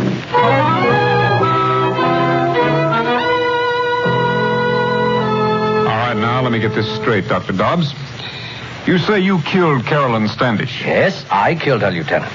And you say your name is Holliday? That's right. Mm-hmm. Well, Dr. Dobbs, we've checked on you since you first came in here an hour ago. We've got quite a bit on you. Your books, for one thing. I've enjoyed those. Now, suppose you tell us how you killed Caroline Standish. It's very simple. I shot her. Oh? What kind of a gun? A .38 caliber. That was in the newspaper. I know. Mr. Holliday, what do you know about this? Oh, nothing, except that Dr. Dobbs asked me to come here with him. I see. Well, you can both go home. Thank you, Lieutenant. It's not very often that a murderer is sent home scot-free. Why are you letting him go, Lieutenant? Look, Caroline Standish was killed with a .38, yes. But 2 hours ago, we found the killer. He had the gun in his possession. Oh. Then I am free to go. As fast as you can get out the door. Oh, thank you. Come along, Mr. Holliday. I'm afraid the lieutenant has his killer, and it doesn't seem to be me. So we'll go back home. And then? I'll get in touch with you again.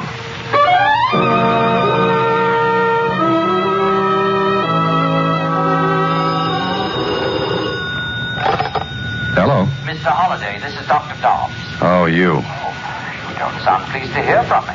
Where are we going this time? So you guessed, eh? Yes. Guessed what? That I'm going to Philadelphia to confess to a murder there. You're going to do what? The same thing I did in Chicago. Will you come along? Oh, no, thank you. Very well, very well. But I'd suggest you keep reading the newspaper. You may see some very startling developments. Goodbye.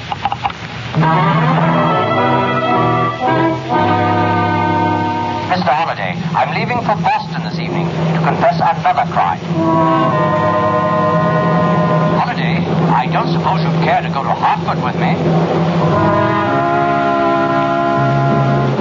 It's San Francisco this time, Mr. Holliday. I would like your company. Well, it went that way for 2 solid months. Dr. Dobbs confessed every murder that hit the newspapers, and every confession was laughed at. His name gradually became as well known to the police departments of the country as those of the public enemies number 1 through 20. Then he came to see me at my apartment. Well, Mr. Holliday, what do you think now? Look, Mr. Dobbs, I don't know what you're doing, but please, why don't you cut it out? Oh, are you feeling sorry for me? Look, Every one of these newspapers has your name in it. You made a laughing stock of yourself. Oh, does that concern you? Yes, it does. I admire you. I've read your books and I've talked with you. Why are you so intent on breaking up a brilliant career? Because I intend to go through with what we discussed that first night in my rooms. I don't know whether you're trying to make a fool of me or not, Dr. Dobbs. But I'd rather you didn't count me in on your little escapades. It's no fun committing a perfect crime without an audience. What? I need you, Dan. You're very intelligent. You could appreciate what I'm going to do. Look, Doctor, forget all this and go back to the university. Say you did it as an experiment. Oh, well, I've already been given a vacation from the university. What do you mean? The publicity was bad for the school. The president suggested that perhaps I'd been working too hard and needed a rest. Well, you brought it on yourself. Oh, yes, I know. Now, I want you to do me a favor. What do you want? There's a small city about 300 miles from here. Go there with me. So you can put in another phony confession? No. So I can point out my real victim to you.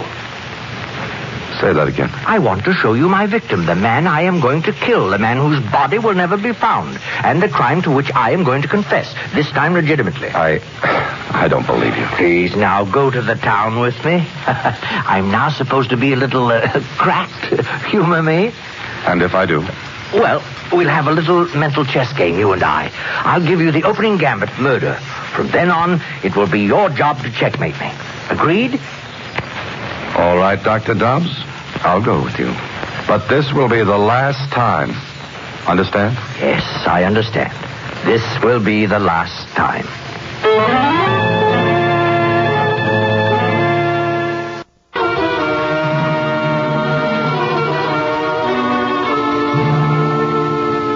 Well, I went with Dr. Dobbs to the small city. He took me to a restaurant. He seemed to be looking for someone when suddenly... Look, Dan. There he is. Who? The man I'm going to kill. The one who just came in? Yes. Look at him. Describe him to me. I want you to be able to recognize him any place, under any conditions. What for? Please. Just do as I ask. Well, I see a man about your build. Yes. A little younger, perhaps. Yes. Nondescript. His name is Alexander Ferris, and he's a buyer for one of the department stores here. How do you know all this? I looked all over for a victim, and then one day I saw him in our city. I followed him, found out he lives here. Oh, he doesn't even know he's going to die. Dobbs, let's cut out this nonsense. But it's not. Ferris is a bachelor. He lives in a boarding house. Once a month he takes a trip to our city to buy for the store here. Go on, you're not finished. No, I'm not. I was going to add that Mr. Ferris is going to make one more trip to our city, and that one will be his last. Tell me one more thing. Why did you pick him?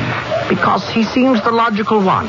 He does things by routine. He stays at the same hotel in our city. He takes the same train there and back home here. Oh, I hate monotony. Uh-huh. Now, suppose I should walk over to Mr. Ferris and tell him that a madman is going to kill him. Go on, try it. You know what he'd do.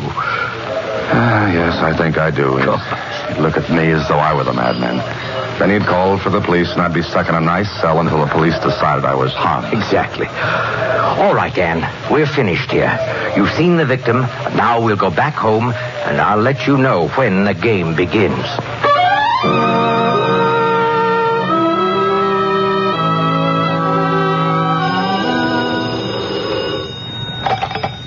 Hello? Mr. Holliday, please. Oh, just a second. Mr. Holliday, it's that man again. Dobbs? Uh-huh. Okay, give me the phone. Here. Hello. Look, Doctor, let's call off this race. I'm getting tired of it. Mr. Holliday, Alexander Ferris leaves his town this afternoon. He will arrive here at 7:30 this evening on the Lakeshore Limited. He will go to the Barrett Hotel. He will never leave there alive. Goodbye. Hello. Hello, Dobbs. Hello. What do you say this time? Same thing, still hopping on the perfect crime. Do you think he means it? He's got me over a barrel. I don't want to believe him. Sometimes I don't, but... But what? But there's something earnest about him when he talks about it. Well, I can't take a chance. I'm going to keep my eyes on Alexander Ferris. I decided to warn Ferris, so that evening I met the Lakeshore Limited. I tried to get to him, but before I could, he hurried into a taxi. I grabbed the first empty cab I could find and went to the Barrett Hotel. Ferris had already registered and was disappearing into an elevator. I ran across the lobby, but the elevator door closed and Ferris was gone. I got his room number, 708. Took an elevator. We were just passing the 5th floor when... Those were shots. And they came from the 7th floor. I missed my guess.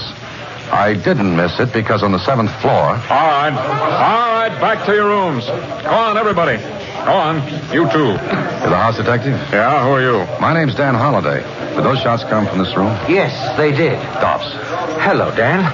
What's happened? Look, I'll take care of this. Of course, but the shots came from that room. I know, because my room is next door. You're next door? Yes. Since I left the university, I've been living here. The house detective will verify that.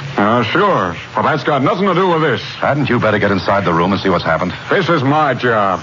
But since you stuck your nose in, stay right with me. Have you got a pass key? Yep. You can still smell the powder from the shots. Yeah. And where's the guy that came in here? Look in the bath. Close that door. Now, you two stay right there. I'm going to give this place a look-see. Something fishy here. So your curiosity got the better of you, eh, Dan? You're next door, huh? Yes, convenient, isn't it? Where's Ferris? He's dead. You shot him, I suppose. I killed him, yes. I saw him get on the elevator and come up here. All right, you saw that. What then? Where is he? I don't get this.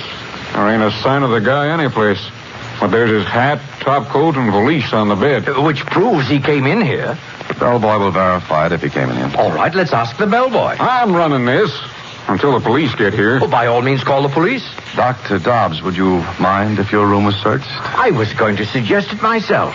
There ain't no fire escape. Nobody fell out the window. And nobody's here. Oh, please, let's look in my room. Then you can question the other guests on this floor. Okay. Come on, you two. Out of this room. Well, Dan, what do you think now? I don't know. Maybe I've stopped thinking. Well, the case was a sensational one. 2 shots fired, no body, and no Alexander Ferris. 2 days later, Dr. Dobbs visited me in my apartment. Well, Dan, have you made any headway? I'm not trying. Oh, yes, you are. It intrigues you, doesn't it? It's a hoax. The whole thing is a hoax.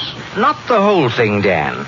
I give you my word of honor that I killed Ferris. Will you tell the police that? I already have. I confessed. You what? But they laughed at me.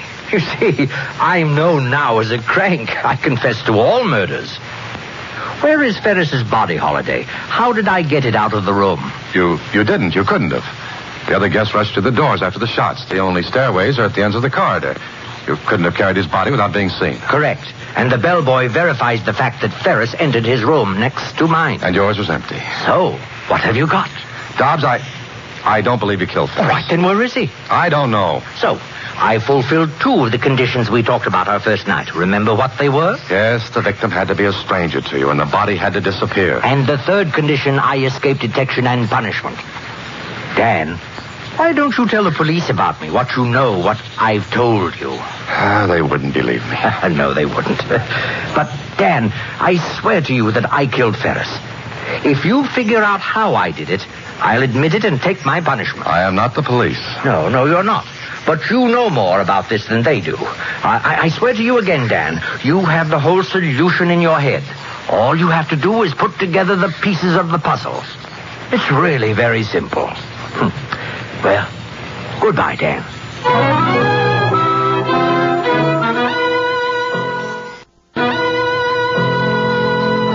Mr. Holliday. Mr. Holliday. Oh, I'm sorry, Susie. I was daydreaming. About Dr. Dobbs? As usual about Dr. Dobbs.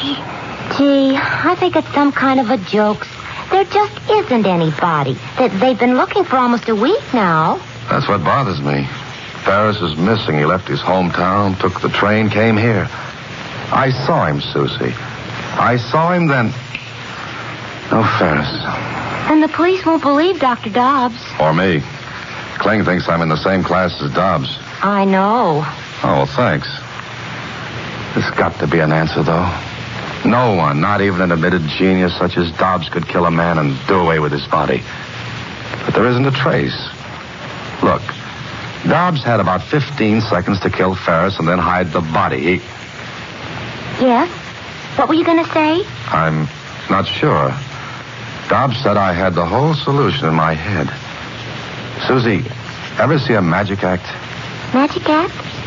Oh, you mean a magician? Sleight of hand? That's right. Sleight of hand, illusions. Now you see it, now you don't. Watch the little lady disappear from under your very eyes. Keep your eye on the magician and miss how the trick is done. I don't know what you're talking about. I'm not sure I do, but I've got an idea. Susie, we're going to send a telegram. Where to? To Alexander Ferris's hometown, to the chief of police. But that's been done. You know that. Sure I do. But the other telegrams were about and concerning Ferris. Well, what's yours going to be? About a perfect stranger.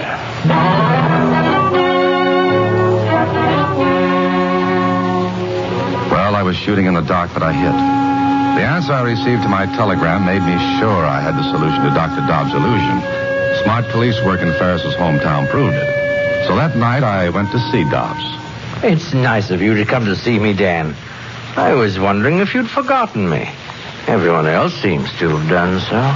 No, you're not forgotten, Dr. Dobbs. Quite the contrary. Oh? How do you mean that? Just the way I said it.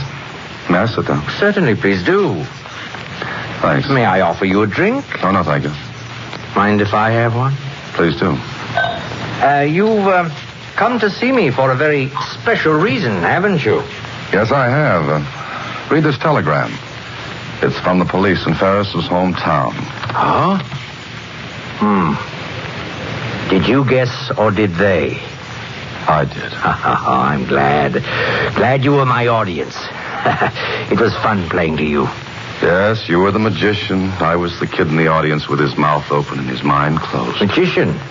Not quite. Oh, yes. Like the trick where the magician shows the audience a nice big red ball. He gets them used to seeing it. He conditions them to its size, its shape. Then he covers the ball with a handkerchief. Makes a mystic pass and the ball is gone. Go on. What then? But the ball never disappears. It never goes under the handkerchief. All the audience sees is a similar shape outlined under the silk. Yes, I'm very happy I chose you as my audience. I'm not. I don't like to be the one to catch you. Well, why not? I took the risk. Ferris never came to the city. You got off the Lakeshore Limited that night. And what else, Dan? You called me and told me Ferris would come here. That day in his hometown, you pointed him out. You made me take a good look at him. About your height and build. I even mentioned that, I think. Yes, you did. Go on. Before he left, you came here. You intercepted him, killed him, in his own hometown. You took his top coat, hat, and valise. Then you dressed him in entirely different clothes. Took his body to the freight yards. That telegram from the police there verifies that an unidentified man was found dead. Yes, unidentified because the police weren't anxious to identify that body. But they did this afternoon. Dental work proves the man to be Ferris.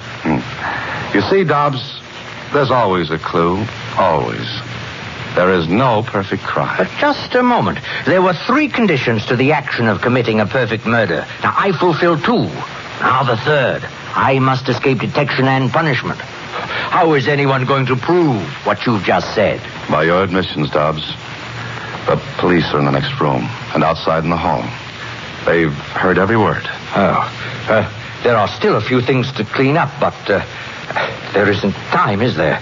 I still have to escape punishment. I'm sorry, but you can't. Okay, boys, come on in. Well, the police. But Dan, I still say I fulfilled the last condition to escape punishment. It's a good thing you didn't take the drink I offered you. I knew as soon as you came in that you had me.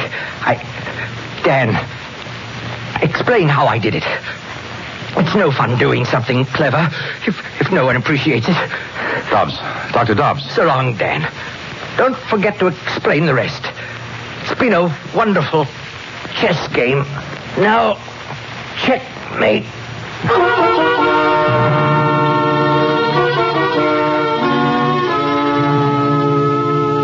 But how did he kill Mr. Ferris in the hotel? I told you. He didn't, Susie. He killed Ferris in the man's own hometown. You see, I thought I'd followed Ferris to the hotel from the station, but I had followed Dobbs. And then? Very simple. Dobbs had reserved a room next to Ferris's. Then, disguised as Ferris, he went into the room Ferris had reserved. Dobbs took off the top coat, hat, put the valise on the bed, fired 2 shots, blanks, then slipped quickly into his own room. Do you see? Oh, sure. Leaving the other room empty. Right. So everyone was looking in the wrong place for Ferris. Everyone assumed he had really come to this city. Like the old trick with the ball, Susie. You think you see it, but you don't. So you look in the wrong place.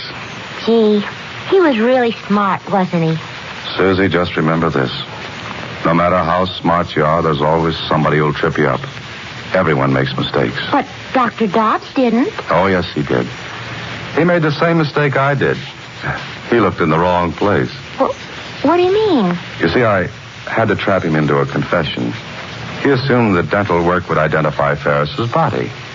But the man found in the freight yards had perfect teeth and no dental work.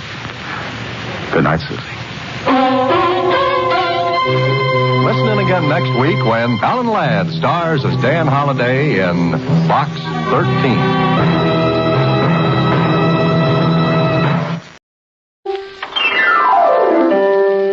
Way that gives that natural look is T-O-N-I.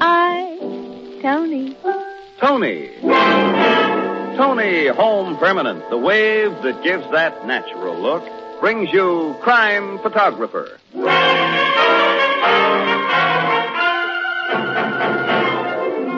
Good evening, everyone. This is Bill Cullen, greeting you for Tony Home Permanent, and inviting you to listen to another adventure of Casey, Crime Photographer, ace cameraman who covers the crime news of a great city. Written by Alonzo Dean Cole, our adventure for tonight, Action Photograph.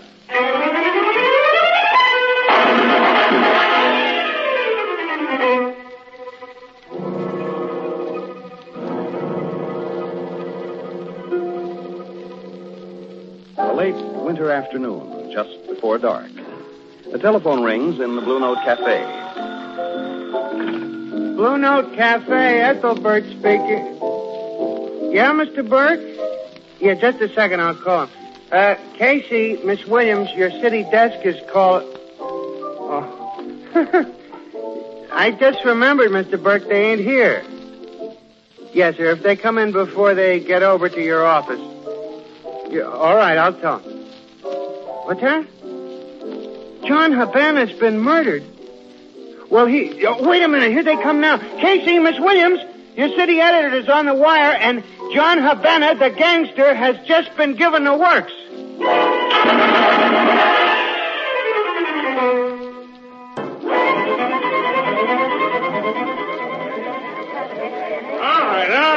right. Get back, you people. Get back. There ain't no circus going on here. Exactly what is going on, Sergeant. Oh, it's you, Miss Williams. Uh-huh. Oh, hello there, Casey. Hello, Flanagan. We understand there's been a little shooting here. The victim's John Habana. Uh-huh. The slimiest crook in this town finally got what's been coming to him for a long, long time. There lies Habana, neatly spread all over the sidewalk. I've always wanted to see John Habana hold a pose like this. Who just used that flash bulb? Oh, hi, Logan. Casey, I'm tired of reminding you. No news pictures without permission of the officer in charge. Oh, I'm so sorry, pal. That's a ruling I never can remember.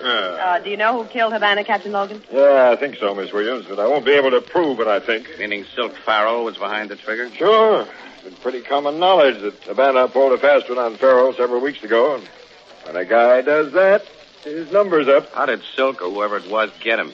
Well, all I learned so far is that Habana stepped out of the barber shop there at about 5:30. A few seconds later, a black sedan raced down the street. There were shots. Habana folded up, and the sedan kept on going. Well, there must have been people on the street who There saw was probably 100 at least who saw the whole thing, Miss Williams. Now, this is Silk Farrell's territory. People here are very careful not to say anything he might not like. Yeah, not only because they're afraid of the guy, Annie. Silk's one of the few racketeers I know who really got some friends. You know, I've always kind of liked the guy myself. And you're nuts. He's a rat like every other crook. Oh, sure, but he's a rat I'm used to, Logan. We practically grew up together. You figure Silk did the shooting himself, Logan? I'd give odds that he did. He had a personal grudge to settle with Habana. Well, I'll have him picked up tonight, of course, but he'll have a swell alibi already, and I'd give a year's pay to get that guy with the goods. Well, this is all the story you're going to get, Annie. I'll shoot a few more pictures, and then we'll go back to the office. Say, Casey. Yeah? You grew up with Silk Farrell in this neighborhood. Yeah, sure. His folks and mine lived only a couple of blocks from here. You got friends who still live down here. Oh, few. The old gent who runs the shoe repair shop a few doors from here, for instance, Tony Angelo. He and my old man were pals. Is that so? Sure, yes. Your Uncle Tony must have seen the guys in that verdict car. He forgot how to speak English when I asked him about it just before you got here, Casey, but he might talk to you. So what? Well, a murder's been committed. It isn't the kind of murder that'll make me become a stool pigeon and run good guys like Tony Angelo into danger. If I persuaded him to become a police witness in this thing, he'd stand a big chance of stopping a gangster slug himself. Logan. I don't okay Silk Farrell for killing even an all-around stinker like John Havana if he did the job. And I don't okay the red hot who gets Silk Farrell in the end, as some red hot surely will.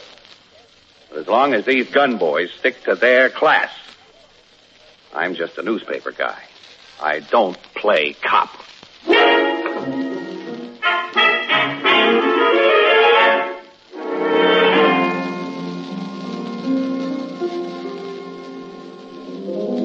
What happened after the cops picked up Silk Farrell last night for that Havana killing, Casey? Just what Logan expected had happened, Ethelbert. Yeah? Silk had a beautiful alibi, and his lawyer was on hand to get him away from headquarters within a few hours after he was brought in. Now, Silk Farrell is one of the few racketeers who really interests me. Yeah, why, Annie? Well, for one thing, he's very good looking. Yeah, Silk Farrell interests a lot of gals, Casey. And the one he's been bringing in here lately is really somebody. I haven't seen him in here with any dames. Well, you ain't around here all the time like I am. Who is this gal you say is really somebody?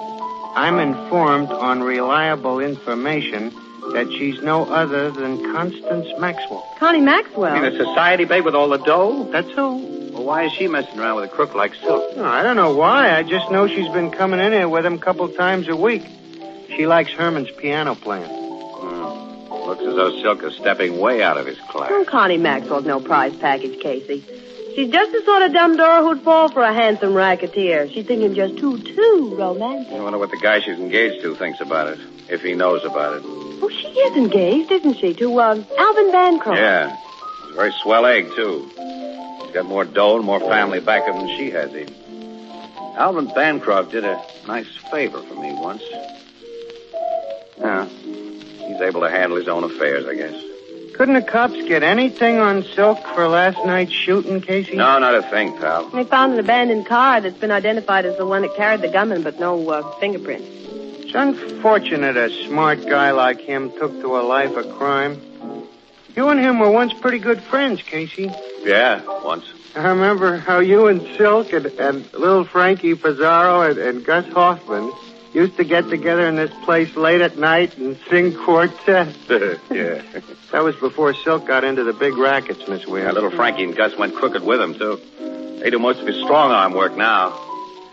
Yeah, that was a good quartet, though. It was good and loud.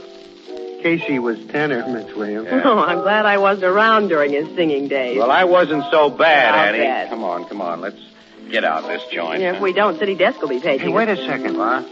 Look who just sat down at the corner table. Casey, it's Silk Farrell. The gal with him is Connie Maxwell. Didn't I tell you? Him and her. You spotted us, Casey. Well, how are you, pal? You Miss Williams? Hello, Miss Farrell. Hi, Silk. Gee, I haven't seen you two for, well, it's been months. We meant to drop in and see you at police headquarters last night, Silk. We had another assignment, though. I was at headquarters last night, come to think of it, renewing my acquaintance with Captain Logan and his lads. Nice fellow, Logan, but not too bright. He's plenty bright. Sometimes the brakes are against him. Okay, if that's the way you see it. Well, it's swell running into you, Casey. Oh, say, I've got a lady with me. Come over to our table. Oh, we're going back to the office, Silk. We don't have to go immediately, Casey. I'd like to join Mr. We haven't Farrell the and- time, man. Oh, sorry. So am I. Too bad about John Havana, wasn't it, Silk? Wasn't it? John was an old pal of mine. Like you, Casey. I've just ordered a swell blanket of lilies for his coffin. Well, it's been nice to see you, Miss Williams. Thank you. So long, pal. So long, Silk. Gee, Casey, did you hand him the ice? I'm not going to pretend chumminess with any wire-haired wolf who's got a gal with him who's engaged to marry a guy I like. Well, maybe the Maxwell girl isn't engaged to Bancroft anymore. For his sake, I hope she is. Ann. Oh, look at that. That's Al Bancroft who just came in the door. That skinny guy? Yeah. He's going to Farrell's table. Yeah, and he looks sore. Uh-oh. Look, honey. They seem to be having an argument. With me right now. I'm not leaving here with you, Alvin. I've already told you. And I've told you, Connie, that you're... Now, we've heard enough from you, mister. You're hearing more from me, Farrell. Why, Al swung a punch at Silk. Silk will knock him through the floor for that. I'm getting over there quick. Oh, no, don't hit him again, Mr. That's Farrell. enough, Silk. The guy's down. Here, let me go, Casey. The punk socked me. I'll kick his teeth out. You've done enough. Come on. Bancroft, I'll kill him. I'll cut him. I tell you. Okay, Casey, I apologize to everyone. I lost my temper. Sorry. This wasn't Mr. Farrell's fault at all. Mr. Bancroft came to our table and became insulting, and he struck Mr. Farrell first. Maybe he had good reason to strike him, Miss Maxwell. I don't know what you mean. Neither do I. Skip it, then. How's Bancroft, Ann? He's coming, too. And you go back to the office. I'm driving Bancroft home, and I think I'd better do it alone without female company. Got an idea he's going to feel just a little sore at the female sex.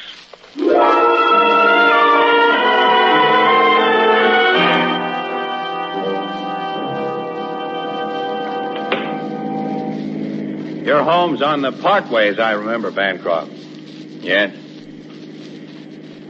Suppose you want to know why I made such a fool of myself tonight. Well, you want to talk about that? I guess I do. I've known Miss Maxwell for a long time. We were going to get married. Were? Past tense?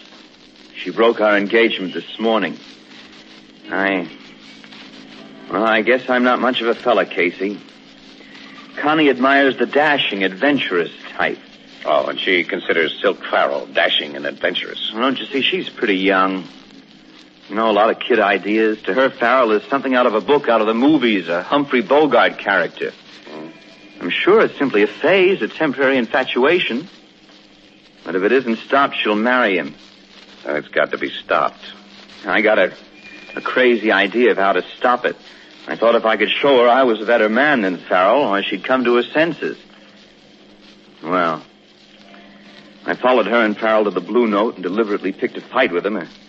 You saw what happened to my big idea. He knocked me out instead. Well, the whole notion was just insane. I'm not so sure of that, Al. What do you mean? I don't know right now. But it's something I'm going to think about.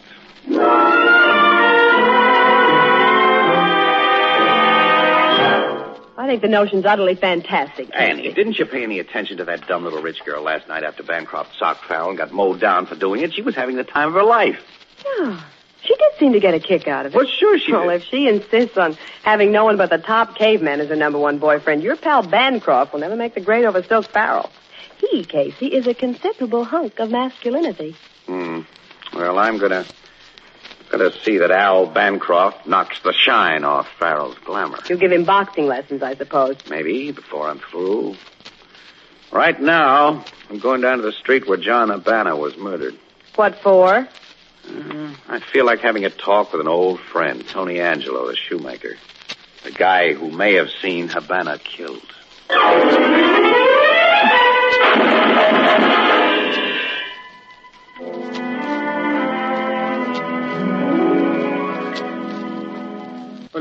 No, Casey. Like I'm going to tell the cops when they ask me about Look, him. I'm not a cop, Tony. I'm an old friend, and I'm working on my own. You going to tell the cops what I've been telling you? No, there'd be no use since I won't produce you as a witness.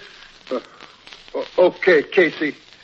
I'm going to see John Habana. Yeah? I'm going to see everything. The black sedan found by the cops was the one used by the killers, huh? Yes, and she come in the front of my store. I'm at the window. Yes, Silk Farrell was in the car? I'm not sure. No. Don't stall with me, Tony. You know I won't involve you in this. I swear for you, Casey. I'm not sure. My eyes, she's not so good like when I'm young. Okay, now.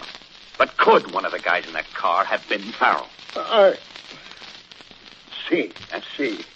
was a man in the back seat holding 2 big guns. And he might have been Silk the Pharaoh. Who drove the car? Might it have been little Frankie Pizarro? Oh, no. The driver, he looked like Gus Hoffman. And next to him is sitting Frankie Pizarro. That's no. All right, stop worrying, Tony. You say you can't identify those guys, and that's that. But tell me this. Did the 3 of them wear hats? Hats? Yeah, hats. See, all wear hats. All right, now think of some more things, Tony, and be sure of them. I want to know exactly how each man looked and what he did. Why do you want to take more pictures of that Havana murder car, Casey? They'll have no news value now. I want them for my personal collection, Logan. I gather shots of murder cars like some guys gather pin-ups.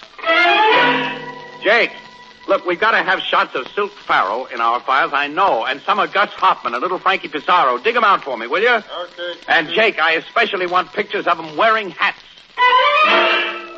Casey, I feel like a chump sitting in this car pointing 2 big automatics at nothing while you take pictures. Well, let me get a couple of more shots of your gloved hands holding those 45s, Bill. Why? I've told you. I try to sell these shots to a detective story magazine.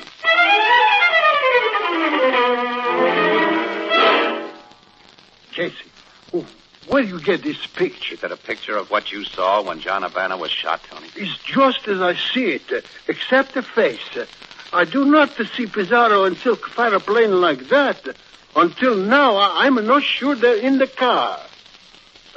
Casey, who take this picture? I can't tell you that, Tony. Tony, you just forget you ever saw this thing.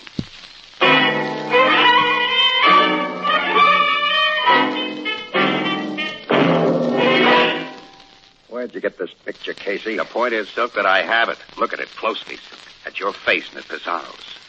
Gus Hoffman's ugly mug doesn't show up so plain, but you can tell it's him. There's a 45 in each of your gloved mitts, Silk. The cops haven't seen this. Are you crazy? If they had, they'd be here now instead of me. You and I were once pretty good friends, fella. That was a long time ago.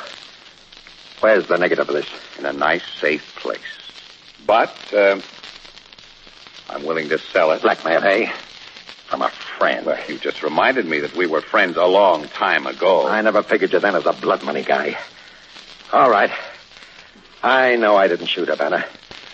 But I also know when I'm in a spot. How much for the negative and every print you made from it? What's it worth? I don't stall. You know it's worth every dime I've got. That's about $100,000. I'll give it to you for the negative and prints. But if you double-cross me, I'll give you what Havana got. Oh, so help me. I don't want your 100 G's. I'll give you the negative of this picture and every print I made of it. If you'll do a single decent thing. What do you mean? In a fight game, they call it taking a dive. You've been cheating your way to too many decisions, Silk.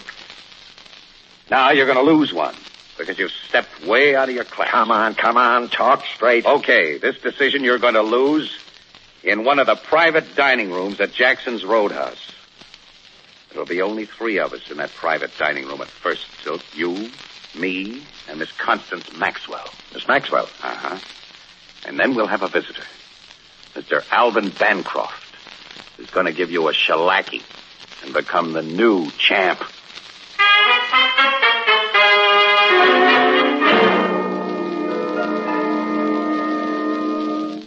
Why are you so quiet this evening, Silk?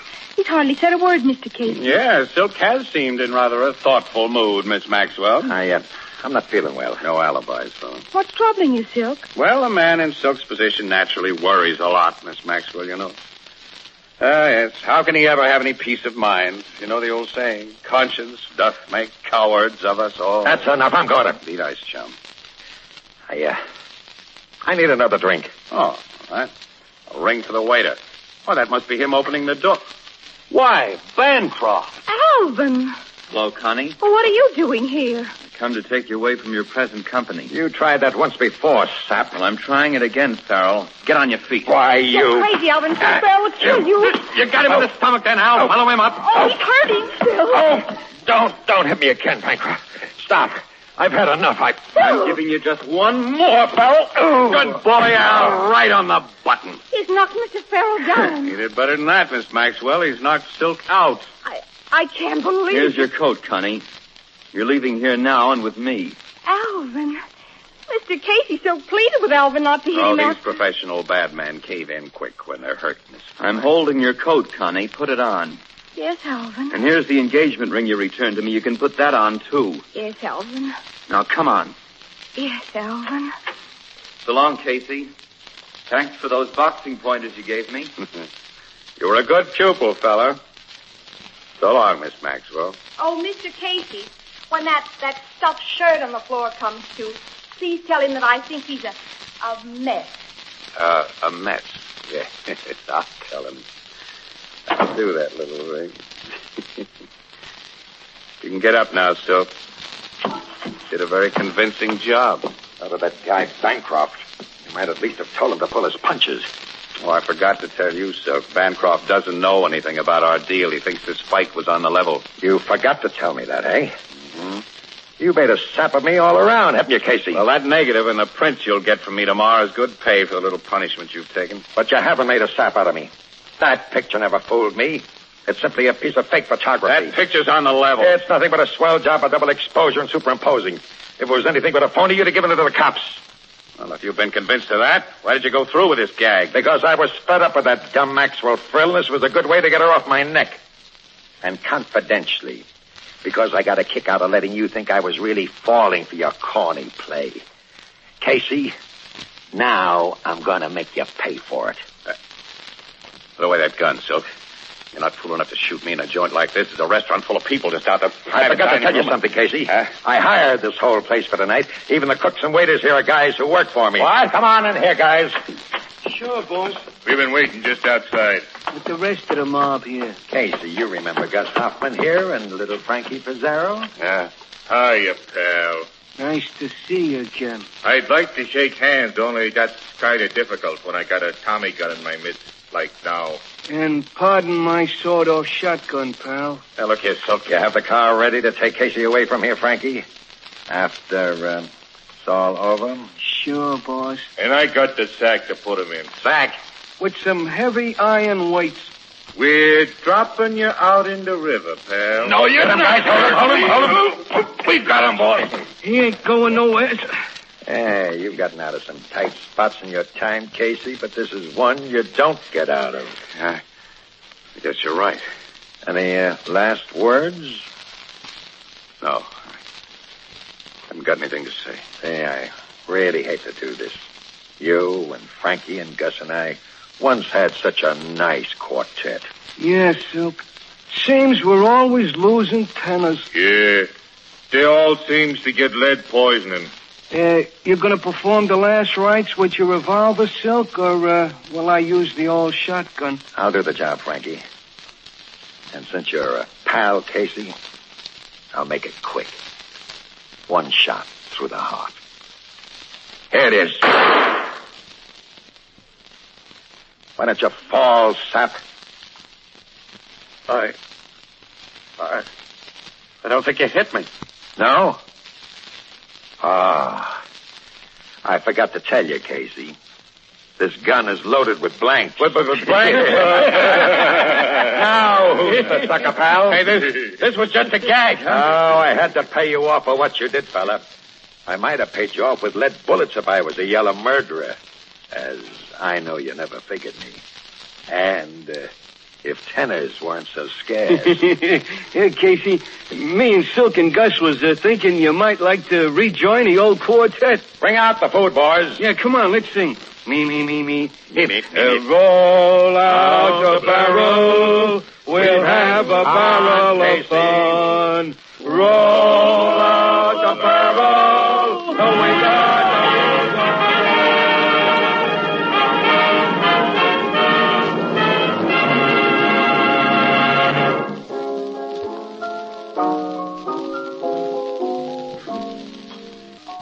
Where's Casey, Miss Williams? He usually comes in with you at this time. Oh, Casey's gone home to rest his throat, Ethelbert. Oh, rest his throat? The doctor says he's strained his vocal cords. He can hardly speak above a whisper today. What in the world caused that to happen? Oh, I don't know. All I could get out of him was that he did some singing last night. I'm glad the doctor made him stay home. If he stayed on duty, he might have gotten an assignment he wouldn't have liked. What's that? Silk Farrell was killed a few hours ago. Silk Farrell? He and his bodyguards, Gus Hoffman and Frankie Pizarro, were shot from an automobile. Just as the police think they shot John Habana. Only this time the police got the killers red-handed. What do you know? I have an idea, Ethelbert, that Casey and Silk Farrell really thought a lot of each other. I guess they did, Miss Williams. They'd have had to in order to sing quartets together. Confidentially, the singing voices of them two guys is about the worst I've ever heard.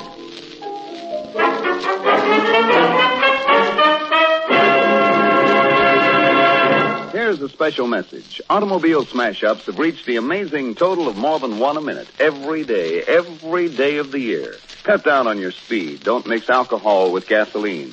Be sure your car is in safe driving condition and watch out for pedestrians. Remember, the life you save may be your own. Crime Photographer, starring Stotts Cotsworth as Casey, is directed by John Dean. Written by Alonzo Dean Cole, based on the fictional character of Flash Gun Casey, created by George Harmon Cox. Original music by Archie Blair. The program features Miss Jan Miner as Anne and John Gibson as Ethelbert. Herman Chittison is the Blue Note pianist. This is Bill Cullen asking you to listen again next week at this same time to another exciting adventure of Crime Photographer, and also inviting you to listen to This Is Nora Drake, radio's thrilling serial romance, heard every Monday through Friday, 2:30 p.m. New York time, over most of these stations. And beginning next Monday, January 24th, This Is Nora Drake will be heard over CBS only. Both of these programs brought you each week by Tony Home Permanent, the wave that gives that natural look, and the new Tony Cream Shampoo for soft water shampooing, even in the hardest water. This is CBS, the Columbia Broadcasting.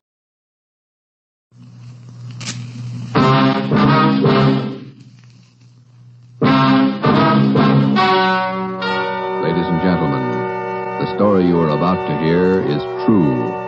Only the names have been changed to protect the innocent. NBC brings you Dragnet.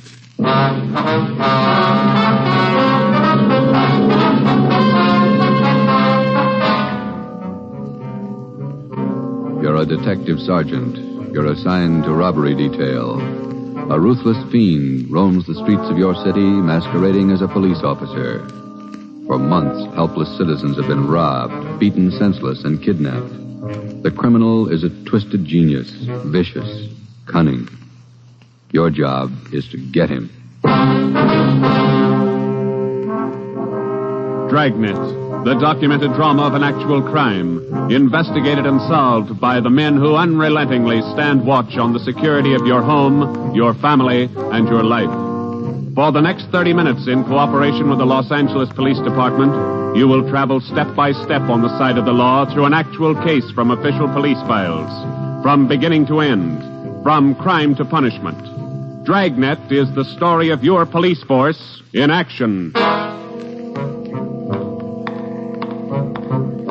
It was Wednesday, June 4th. It was warm in Los Angeles. We were working the night watch out of robbery detail. My partner's Ben Romero. The boss is Ed Backstrand, chief of detectives. My name's Friday. I was on my way back from communications, and it was 11:13 p.m. when I got to room 27A. Robbery detail. Oh, hi, Joe. Hi, Ben. Did you get that message to call home? Yeah, bad news. What's the matter? That doggone kid of mine, chicken pox. Oh, again? Last year it was the mumps. Year before that, the measles. Every time I get set for a vacation, he decides to catch some. Well, forget it, Ben. Think what a comfort he's going to be in your old age. Go ahead, laugh. You'll find out. Yeah. How are you, Friday? Romero? Fine. What can we do for you? You don't look like you remember me. Oh, no, wait a minute. Name's Savage, isn't it? George? It's Johnny, Sergeant. Johnny Savage. You remember now? Oh, sure. Those liquor store robberies out in the Wilshire district. About 6-7 years ago, wasn't it? 10 years, Romero. You ought to remember that. You were at the trial. We testify in court every week. 10 years is a long time. It's longer in the state pen. It's a lot longer. Yeah, you cried a little at that trial, didn't you, Savage? You said we beat that confession out of you. Yeah, that's why I figured I'd drop in for a little visit. Kind of apologize to you fellas. You gave me a square deal. I guess I kind of lost my head. I figured I'd apologize. Oh, that's all right, Savage. When'd you get out? A couple of weeks ago. I did it the hard way. Served 10 flat. I don't know my day. You find a job yet? Yeah, Friday. I'm working nights. What kind of a job? Laborer in a warehouse, south end of town. Good. You decided to level? 10 years in prison's a long time. You learn a lot of things. Nights are long, you think a lot. You get things straightened out. I hope you mean that. Sure I mean it, Friday. I've got everything straightened out. I know who my friends are, and I know who to watch out for. You sound like maybe you're on the right track. I got it figured, Romero. Not like you two fellas. You caught me red-handed, and you sent me up for 10 years. Well, you did all right, Savage. 5 armed robberies. You got off pretty easy. You got a break, Savage. Make the best of it. Sure, I'm not kicking. 10 years, a real break. That's right. Well, just dropped in for a little visit. Maybe I'll see you fellas sometime. All right, Savage? Keep your nose clean? Sure. No hard feelings. No. You just took 10 years of my life, that's all. There's no such thing as a man going through prison without changing. And Ben and I have seen him switch in both directions. Some men learn their lesson after they land behind bars, and when they're released, they turn into good citizens. Johnny Savage was sour. We made a mental note to check him out later on, and then we went down to the record bureau and pulled his coming out mug. That's about all that we had time for, because about an hour later, we started to get busy. Hot shot, Joe. Grab it. On the corner of Selma and Naples, the drugstore, 211 and probable attack. On the corner of Selma and Naples, 211 and... What you got, Joe? Selma and Naples, 211 and attack. Come on.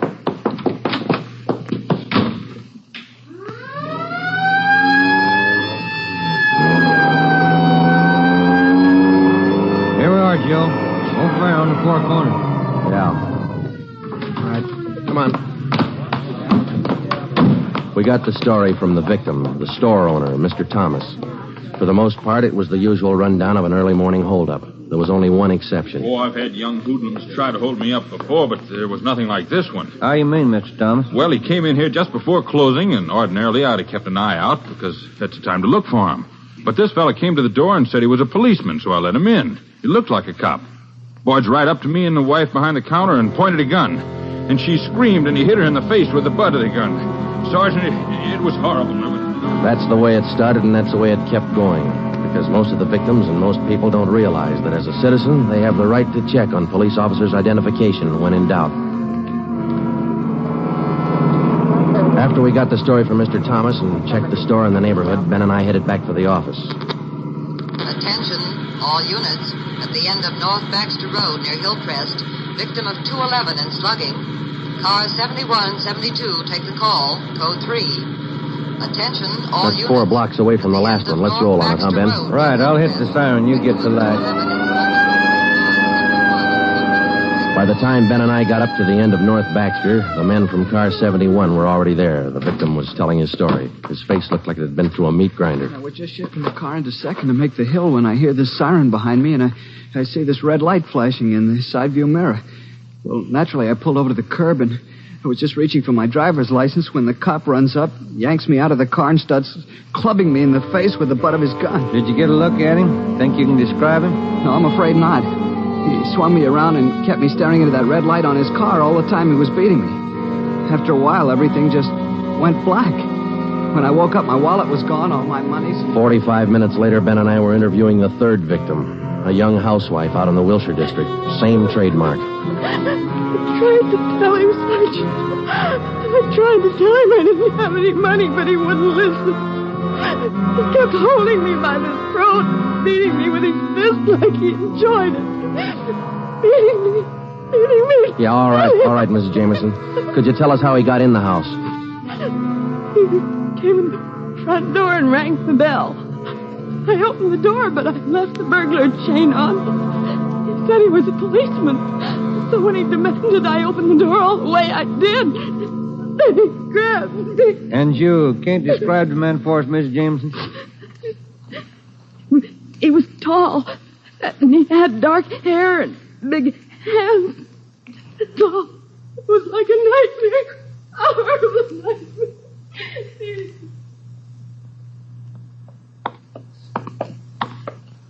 Tall, dark hair, big hands. Your guess the same as mine, Joe? Maybe. Let's wait and see. Come on, let's check with the boss. Hi, Mike. Hi. He's waiting for you. In there. Come on, Ben. Chief of Detective's office. Hannon. Sit down. Yeah, Skipper. All right, you two, let's have it. The guy with the red light? Yes, the guy with the red light posing as a policeman. Why hasn't he been picked up? You know as much about it as we do, Ed. We got our first call around midnight. He knocked over a drugstore out on Selma. He hasn't stopped working since. Didn't you get any definite lead on him? No description, no license number? Nothing. He's tall, big hands, dark hair, that's all. Fine. Either of you got any ideas? Could be anybody, Skipper, with that description. You're sure it wasn't anybody on the force? We sent all the victims down to personnel. Lowry showed him the mug book of all police officers. Wasn't one of our men. Works fast. Drugstore, motorist, a pedestrian, a housewife out in the Wilshire district. Went right in the house after her. 4 of them, right in a row. 5. Huh? There's a 20-year-old kid in the next room. Came in just before you got here.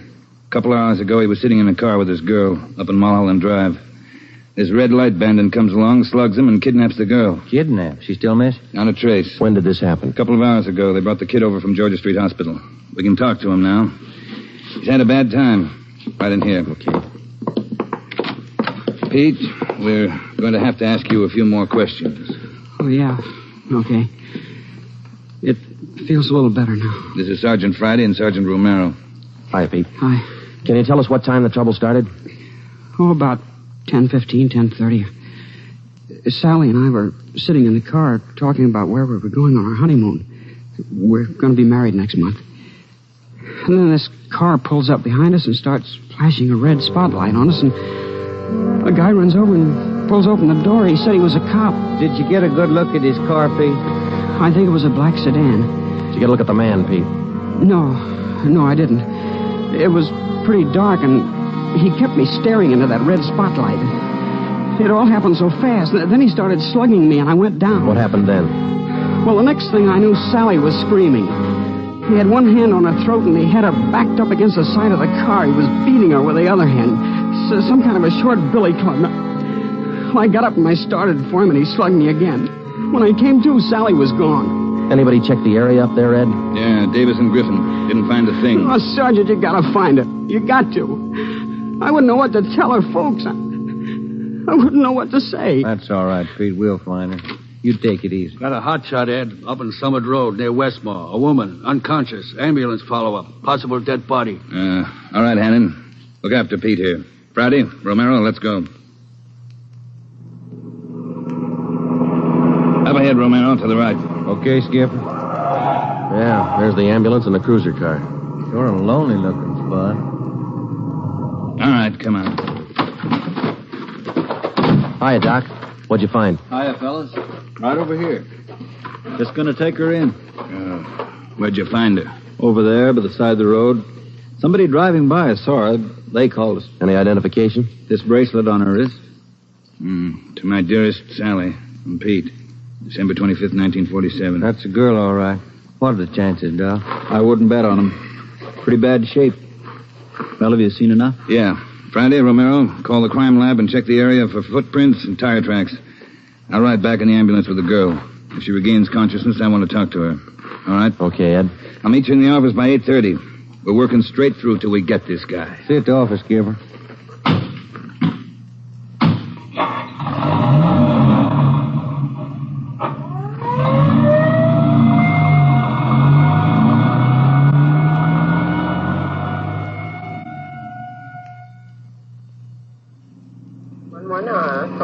What time you got, Ben? 7 minutes to 4. Long night. Hey, that car up there ahead. Let's take a look at it, huh? Black sedan.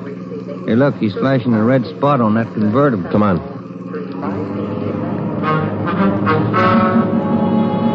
He sees us, Joe. He's pulling away. Get that gas pedal down to the floor. Already there. He's turning off right. Hit the siren. I'll get the light. We're gaining a little, Ben. Next corner to the left. Joe, where'd he go? It's a fancy driver. Try the alley up ahead to the left. Must have turned up that cross street. Get through the alley and double back on him. Right. There he is, Ben. Look out. Watch it, Joe. Watch it. He's going to ram us.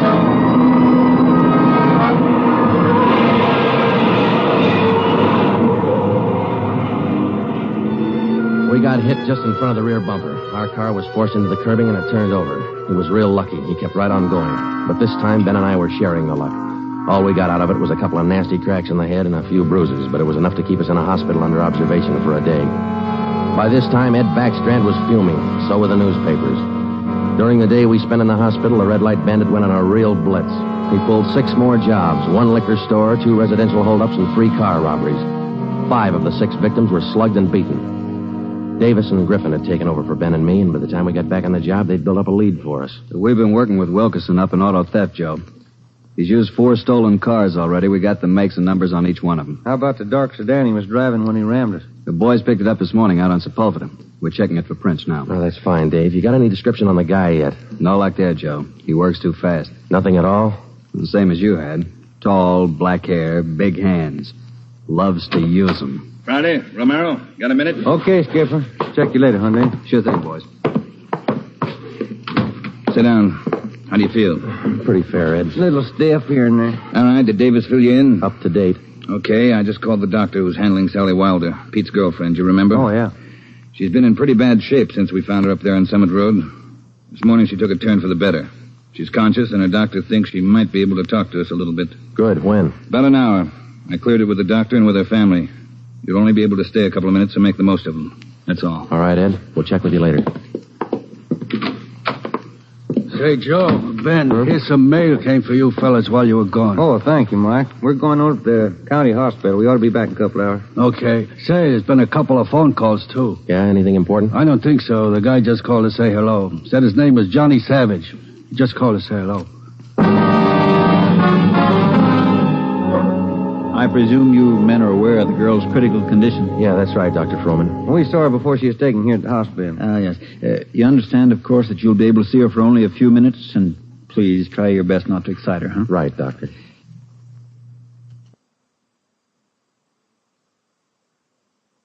Sally isn't able to talk. Bad mouth and face injuries, so your questions will have to be answered simply yes or no and nod of the head. Okay, we got you. We only have a few questions, and we want to know if she can identify the man who beat her from these pictures we've got here. All right, Sergeant. This way, please. Thank you.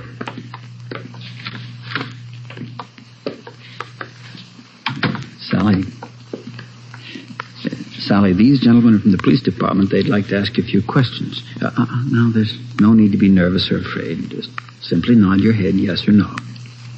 Oh, that's fine. All right, Sergeant. Sally, did you see the man who attacked you? Yes. She says yes. Did you get a good look at his face? You did. All right, Sally, now you can answer these 3 together, just yes or no. Was he tall? Did he have dark hair? Did he have large hands? He did. Ben. Oh, yeah, Jim. Hand me the folder. Yeah. Here you are. Thanks. Now, there's just one more thing, Sally. I'm going to show you some pictures. Now, take all the time you want before you make up your mind about each one. If you recognize any one of these men as the person who attacked you, just nod your head, all right? All right, it's fine. Good. Here's the first one. No? All right, here's the next one. No. How about this one? No? All right, here's another. Do you recognize him? This was the man? Are you sure, Sally? Thank you. That's all. Let's go. Did you find what you wanted, Sergeant? Yes, Doctor, we did. Here, it's this one. Nice-looking chap. Who is he, Sergeant? His name's Savage, Dr. Froman. Johnny Savage. When we got back to the office, we checked in with Ed Backstrand. In 5 minutes, an all-points bulletin and a full description of the suspect was broadcast to every radio car, every motorcycle officer, to every sheriff and law enforcement agency in Los Angeles and Southern California.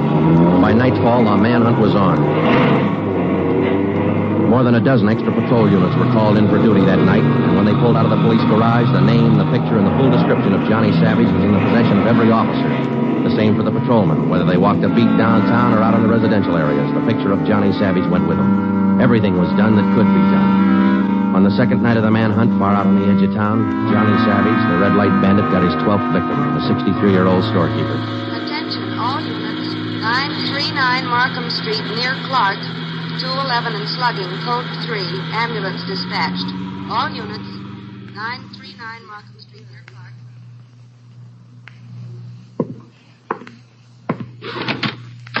Here it is, Skipper. Time. What'd you get? Wilkerson lifted the prints off that black sedan that rammed Joe and me. Yeah? They belonged to Johnny Savage. Yeah, good. That storekeeper last night. It is Savage, all right. Victim identified him from his mug. All right. We got enough of this Savage guy to put him on ice for life. All we have to do now is to get him. Now, look, the way we figure it, Ed, this red light bandit is using stolen cars with cold plates, so there's no way of tracking down the cars at regular commercial garages. He's got to be renting private garages someplace around town. All right, let's get the neighborhood patrolman on the job. Advertise it. All over town. It's a city ordinance, isn't it? People who rent private garages are bound by law to register the car and license number with the police. Start a campaign if you want, but find those cars. Right. Wait a minute. Hello, Backstrand. Yeah? When? I see. Yeah, thanks. What is it, Ed? It was the hospital. About the girl, Sally.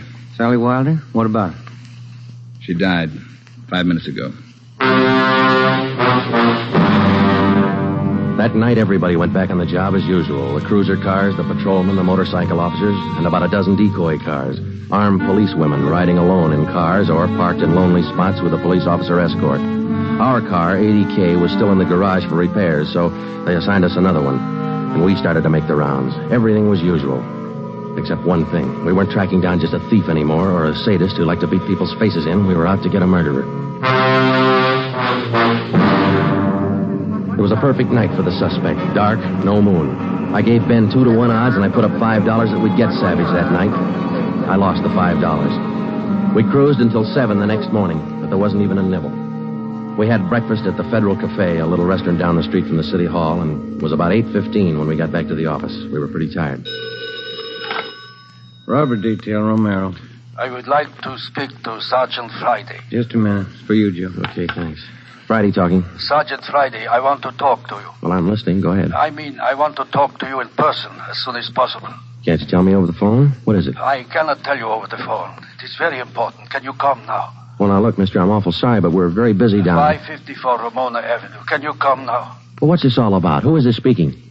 My name is Carl Savage. My son's name is John.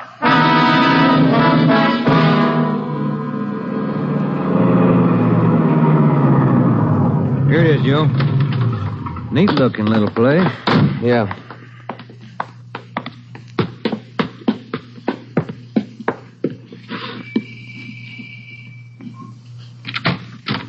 Yeah? I'm Sergeant Friday. You Mr. Savage? Yeah, come in. Okay.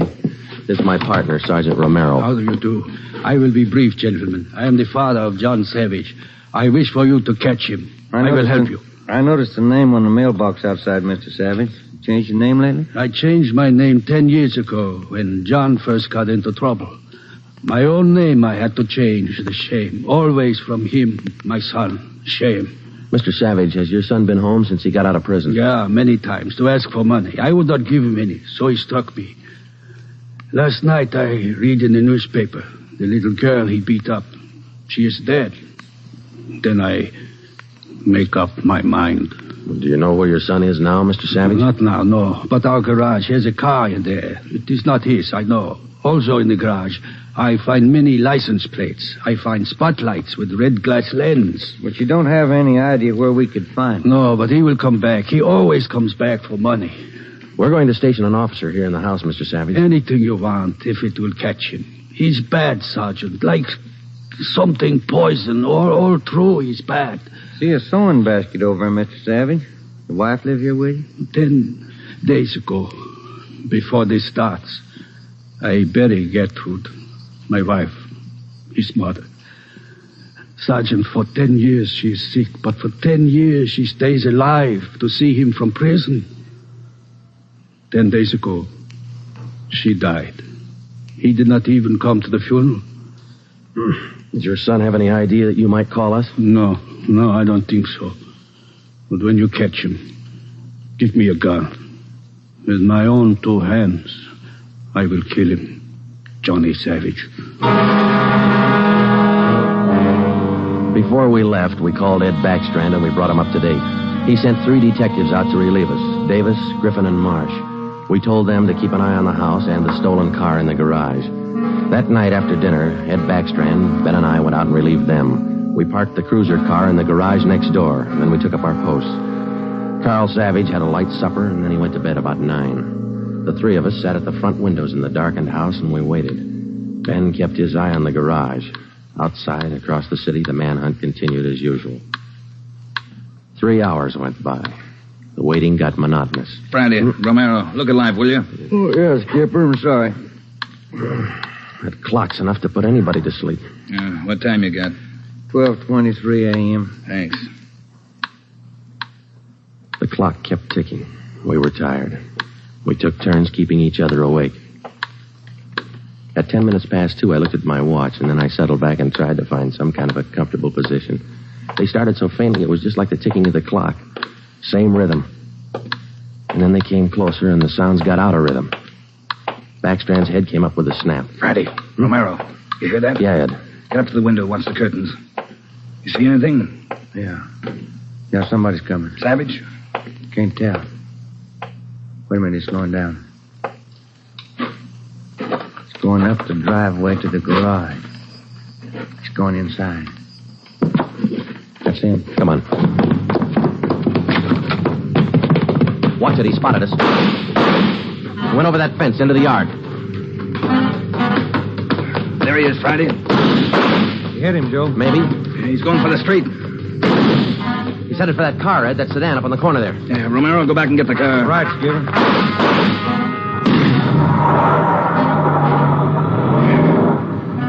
Must have parked up the block before he came around. Where's Romero? I don't know. Oh, here he comes now. All right, let's go.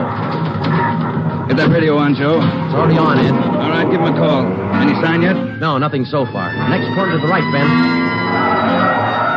Unit 80K to Control 4. 80K to Control 4. Control 4 to Unit 80K. Go ahead. Clear and keep frequency 4 open. This is an emergency. 80K, roger. Frequency 4, open and clear.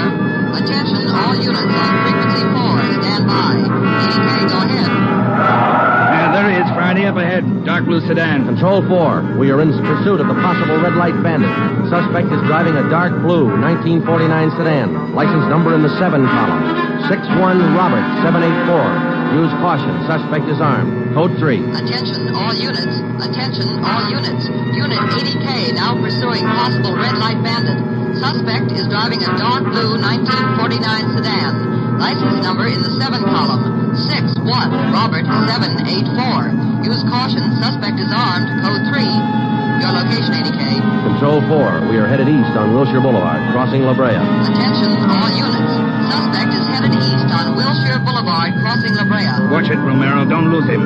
I see him, Skipper. Control 4. Still pursuing red light bandit. Headed east on Wilshire, now crossing Rossmore. Attention, all units. Suspect is still headed east on Wilshire, now crossing Rossmore. Suspect is armed. Use caution. Code 3. That truck pulling out up ahead. Hit the siren, will you, Skipper? Yeah. All right, hold on. It's a tight squeeze.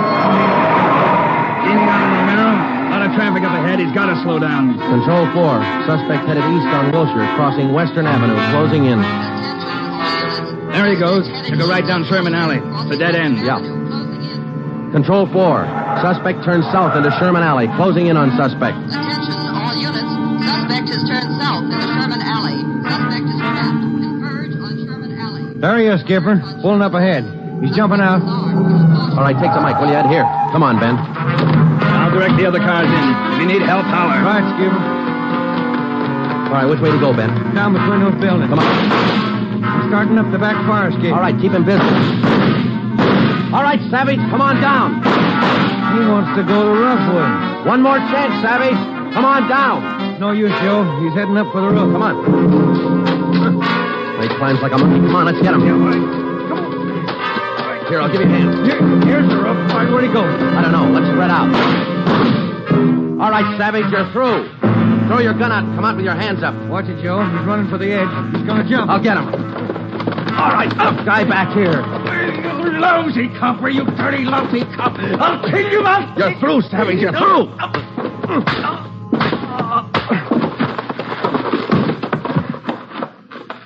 Good, Joe. Yeah. Throw the cuffs on, will you? Yeah, you just betcha.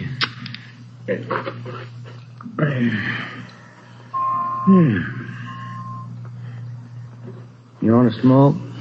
Yeah, I can sure use one. Thanks. Quiet up here. Yeah.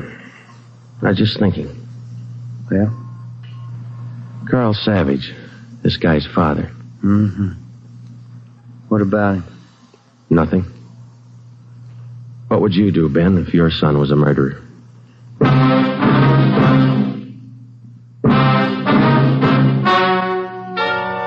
The story you have just heard is true. Only the names were changed to protect the innocent. John Savage was tried and convicted of murder in the first degree. He was executed in the lethal gas chamber at the state penitentiary.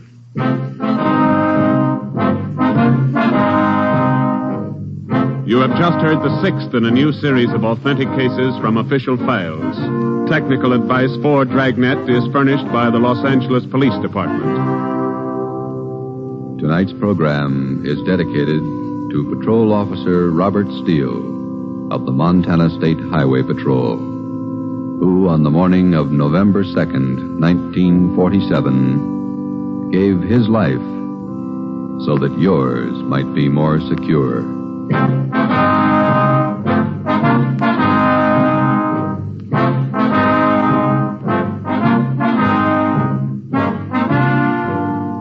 Dragnet came to you from Los Angeles.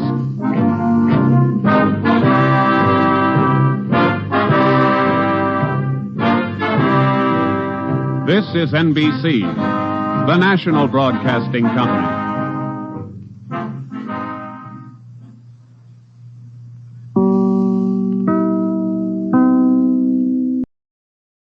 My name's Jeff Regan. I get 10 a day and expenses from a detective bureau run by a guy named Lyon. Anthony J. Lyon. They call me the Lion's Eye.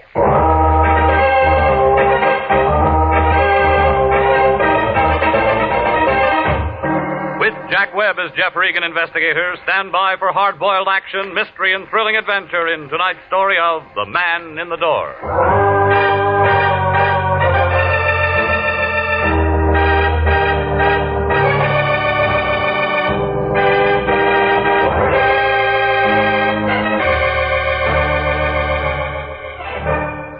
Well, this is the way it started.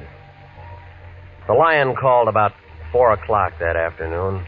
Said he wanted to see me down at the office. I argued a while and finally told him I'd be there. Melody was sitting in front of her typewriter when I came in, putting a new coat of paint on her nails. She handed me a blank contract with no dates filled in, jerked a thumb toward the Lion's Den. I went in. Regan, I'm glad you got here. What do you know about architects? They draw things. I know that much, but what about bids and all that stuff? Well, they figure out what a building's going to cost, don't they? Go on. If whoever's paying for the building likes what they write down, then they're hired. A couple of architects, maybe 3 or 4 make bids. Well, I suppose so. Low man gets the job. Why? Our client's an architect named Dudley Hayes, an office in the Park Central building. He thinks maybe the bank that's handling his bid might try to put something over on him. Banks don't do things like that. He thinks maybe a guy who works at the bank might be taking dough to shove his bid under the counter. Why didn't you say that in the first place? Because I'm saying it now. Haynes wants us to look into it. All right, who do I see? Haynes first. I only talked to him on the phone. I told him we'd have to have a contract and retainer before we did anything. That figures. So hop over there and find out what's what and make him sign that contract and get a check. Anything else? Make sure it's certified and call me if you run into any trouble.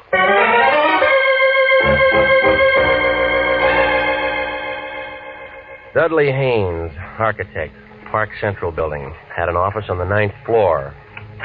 When I went in, a girl with hair that figured to be blonde right down to the roots pulled off her glasses and put out her cigarette.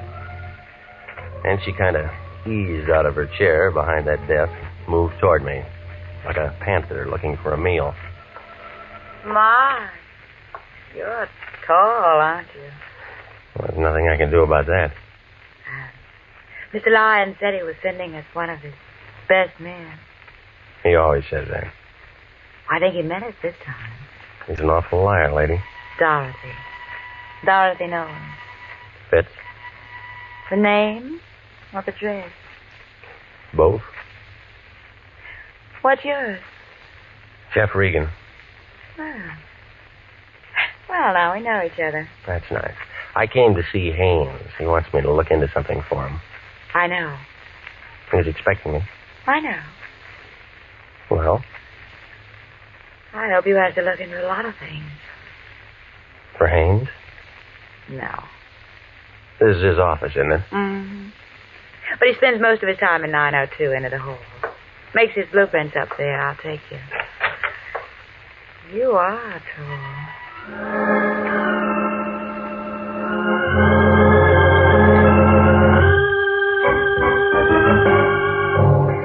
Well, we started down the hall. We got about 10 feet from the frosted glass door at the end. We both stopped.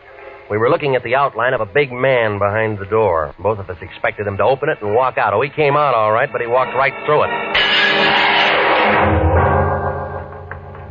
Oh, he's been shot. Oh. You know him? It's my boss, Mr. Haynes. No, it was your boss, lady. He's dead.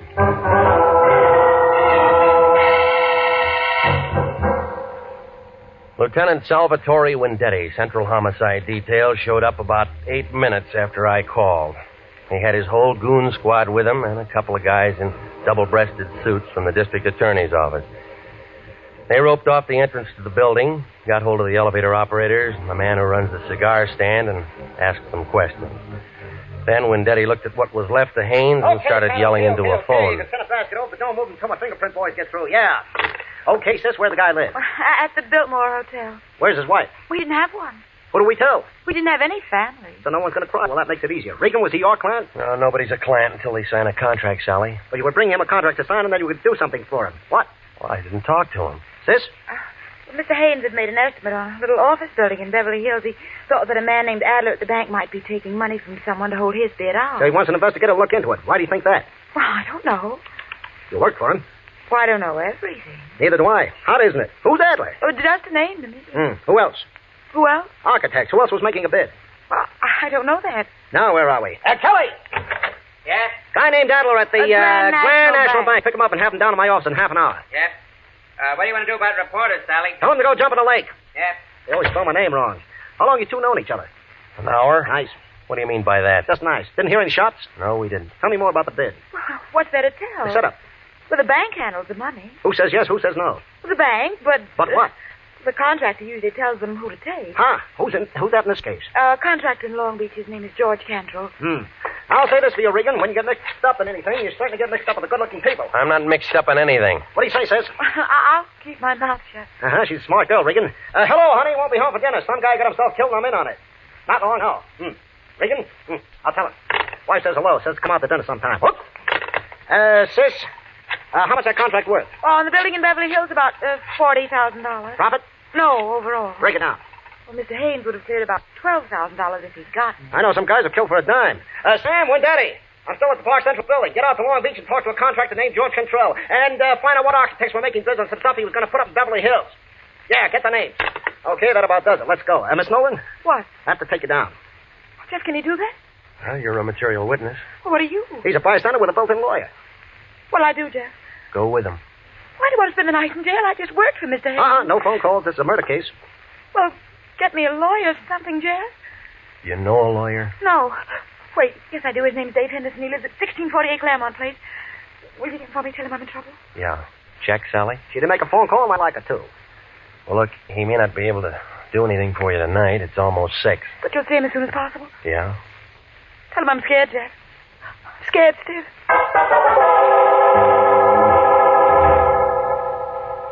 Well, I stayed there and phoned the Lion, told him what had happened. Well, he got mad and yelled something about me being a jinx on all our clients, and then he hung up. So I went through the classified telephone directory under attorneys and Henderson. There was a Ben, a George, a Joe, a William, but no Dave Henderson. So I drove out to the address that she'd given me. It was a blue apartment house 4 blocks west of Vermont over by the Coliseum. Somebody was cooking hamburgers somewhere, and somebody was all worked up over a ball game on the radio. I picked the baseball fan. Well, what'll happen now is anybody's guess, but let me tell you that this ball game is a long way from being up. Hey, what'd I tell you? It's outside the ballpark, and they're coming in like homing pigeons. Bases are loaded, and they're all coming in. Oh, it's going to be 8-5. Come on, the ball game's not that good. What's so important, Pilgrim? I'm with the ball game. I'm looking for a man named Dave Henderson, a lawyer. So what? Somebody told me he lives in this apartment house. Who told you that? A lady. Ha! Does he live here? You try looking at the mailbox? No name. You cop? Private type. Ha! Does he live here? Sure he lives here. Well, where? End of the hall, 106. Thanks. So he's a lawyer, is he? With his kind of friends? Ha! What does that mean? You're young, ain't you, Curly? I got a driver's license. Let me tell you something. Don't go knocking on no doors when you hear a ball game. Remember that. Yeah, I'll remember And you can tell him Tessie Bogart to start to that one. And the score is 8-5 coming into the first half of the ninth, and this has been some ball game, let me tell you. 106. Here we are. Come on in, it's unlocked. Your name Dave Henderson? Yeah, who wants to know? My name's Regan. I'm a private investigator with the International Detective Bureau. Wrong steer gumshoe. I don't need one. Look, I'm not looking for work. I'm looking for you. What'd you say it was? Regan? That's right. R-E-G-A-N. Regan. Regan. Learned that just an hour ago. Cute, huh? I met a friend of yours today. Dave Henderson never had a friend. She said she was a friend of yours. But I didn't say I was a friend of hers. Hey, who are we talking about anyway? Dorothy Nolan. How is Dorothy? Not so good. Thought you were a detective. I am.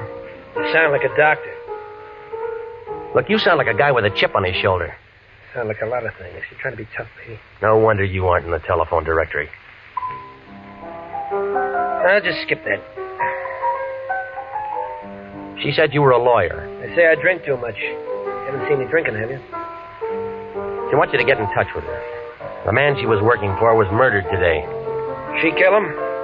Well, they're holding her. Material witness or suspect? Material witness right now. She doesn't want to spend the night in jail. Who does? That's why she isn't feeling so good, huh? He wants me to get her out. Something like that. Who's handling the case downtown?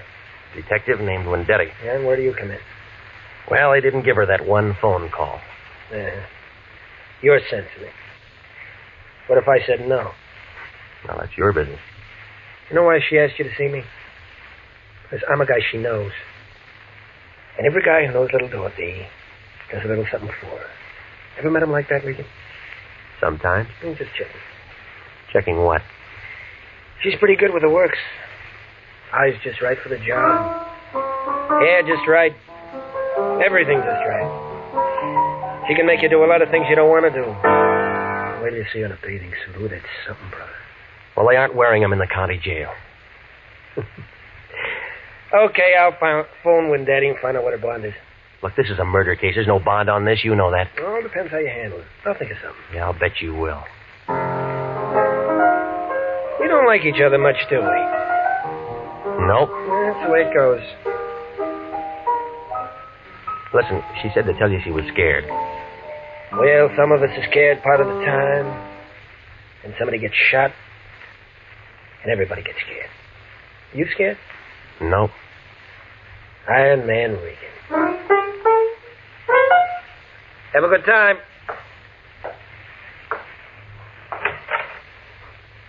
Did I say Haynes was shot?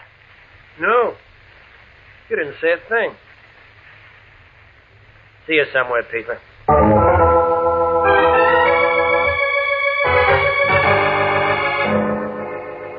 Well, I stopped by Musso Frank's and had the special, and then I went on home.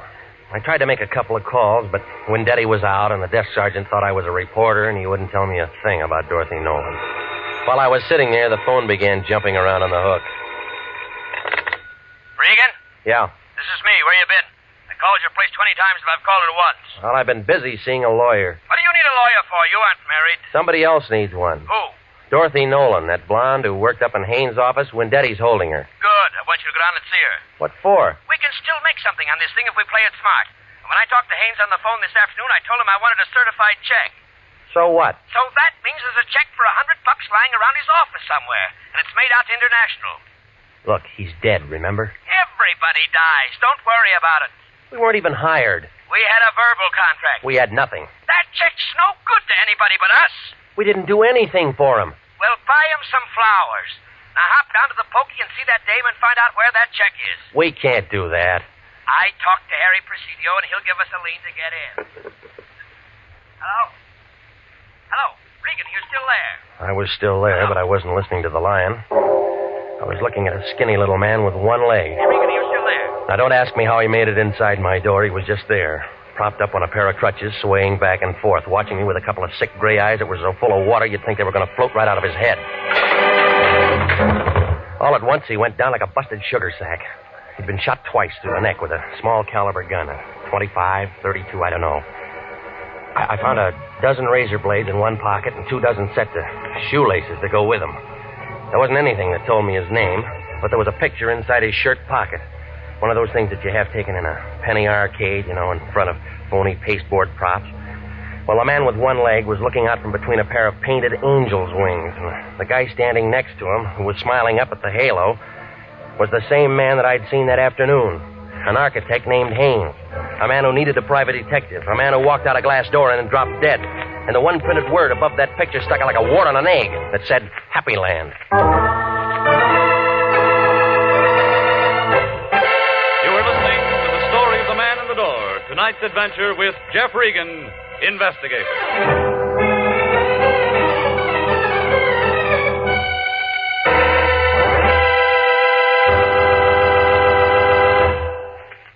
Here is a special and important message to every businessman listening. To every businessman, regardless of the size or the type of his business. Gentlemen, do you realize that the schools of this community help you every day that you're in business? That's right. For one thing, our schools teach the boys and girls of this community to cherish the human rights, the free enterprise on which our country and your business are founded. With each new generation graduated from our schools, the Army defending our way of life, and your business grows stronger. What's more, good teachers and well-equipped schools do a better job of developing our children's talents. The result? School graduates who become more skilled and more efficient employees. So remember, any time and taxes that you contribute to improving local schools are an investment in your own business future. Education is good business. Education can maintain our freedom. And freedom is everybody's job. And now, back to the story of the man in the door and Jeff Regan, Investigator.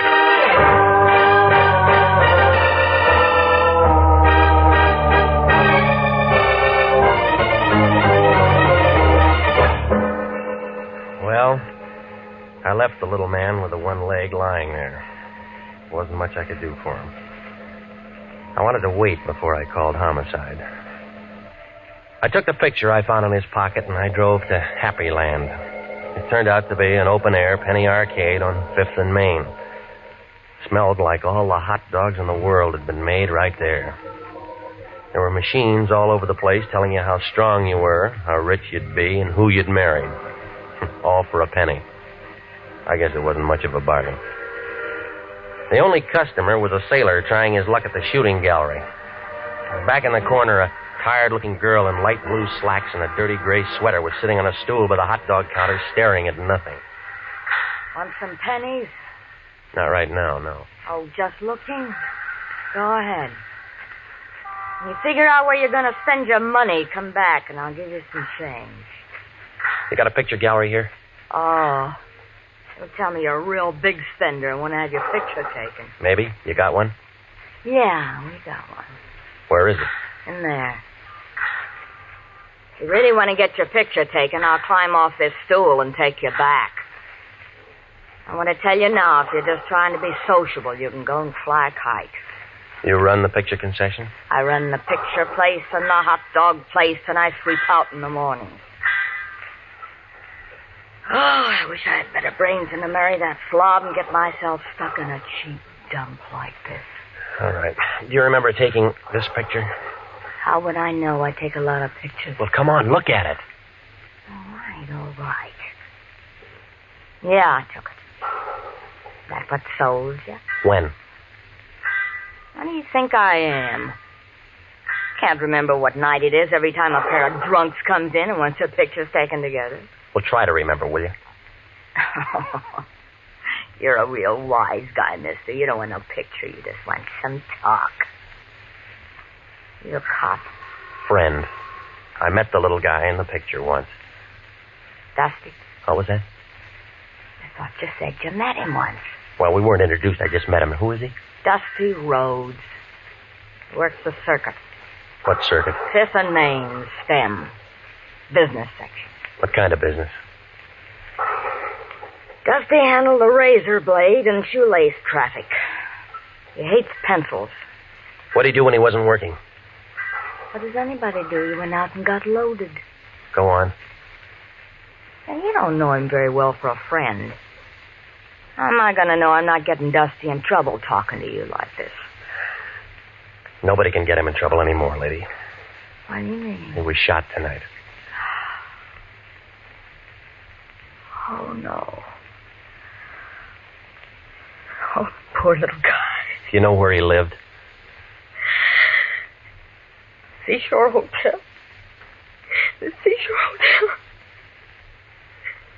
Oh, gee, Miss Dempsey. Oh, I'm real sorry.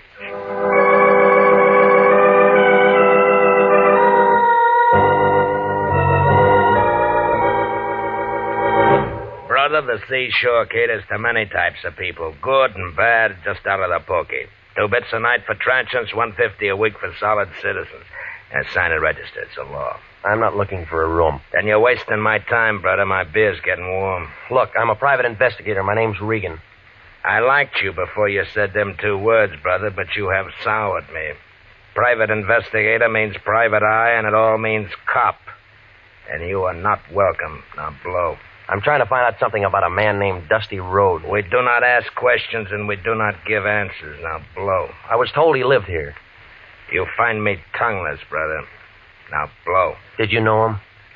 During the last 5 years, I have acquired 85 pounds and a very bad heart, or I'd have you in the alley right now. Oh, yeah, sure you would. Here. Abraham Lincoln was a very fine man, and he took a very fine picture. I seem to have found my tongue, brother. What'll it be? The key to his room for a starter, huh? Disallowable and punishable by fine and imprisonment. Into the hall, turn the Benfest door to the right. Thanks. Well, I don't know what I expected to find there. Outside of more razor blades and more shoelaces was a little room full of dirty white curtains and a wire bed that sagged in the middle. I was standing there watching a neon sign advertise beer a block down the street when I thought I heard somebody behind me. Whoever it was had been drinking bad whiskey, but he was still pretty good. It landed a quarter of an inch above my right ear, and I piled up in a lamp, a chair, and a pitcher full of water. 5 berries gets you a look, brother, but doesn't get you a room. Besides, it's already taken, and the bed's over there. Now, come on. Hey, you didn't go to sleep, brother. You was knocked to sleep. I apologize. Why the games? Who came in after me? You're the only one. You sure? My name's Sam Preacher. Brother, I'm very sure. Well, maybe he was waiting for me, huh? I don't generally ask him, but the question is this. Why? Oh, I don't know. Unless... What's the matter? Something missing? Just a picture. You can get lots of pictures. You didn't see anybody? That makes the 3rd time, brother, and the answer's still negative. Okay. Then let's blow, buddy, huh?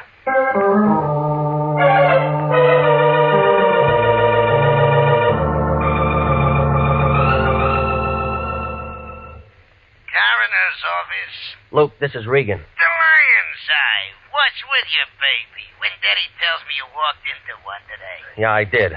You got him there? Haynes Dudley? Sure. Want to come down and take a look? He's toe-tagged and salted down real pretty. Yeah, I'll bet. Them 32 slugs was just incidental. The guy had 4 weeks at the outside. All right, give it to me. Haynes Dudley was dying from malnutrition, alcoholism, and a couple other things with long names. Give me one long name. Diabetes.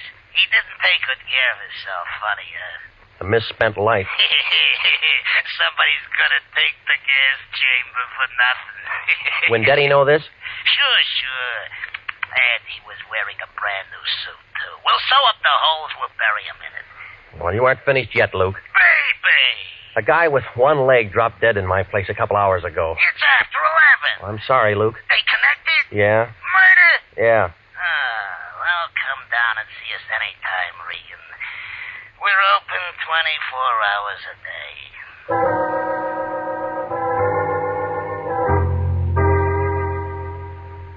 Well, at the homicide office, they told me she'd been released about 10 o'clock. They said a lawyer named Henderson had put up the bail and handled the whole thing. They gave me an address on her when I went out there. It was a bungalow court on Normandy, and it took her a long time to answer the door. Oh, you? Yeah, tell me how tall I am. Well, I'd love to, but not right now. They told me you'd been out since 10 o'clock. Maybe I should have come sooner. Dale gives me the willies. I'm about to take a shower. I was kind of hoping we could have a drink. I did better than I thought with you. I got a hold of a lawyer for you, didn't I? Yes? Well, doesn't that rake me an invitation to have a drink? I said later. I'm really tired. I said no. Wait a minute. Well, if you're that thirsty, all right. That's better. Isn't every day my boss gets killed and I meet a private detective? I need a drink. I was slugged tonight. Throat? Yeah, right here, see? Oh, it looks nasty. Why didn't anyone do that to you? Wanted a picture I had? Whistler's mother? Just a picture of a couple of drunks who are dead now. Maybe whoever did it was a relative. Guess again. I don't like games. But you play them all the time. Don't we all? I know a psychiatrist who says we can't help ourselves. You can. I liked you when you walked into the office this afternoon, but I'm not so sure I like you now. Maybe you better go. Expecting somebody, huh? What are you doing? You let go of me. Let go Oh, of me. no, baby. You got real nice eyes. I want to look at them. Let go. He's crazy. You. Hello, Dave. We didn't hear you knock. Did you bring your piano? What's the idea? He gave me. Why don't you tell him to go away, baby? Anybody can tell we're busy. Let it go, Regan. You want to break us up? Can't you see he's just trying to make you jealous and say things? Come here, honey. No. You don't have to do that. I said let her go. That the same 32 you killed a one-legged man with? Over, Gumshoe. Don't be a fool. Stay right where you are, baby. You're first. Listen to me, Dave. I listened to you too long. He's only guessing. He doesn't have any proof of anything. You can cry if you want to, baby. This is going to hurt. She spun around and fell into a coffee table and then lay very quiet on the rug. Her eyes were open and she didn't say anything. She just lay there looking up at him. I couldn't tell where she'd been hit. He seemed to forget all about me because he walked over to her, knelt down beside her, put the gun right up against her head. This is awful close range, baby, but I can't afford to miss. Neither could I.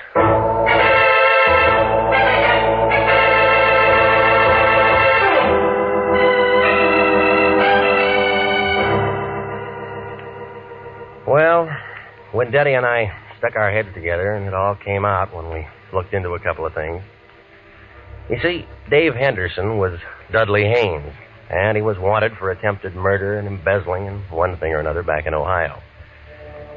So he figured it'd be a good idea to bump himself off. Dorothy helped him with the idea. They both went down on Main Street, and they picked up an old bum, dressed him up in a new suit, and shot him. I was supposed to walk in with Dorothy, and she'd identify the body, and as far as anybody knew, Dudley Haynes would be dead. Dave didn't figure that she'd be taken down. She didn't figure that she'd get scared, and neither of them figured the man with one leg was a pal of the man that they'd shot. Well, it seems that they'd looked through a lot of files, and they'd figured that a lot of murders go unsolved. Maybe they do. I don't know. Well, anyway, he sat down on that little bench up there in San Quentin last week. The one with that bucket of acid in the room. Oh, he held his breath as long as he could, but everybody has to breathe. He's buried up there with a lot of other guys that figured they could get away with murder. Dorothy? She wasn't hurt too bad. They had her in a wheelchair for the trial. She got 15 years as an accomplice. Some kind of a deal. State's evidence and all that. I don't think I'll wait for her. She wasn't that good.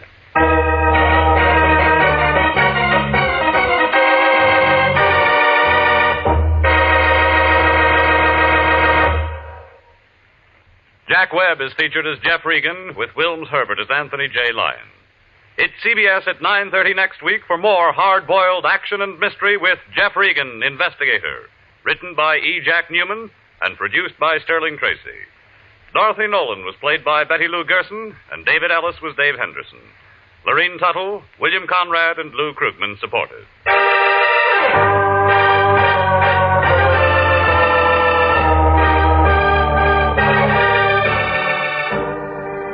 It's perfectly natural and wholesome for some men who want to leave great wealth behind. There's a druggist in a small town in Pennsylvania who'll do that. The wealth he'll leave behind will make many lives easier and happier and finer down through the years. for he was the principal donor of an outdoor meeting place for religious services in a Boy Scout camp in the Poconos. Working with his neighbors in community activities, he saw the need of this improvement, helped to install it. That's the kind of wealth that you can bequeath to generations coming on as you enjoy the freedom of working with your neighbors for the betterment of your community. Freedom that can be anybody's pleasure is everybody's job. Music for this program is arranged by Dick Arant. Next week at 9:30, Jeff Regan, investigator, brings you another thrill-packed half hour with his story of the House by the Sea. Bob Stevenson speaking. This is CBS, the Columbia Broadcasting System.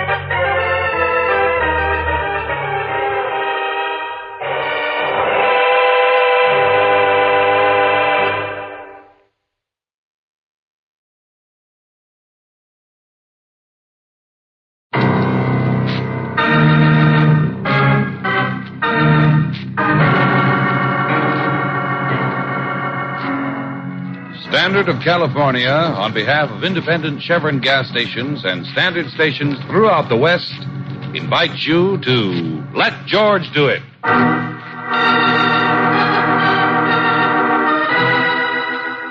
The Four-Sided Triangle, another adventure of George Valentine. Personal notice, danger's my stock and trade. If life's tossed you into a barrel of trouble, you got a job for me, George Valentine. Write full details.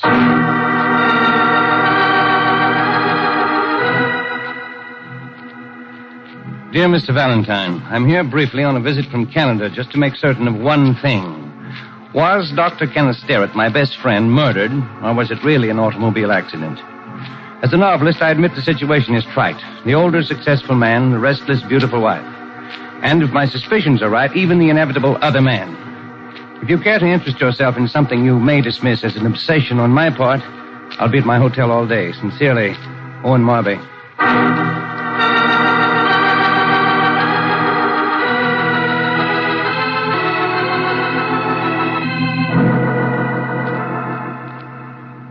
I checked every angle, Marby, and there's no reason to suspect that Dr. Sterrett's death wasn't an accident. But, Mr. Valentine, my stubbornness about Ken being murdered isn't exactly groundless. Yeah, well, maybe. But there are a lot of dangerous hairpin turns coming down Eagle Canyon Drive. The Sterrett house is practically on the mountaintop, and there's always a fog rolling in there at night. I knew Ken very well. He was my roommate when he was going to medical school at the University of Toronto. He was the most exasperatingly careful, methodical man I've ever known. He drove a car the way old ladies used to drive electric buggies. But that night he received an emergency call from a hospital. He may have been in a hurry. And there's something else. Yeah? Last year, on my way to a lecture engagement, my plane had to stop over for a few hours. I had a drink with Ken, and he showed me a picture of Juliet, his wife. Go on. He implied, and very definitely, that they weren't happy. He suspected there was another man, though he didn't know who it was. Later, at the airport, by the merest coincidence, I saw Julia and that other man. They were in the cocktail bar. But how can you be sure that was the man, Mr. Mark? Well, they're seen almost constantly together now. His name is Charles Dallison. But this is the important point. They're very careful to give the impression they didn't meet until after the so-called accident. Why? Well, that's an interesting question. Now, tell me, Julia Sterrett doesn't know you, does she? No. Ken may have mentioned me casually, but that's about all. Uh-huh. Then I could be Owen Marby. Well, you sound as though that imagination of yours is going into action. Well, just like you, Marby, I'm flying blind at the moment. But I'll see what I can do to put your mind at rest.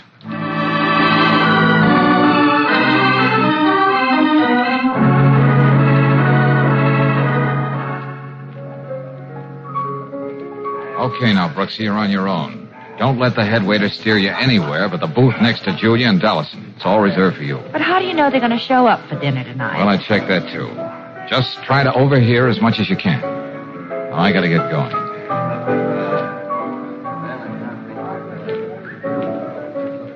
Julia Sterrett, isn't it? I beg your pardon. Well, I recognized you at once from the picture Ken sent me, and the head waiter assured me I was right. I'm Owen Marby. Oh, yes, I remember. Ken used to speak about you. Charles, this is one of Ken's friends from Canada. Dallison's the name. How do you do? Would you join us, Mr. Marby? Oh, well, thank you, but worse luck, I have to meet a book critic in a few minutes. Oh, that's right. You are a novelist, aren't you? Yes, Mrs. Sterrett. But I still manage to find life infinitely stranger than fiction. For instance, running into you at Ari's like this tonight. But I was going to look you up anyway. Julia. I should hope so. I thought it no more than right to apologize for making it more difficult for you after Ken's death. I'm afraid I don't understand. Well, I must confess that when I first heard what happened, I was convinced there was foul play. You, don't write mystery novels by any chance, Mr. Marby? No, I don't. It sounds like it, doesn't it? No, I should have known that if there were any suspicion in that direction, the county autopsy surgeon would have cleared it all up. Autopsy? But why... As you see, in a rash moment, I even wrote your district attorney what seems now to have been a melodramatic and slightly hysterical note. I think you can be forgiven, Marby. You know, a tribute to your friendship with Dr. Starrett rather than your zeal as a busybody. Oh, but I won't consider myself really forgiven, Julia, unless you have dinner with me tomorrow. Of course, the invitation includes you too, Dallison. Sounds delightful. But why so formal? I think you two can find your way to my mountaintop. Suppose both of you just drop in tomorrow evening. Oh, fine, thank you. Now, if you'll excuse me, I must be running along. Nice to have met you, Dallison. Thank you. And I know we'll have a lot to talk about, Julia. Good night. Good night. I don't like it, Charles. I don't like it at all. Oh, now, please, Julia. The man is lying. I'm sure Ken never sent him any picture of me. This was no coincidence tonight. I tell you, he staged it. He's up to something. Shut up, Julia. Do you want the whole place to hear you? He's the only one who never believed it was an accident. I could tell by the tone of his letter of condolence. He still doesn't believe it. Julia, we'll have to do something about your nerves. If you let a little thing like this upset you... Let's get out of here, Charles.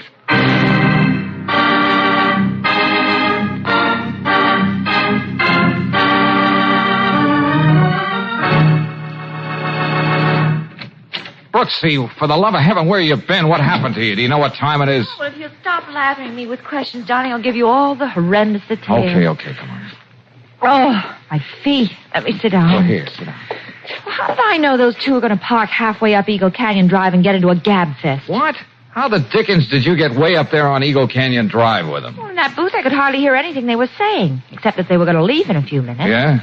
Well, so I beat it out and wrapped myself in the blanket in the back of their car. Oh, great. All they had to do was spot you, and then you'd have been... not a chance. It was too dark, and the back of that custom job is a half a block from the front seat. I had all I could do to hear what they were talking about. Well, for the moment, I won't inquire how Claire Brooks, girl Gumshoe, got away undetected. But just what did you overhear? Well, nothing and everything. See what you could make out of this conversation. I can't help it, Charles. There was something about Marby. I can't explain it. It was as though he were laughing at us all the time. You're going to make life very difficult for yourself, Julia. If you go to pieces every time you bump into a visiting fireman who once knew your husband. Oh, darling, let's not wait any longer. It's been 8 months now since Ken. There's no reason why we can't be married. It's simply not the way I planned it. We're to wait 1 year. That morally approved period for widow's weeds to blossom forth again into passion flowers. You and your plan. I want to be able to laugh again. And I want you to, Julia. We'll laugh together. And wherever we go, we'll have the orchestra play something fitting. Say the Merry Widow Waltz. Isn't there anything you can't joke about? Didn't you feel any qualms at all when Marby went babbling on about writing in district attorney? That nonsense about an autopsy? Didn't you... Wait a minute, Julia. Yes, autopsy.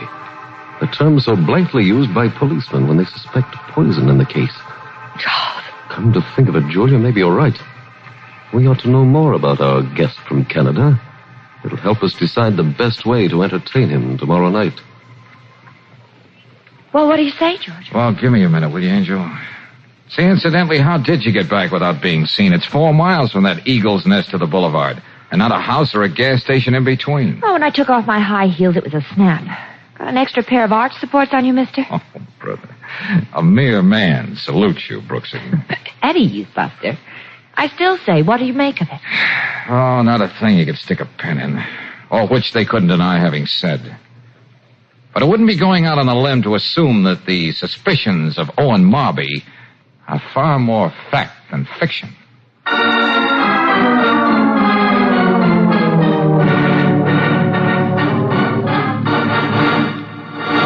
Okay, Lieutenant, don't blow your top. I'm not asking you to exhume Dr. Sterrett's body. Well, thanks, Valentine. That's real white of you. Just the same, I bet the medical examiner would find traces of something to show the doctor was poisoned, and it was no accident that he lost control of the car, Miss and I'll bet Brooks, the ME might even find the lost cord, but I can't go asking for an autopsy order on just a lot of hearsay evidence and vague suspicion. Well, I was only trying to help you It's a pretty generally accepted thing that once people are dead, you ought to leave them alone. Oh, really? Unless there's a darn good reason to dig them up. Look, please, both of you, what's all the shooting about? I didn't even suggest anything like that. Well, you might have. After all this time, even if we found anything, it wouldn't clinch the case against either Mrs. Sterrett or Dallison.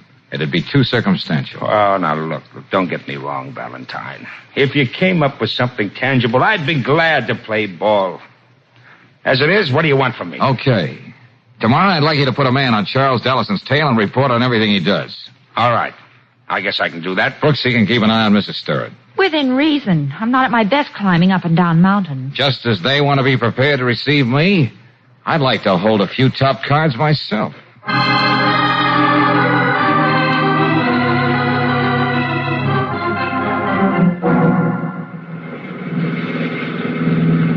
Darling, you're not only going in the wrong direction from the Starrett house, but you're going there a little too fast. I don't recall any 60-mile-an-hour zones within the city limits. Would you mind going over your day with Mrs. Sterrett again, Angel? There's one part of it that intrigues me. Oh, I don't know why. Beauty parlor at 11. Lunch at Miranda's tea room alone. Visit to a Dr. Rayford on Barton Street. A stop over to Rexall Drugstore, and so to Homer. I think I'll have a few words with Dr. Rayford on the way out. Well, why, George? Old operations always make stimulating conversation. But right now, I'd better take care of this little matter. George. Sorry, Brooksy. Well, of all the dopey things, what are you trying to do? You'll see, Angel. All right, Buster, get out of that car. What's the idea of stopping that way? You want to kill somebody? Come on. Step out, friend, outside. Don't get bug-eyed. You've seen a gun before. What is it, George? Just a minute, Brooksy. All right, now, Bud, you've been on my tail all day. Well, you're nuts.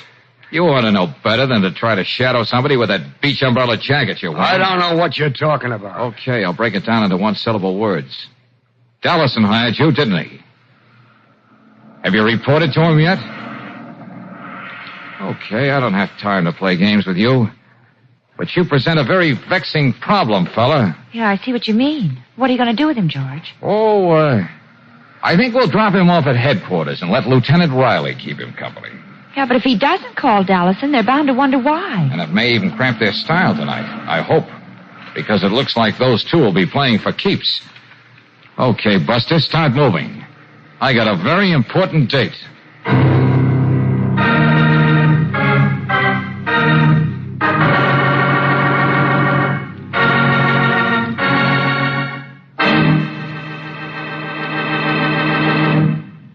We'll return to tonight's adventure of George Valentine in just a moment. Whether you're driving a brand new car or one of the older models, there's one way, and a sure way, of getting the very best performance out of it. And that's to depend on Chevron Supreme gasoline. For this carefully blended high-octane gasoline puts command performance in your car. It commands fast starts, smooth, steady acceleration, all the extra power your car needs on steep hills. No matter where you motor in the West, you can be sure of command performance from your car when you have Chevron Supreme in the tank.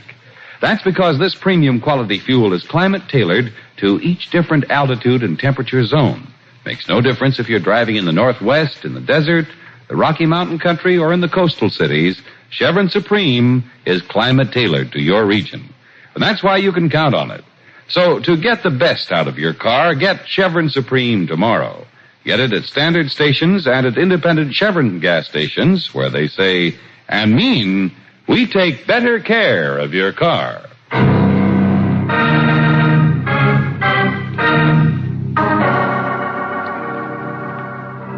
And now back to tonight's adventure of George Valentine. Every 45 minutes, a murder takes place. Every 2 hours, said murder is a perfect crime. So, if you're in George Valentine's business, you can just take it in stride when you have to impersonate a Canadian novelist to prove an 8-month-old accident was a homicide. But then you find yourself being shadowed, so that as you set out to meet the suspected couple, you're really quite grim. Meantime, a minor crisis is taking place between Brooksy and Lieutenant Riley in the latter's office. A fine thing, Miss Brooks. I agreed to cooperate with you and Valentine, and what happens? What happens? Well, you did manage to keep this Eddie Thorpe under wraps for the night. Well, sure, on a vagrancy charge. But one of these days, I'm going to get caught up the creek without a paddle messing around with you two. Well, I wish I knew what Georgia expected to find stopping off at Dr. Rayford's office. Mrs. Starrett only dropped in there for a few minutes today. Don't you know by now that when he gets a brainstorm, it's like an act of nature? You don't know what he'll do next or why. I tell you, one of these days I'll... Hello, Riley. Oh, Valentine, where the devil are you? I thought you'd be with them by now. Oh. What? Shh, quiet. Okay, I'm listening. Go on. Where is... Huh? Now, look, you. I'm not going to be a party to anything like that. Now, don't be a fool. What's he going to do? Quiet, will you? No, not you. You know what it'll mean if it doesn't work? Now, wait a minute. Sure, I can get the ME's office to make up that prescription, but listen to reason. You can't... Yes, I understand, but... Okay. What does he want you to do? You can at least tell me that. He wants you to park on Eagle Canyon Drive just around the first turn coming down from the Starrett home. You're going to have a little package to give him. Package? Yeah. I'll be waiting down on the boulevard for the both of you. But George never keeps me in the dark like this. Why now? Why? Hello. Let me have the medical examiner's office. Well, find him wherever he is. It's an emergency.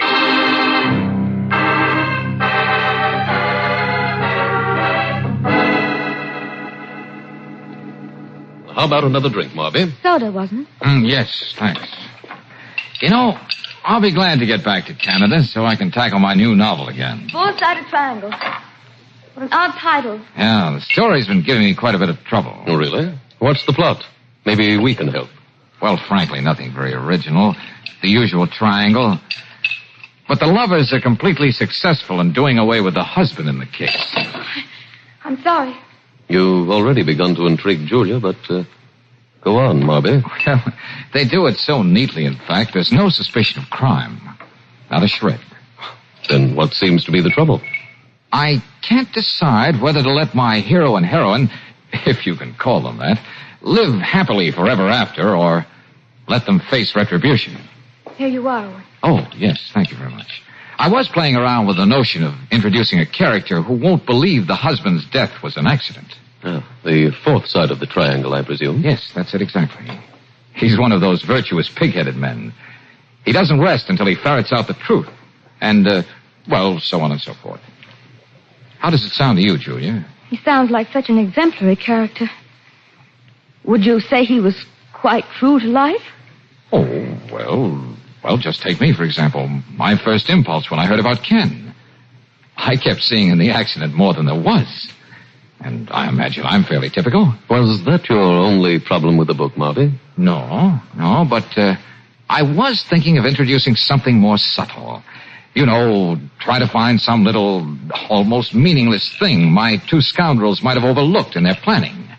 Say a matter of coincidence. I thought novelists always tried to avoid coincidence. Well, now, why should they? It happens all the time. Now, you and Dallison here, Julia. What about us? Well, I doubt if anyone's aware that you knew each other before Ken's accident. Well, as a matter of fact, we didn't. Let him go on, Julia. This is very interesting. But you see, by the merest of chance I was talking about, I happened to see you together in the cocktail bar at the airport. What? Yes, it was last year, and I only stopped over in town for a few hours. Goodness, we're out of ice. I better go in the kitchen and get some. Excuse me, Marby. There's always a running feud between Julia and the ice trays. Oh, I understand. I have the same trouble. Julia, you realize what you have to do. Charles, another... He knows. The three of us know now. The business of us being together at the airport can lead to a lot of other things. And why is he toying? Because, fortunately for us, he's a ham. At the right moment, see that stuff gets in his drink. Couldn't we wait till that man you hired calls? Whatever he found out following Marby isn't important now. Now listen carefully, Julia. He has to have enough liquor in him so that when he's found, it'll be obvious why he went over the side into the canyon. There'll be no questions. I can't. Oh, Charles, I can't. The timing has to be just right. We'll have to get him out of here so it'll happen when he's halfway down the mountain, where the curves are the worst. So you wait till I give the signal. I wish I could be the one to give the signal. Just for once. When I think he's had enough, I'll raise my finger like this. I'll say, this has been great fun, Marby. Let's do this more often. All right, Charles. And for heaven's sake, try to control yourself. The rest of our lives depends on how we act in the next hour.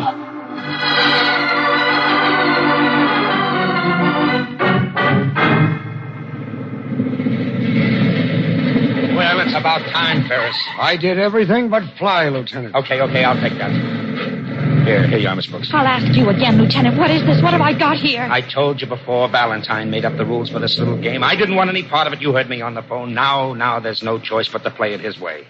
Just give him that package. For 2 cents, I'd call a cab, just so I could tell somebody where to go. Go on, get in that car and get started. And remember, park just this side of the last big turn before you get to the top.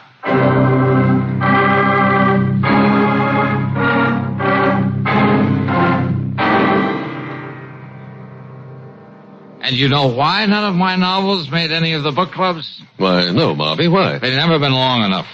They gotta be at least 900 pages before they're even considered. They don't bother reading them. They just weigh them. You sound bitter, Owen. Oh, thank you very much. Gin and bitters. Don't mind if I do. It's a very fine drink. Oh, say, look at the time. You know, this has been great fun, Marby. Let's do this more often.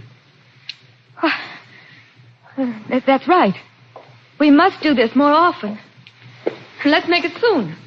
Oh, hey there, Julia. What are you doing all the way over there? Just getting a little nightcap. We can all do with one, I think. Oh, good. Here's yours, Charles. And yours, Owen. All right, thank you. What do we drink, Joe? Why not to your new book? Oh, yes, that's very good. The Four-Sided Triangle. Right? It tastes funny, doesn't it? I'll tell you a secret. I can't even taste it at all. Well, old man, I'll see you at your car, eh? I'll put on the floodlights. It's beginning to fog up in the canyon. All right. Good night, and sweetest dreams be thine through all thy shining way. Poetry. Yes. And watch yourself driving, Marby. We wouldn't want anything to happen to you.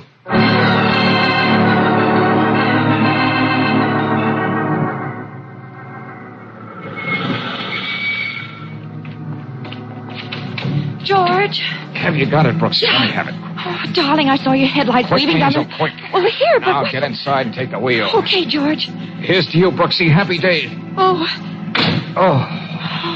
darling, you know you're scaring me to death, don't you? That makes a couple of scared people. Step on it, Angel.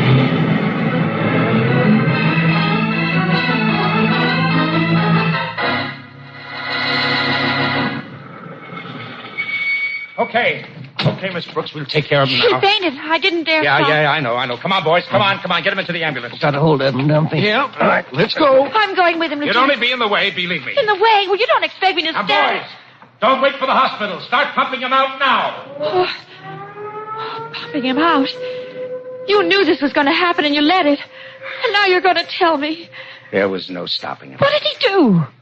He found out Dr. Rayford gave Mrs. Starrett a prescription for some poison today. Poison? Presumably to make a solution to use on her flower beds.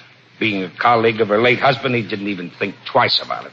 And George walked into this and purposely let The himself stuff in be... the bottle you gave him is supposed to be the antidote for the poison. If he got it in time.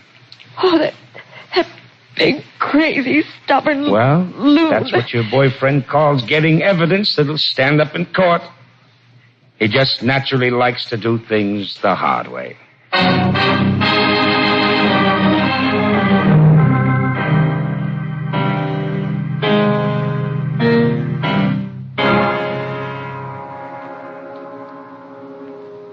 You must forgive me, Lieutenant Riley. This has been a great shock. Mr. Marby was my husband's best friend. Yes. Just when did he leave? What time was it? Oh, hours ago. About 10:30. You see, he was feeling rather, gay. We felt that if he was going to drive, he oughtn't overdo it. Even so, I suggested that he stay over. Oh, this is terrible. Yeah. Well, like they say, liquor and gasoline don't mix.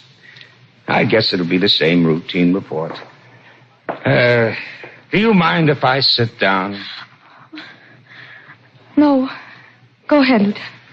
Sometimes I wish we could make some of these fool drivers take a look at what we saw when we found Marby down in the canyon. Oh, believe me, it would make him think he wasn't a pretty sight. Lieutenant, please stop it. Now, Julia, we know you're upset, but this isn't going to help any. Nothing's going to help now. Bobby! Hello. No! Julia. No! Don't come near me! We killed you, didn't we, Charles? We killed him! Shut up! Just like we did Ken. We're only imagining this. Everything's going to turn out all right. Tomorrow we're going to laugh and be happy. That's the way it's supposed to be. That's the way. That's it, Lieutenant.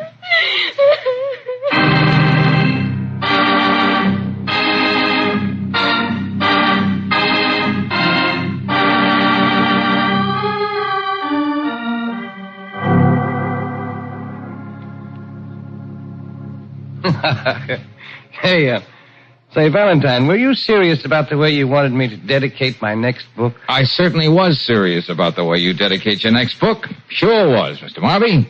To Mr. and Mrs. George Valentine. Mr. Darling! So you just let us know, Marby, and we'll make a special trip down to City Hall the very day your book comes off the press. Oh, golly, I just don't believe it. I like your other suggestion, too. I should be more commercial. Aim for the book clubs. Write something 800-900 pages. Of course, it'll take years before I get it to my publisher, but it may be worth it. Oh, years, huh?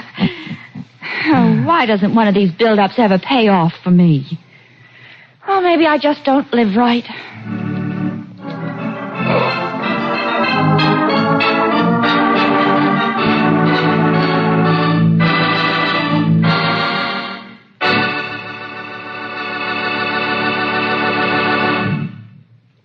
The return of spring means, for most folks, the time for another house cleaning. And speaking of things attended to at regular intervals, how long has it been since your car's oil has been changed? You know, for the life of your car's engine, nothing is more important than a crankcase drain and a refill with RPM motor oil at regular intervals. Like any other piece of equipment used daily, your car's engine is bound to accumulate a certain amount of harmful contaminating material.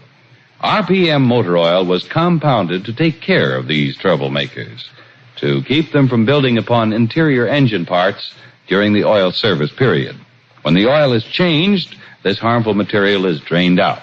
That's how compounded RPM keeps your engine clean mile after mile. And that's not all. For RPM also protects hot spots left bare and exposed to wear by ordinary motor oils. It stops corrosion and rust-proofs as it lubricates. Why not see about that oil drain and refill tomorrow?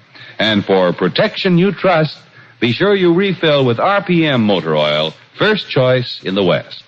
Get RPM at independent Chevron gas stations and at standard stations where they say and mean, we take better care of your car.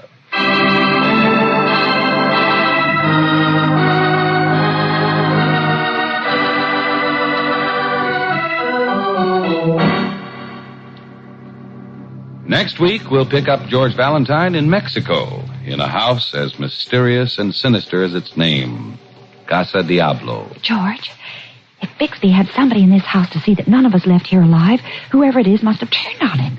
You know, like Frankenstein turning on his... George, you're not even listening to me. Angel, if there's a grammar school around here, I think I'm going to enroll in the kindergarten. Huh? We're right down to the oldest outdoor sport in the world, Brooksy. The hunter and the hunted.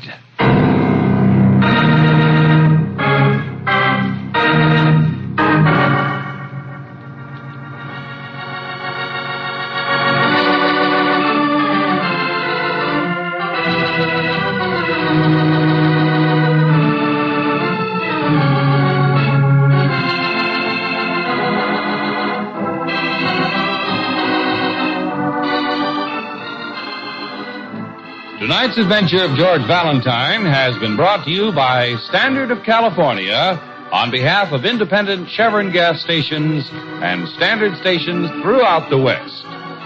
Let George Do It stars Robert Bailey as George with Francis Robinson as Brooksy. Wally Mayer appears as Lieutenant Riley. Tonight's story was written by David Victor and Herbert Little, Jr., and directed by Don Clark.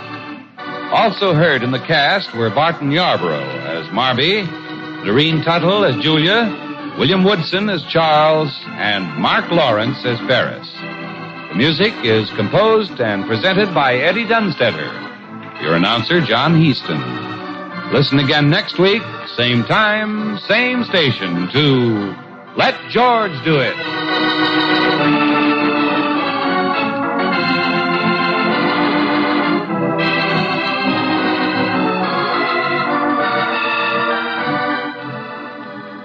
This is the Mutual Don Lee Broadcasting System.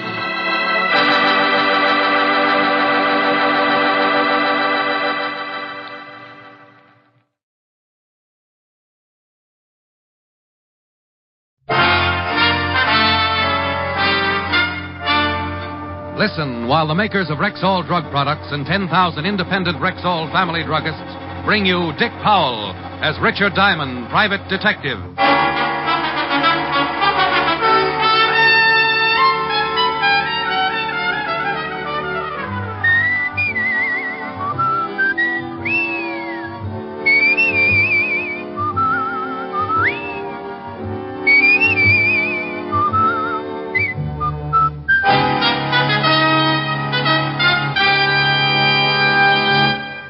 Good evening. This is your Rexall family druggist speaking to you for the 10,000 independent druggists who have made the word Rexall part of our own store names and who recommend and sell the 2,000 or more drug products made by the Rexall Drug Company. Like Rexall aspirin, for example. There's no faster-acting aspirin made than Rexall aspirin. When swallowed with water, Rexall aspirin is ready to go to work for you even before it reaches your stomach. Quality like that is what we family druggists are talking about when we tell you can depend on any drug product that bears the name Rexall. Good health to all from Rexall. Now, your Rexall family druggist brings you a transcribed half hour with Richard Diamond, private detective, starring Dick Powell.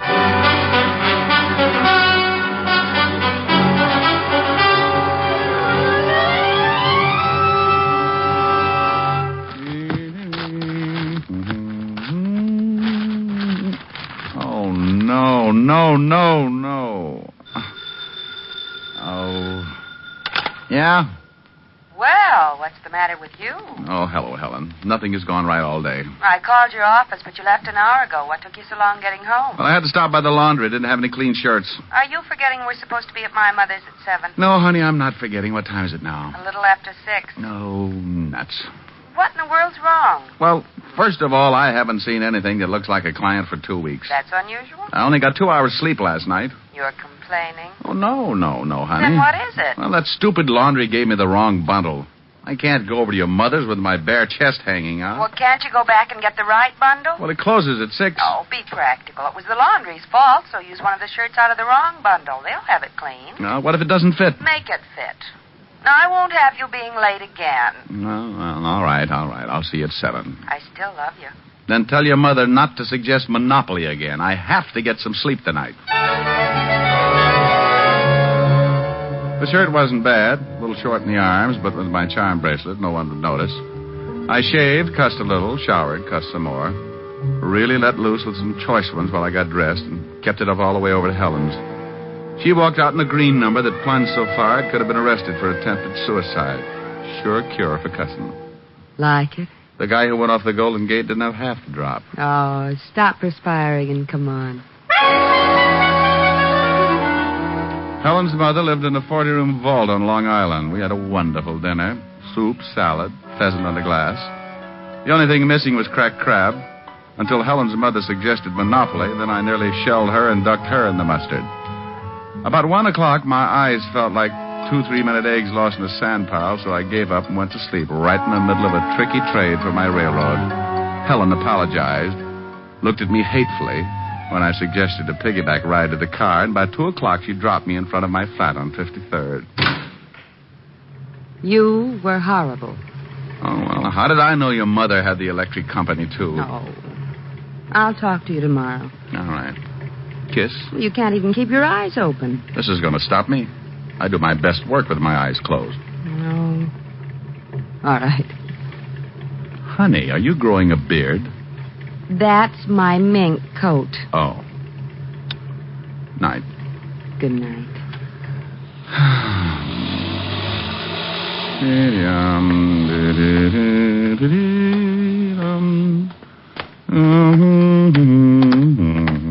Evening, friend. Your name Diamond? Yeah. What do you want? I got some laundry that belongs to you. That's nice. Nothing like getting your laundry at 2 o'clock in the morning. You got mine. We'll stop around about noon tomorrow and we'll swap. I'd like it now, friend. I gotta leave town. Oh, look, I'm a little tired, friend. I want the laundry. Yeah, well, you're dealing with a bad customer. I just traded Pennsylvania Avenue for one lousy railroad. What? Come back tomorrow, friend, and I'll give you your laundry and a detailed explanation. I want the laundry now. Now, look. You look. Well, if anything could have opened my little old sleepy blue eyes, it's that lovely gun. You look divine together. Now, let's go up and get the laundry. What's the matter? You got the only long underwear with sequins? Move. And I moved. Up to my little flat with the laundryman sticking close enough so I wouldn't forget the big gun on his hot little hand. We went in and traded bundles. You opened it, huh? Well, what did you want me to do? Put it on a table and offer up prayers? You're a little too wise for your own good, but I got what I wanted. No hard feelings. Yeah, well, I hope your socks fall down. You just stay put until I'm out of the building. Thanks, friend.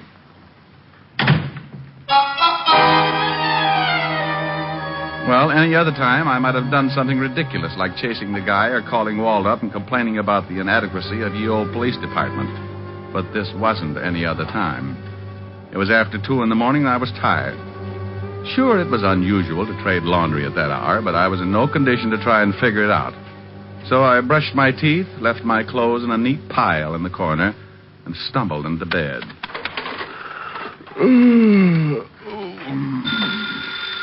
Oh, no, I'll never get any sleep. I'm coming. Yeah? Mr. Diamond? Yeah, who is it? This is Mr. Green, Mr. Diamond. Swell, thanks for calling, Mr. Green. Good night. Oh, wait, please wait, Mr. Diamond. This is Mr. Green, the man who owns the Bluebell Laundry. Well, how's business? Can you come over to my apartment right away? Why? Someone's going to try and kill me. What time is it? 3 o'clock. Look, can't you hide in a closet or something until noon? I tell you, someone's going to kill me. Oh, get in the closet and close the door. If anyone opens it, take a bite out of the nearest coat and head for the closest bright light. This is serious, Mr. Diamond. I haven't got much time. Well, if you don't think you can look like a moth, maybe I'd better drop around.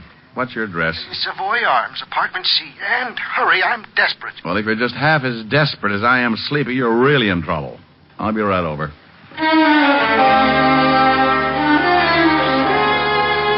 I stumbled back into my clothes and downstairs and a quick walk down to Park where I could grab a cab. Then 10 minutes later, I was knocking at the door of apartment C. No answer. I was about to try the door when it opened. Mr. Green? You're too late. Mr. Green. He opened the door all right, but that was as far as he got. He just slid down and stretched out on his stomach, head turned sideways, thick glasses pushed up at an angle, his weak eyes trying hard to see everything there was to see before they closed for good. I kneeled down beside him. Jones. Wrong laundry. Number Jones. Green. Well, everybody dies. He'd been shot just under the heart from the back. A warm breeze made me turn and look out the open window on the far side of the room leading out to a fire escape. I went over and looked out. Nothing. But it was a good bet that the killer had shot Green from there. I put in a call to Walt, and in 10 minutes he was standing over Green. And this is the guy who owns the laundry and gave you the wrong bundle. That's right. How do you always get mixed up in things like this? Well, it's a talent. Did he say who he thought was after him? Oh, he just told me that he was in fear of his life. And what about the guy who shoved the gun in your face and took away the bundle of laundry? Oh, about my size. Had a hat on, light gray suit, brown eyes, heavy eyebrows, high cheekbones, very sharp features. Well, let's go down and run through the gallery, see if we can get an identification. Okay. But first, let's take a run down to the Bluebell Laundry. Might be a good idea to find out what this is all about.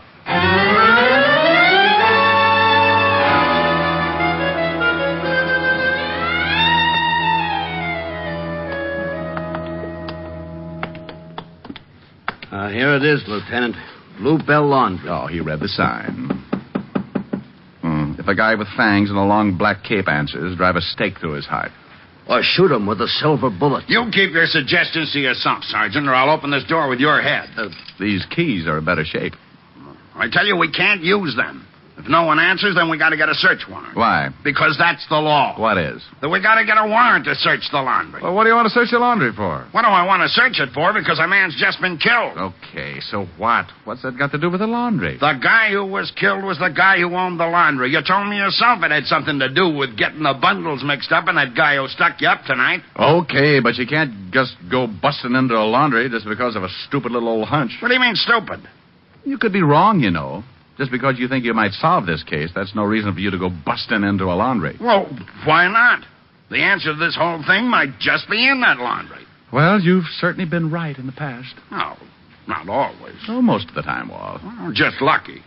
Well, if you think it's best, here are the keys. You understand, right? Oh, sure, Walt. Lieutenant. Yeah? Oh, nothing.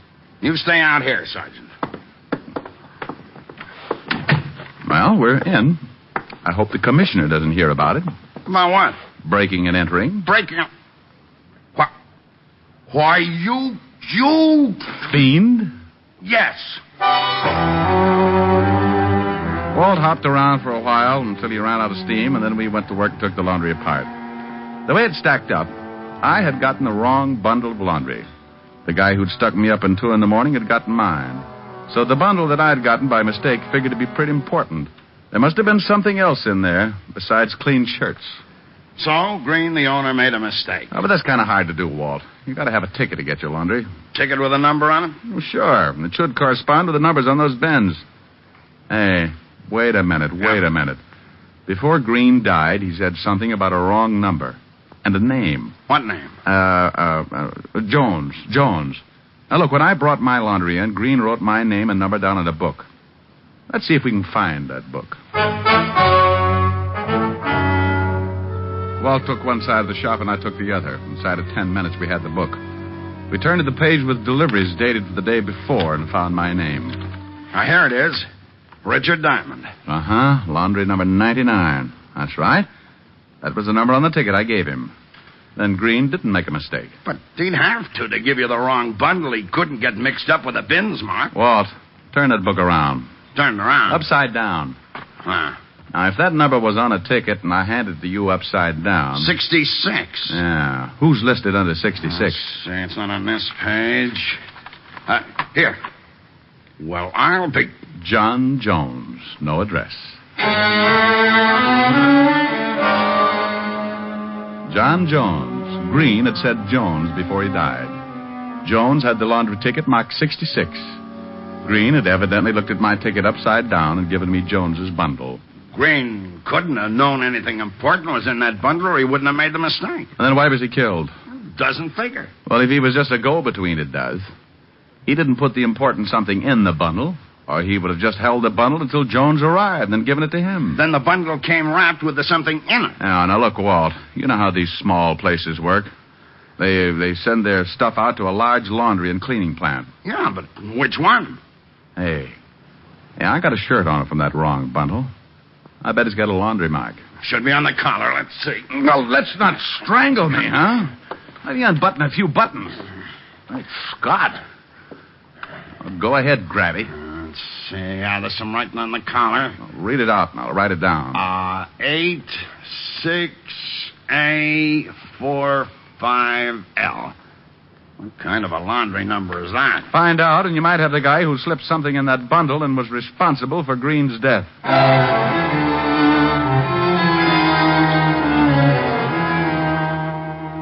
We went through the rest of the place, but found no evidence to show us what big plant Green sent his laundry to. I bowed out as gracefully as possible and went home to get some sleep. It was 4 a.m. when I stumbled into my flat with just one thought in mind: sleep. And I got it in a hurry.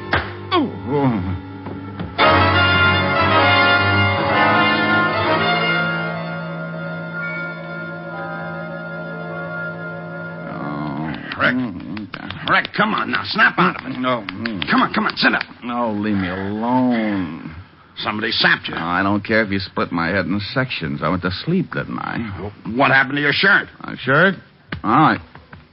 Oh, so that's it. What's it? The shirt. That's what the guy was really after. Suppose it was Jones? Well, sure it was. Walt, when he traded bundles with me, he didn't have any way of knowing that I'd taken a shirt out of it. That shirt was what made that bundle important. Those numbers on the collar.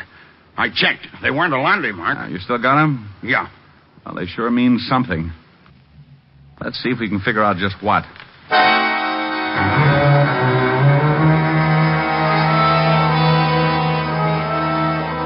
I gave Walt a pencil and paper, and we put our 2 brilliant minds to work trying to figure out the numbers that had been written on the collar of the shirt. Just numbers with 2 letters, A and L. Easy problem for 2 brilliant students of criminology. I got it. You have? Let's take the numbers down to the decoding department. Oh, that's what I like. Perseverance, a sharp mind, and nothing's too tough for us.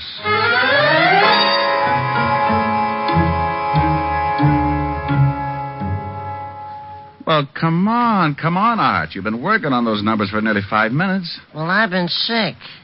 Could this be a code for some kind of a pickup? Guess it could be. Well, let's use times and dates. First number is 8. Well, today's the 8th day. Well, the letter A could stand for AM. 6A, 6 a.m. Could 88, 6 a.m. Then 46L could be the where. 46th in any street beginning with L. Out of the way corner. 46th in Lexington, and that's not out of the way. Oh, I'm sure glad you broke that code, Walt. Experience and a little common sense. Come on. You and me are going over to 46th and Lexington. You and I, Walt. I could stand for idiot. That's another code, Arch. 4th letter in Levinson. Oh, come on. We haven't got all morning.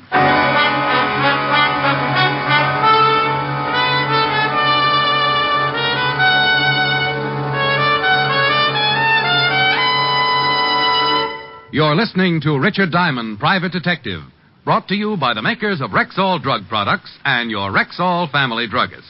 And here he is.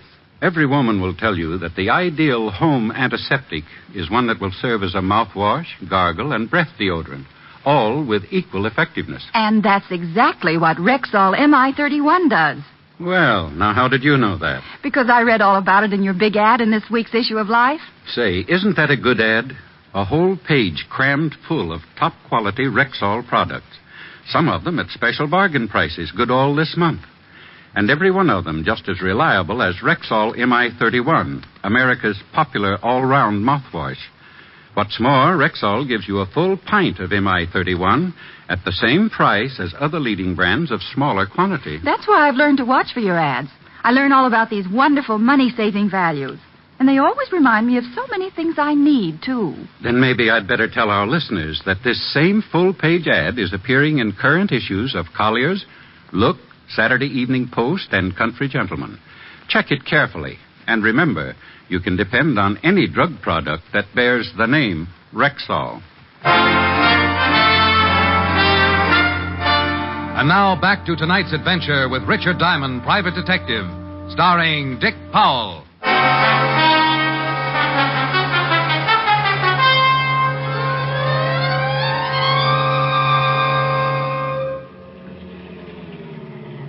Yeah, this is a good spot. No one on the corner of 46th and Lexington yet.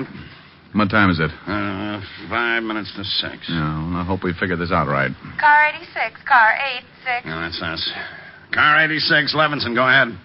Sergeant Otis wants to speak with you, Lieutenant. Go ahead. Lieutenant, I checked and found out where the Bluebell Laundry sends its cleaning. 2 companies, Monarch and the Superior Cleaning and Dyeing Works.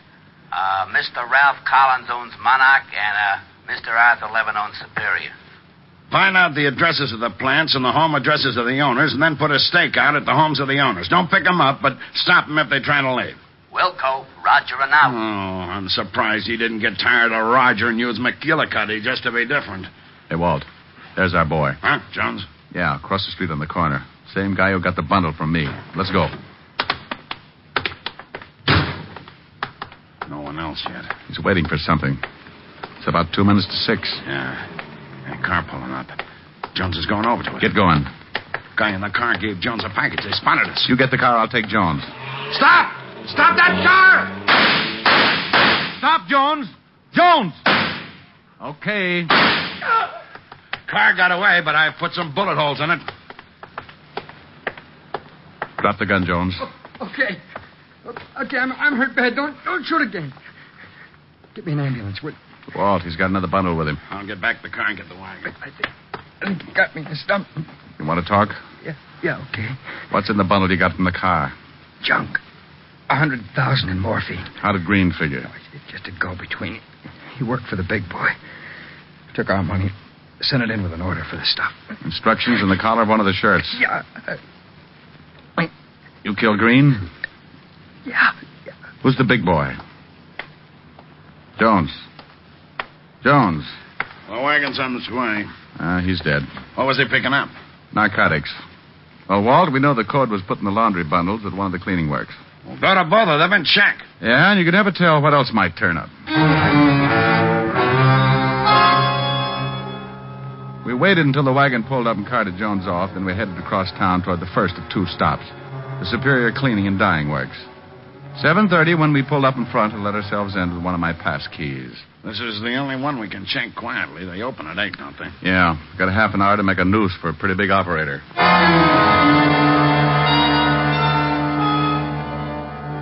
So we went to work on the Superior Laundry.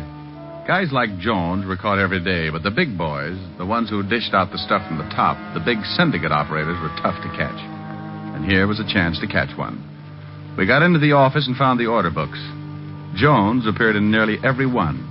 This was the place where Green had sent Jones's laundry. But it still doesn't prove enough. We've got to prove that the code was slipped in the bundle from this plant. Then we got to find the guy who does it. Well, come on. We got to work fast. This joint opens up in a half an hour. Hey, Walt, hold it. Car pull up outside. Yeah. I can see it out of the window. Rick, it's the same car that passed the junk to Jones. The one I put the bullets in. Hey, he's coming in. He's coming up here. Get in the other room. Yeah, leave the door open.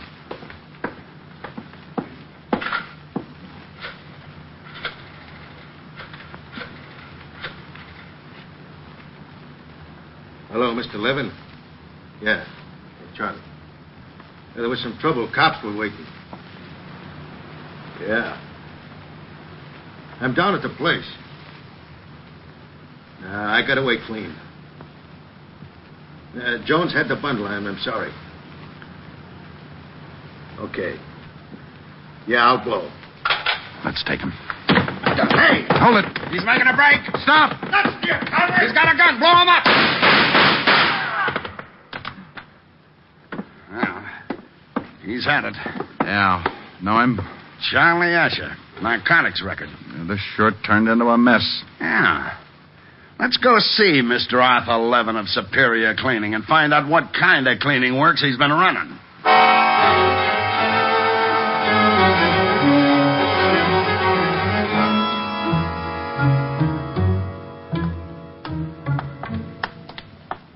Hi, Lieutenant.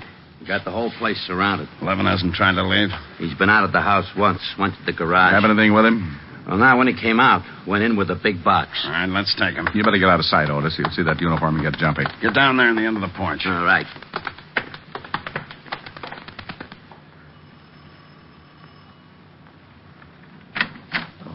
Yes? Police, Mr. Levin, we'd like to talk to you. Oh, well, come in. Thank you. I was just going to my office. Where is your office, Mr. Levin? I own the Superior Cleaning and Dye Works. You do laundry for Mr. Green's Bluebell Laundry? I do work for a lot of laundries. I believe that Mr. Green happens to be one of them. Know a man named Jones? I know more than one Jones. How about a man named Charlie Usher? Charlie... No. No, I don't know him. He called you 20 minutes ago. No, he didn't call me. You're very much mistaken. Now, would you mind telling me what this is all about? How many workers do you have at Superior, Mr. Levin? Well, about 40. Any of them have police records? No, not to my knowledge. And you don't know Charlie Usher? No, I told you I do not know him. Well, he had a key to the front door of your laundry. Used your office phone. I can't help that. He called to Mr. Levin. But I have never talked with a man named Charlie Usher. I what was swear in that box you brought in from the garage? Box? Books. I brought some books in. Where are the books, Mr. Levin? Well, I put them in the shelves in the library. What did you do with the box? I burned it.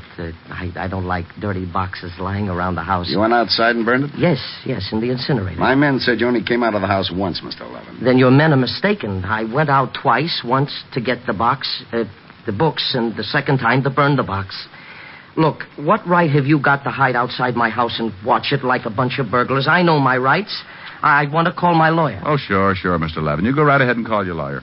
In the meantime, we'll see if anything was burned in the incinerator. It would be burned out by now. That was 20 minutes ago. About the time Charlie Usher called He you. did not call me. I don't even know him. Well, even if you did burn the box 20 minutes ago, Mr. Levin, there'd still be some smoking ashes. And if it wasn't burned in the incinerator, Mr. Levin, we'll take this house apart piece by piece until we find it. I'll go take a look. Wait a minute. Yes, Mr. Levin? Look, I'm not sure. I burned the box. Then you didn't go outside the second time? I don't know. I don't remember. I'm all mixed up. Look, you got to give me time to think. Well, if you didn't go out the second time, the box is still in the house. Look, please do this. Give me time. What's in the box, Mr. Levin? Books, I told you, books. Where is it? I don't know. Leave me alone now. Now, will you leave me alone? I know my rights. Start taking the house apart. No, please. Where's the box? Please. The box, Mr. Levin, the box. Yeah, where's the box? Under the sink. Where under the sink? There's a sliding panel under the kitchen sink. Narcotics, Mr. Levin? Yes.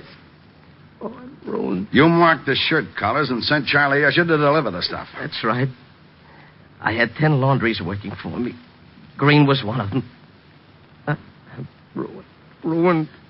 Oh, relax, Mr. Levin. You can be happy about one thing. Jones and Usher didn't cooperate like you did. And they're both dead.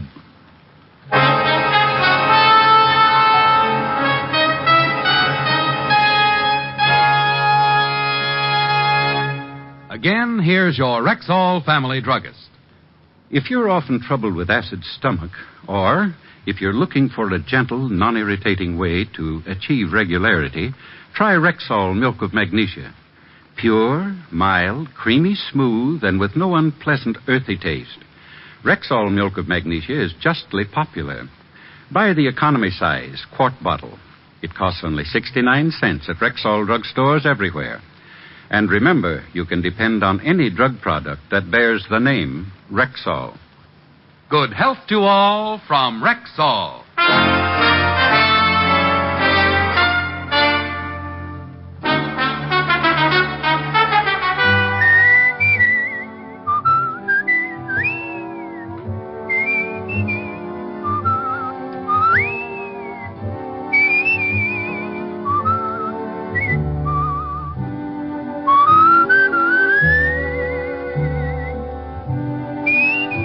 Richard Diamond, Private Detective, stars Dick Powell in the title role and is written by Blake Edwards, with music composed and conducted by Frank Worth. Featured in tonight's cast were Ted DeCorsia, Wilms Herbert, Clayton Post, Sidney Miller, Virginia Gregg, and Stacey Harris. Richard Diamond, Private Detective, was transcribed in Hollywood by Jaime Del Valle.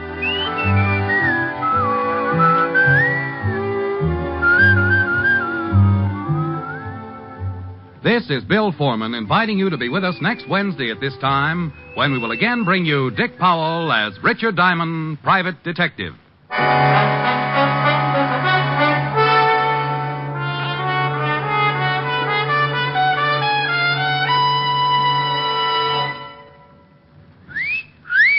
Hiya, beautiful. Get lost, Bristlepuss. You need a shave. But I have shaved.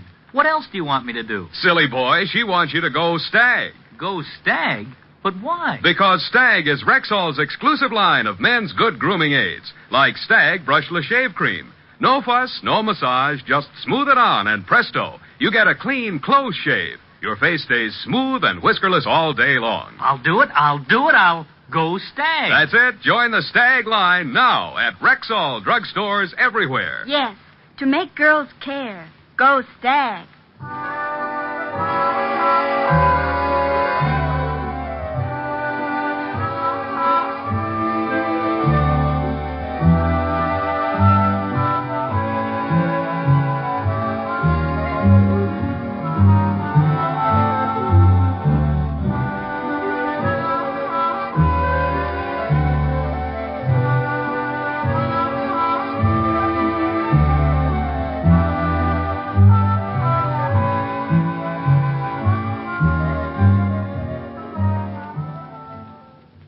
3 chimes mean good times on NBC. There's entertainment in store for you every Wednesday night on NBC.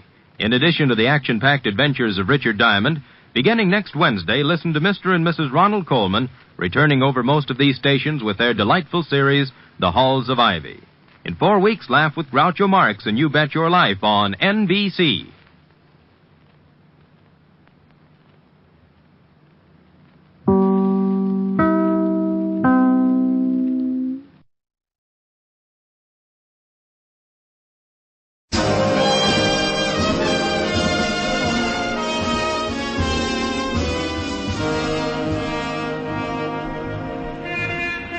Broadway's My Beat. From Times Square to Columbus Circle, the gaudiest, the most violent, the lonesomest mile in the world.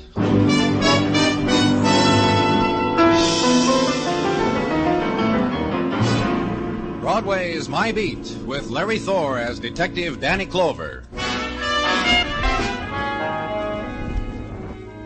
The November night has a good hold on Broadway now, and Broadway purrs in its embrace, rubs its cheek against the cool touch, then stops fighting it. And the glitter explodes, the neon rockets its scarlet into darkness, bursts into wishing stars, cascades down on the happy event. The laughter, hoarded during the week, is spent freely now. And the budget of dreams, have one, kid. It's on me. It's the long night before Monday. Give into it.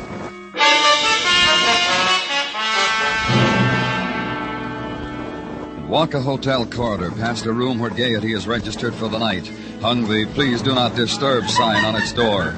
And the room next to it, the one you're looking for. Hi, Danny.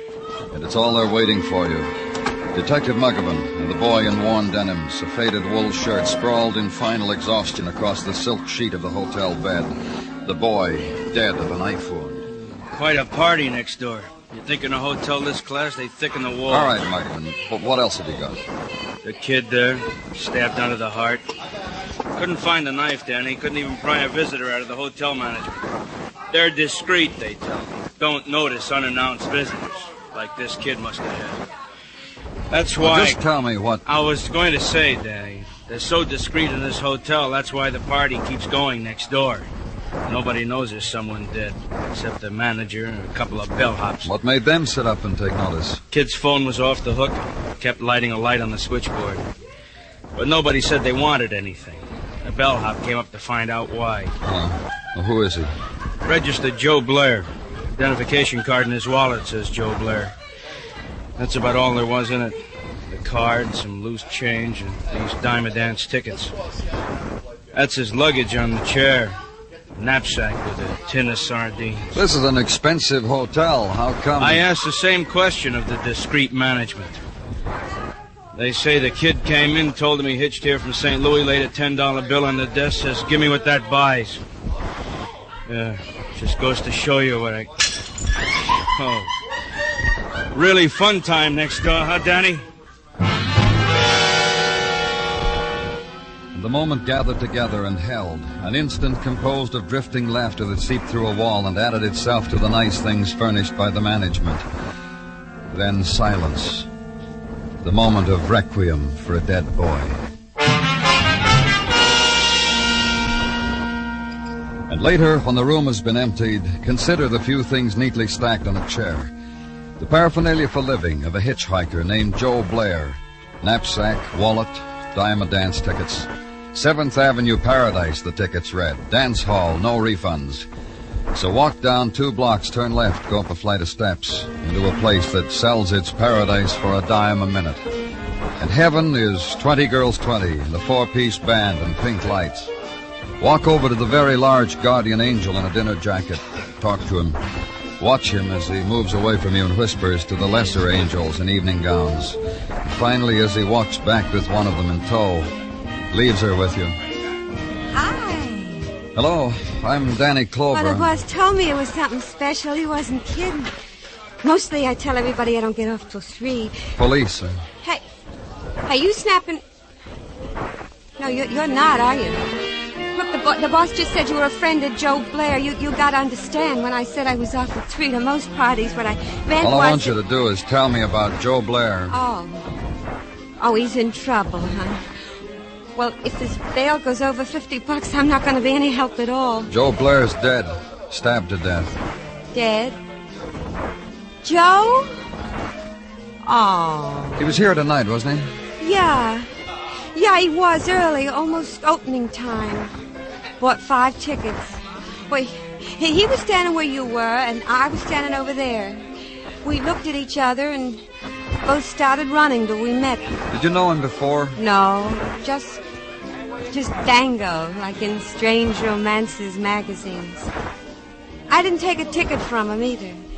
As a matter of fact, I threw $10 in the pot so he could have a downy place to put his curly head to sleep tonight. That's how hard the boy struck me. Did he tell you anything about himself? Just that he hitchhiked across the country, he was broke, and he had a guy to see in the morning. A guy named John Logan, a rich Park Avenue type Logan. Other than that, we just looked flaming fire at each other. And that's all you can tell me, huh? Except my name's Vicky, and he didn't ask. Joe's dead. What do you know? My name's Vicky, mister. Hi.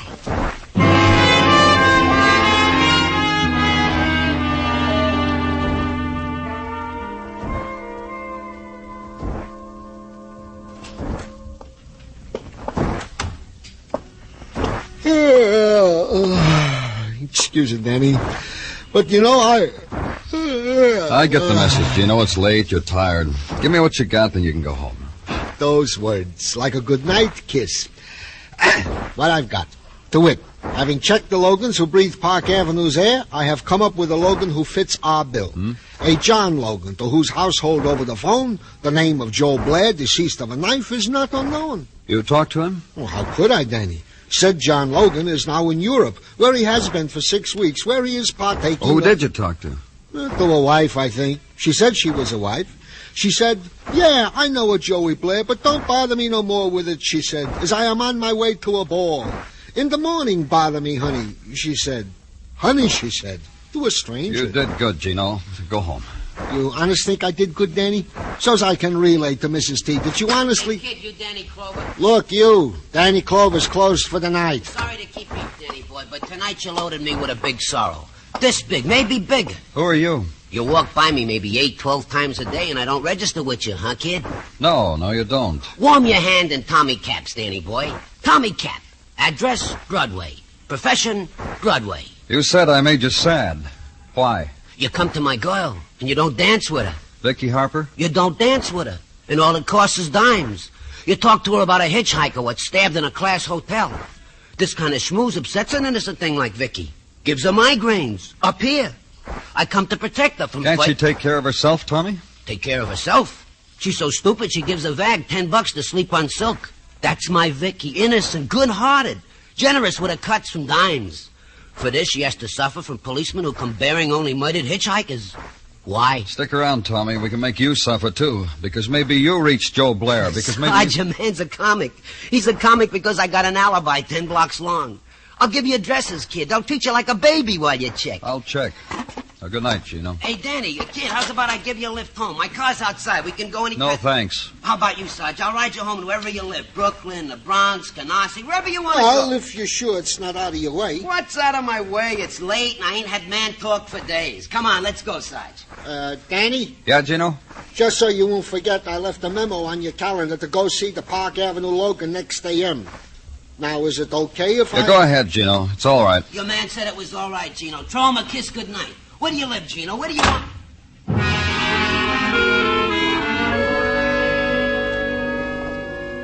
And go home. Back to the room and wonder idly at the fact that there were no unfinished chess problems to solve or stamps to paste in albums, things that a man in the profession was supposed to be good at before going to bed. Just go to bed and try again for the dream you had so long ago you've forgotten what it is and not find it again. Just sleep. Sleep and wake up to morning and dress again and coffee again and to work again. To the Park Avenue address of Mrs. John Logan. Stop at the desk of the apartment hotel and be given a floor number. 3 flights up and down a hall. And stop because a man and woman are standing in front of the door and start to turn away because they're embracing. Hey, you. And not quite make it. You, come here. You see what you were looking for? I'm looking for Don't Mrs. believe him, Al. I never saw him before in my life. Sure, baby. You. Say something real fine to me, Buster, like why you run up and down this hallway at practically dawn. Else, poor you, big and all, you'll bleed a lot. Oh, yes, you will. Police. Oh? Show me. That's right, Mrs. Logan. The badge says police. Oh, yes, you will. Yes, you will. Cut it out, Ruth. We got company, Albert. You call me Mrs. Logan, the way we said. Because I'm your employer, and I can hire you and fire you and hire you and fire you and hire You mind her? I don't mind it. You know, you're lucky, mister, being a cop at a time like this. I really would have. Right through that wall there, I'd have knocked you, and I could have. Barbell muscles. I lift them. Yeah, it's a fine form of exercise. I approve of it very much. Who are you? Hers?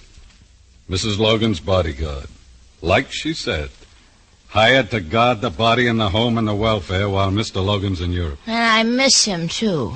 Don't you forget that, Albert. I don't want anybody to forget that. You or any of you. Or say, yes, ma'am, to me, Albert. Yes, ma'am. A boy named Joe Blair mentioned your husband's name, Mrs. Logan. How is old Joe? How's old Josie today, I ask you? Dead. Murdered. Old Josie's dead and murdered, Albert. You'd better get some sleep, Mrs. Logan. Look, mister, I was bringing her from a party. It's my job. Mrs. Logan, how do you know Joe Blair? Picked the lad up in St. Louis and dumped him in Indianapolis. Hitchhiked with me. Hitchhiked. I told you, Albert. Yes, ma'am. On my way back from sunny California, driving along, there was he. In St. Louis, Mo. Knapsack on shoulder, thumb in the air, wind on his cheek. In Indianapolis, he moved over an inch toward me. I pulled up near a cop, smiled at Joe, and told him goodbye. My life with Joe Blair. You want anything else with her, mister? Yeah, I do. When she's sober, see that she gets that way. That's my job. Do it. I'll get around to you later, both of you.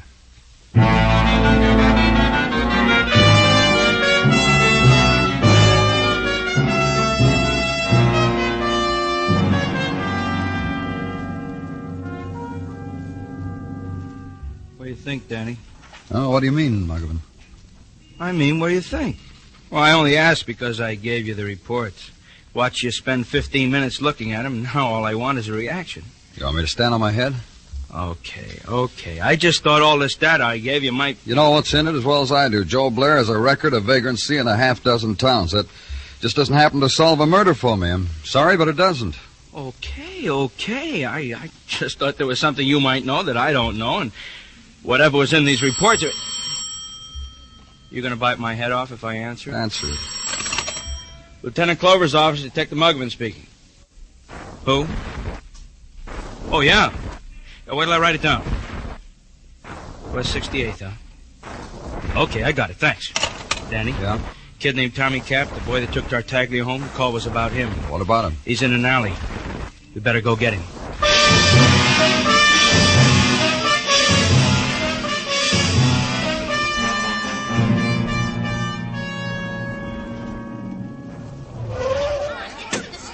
Oh, now, come on. Police officers, now let us through. Break it. Why don't you go home, lady? It's supper time. There he is, Danny.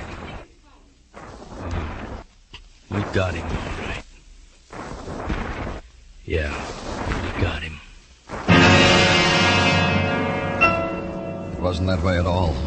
We didn't have him.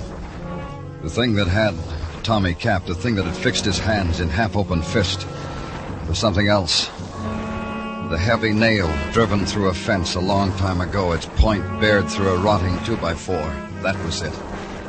Tommy Cap had been pushed against it, and it held him, killed him.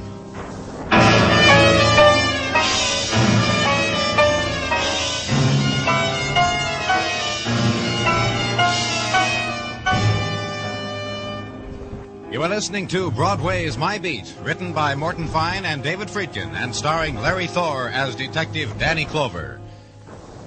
The Sunday afternoon edition of CBS Radio World News Roundup, broadcast on most of these same stations, keeps you up to date at all times. There's hard-hitting news and analysis by noted CBS radio reporters Bill Shadell, Howard K. Smith from London, Charles Collingwood covering the nation's capital, and UN correspondent Larry Lasser. Every Sunday, CBS Radio's great team of correspondents and reporters give you their weekend of observations, as well as the news that will shape history in the days and weeks to come.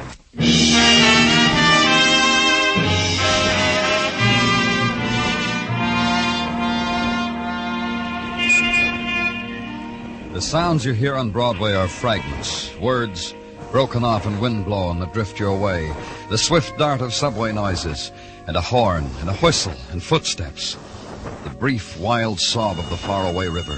You've got to listen close so you'll know if that sound began with laughter or despair. The difference it makes, not much. Broadway reacts to clowns and death in nearly the same way. The blonde who had a little accident on a street corner, or the dead man you saw propped against a fence in an alley. Something to tell your family about. How the policeman pushed you back so you couldn't see how it all ended. But I saw. I had to stay to the end. Until Tommy Cap was lifted down and shrouded and taken away. Until Tommy Cap was made a matter of official concern. Then I left. Go to a place, back to headquarters, write it down, to be transcribed later by a stenographer, to be dated by a dater, stamped by a stamper, to be put in a file by a clerk. I just came from records, Danny. I just about through running Tommy Cap's card through the IBM. Anything? Just about what we figured. Petty stuff. Yeah. He was a steerer, Danny. You know, a kid latched on to convention people, showed them bars, took them to the village, Harlem. How come he had a record? Little trouble conning the ladies a couple of times. Oh? How? He'd promote them for neckties, maybe a sport jacket, meals. The couple times we know about, he tried to put the bite on them for dough. $200-300. Twice the lady squawked. Uh-huh. Well, did you get his address? Sure. Rooming house off of West 49th. Might be something interesting there, I don't know. You mean it's an interesting rooming house, Muggavan? A landmark or something? Why don't you ever let me finish anything, Danny? I'm sorry. What about it? Not the rooming house, the roommate. A musician, a piano player named Norm Persack.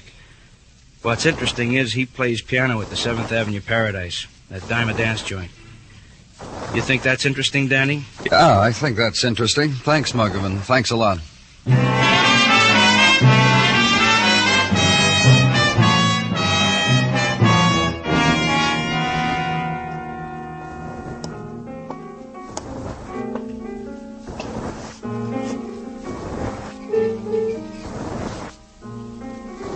I thought you'd never come.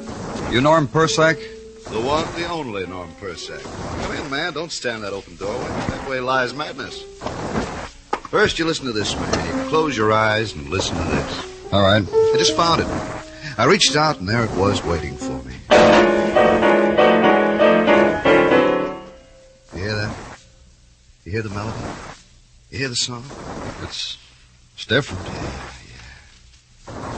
You got a real taste for a policeman, man. How did you know I was... Oh, you kidding, man. You made a stir at the 7th Avenue Paradise last night. Norm Persack never forgets. And why I'm here, you know that, too? Sure, man, because I feel it. You're going to ask me why my roomie is dead, why Tommy Cap died like that on a nail. That's right. I don't know. If I could figure those things, man... You see Tommy last night? Twice. Once in the night, the next time around dawn. That's the crazy time. Tell me about it. Night, Tommy walks in here, dons a Brooks Brothers suit, with the vents in the back, Yeah. Flips the vents at me, walks out. The other time? Dawn. Tommy walks in on me, gathers up his silk shirts, the ties that glow in the dark, throws a kiss, says, "See you around, kid. This is farewell to nothing." His parting words. He tell you where he'd been, where he was going? He said where he was going.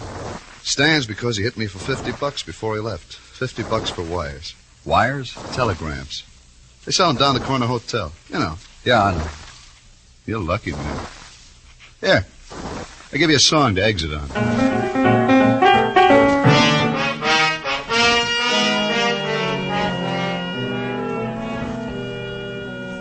And go to the corner hotel, show a badge, ask a question. Let the whispers make the rounds of the palm-decked lobby. And finally let them come back to you in the shape of a man who pokes his pince-nez at your lapel. Now, look here, you. Well, anything you say. You could have come in the back door. This is a family hotel. Some of our people even have children. I'll try to set a good example, Mr. Rocket, Francis Rocket. Now, just what is it you want of us? Man came here last night, Mr. Rocket, late, to send some telegrams. Sometimes wanderers come in off the street and do that in here. This man was different.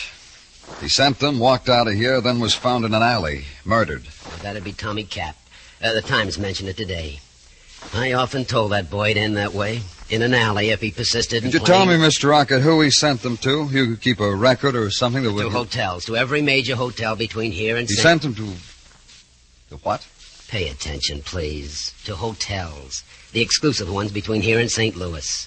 The Mayberry in Indianapolis, the Regent in Columbus, etc., etc., etc. I call the list for him from our owner's hotel guide. You remember what he said in them? I only counted the words, sir. I didn't stoop to explore their meaning. I could tell you this, however, if Tell me. He requested an answer to his query in each. A care of this hotel, collect. None have come in as yet. However, when they do, I'm afraid... Collect. I'm afraid. Don't be afraid anymore, Mr. Rocket. When they come, just phone them into us. We've got a fund for collect telegrams. Good for you. You're finished with me, I presume? Of course you are.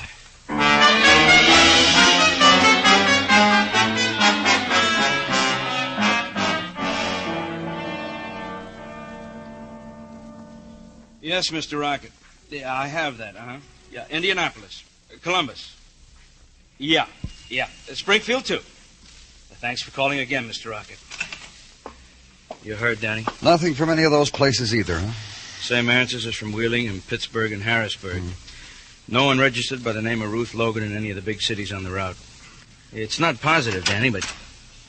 Oh, hi, Gino. Detective. You summoned me to your presence, Danny? Yeah, I did, Gino. Last night, Tommy Cap drove you home, didn't he? Oh, no, he did not, Danny. He remembered after we drove for a little while a most pressing engagement, to phrase him. So he dropped me at a subway station and waved me a cheery farewell. While you were driving, Gino, did you talk about anything? A most refreshing conversation, Danny.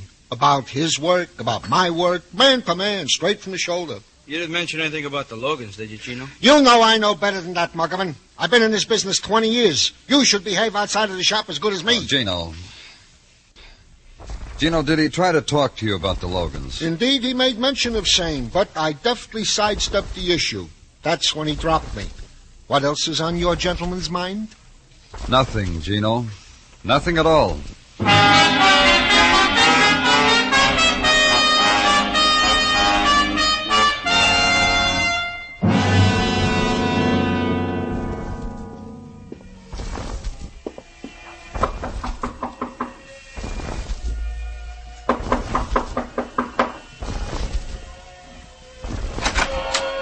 Hello. Hey, hello. I'm Danny Clover, Mrs. Logan. I met you in a haze once, didn't I? Right here, Mrs. Logan, this morning. Come in. There's nobody here but Albert. Hey, Albert. We know him, don't we? You back again, Buster? I'm interrupting something. I'm teaching the ape a waltz. Watch us. Come on, Albert. Now, look, baby. Say yes, ma'am, Albert. Yes, ma'am, but I ain't waltzing. We didn't before anyhow, did we? Did we? Turn off the record, Albert. Yes, ma'am. We ran it down this morning, mister. Did I have fun, mister? Hi, mister. This morning we talked about Joe Blair. You remember that? Every word of it. I'm glad you do, Mrs. Logan, because now it's got another murder in it. Look, mister, I'm paid... I know you're employed. You get hired and fired. Then hired again. You waltz? Come on, waltz. Don't stand there, mister. Waltz with me. Leave him alone. Stop making a jerk out of yourself. Say please, Al. A man walks in here and talks about 2 murders, and I'm going to say please. You're a jerk, Ruth. J-E-R-K, jerk. The ape spells. Give him a penny, mister. You people want to perform, go right ahead. I'm still going to talk about murder. All right. We'll listen. Won't we listen, Albert? A question, Mrs. Logan. All right. You left Joe Blair off in Indianapolis, and you kept right on going, that right? Right. From Indianapolis, where did you go? Columbus. I stayed there overnight. Where'd you stay? What hotel? The Regent, where I always stay. I think it was a Regent. Maybe it wasn't. It wasn't. It wasn't at any other first-rate hotel in Columbus. I always stay at first-rate hotels. I was at the Regent. We've checked every good hotel between St. Louis and New York and most of the motels. You didn't stay at any of them. Isn't he clever, Albert? You should be like him. Buster's getting interesting. Let's listen, huh? You drove right through, didn't you, Mrs. Logan? I'm a frail little girl. That's a long, long ride for a frail little girl. Not if Joe Blair helped you drive. He must have been pretty good company. Curly-headed company. All the way from St. Louis. He must have been interesting. Curly-headed. And you must have interested him. He got to New York and he didn't want to let you go. He gets cleverer all the time, doesn't he, Albert? Yeah. On the trip cross-country, he found out you were wealthy, you were married. He figured he had a good thing. Called you. Made you meet him at his hotel. When this is over, Albert will waltz and waltz. Yeah, yes, ma'am. You met him, Mrs. Locke, and decided you were a fool to have ever picked him up in the first place. A knife got mixed up in it, and when you walked out of his room, Joe was dead. If what you say is true, then I'm a murderess. Did you hear that, Albert? I heard. Someone else figured all this before the police did. Tommy Cap, he found out about a hitchhiker mixed up with a wealthy married woman, so he checked all the hotels between here and St. Louis for blackmail purposes. You're right, baby. The mister is clever. We're going to waltz, Albert. Don't forget. So Ruth sent you, Albert, to have a little talk with him. In an alley. Where you're going. You killed him. An accident. He backed into a nail. Maybe I'll find one for you. There's a lot about this dancing I haven't taught you, Albert. Our song, Ape. Chill you? Second. Okay, if you want it this way, Albert.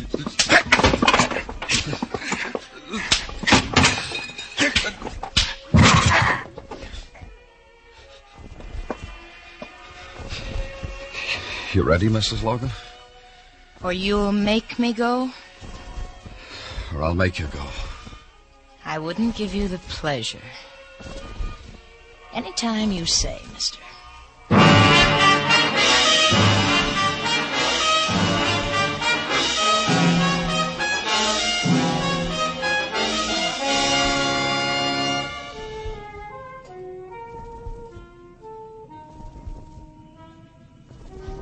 The wheel spins on Broadway, and you bet against the dealers of the night. On the blood red of neon, on the black of the searching wind. Pick a color and make a prayer, and the wheel stops. The red pays off with heartbreak, and the black with dust in your mouth. It's Broadway, the gaudiest, the most violent, the lonesomest mile in the world. Broadway, my beat.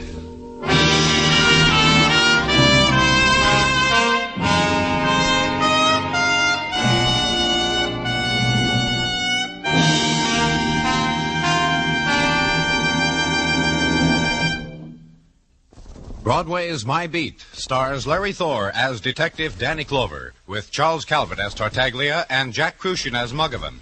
The program was produced and directed by Elliott Lewis, with musical score composed and conducted by Alexander Courage. In tonight's story, Kathy Lewis was heard as Ruth Logan, Ed Max as Al Mundo, Hy Everback as Norm Persack, Paula Victor as Vicky, and Billy Happett as Tommy Cap.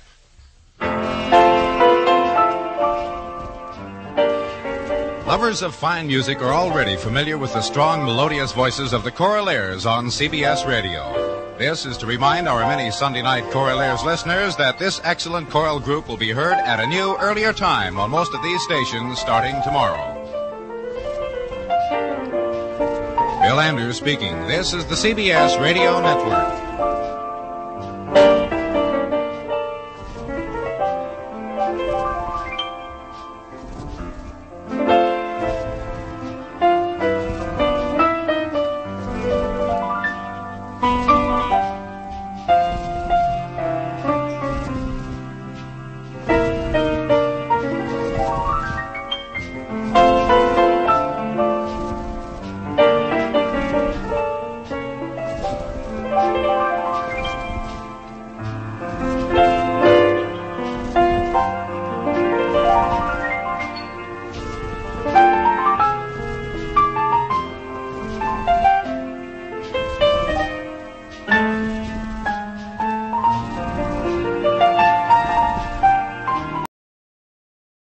NBC presents, transcribed, Frank Lovejoy in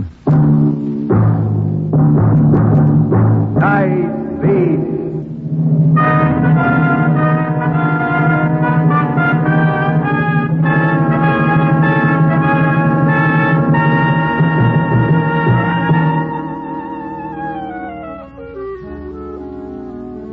Hi, this is Randy Stone. I cover the night beat for the Chicago Star.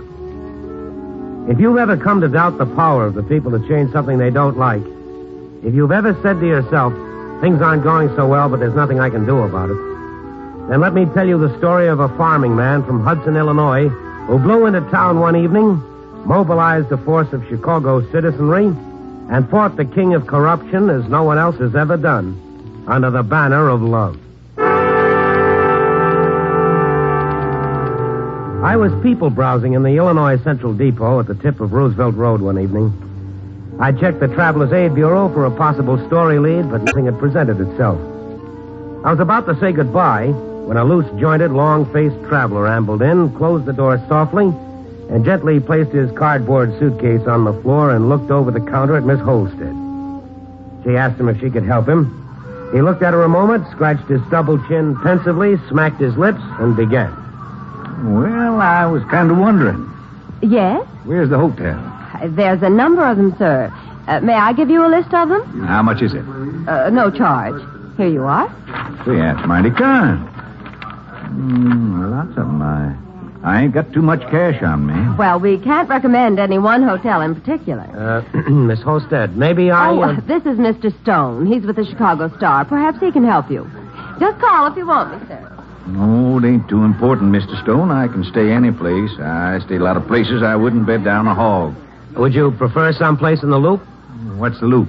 Downtown, the Civic Center. My name's Benjamin Joseph Tusher. I'm from Hudson, Illinois. I'm not very versified, and now this here place is laid out. I come here only for a couple of days. My wife didn't come with me. Business? Yeah, kinda, you might say. Hey, mind if I ask what sort of business? I'm a newspaper reporter. I sometimes ask personal questions. I hope you don't resent Reformer. I beg your pardon? Reformer. Oh. I heard about the crime you people got up here. I'm a reformer by trade. I thought I'd try to clean things up. Crime? Crime, yeah. Counterfeit, larceny. I'm a specialist in all of them. Single-handed? My uncle was Ned Kensing. Uh-huh. You heard of him? Well, the name's familiar. Cleaned up the West. Sheriff of 10 counties. Taught me everything I know. Loop? Yeah. That ought to be all right. Let's get a room in the Loop. Benjamin Joseph Tusher, reformer by trade from Hudson, Illinois, took a room in a small, inexpensive hotel on Van Buren Street. He tested the bed, he opened the window, and the dirt blew in. He didn't say anything for a few minutes. I didn't know it at the time, but he was listening for the elevator to go by again. What do they call it? Elevated. Goes on all night like that? I'm afraid so, but for the price you want to pay. Same train? Hmm? Every time that thing goes by, sounds like the same train. Couldn't be the same train. No. Not a dirt in the air. Well, in this section... I better close the window, else I'll have to take another bath.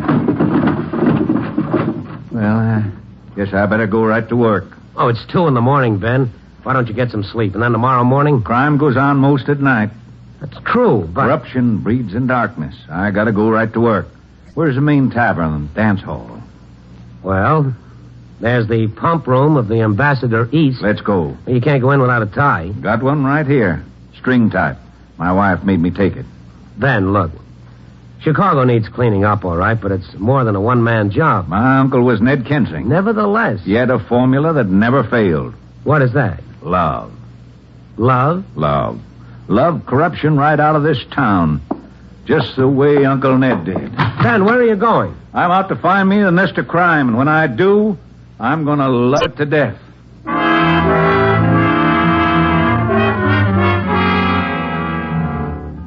I finally convinced Ben to go to sleep and begin his campaign the next day. I finished my appointed rounds, wrote my story, went home and slept. Next afternoon, I went over to Ben's hotel. Ben was getting dressed, and on the bed was a pile of pamphlets. Afternoon. Afternoon. What's the pamphlets? Take one. They're free. Well, Love against corruption. That's the name of the party. Join with us in our crusade to cleanse this metropolis of crime and vagrancy. That's our platform. Copied word for word from Uncle Ned's pamphlet, 1897. No dues, no button, no name, no pin. Just say I'm with you, we take you in. I'm going out to Union Square. Somebody told me that would be a good place to start. When's these pamphlets printed? Recruited up a printer in the organization, among others. It's been a lively morning. Come in. Here's some more pamphlets, Mr. Tusher. Right off the press. Thanks, Miss Jewell. This Randy Stone, Chicago Star. How do you do? Welcome to the party, Mr. Stone. Oh, thank you. I also called John Lahr, just as you said to do. He's a difficult man to reach. John Lahr? You've heard of him, of course. Ben, what's the matter with you? You trying to commit suicide? Fun is fun, but John Lahr... Don't you worry, Mr. Stone. Mr. Stone's a worrier, Miss Jewell. Oh, yeah. Lahr is the #1 boy, Ben. I know it. He runs organized crime in Chicago. I know it. Oh, Ben, don't be crazy. You'll get yourself killed. Lahr doesn't fuss around. Mr. Stone, I learned a lot of things today. One of them is the law ain't been able to tag Mr. Lahr with a thing. That's how clever he's been. The other is that everybody's scared to death of John Lahr, and nobody's gone after him. Our political party means to attack him with love. Right, Miss Jewell? Attack with love. That's right, Mr. Tusher. Sing, Miss Jewell. Well, I'm not a very good singer. Go on. I want Mr. Stone to hear it. Mr. Stone, this is our campaign song. Love corruption out of town with Tusher, Tusher. Love corruption out of town, the Benny Tusher way. I wrote it myself. Gone to work all night, gone to work all day. We'll love corruption out of town, the Benny Tusher way. That's very nice. Well, have we got an appointment to see John Lahr, Miss Jewell? I just couldn't, Mr. Tusher. I see. Well, I guess we got to go without an appointment. Oh, now, Ben, come on. Now, listen to me. Sing your song, give out your pamphlets, but please, don't kid around with John Lahr, please. I'm the natural leader of a great and growing political party, Mr. Stone. Our battle is with Mr. Lahr. He's the boss of the other side.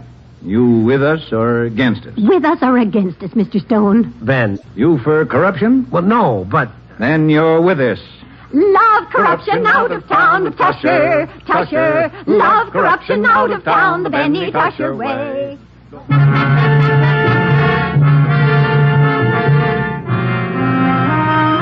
Ben Tusher was a changed man. He'd been suddenly transformed from a humble farmer to the leader of his own political party, and his big guns of love were aimed at the emperor of Chicago crime.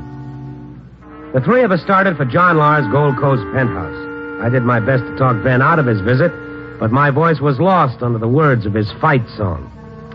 We made it to the right floor without mishap, but at the entrance to the Lahr apartment, we were met by 6.5 feet of muscle in gray double-breasted. What can I do for you? I'm Benjamin Joseph Tusher, Hudson, Illinois. Uh-huh. This is Miss Ernestine Jewell. Uh-huh. And Mr. Randy Stone. Uh-huh. We'd like to see Mr. Lahr, please. On business. On your way. We represent the Love Against Corruption Party. I'm campaign chairman. Go elsewhere. Come on, Ben, you heard the man. Please, Mr. Stone. Here, my friend, a pamphlet. Keep it. Now scram. No solicitors. Can't you read the signs? Ben, I think he means it. Discretion is the better part of valor. I think we ought to sing our way in. Oh, no. Wonderful idea. Love corruption out of town, the Tusher, Tusher. Love corruption out of town, the Benny Tusher way. Gone to work all night, gone to work all day. Love corruption out of town, the Benny Tusher way. What is this? Ed, what's the idea? Nuts, folks. Absolutely crazy. A bunch of idiots. Well, give them $1 and send them away. Here's $1. Now get out of here or I'll call the police. Ben, come on, Ben. Mr. Stone, please. Let go. Mr. Lahr? Yes? I'm Ben Tusher. This is Miss Ernestine Jewell. This is Mr. Randy Stone. Fine. This is your first warning, Mr. Lahr. What did you say? I am the leader of a great and growing party fighting against corruption. That means you, Mr. Lahr. I'll put it this way. Either leave town voluntarily or we'll drive you out of town with love. Love. Now, boss. I must have escaped from somewhere. Now? Now, gently, Eddie. They may mean votes. Right. Ben, let's go. Come on. Out. Oh, keep your hands off me, you big... Out. Great and growing party, Mr. Lahr. Ben, come on. Out. Let go. Hands off, big stuff. He's not that young anymore. Okay. See? No hands. Now, before I beat all your heads in, blow.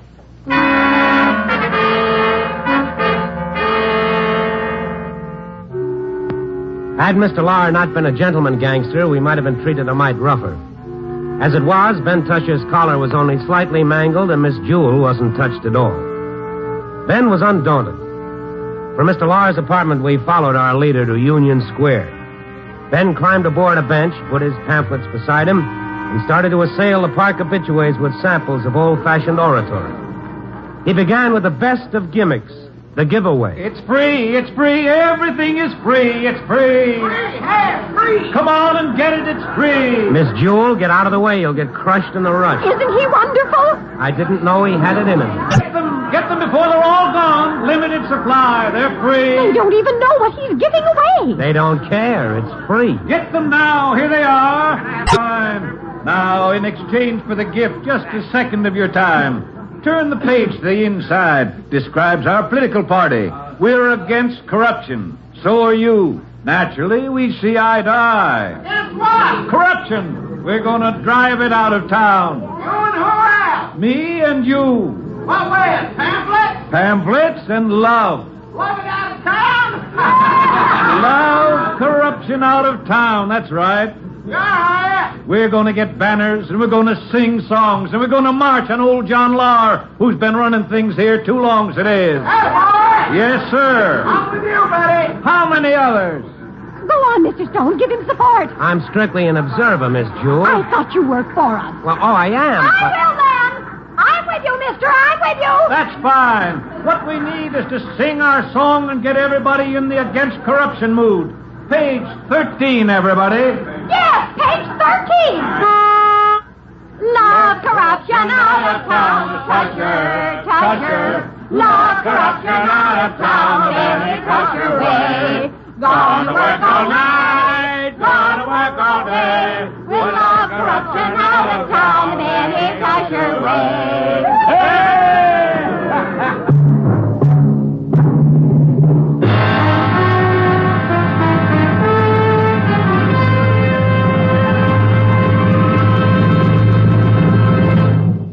NBC is bringing you Night Beat, starring Frank Lovejoy as Randy Stone. The old song says, "Keep the home fires burning." And unfortunately, the home fires do keep burning. 340,000 homes are destroyed by fire in this country every year, with a loss of 11,000 lives and hundreds of millions of dollars. And yet, a simple, regular check through your home for possible causes of fire will eliminate the possibility of a costly and tragic blaze. Now, there are 5 simple rules for protecting your home against fire. 1, don't smoke in bed or discard lighted cigarettes carelessly. 2, clean out old rags, papers, and other inflammable debris.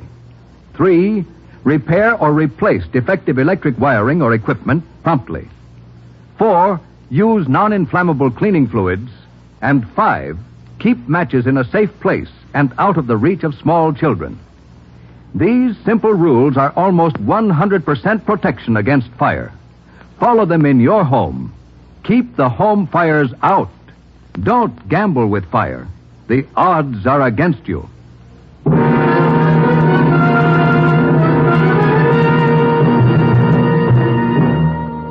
And now, back to Night Beat and Randy Stone. It's difficult to explain the rapid growth of Ben Tusher's Love Against Corruption campaign. Every time Ben Tusher spoke, he evoked more laughter than friends. And yet, by the end of a month, Ben boasted a political party of 2,300, plus countless donors of a dime or more to the party coffers. Major political organizations made bids at coalition, but Ben would have none of them. Perhaps the party's growth was due to the state of corruption. Perhaps it was the people's constant desire for crusade. But my guess is a large part was due to the dynamic personality of Ben himself. He began to branch out. Love Against Corruption headquarters blossomed in all parts of the city.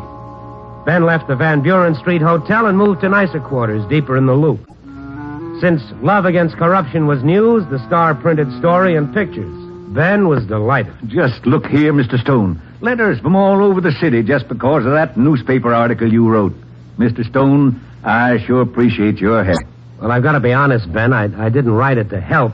Your party is big news. Well, be that as it was, it sure got the right results. Hey, the parade's today. Look at here at these banners. The Love Against Corruption Party. Love corruption out, vote the party in. Yeah. Ain't that sign a pretty shade of blue, though? Yeah, it sure is. But I just don't get it, Ben. What's that? Well, the love angle. We love John Lahr. Can't say we hate him. That's slander. No, but still. Can't say he's a criminal. No proof. I guess so. Got to publicize his name so people know him for what he is. So you say you love him? Everybody knows we don't mean it. That's where the love angle comes in. That's logical. Parade's gonna be a dilly. Oh, Lahr isn't gonna like this. Why don't you just mention that you're against corruption? No need to be specific. After all, without proof. Great and growing party, Mr. Stone. Grab a sign. No, thanks. I'll watch. Oh, I understand, Mr. Stone. The paper. Yeah, that's right. Now, about Lahr... Don't you worry, Mr. Stone. Oh, Ben, don't antagonize him. There are other ways. The law will get him eventually. Income tax, maybe. Why stick your neck out? Mr. Stone, you don't sound much like a fighter. Well, the odds are 1,000 to 1, Ben. Not if you know how to use love. Oh, Ben. Don't, Mr. Stone. Don't sell that technique down the river. Well, how are you going to do it?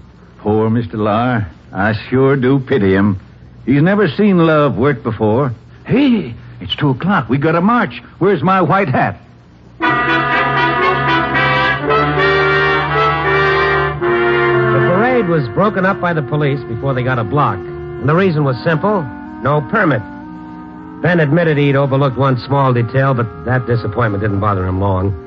His party workers with their blue ribbons and white hats took their banners and spread themselves over the city until there was hardly a block that didn't have a Love Against Corruption or marching down the walk. That night, Ben, Miss Jewel, and I had dinner in Ben's room. Miss Jewel had added a verse to the old gray mare. My pitch pipe, I put it somewhere. Now where... Oh, here we are right around my neck. Isn't that silly? Old John Lahr, he ain't what he used to be, ain't what he used to be, ain't what he used to be. Old John Lahr, he ain't what he used to be in good old Chicago. Yeah, that's wonderful, Miss Jewel. Just great. Got the common touch. What do you think, Mr. Stone? Expressive. Probably the waiter. Always rush in to take away the tray. I ain't finished yet. Come on in. Listen, we ain't finished yet. Mr. Lahr. I hope we're not disturbing your meal, Mr. Tusher. Not at all. Come on in. Come on in, boys. Afraid we don't have too many chairs in here. Some of you'll have to sit on the bed. You can sit on the bed, boys. Kind of late for you to be out, isn't it, Lahr? I keep funny hours, Mr. Stone. Mr. Tusher, I came here to talk a little sense. At parade today, those people with banners blacking my name up around town. You know the penalty for inciting to riot? You know what slander means? It wasn't a riot and it wasn't slander. All we said was, we love you. That's very funny. Come on, Lahr, what's your pitch? You ought to know better than to get mixed up in this kind of phony routine, Stone. I don't think the Chicago Star would like it. I'm a traveling correspondent with the outfit. I'm glad you came, Mr. Lahr. It's time for the second warning. It is, huh? Yes, sir. Out of town in 10 days. 10 days? Well, that's very generous of you. Because unless you are, you're going to be loved out of town. Loved out of town? That's right, sir. Loved out of town. You're asking for plenty, Tusher. Plenty of what? They're liable to find a couple of bodies around that weren't around before.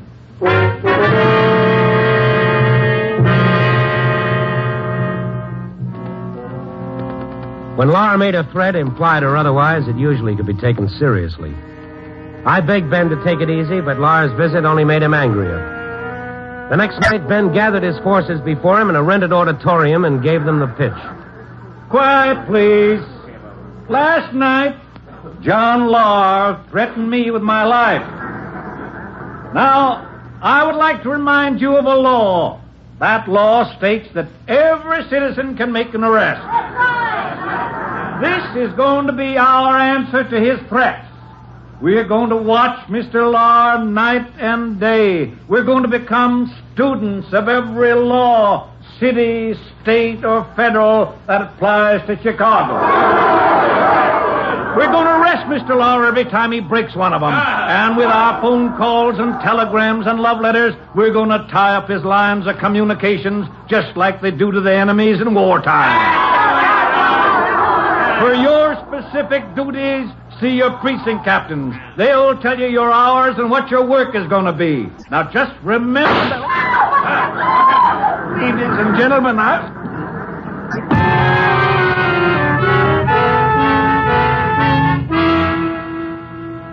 The shot had come from somewhere in the crowd.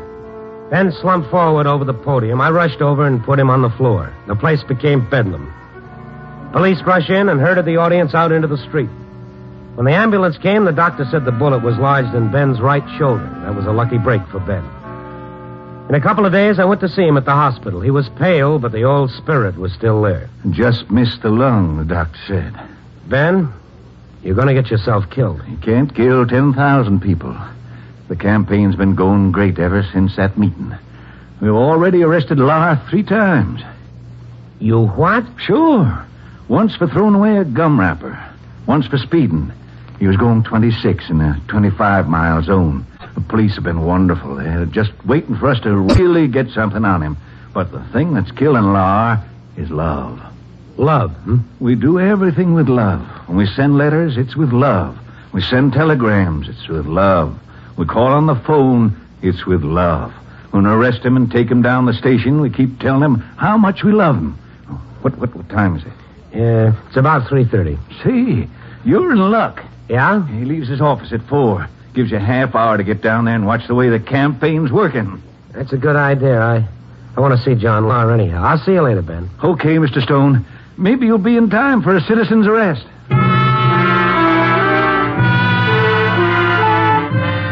John Lahr's office, respectfully titled the Lahr Securities and Investment Corporation, was located on the 38th floor of one of LaSalle Street's taller buildings. Love against corruptioners were everywhere. Riding the elevators, standing outside with banners, across the street opposite Lahr's office windows in a rented suite of rooms with loudspeakers blaring out their love. I went inside the office. Ed, the top strong arm, met me as I came in. Hold it, Stone. Oh, hi, Eddie. How are things? Go back to your friends. That's no way to talk, Eddie. I came in for an interview. I'm purely a neutral observer. I'd like to get both sides. Sorry, the boss is all tied up. Okay, can't say I didn't try. Eddie, where are those aspirin I told you to... Stone, is that you? Yeah, it's me. Well, come on in here. I want to talk to you. Sure. Excuse me, Eddie. Neutral observer, my eye. Come on in, Stone. I'm glad you got here. And sit down. Thanks. I've been trying to reach you for days. Listen, you seem to have some influence with this maniac. I'm desperate. Because of a few love letters? I'd be ashamed, Lahr. Yeah, the doctor says much more of this, and I might not last out the year. It's my heart. That noise is driving me crazy. Well, maybe a change of climate. Yeah, they say. It's only a beginning. There's a law against threatening phone calls. Oh, if they'd only threaten me, but they don't. They just call me to tell me how much they love me. It's driving me crazy. To say nothing of the telegram. Easter telegrams, Christmas telegrams, happy birthday, pleasant 25th wedding anniversary. Oh, my boys are so busy sorting the telegrams in the mail, they haven't done a lick of work for days. And the arrests? I step off the curb. They arrest me for jaywalking. Stone, you've got to get rid of him. Well, I'm afraid there's not much even he can do at this point, Lahr. It's gotten out of hand. Yes, you're probably right. I sympathize with you. I've beaten back the biggest gangs in the country. Gun battles, 15 men to 1. The police never touch me. But this, I don't know how to fight it, Stone. Nothing like this has ever happened to me before. The doctor says maybe a vacation. Hey, now there's an idea. Boss, it happened. What? What's the matter? Krautfein spilled the beans. What? Yeah, the whole works. Are you sure? Absolutely. How did it happen? Well, he couldn't help it, boss. It was the 3rd degree. They gave him the 3rd degree. Who, the cops? No, the women. The women? Yeah, he was coming home from the office, just walking along, and then it happened. It was horrible. They got him up against a wall, and then they started at him, closing in on him. Big women, small women, long women, short women. They were singing, shouting, fat women, ugly women. They loved it out of him, everything. They loved every bit of information out of him. I don't blame him, boss. He couldn't help it. It could have happened to any one of us. Oh, no. Boss, we got to clear out. Now. Lock, stock... And barrel? Right. Come on, boss. Well, don't just sit there, Stone. Tell you what I'll do, Lahr. What? I'll help you pack.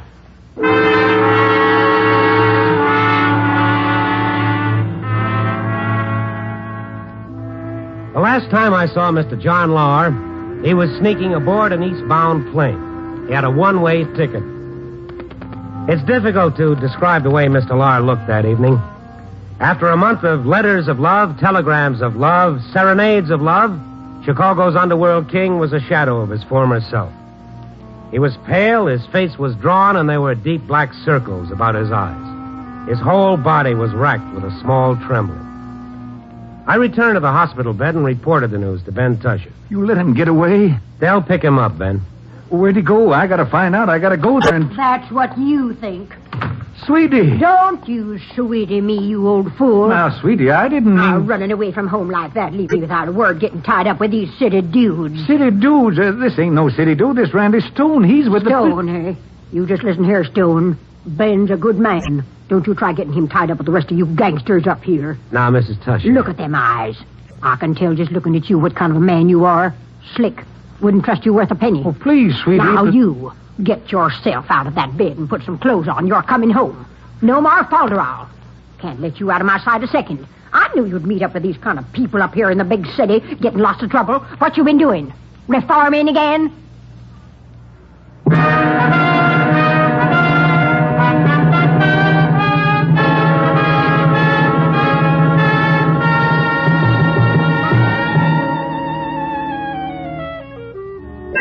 So Ben Tusher's left town, hauled home by the ear. As for big tough John Lahr, when he and his boys landed in Albany, a branch of Love Against Corruption sang him right into the arms of the local police. So here's to the reformer. Maybe he doesn't wear a white hat and sport a blue banner. Maybe he's just the guy down the block who's found something he doesn't like and he wants to do something about it.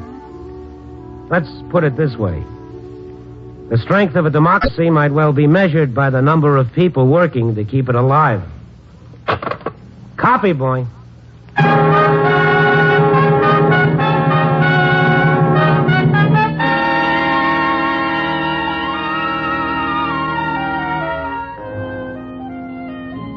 Nightbeat, starring Frank Lovejoy, is produced and directed by Warren Lewis. Tonight's transcribed story was written by David Ellis, with music by Robert Armbruster. The part of Ben Tusher was played by Ed Begley. Others featured were Betty Moran, Jeanette Nolan, Paul Freese, and Bill Conrad.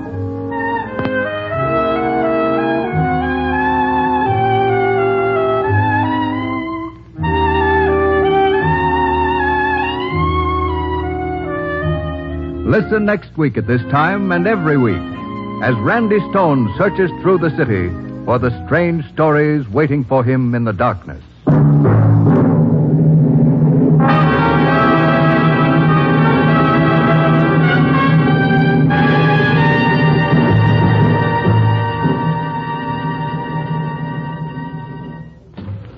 Next week on most NBC stations, you will hear Nightbeat at a new time, but on this same day, Thursday. So make a note to join Randy Stone and Nightbeat next Thursday at the new time. Consult your local newspaper for broadcast time and be sure to join us on this same day, but at the new time, next week for Nightbeat. 3 chimes mean good times on NBC. In this election year, this station is making it possible for you to follow the campaign of the next president on NBC. Tuesday, July 1st. Be sure to hear another of NBC's pre-convention special broadcasts. This program is called Convention City, and it will offer you a complete description of the arrangements being made in Chicago, the host city of both the Republican and Democratic political conventions this year. You'll want to hear this special broadcast and learn more about the city of Chicago, the site of these important conventions. Be sure to hear Convention City next Tuesday. Another special program brought to you so you may follow the campaign of the next president on NBC. This is NBC, the National Broadcasting Company.